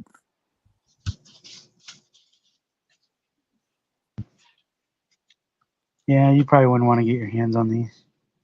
Yeah, it's a little too disgusting. Let's see what else you got. The Jimmy Olsen, is it in good shape? Okay, that one. These are not in good condition, but this one. No, you don't want this one either. The stain badly. I wanted our Army at War with the Go-Go checks though, which I think This is one was underwater at one time. okay. Should probably throw those away. Mystic Mars says water stain comics don't scare me. That's the one I want in my pile. There, 100%. But that scares me. What is that? It's just Ooh, yeah. What was that on the 70s? Our Army at War. yeah. And this Yeah, one well, has a tear in the corner. that's okay. Yeah, I saw that yesterday or whenever. Yeah, that's just, man, that's just, yeah. I definitely want that one. Love that stuff. That's your pile. Okay, that one I remember the cover was barely on. Yeah. I mean, I don't know on that. Unless it's like real cheap. It's something about the covers, I kind of like them to be on the books. I'll adopt the orphan comics that are unwanted. Are you not 100% only for Charlton, Dell, and Gold Key? Because this is a DC one that he's showing this weird mystery. It's got beautiful logo. I want to blow this up right here. The Secret of Bat Island. You want to make a copy of it and blow up the letters? Yeah. Yeah, that would look cool. So whose pile is this in? Well, is the cover attached at all? Yeah. Oh, okay. Yeah, if it's super cheap, oh man, that's really not good. It's attached. Want me to grab it there and pull? Huh? Yeah, Oh. look, I'm looking at it. Okay. I'm holding it up by the. Yeah, I don't think I want that one. But Missing Mars says he'll take DC, Marvel, and Charlton. Okay, so maybe that one, if it's real cheap for Missing Mars, and maybe he would want the All Star Squadrons because now he's saying DC. Um, he wants DC, Marvel, Charlton, Gold Key, and Dell. Um, um, is is how what kind of condition is that? What, Man from Uncle? Yeah. This Is I that? thought Missy Mars wanted this one. I think he did. I think he did want that one. I was just Yeah, this one's in good shape. yeah. I mean, Yeah, then put that in Missing Mars's pile. and The then Girl he from wanted. Uncle, I might want that one. I thought he wanted this one. Oh, okay. Do you want this one, Missing Mars? The Girl from Uncle? You can have that one too. Rots, you can have Uncle. What, the Girl from Uncle? Okay, put Girl from Uncle in my pile. Girl or man? Girl. He gets man, I get girl. That doesn't sound right. Okay. You guys don't want any Archies, right? Well, let me see the Archie. Well, I like Archie's. He didn't say Archie for him, but what? Let me see the cover on that. It's a 25-cent Life with Archie. The winter cover. I don't. Yeah, that one he could take. He could get that one. If he wants it. He says Archie, sure. Okay. All right, so his pile. This one's beat. I'm gonna throw this off to the side. It's a great cover. It's a shame. Okay. Yeah, Oh shit. Well, this one's beat. Okay. This one's too new. Well, it's too new for me, but Missing Mars may not mind. That No, he one. wants old stuff too. Huh? He wants old stuff too.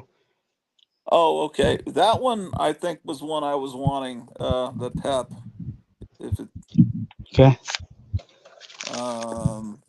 Next. Do you want this Pep?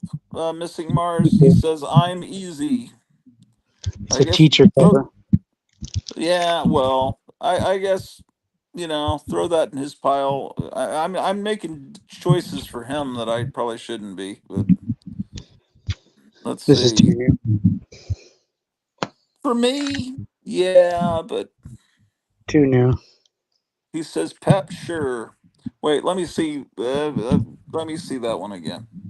It's too new. Yeah, that's too new, but he might want it. I mean, it's. No, I think he wants older stuff than you even. Oh, okay. All right, that makes sense. Hot dogs. Nobody wants this. Well, I don't. What's the original price on it? Oh, Artist of the Month, Mike Esposito. That's weird. I've never seen anything like that before. Is that one trashed? Because I like Sabrina. It's too new and it's beat. Well, I can't tell what's damaged to the bag and what's damaged to the book. Yeah. This was what do they call it? A kitty spanker? Oh, okay. It's been rolled. Okay. Roll up and spank kitties with it.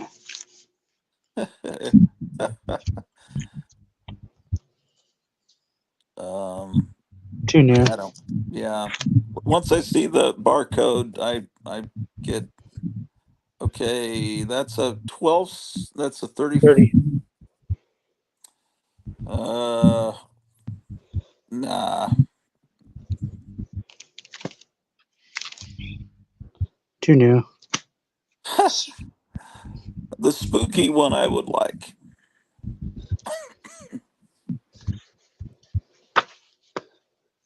Too beat up. Well, let's look at that one again. Actually, no, you don't want this. I know, but I love yeah. Shoot, I love bands on the cover. Look, I've never seen it Those wrinkles go through the whole book. Yeah, what causes that? Wait, Missing Mars says I'll take the 30-cent laugh. Yeah, that's probably a good book. Because look at back then, they were selling it for $6. Oh, they never would have sold it for $6. What mentally disabled store would have $6 on that? Is it half price books? Where is it? Well, I don't know. It says something department. I don't think that ever would have been a $6 book. At least not in the world I exist in. Nothing wrong with it, but I wouldn't think.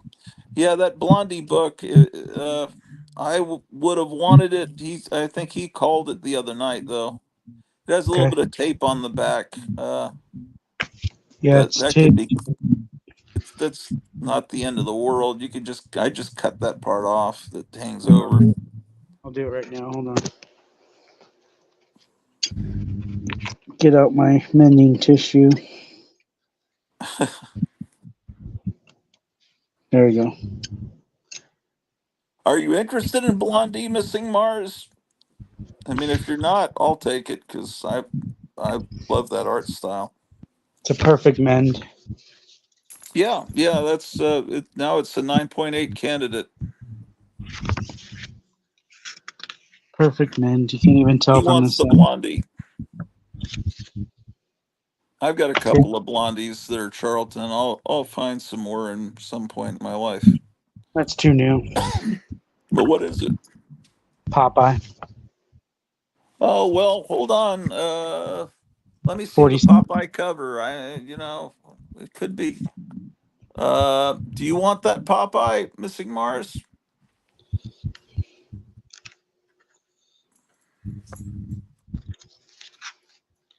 Yeah, I'll pass on the Popeye.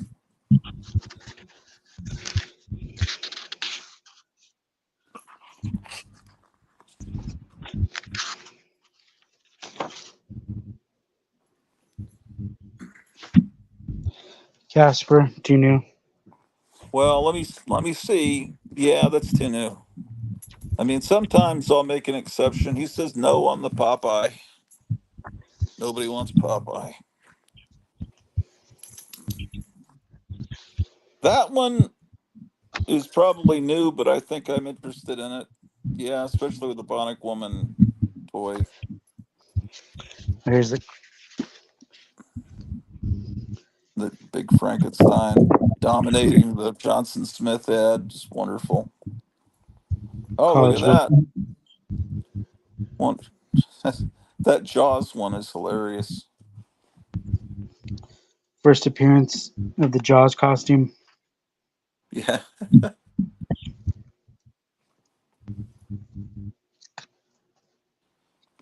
The dog is not her breakfast is still over there, but she's beating me up.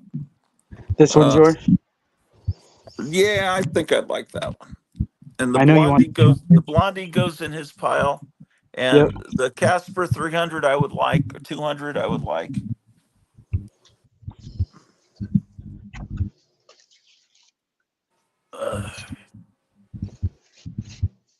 Oh man.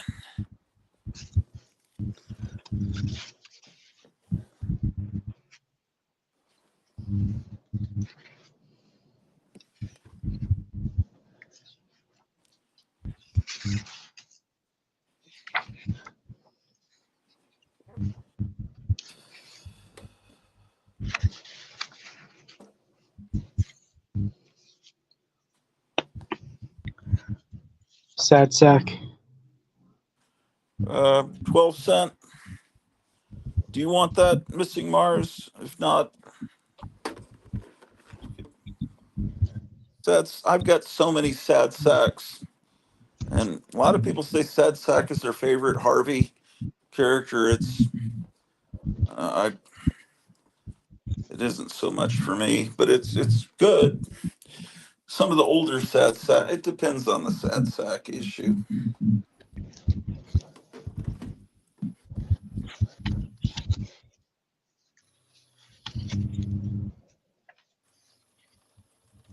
says, is that new? If you don't, you can, oh, look, it's got a Batman ad on the back. That's a cool one. Yeah, he'll take it. Yeah, the Batman model kit ad on the back. That one I was wanting, even though it's new, because it's just a really neat cover. And that one, 100%, I was wanting. That's a early 60s one.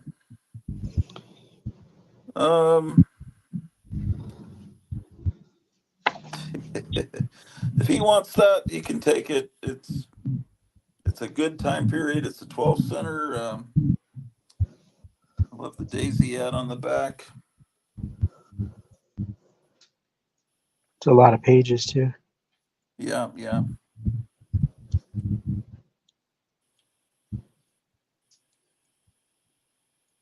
And it's got Hi-Fi Tweeter on the cover. He's like a kind of a beatnik character.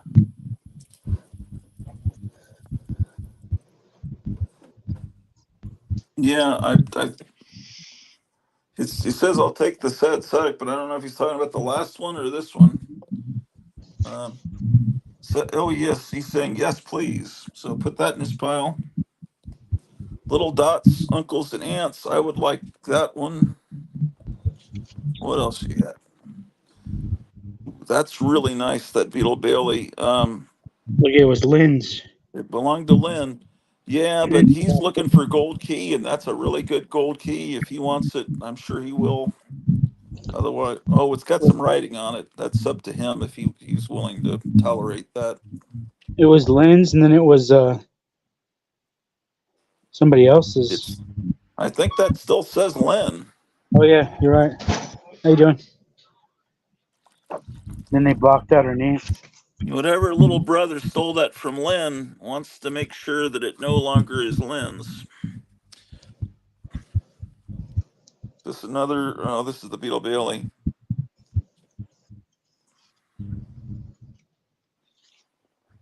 Yeah, that's nice. That's nice. It's just, he says no on the scribble cover. And I'll tell you what, I'll take that one then.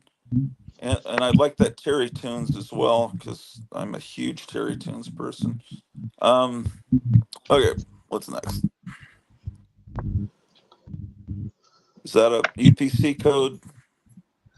No, 25 center.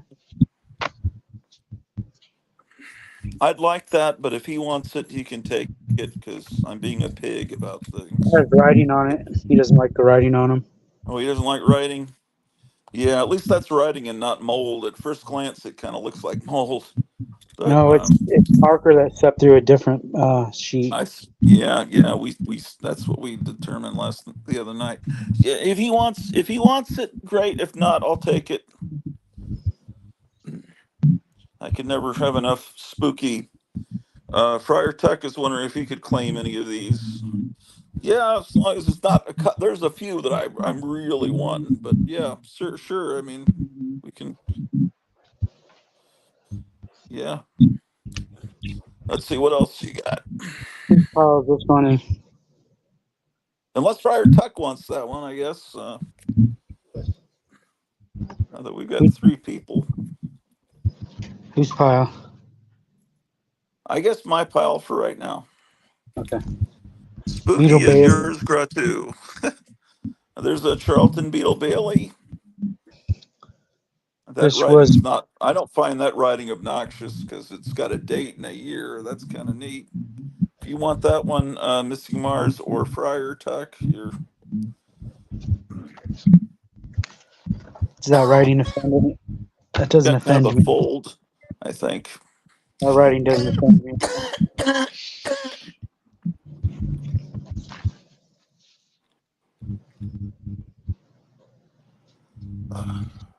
What's that number mean?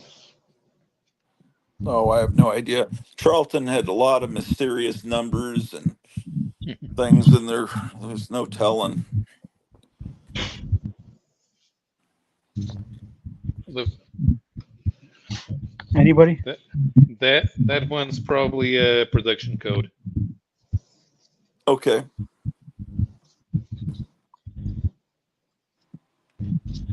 It's the print run. They only made 710.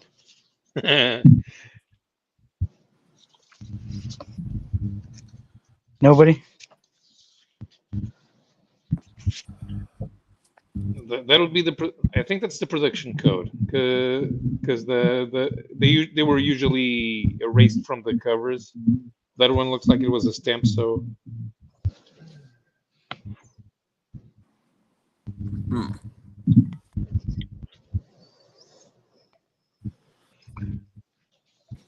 Nobody wants this one?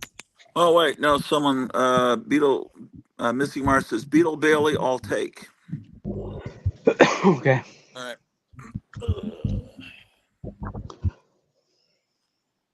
1976, Richie Rich meets Casper.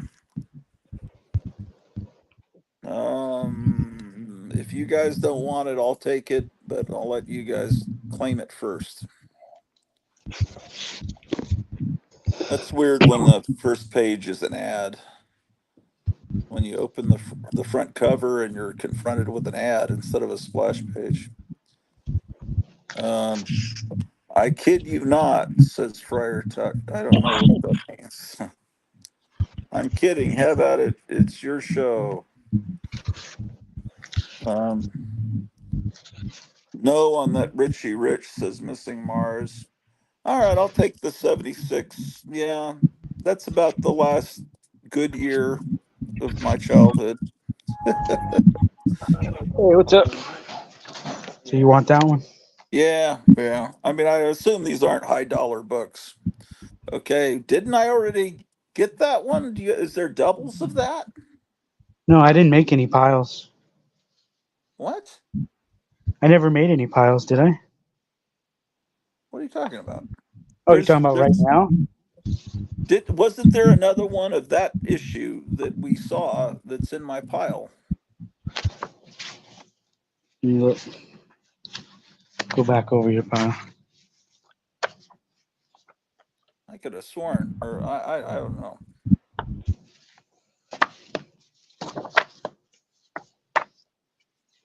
Oh yeah, there is two of those. You want the better one? I guess I don't know if anyone else wants it. The arm, I didn't see the Army at War. Was it at the very bottom of that pile? I'm still going. Okay. I'll give you the better copy. Okay. So I still have this copy if anybody wants it. Does anyone else want that? Is the Army at War at the very bottom of my pile? Yeah. Oh, okay. Because I'm paranoid because that's like the one I want the most. No, on that Richie Rich, Charlton made near my current location, not rural retreat, Virginia. Says, Missing Mars says I'll take the Richie Rich duplicate. Okay. Missing Mars, yeah, wants that one. Okay. Holiday special. Yeah, anyone that wants that can take it. I never really was quite sure what that Jackie Jokers was. I never trusted him. Seems a little bit too European or something. Not Portuguese, but like British or something horrible. Let's see. What are we looking at here? Oh, that. Yeah. Nobody. Anyone want? No one's claiming it yet. There's Dollar Dog. I kind of like that. Yeah, I kind of like Dollar Dog. Here's that phone number. Yeah. 942-3612. What is that? A 12-cent or 15-cent, 20-cent? 25. Giant 52 pager. Yo-yo cover. If you don't want it, that guy Julius will probably want it. The yo-yo guy. Oh, save it for him then. I mean, I like if it, you but want if there's a yo-yo collector Missing Mars just sent you $55. I got it. I just see it right now. Okay. Yeah, save that for the yo-yo guy. If he doesn't want it, I'll take it, but you I'll give run it it to by you. him. I won't see him anytime soon. Well, I won't see him until next April. Next May. then put it in my pile. I just love Harvey stuff. That's just something I love.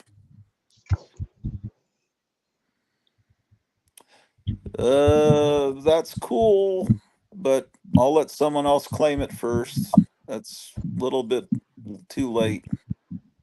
So I know there's some good 10-cent ones coming up.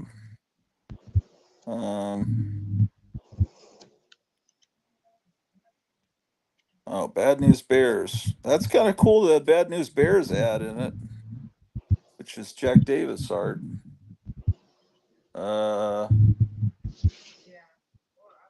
Okay, no one's claiming it. Put it in my pile. The Bad News Bears sold me on that. 15-cent, Richie Rich. Definitely, I would like that one if possible. Yeah. This one's beat. Yeah. From what era is it? Is that a 20? It's a quarter. Well, that doesn't mean it's from the mid 70s because it's a big issue. So it could be earlier. That actually could be from the 60s. You'd have to look at the ads to really tell, or the indicia. They don't have any indicia unless I'm missing the first page. It's probably on the inside front cover. No. Really?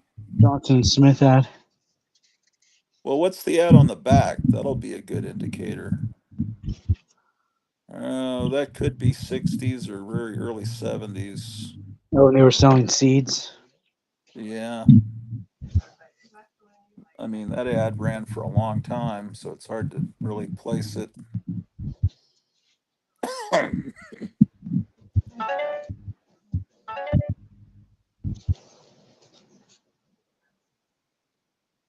Yeah, well.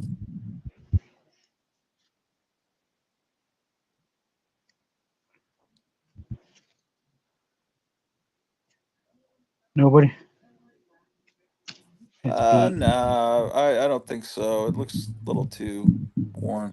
Wait, he says, Missing Mars, I need some 10 and 12-cent ones for their smell. Sounds like a vampire. What is the cover? That one's beat up. A little bit. That's kind of beat up, but it sure is cool.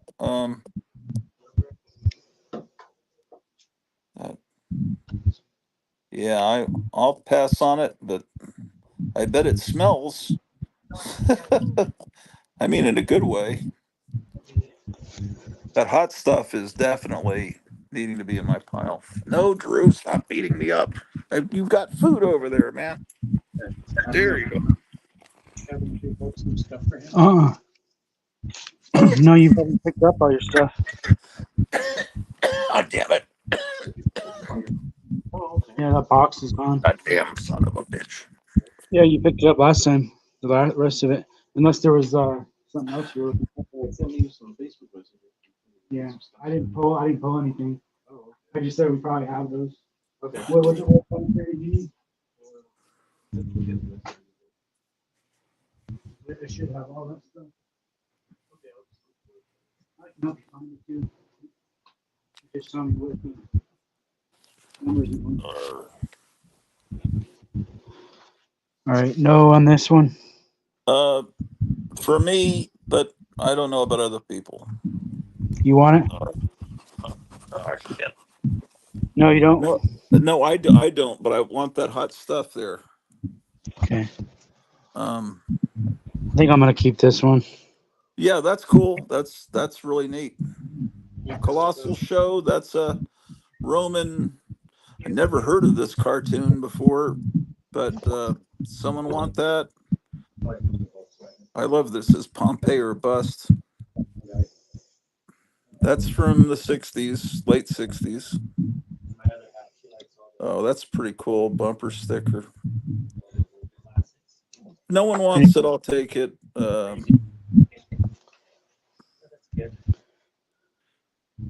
Okay. Okay, so we're done for now. Is that the whole pile? Yeah. All the Really? good stuff. I took out all the 90s junk out of there. Oh, and all the ones from another country, from Germany. Yeah, So I took out all that stuff. So is there a 10-cent Richie Rich, a 10-cent Hot Stuff, and a 10-cent Casper? Oh, In your wait, pile? Colossal. What? You want to go back get over? Missing Mars wants Colossal show, so put that in his pile. Okay. You want to go back so over that the pile? Well, the Hot Stuff is 10-cent, the Richie Rich is 10-cent, and then there was a red Casper No, that's one. 15. Close enough. Okay. I thought there was a 10-cent Richie Rich, but maybe not.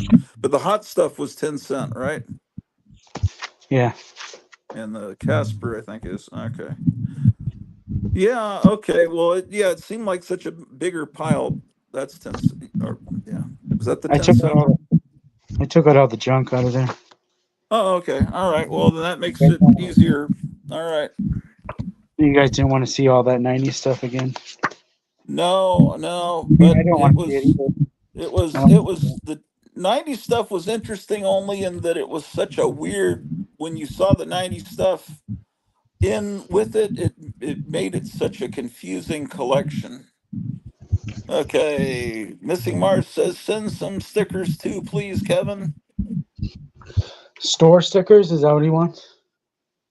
I don't know, but okay, I still have to find more stuff for him. Yeah. I guess the rest will be a surprise. So that's not $55 worth that he's got. No, I wouldn't charge. I wouldn't charge that much.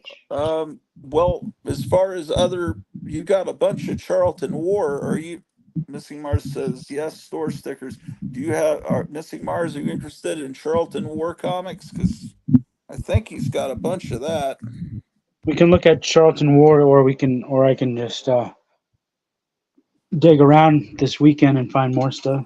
You could dig around. Tomorrow you're closed, right? Yeah. Yeah, he could dig around. He might find more Gold Key and all that stuff. Tomorrow's going to be a glorious Donald Trump rally in Las Vegas, and on the other channel, David Wilcock. Missing Mars says Charlton War. Yes, only have a few. Well, there's a bunch there. It's. You can go look at Charlton War. Yeah, let's look at it real quick, and then I got to run and get food for myself, my wife, and this dog's about to beat the shit out of me for not feeding her. And she's got 2 dishes full of food, but she apparently does not like that food. You want to look at Charlton? Yes, there you go. Battlefield action. That might be too new, though. Well, for me, but I mean, I don't know what his criteria are. Thinking he may have got that. Yeah, what different color you got? Okay. That one was one for the other one. It's almost the same, except he's wearing yellow and blue instead of brown and. Right. Yeah, that does. That's the only thing different. I'm sorry. I'm a snob about comics from my childhood, but I don't want to inflict that snobbishness on other people. 35 cents, 40 cents, 50 that cents. may be your childhood. 60 cents. I always liked the comic that just called Attack. That's just, it's so I mean, this is a wonderful select, and some of these, sometimes you just got to see the covers because You guys want to look here,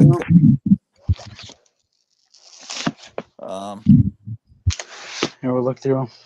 I remember originally I was trying to let Charlton 66 see all these, but he never, as far as I know, I don't know if he was interested in any of them, and so I started picking at them, but now someone else needs to pick at them. That looks like a good cover. Could you zero in on that? It's like, oh, I thought there was a girl there, but it isn't. It's a Jeep. Fighting 5, much earlier in the run of Fighting 5 is where Peacemaker first appeared. That was in the 60s. Oh, you do? Oh, you're the same age as me. I don't know why I keep thinking of Missing Mars being so much younger, because I don't know. It's kind of like we're picking out comics for a kid. It's like, I wonder if he'll like this one. It's like, I think of Missing Mars as being like a 19-year-old kid or something. Oh, Missing Mars says Charlton 70s or older, please. So the 35, 40 cent ones might still be in this side of the 70s. G.I. Joe? Yeah, number 6. That's the most current. Paulo, when did in 1980, what did comics cost? 40 cents? 50 cents? That I don't. That's Scarlet number 1. I'm a big kid, no doubt. Is Paulo awake? Is he still there? I'm still here. Or you're trying to think because you're used to the foreign editions. Yeah. Let's see. I know that when Star Wars came out in 77, they were going up to 35 cents, right? Because there's a variant. Yeah. So, and then they seem to change. I think by 79, they were probably 40 cents. And I think I remember DC went up to 50 cents as an experiment in 1980, maybe. But I was expecting you to be the expert. I really don't notice the prices because I'm looking at the stories in there Well, that's the best way to do it. But I look at the price as a way of indicating to me when this came out, because to me, the stuff from my childhood is like, just imagine if I was in third, fourth grade and I had unlimited money, I want all the comics. And so I kind of want all the comics from that time period and the stuff from before the 60s, which was my older brother's time period, but I wanted all those books too. So, oh, my wife is saying hello to Friar Tuck from Sherwood Forest. Where we used to live in Texas, the whole neighborhood, about a block over, every street was named after Robin Hood stuff. There was a Friar Tuck, there was a Sherwood, there was an Allenadale Street. Every character from the Robin Hood legend had their own street. And of course, Friar Tuck, some kids would get up there with whiteout and they'd alter the T into an F. Oh, also, there was a street called Tucker. They do the same thing with that. Just add a little splash of whiteout and turn the T into an F. And then it became a different name, not Tucker Street anymore. Of course. And then there was a tree right there at Tucker and Fielder. If you go to Arlington, Texas, go to the intersection of Tucker and Fielder. Maybe you could, maybe I could go there on Google Earth and get a picture of this house. They had a tree, they pruned it back. And I swear, and I actually recorded it on this show. And I remember Crypt Keeper of Castle Hills agreed that it did look like they'd intentionally done this.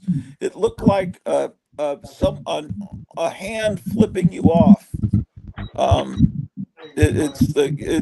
don't know if it was an accident, but it looked exactly like just a fist flipping you off the tree after it had been cut. So anyway, so they're on the street that was no longer named Tucker because someone altered the sign. It had a hand flipping you off. It was obscene all the way around. Okay, so Kevin didn't pay the electric bill. So no, his phone is face down. He's probably he's selling something, which is good because the stores aren't doing well here. Or you get the impression, Paulo, that stores are not doing well there either. Well, the stores here is different. My comic shop had started diversifying first into manga, then into Funko Pops. A couple of years ago, they finally opened the European section, mostly comics in French and Spanish, which the other store already had, but had reduced it across the years. But now they do have to diversify. The thing is, here you're trying to, it's a niche. It's a niche of a niche, so you have to be smart when you try to have a comic store. So it's different. But do you find stores in general seem to have the things people seem to be not doing as well? Is there a lot of inflation there too, and everything that? Yeah, there was inflation, but that's not the even if you have no inflation, even if the inflation is reduced because they have ways of preventing economic growth, which means that utility prices go up and consumerism goes down. Yeah. Hey, we have more viewers now that we're just on a black screen. It went up to 22 for a second. People prefer just seeing a black screen to seeing our ugly mugs.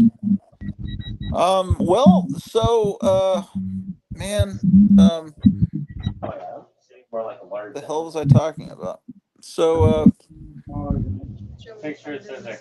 do as far as selling the French and other editions, do most people around kind of with speak more than one language there? Yeah, there's a generation, there's a generational difference. People born before 1970 are more likely to speak French than English, and people born after 1980 don't speak any French at all. Oh, so when they carry those French comic books, they're there for older people to buy. Yeah, or those who chose to want to learn French, but nobody wants to. Most people don't want to know how to speak it. If they have a foreign language, they'll go with English. So, what do you think the percentage of the population that speaks English is now? About 25 to 29%. Those are the numbers I've seen. Okay, that's a pretty significant amount. It's actually pretty low for European standards, which is kind of funny considering we think we speak foreign languages better than all other European countries. The thing is, a lot of people. Well, most people forgot they learn English in high school, and then they don't use it. So they know the bare minimum and can't have a conversation in English. That's what happened when I learned Spanish in high school. I never used it, and then well, what is the most common language after Portuguese for people to speak there now? English is the most widely spoken foreign language. The most of the foreigners come from Portuguese-speaking countries, from our colonies in Africa or from Brazil, so they already speak Portuguese. And what is the easiest language for you to learn? Like Spanish? Is it the closest to Portuguese? Yeah, Spanish is close enough. The thing is, nobody bothers learning it in school. Our trick is to Spanishize our Portuguese, and that way the Spaniards will understand us. Missing Mars, do you want to see all the covers, or do you just want to see the 35-40 cent covers that would fall within the 70s? That's a 35 center, so that would be 70s, right about the time Star Wars came out, approximately. Do you like that cover? I mean, it's cool Charlton stuff. Look at the little blood splotch. I didn't notice that. Each time he squeezed the trigger, he died a little too. And look at the flames. These guys are like getting burned or something. Yeah, this is great. It's almost like outsider art, these Charlton books. It's like insane people illustrated them. Look at the sweat coming down. Says, man, I should have jumped in the shower to be able to go out and eat and get out of here and get a Bloody Mary. Do you want to go do that without taking a shower, Cleo? Or you want to, what time is it now? Let me look here. It's 6:47. We could still, they close at 9. We could still make it if you took a shower. DC at night. Or I could just go bring it home, whatever you want to do. But if you want to get out, we still can. Marvel's putting out ton. DC is putting out nothing. Missing Mars says, cool stuff there, Kevin. Well, do you want to throw that book in, the sniper book? Yeah. It's a little stack. This many. What year is that, Charlton? Do you want to look on the inside of the sniper? Do you want to look on the inside of the sniper? Yeah, I think he wants to know what year it is. He's like a snob like me. The 1980s, yeah. The hardest is when someone comes in and they want the book that was on their birth date. Yeah, And then and it's never right because you've got to get a book that's, well, I have you can to get, explain that to them. I have to explain that to them. yeah, but it really is, I guess, September 77. So that's a couple of months after Star Wars came out. That's what I thought. September 77 is when you went back to school and tried to find other people. It's like, did you see that movie? Can you believe what we just saw? So this came out in July. This was on the stands in July. Yeah, yeah. So really, Star Wars had been out a month when that came out. She says, or you can go grab the food because I'm starving and I am too. And then I can shower and then we can go back. And we can go back or go to the new bar. Yeah, we could do that. 1977, I'll take it. Yeah, he's all for it.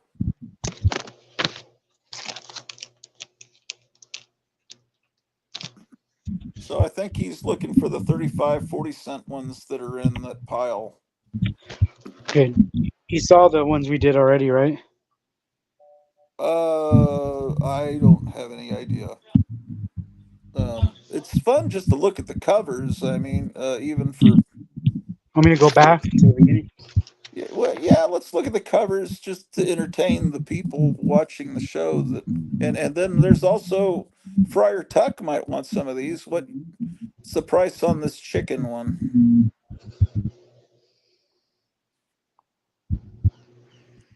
Oh, and Smokin' Joe sticker for Asia album parody. Okay, he really wants you to contact Smokin' Joe, man. I have to go to his house. It's gonna be in like maybe July. Okay. Yeah, I know exactly how Missing Mars thinks. He's completely focused. I gotta get that Asia stick. Are you a big fan of the band Asia? I assume Missing Mars. That would be a good bet. Friar Tuck says, "Hey Greta."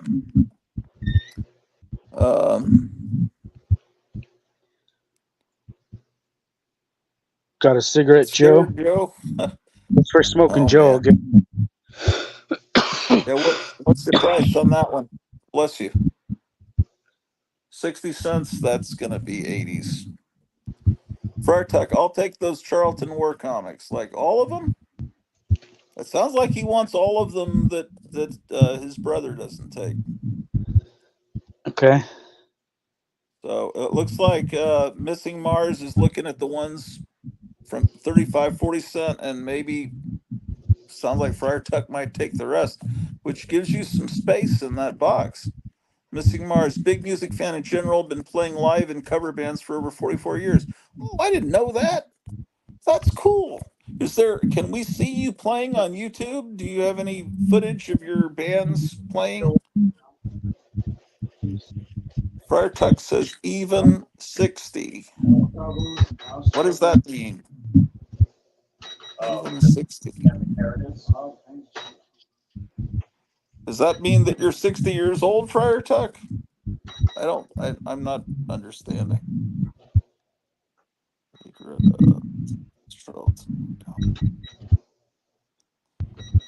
Okay, Facebook, I believe, Mike and the Monsters. Oh, what a great name. You know what I wish that Kevin had were like, it was the Gold Key comic Little Monsters. Boy, that would be great. Friar Tuck, he means even. I even want the 60-cent ones. Look at me making everyone completely prejudiced against comics from the 1980s. He means 60 cents, Missing Mars says. Oh, okay. There's nothing wrong with 60-cent comics. It's just I'm focused on wanting to collect comics from a certain era. All the Charlton books are going to be great. I wonder what did comics cost when Charlton went out of business. I don't have any idea. Okay. Well, Charlton stopped producing new stories in around 78, and then they disappeared for a couple of years. They came back around 82, but those were all reprints.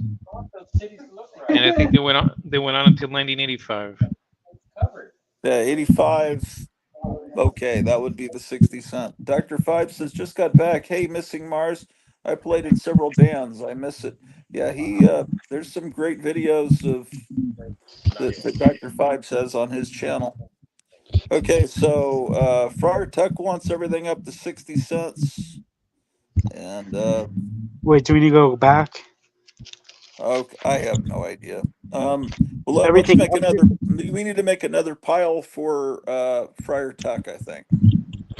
Everything Third up pile. to 50 cents or after or Oh, I think he doesn't. I think he wants to not get anything more recent than 60 cents. Is what I'm getting. Oh shit! What happened? Oh, okay. Hold on. What is happening here? Oh, what am I doing? Oh, wait.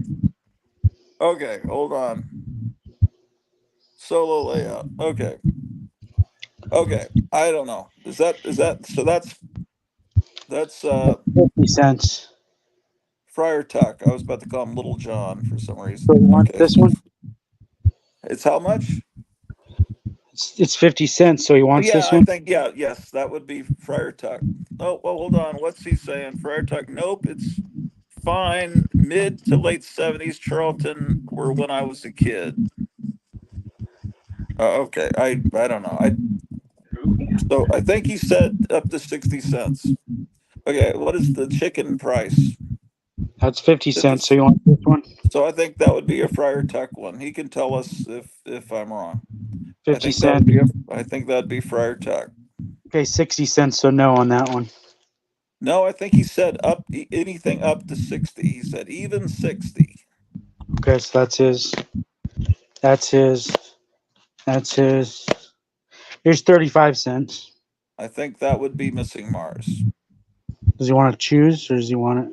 Do you want to choose Missing Mars? Because I might want some of these. I think I already picked out the ones I wanted a long time ago. That's a cool cover, though. Imagine how much that would suck to be falling on a bridge like that and being shot at. Like, Remember, what? Indiana Jones did it on purpose. He cut the bridge. Friar Tuck says, I believe those Charlton War comics are what got me interested in history as a child. Oh, wow. Cool. Well, this will be like a Christmas in June. Who's getting this one? What is the price on it? I think 35. that would be Missing Mars if you want. I'd say put it in Missing Mars pile. Okay. And then if he doesn't want it, he could tell you. 40 cent. I would say Missing Mars on that. Because I think 40 cent is still going to be 70s. 40 cent. I'd say Missing Mars. Yeah. Oh, look at that. It's Vietnam.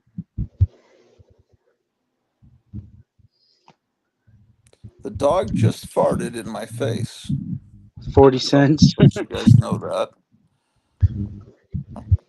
I want it. Yes, says Missing Mars. That all Navy issue. It's possible that could be something Charlton 66 will. I'm sure he already has it, but that's all right. Because he was in the Navy and he's got Charlton in his name, but I'm sure he has it. Missing 70s Mars. Charltons are excellent, says Missing Mars. Whatever Mars doesn't take, I will. Well, maybe we should be going by the covers and not just the prices, because that really is kind of an ignorant thing that I do. Attack is a wonderful title. It's got such a great logo. That's Missing Mars. Yeah, let's see the actual pictures instead of just the prices. That looks like a Roy Lichtenstein kind of thing with all the wham bam. It looks like what he would do, stealing art from other people. That's cool. Oh, look at that! I thought I it didn't was even like a see that. I thought it was like a toilet bowl right there, but it's actually a plane. A toilet bowl. Yeah, look. Yeah, it does look like a toilet bowl. Yeah, hold it the other way where it's hold it. No, rotate it. Keep rotating it where it looks like it's and then one more time. Yeah, it looks like a toilet with little tiny turds in it floating. Man, Roy Lichtenstein, what's wrong with you? If Charlton 66 doesn't have any of these, just let us know. I think he's seen them. He watches every episode, and we've looked at all Who these gets the before. 50 cent Fryer? I was just thinking of him when I saw All Navy issue. Dr. Five says in ancient China, dog farting in your face brings good fortune, Confucius say. Prayer says, I'll take stuff over 60 cents as well if any exist. So it sounds like all of these are accounted for between Missing Mars and Friar Tuck. This is Fryer.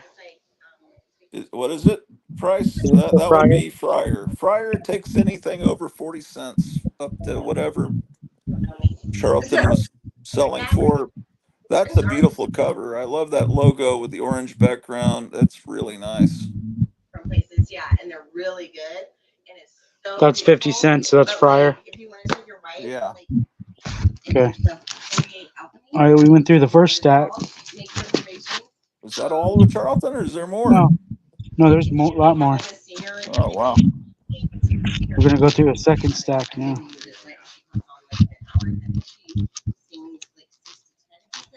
Okay. Yeah, we want to come back and tell you. Yeah, we want to come back and tell you. Yeah, yeah, it's really beautiful. All right. It's nice. 50 cent. It is nice. That would be Friar. 35 and 40 cent go to Missing Mars. Anything else goes to Friar.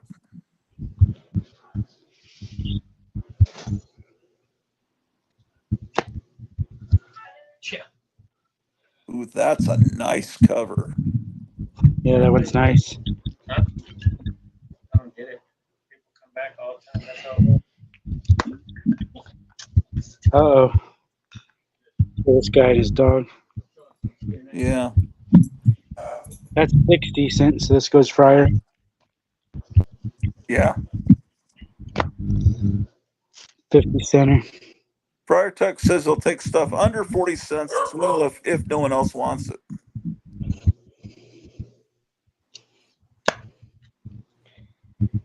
$50 center. We're going to come up to a 40 center next. So this Missing Mars. Okay. 40 cent, yeah, Missing Mars, yeah.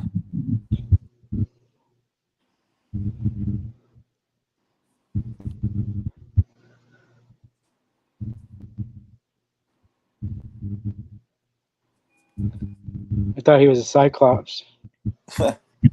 Missing Mars says under 50 cents me want 50 cent and over Friar can have.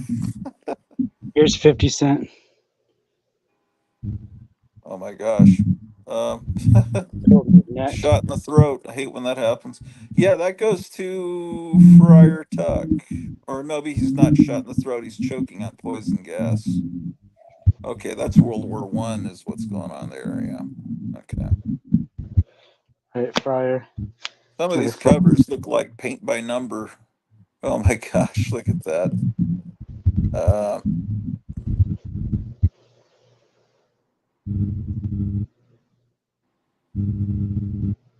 Wonderful.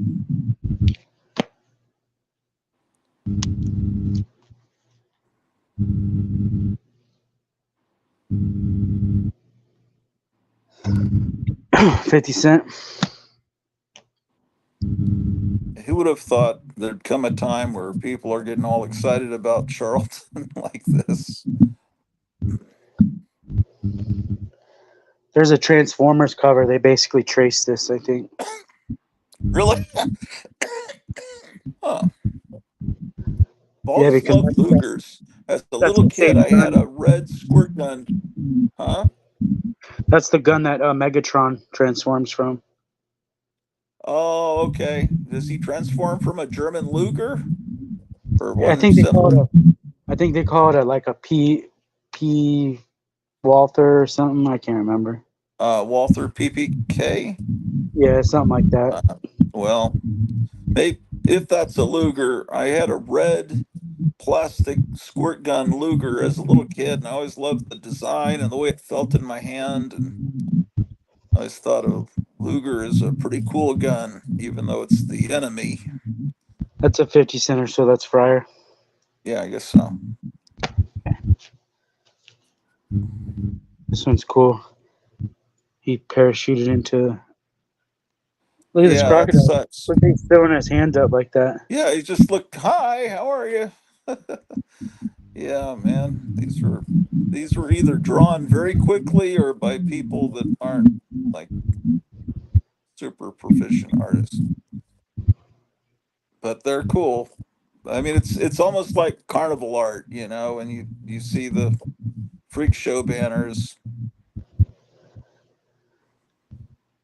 They had fighting army, they had fighting navy, and fighting marines, as I recall, with Charlton titles.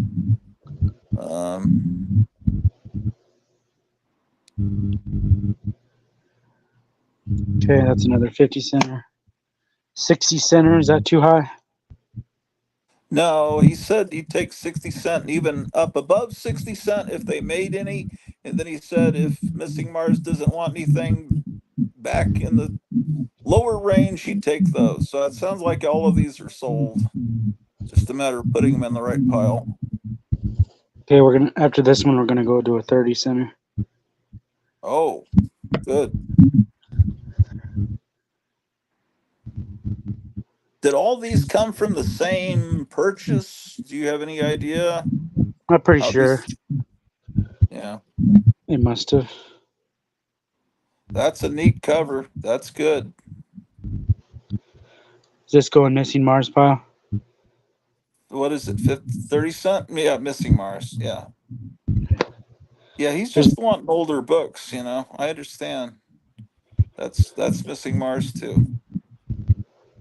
But okay, Missing Mars. okay, they're all divided into the different categories already. It looks like that's fighting Marines. Yeah, I have them all in order. Okay. 40 center, so that's Missing Mars. 40 center. Missing Mars just says, geesh, I probably got a gratuitous size pile now. Yeah, I don't have a pile anymore. I have a box. And now with this new stuff, I don't know if it'll fit into one box anymore. But I'm going to try to send him a payment in about a week.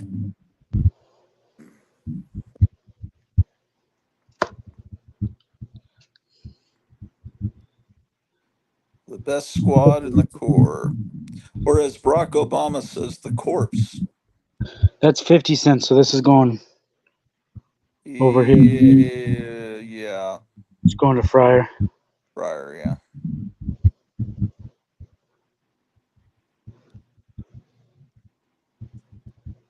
That's a little politically incorrect. The skin coloring that will offend younger people. I remember in a comic store, this girl was horribly offended by a master of kung fu where you see the lead, they just color the Asian characters bright yellow. She was thinking, this is not politically correct.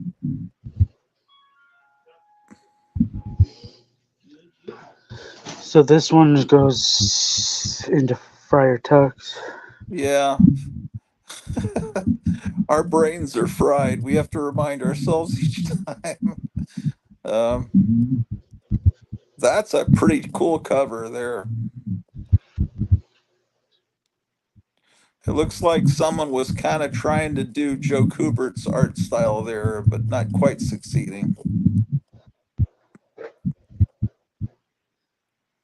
Yeah, that's Friar Tuck. All right, here's another 50 center.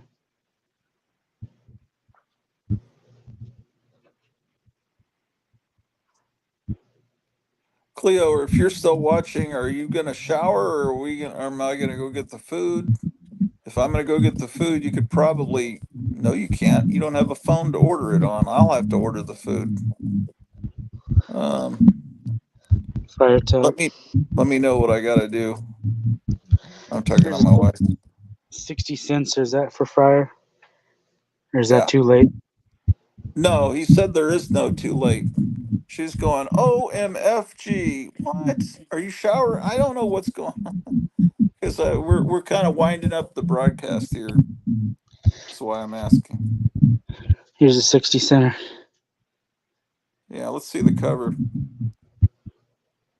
That's pretty great. That's pretty great. I almost kind of would like that one, but I don't want to be a pig. Okay, that's fryer. He can take it. Yeah. I love the red background behind the title. It makes it kind of look like an Archie comic. God damn. Another fryer.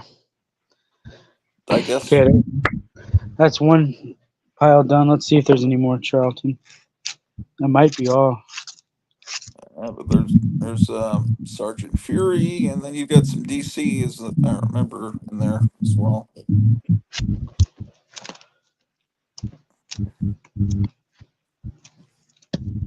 Oh, It says I got a little charge now. I'll call it. Oh, more mixed in. That was a cool one too. Western one. Let's see it. Oh, a Western one? That's strange. Well, they had an army back then, but no one ever thinks about army. The Nazis meet Billy the Kid. What? That's 40 cents. So that's going into Missing Mars, right? Yeah, but that looks like an. Maybe it's some kid that's okay. That's an interesting story. You can look on These the big inside. dollar size GI combats are a lot of fun too.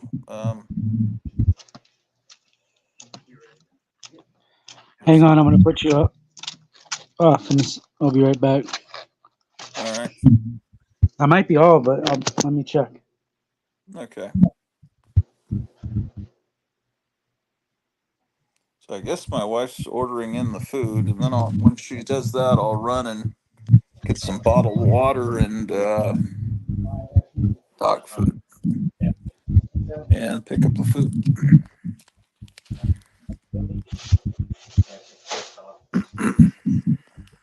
I might do a live stream early tomorrow morning until I might do something in the morning, sorting out some comics if anyone wants to come on. But I'm probably gonna ring off to watch the Trump in Las Vegas thing. Friar Tuck says that's well, Friar Tuck. When you read that story, you're gonna have to report to us and explain how the Nazis are meeting Billy the Kid. We'll have to hear about that. Svengoolie is on now. Well, not here because we don't have an antenna. But if I had an antenna, I'd be watching Svengoolie. Yeah, so it's what Monolith Monsters tonight. Okay, we're almost through. Unknown Soldier is a great comic. More. There's only a few more. Okay. Look, there's two more. Let me make sure. What is Spaced Out? It's a spoof, I think. Yeah, it's a spoof.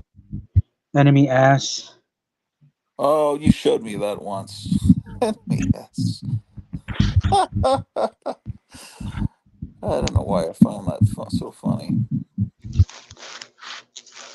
All right, so we just need to get these two out of here.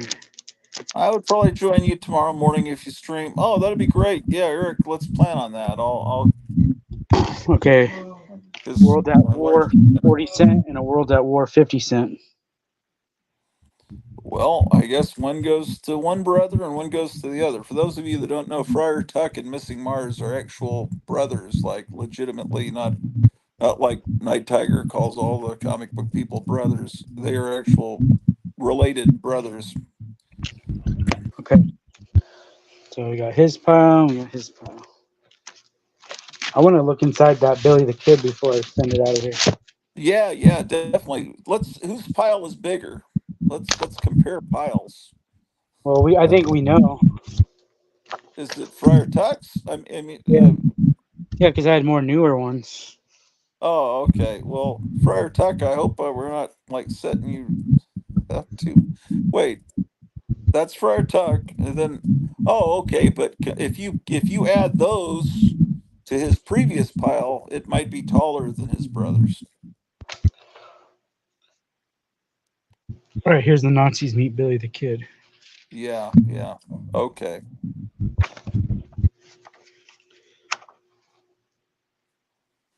Yeah, I love how the pages are never the same. They're never trimmed the same. These Charltons, it's like the days of the pulps. These are nice white pages and everything. Yeah, this one feels like it's never been opened. It's like covers won't even stay open. What is this guy selling? Some kind of snake oil. Oh, it's some. It'll make you money.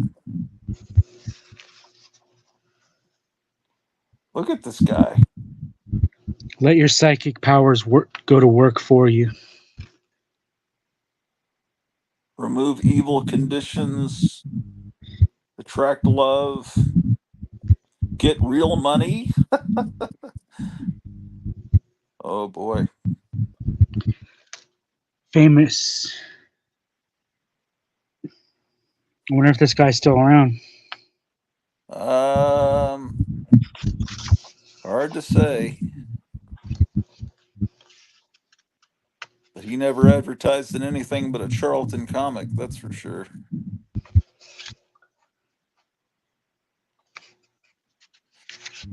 Yeah. You're looking through, it's like nothing but pictures of Roy Lichtenstein paintings. It's like it's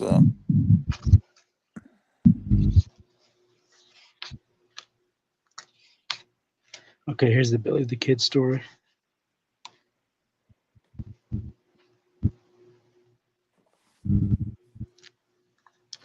it's not really a time travel story, is it?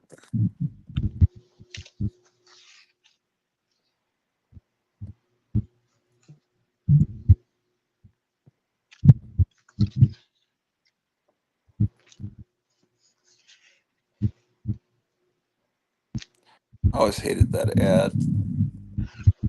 The bubble gum ad, not the other one. Okay. All right, fantastic. All right, what's next? What's next? What's next is probably everyone eating dinner. But yeah, I'm curious whose pile is the biggest now. Let's combine Missing Mars 2 piles into one. Okay, we're gonna combine. Who is the champion? Who has won? I bet it's going to be Friar Tuck.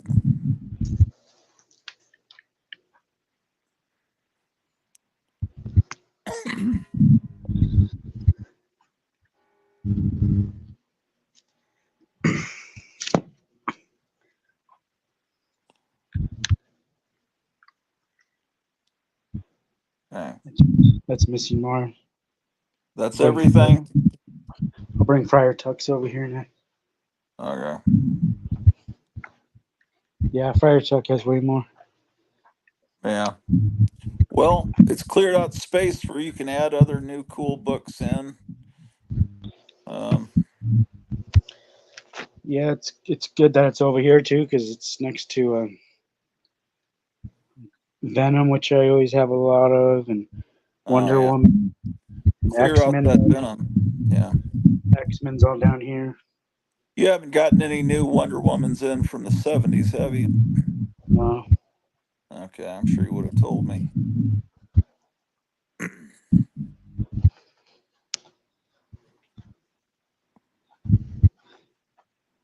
All right, let's see.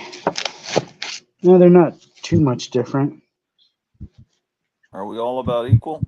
Oh, look at that. Biggest. The one is okay. Mine is the smallest. Yeah.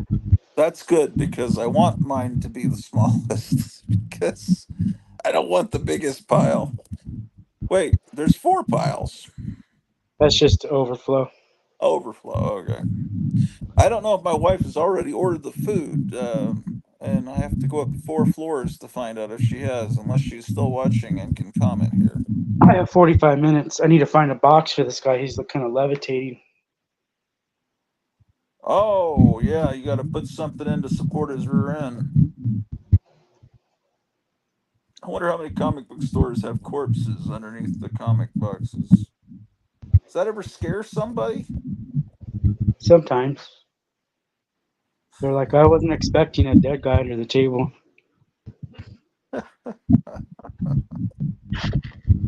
Yeah. You know, what if you put a Gotham City t-shirt on that dead corpse? I think I might. That might ruin him because you won't be able to see his hands and his ribs. Oh, okay. Yeah. Missing Mars says, Kevin, price them up and let me know.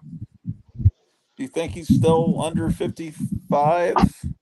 Let me check. Hold on. I'm going to put the phone down. Let me add it up.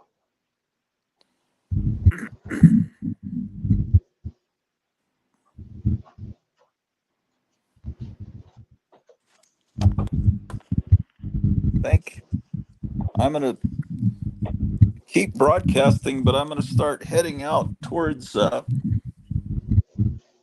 buying the water and dog food, and then and I'm going out now. Are you right now? I'm going to sleep. Tomorrow That we makes- have the European parliament elections. Oh, on a Yeah. That's do you have elections on Sundays, huh? Elections are always on Sundays. That makes perfect sense because people don't have to worry about taking off from work. Why did we never think of that? It's really Because you decided that Sunday was for church, not for elections. Yeah, but why don't they do it on Saturday? Because a lot of people can't vote because they don't want to take off from work. I mean, most Yeah. employers will let you, but a lot of people just, if they work on commissions, they don't want to take the time off and all that. Right. And yeah, that makes a lot of sense. Well, so vote your conscience, vote the way that will make things better for everybody. That's great. That's why I'm voting blank. I always vote blank. You vote blank, like Yeah, like you're not voting for anybody? yeah. They give me the paper, I fold it and put it in. Yep. But what good does that do? You're just letting people know that you don't like any of the choices? Right. It's a protest. It's the protest vote. Yes. Is that like a libertarian kind of thing?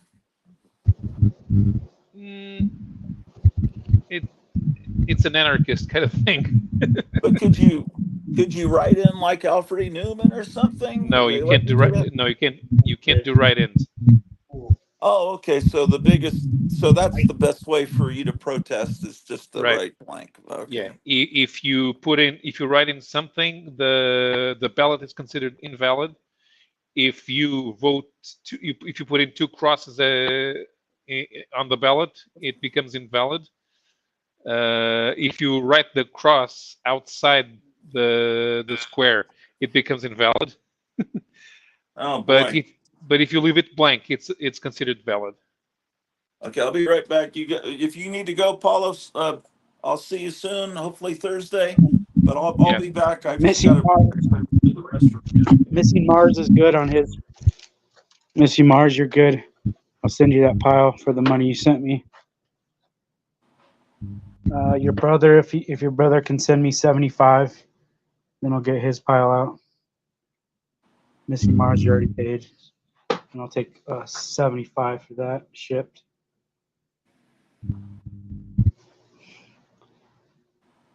If you heard that, let me see if I can read the chat over here. Missing Mars says excellent, thanks. I think that was for what I said, maybe. And then Friar Tuck, that's okay. Just sent me 75. Oh, he's gonna let him know. Okay. Oh, did it total up to 75? Well, I gave For who? him. For I gave him. Everybody got a discount. So. Oh, okay. So not lead paint. What is this? Friar Tuck is 75. How much was did Missing Mars go over 55? He did, but I'm still throwing it. I'm still giving it to him. Oh, that's cool. That's really nice of you. Let's see. Oh, wait. What are people saying here? My wife says I'll be working, so I'll probably stream, and Adam might come on. I hope so. Oh, Doug said 15 minutes. Oh, I didn't even see that. How long ago did my wife say Doug said 15 minutes? Portugal. Was that a long time ago? Did you guys notice in the chat? Okay, I better get.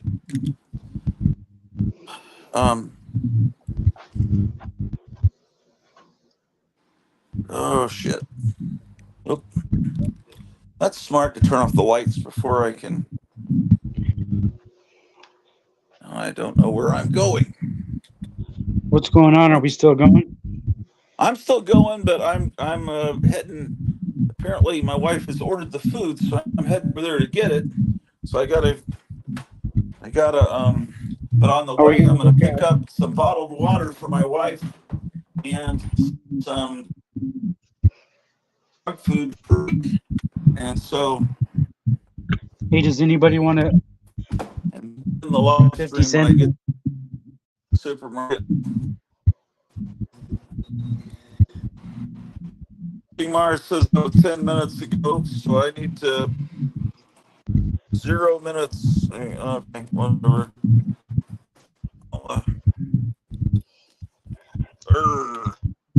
Here's that Catwoman cover I was telling you about.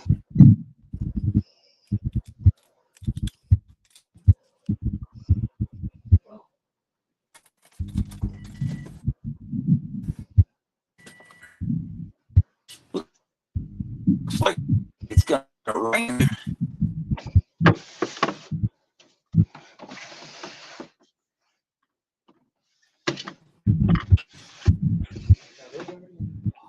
you know what time it is?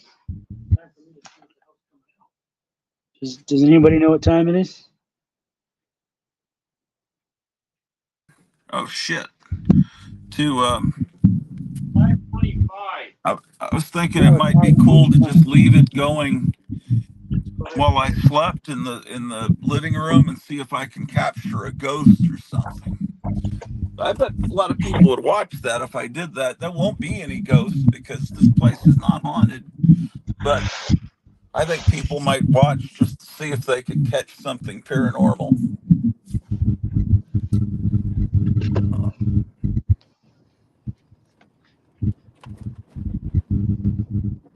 Oh my gosh.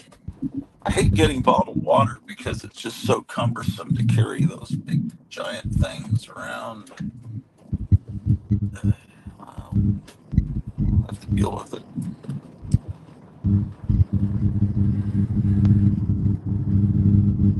This has been an interesting stream today, but it would have been even better if we'd gotten Adam on because, man, does that guy sound like he's got a great collection of stuff. I've got to research and maybe figure out a way to. He may actually have to do some registration on the internet to do that. It's 8:26 p.m., says Dr. Fibes. Fairtuck says, hey, Kevin, I've got a laundry list of dollar books I'd like to send you if possible. 8:26 Eastern Standard. Okay. All right. Well, yeah, I guess I'll end the stream, guys. I'll talk to you guys soon. Kevin, nice talking to you. And I'll probably do a stream in the morning and end about the time Donald Trump goes on. So everybody take care. Thanks for dropping in. Goodbye.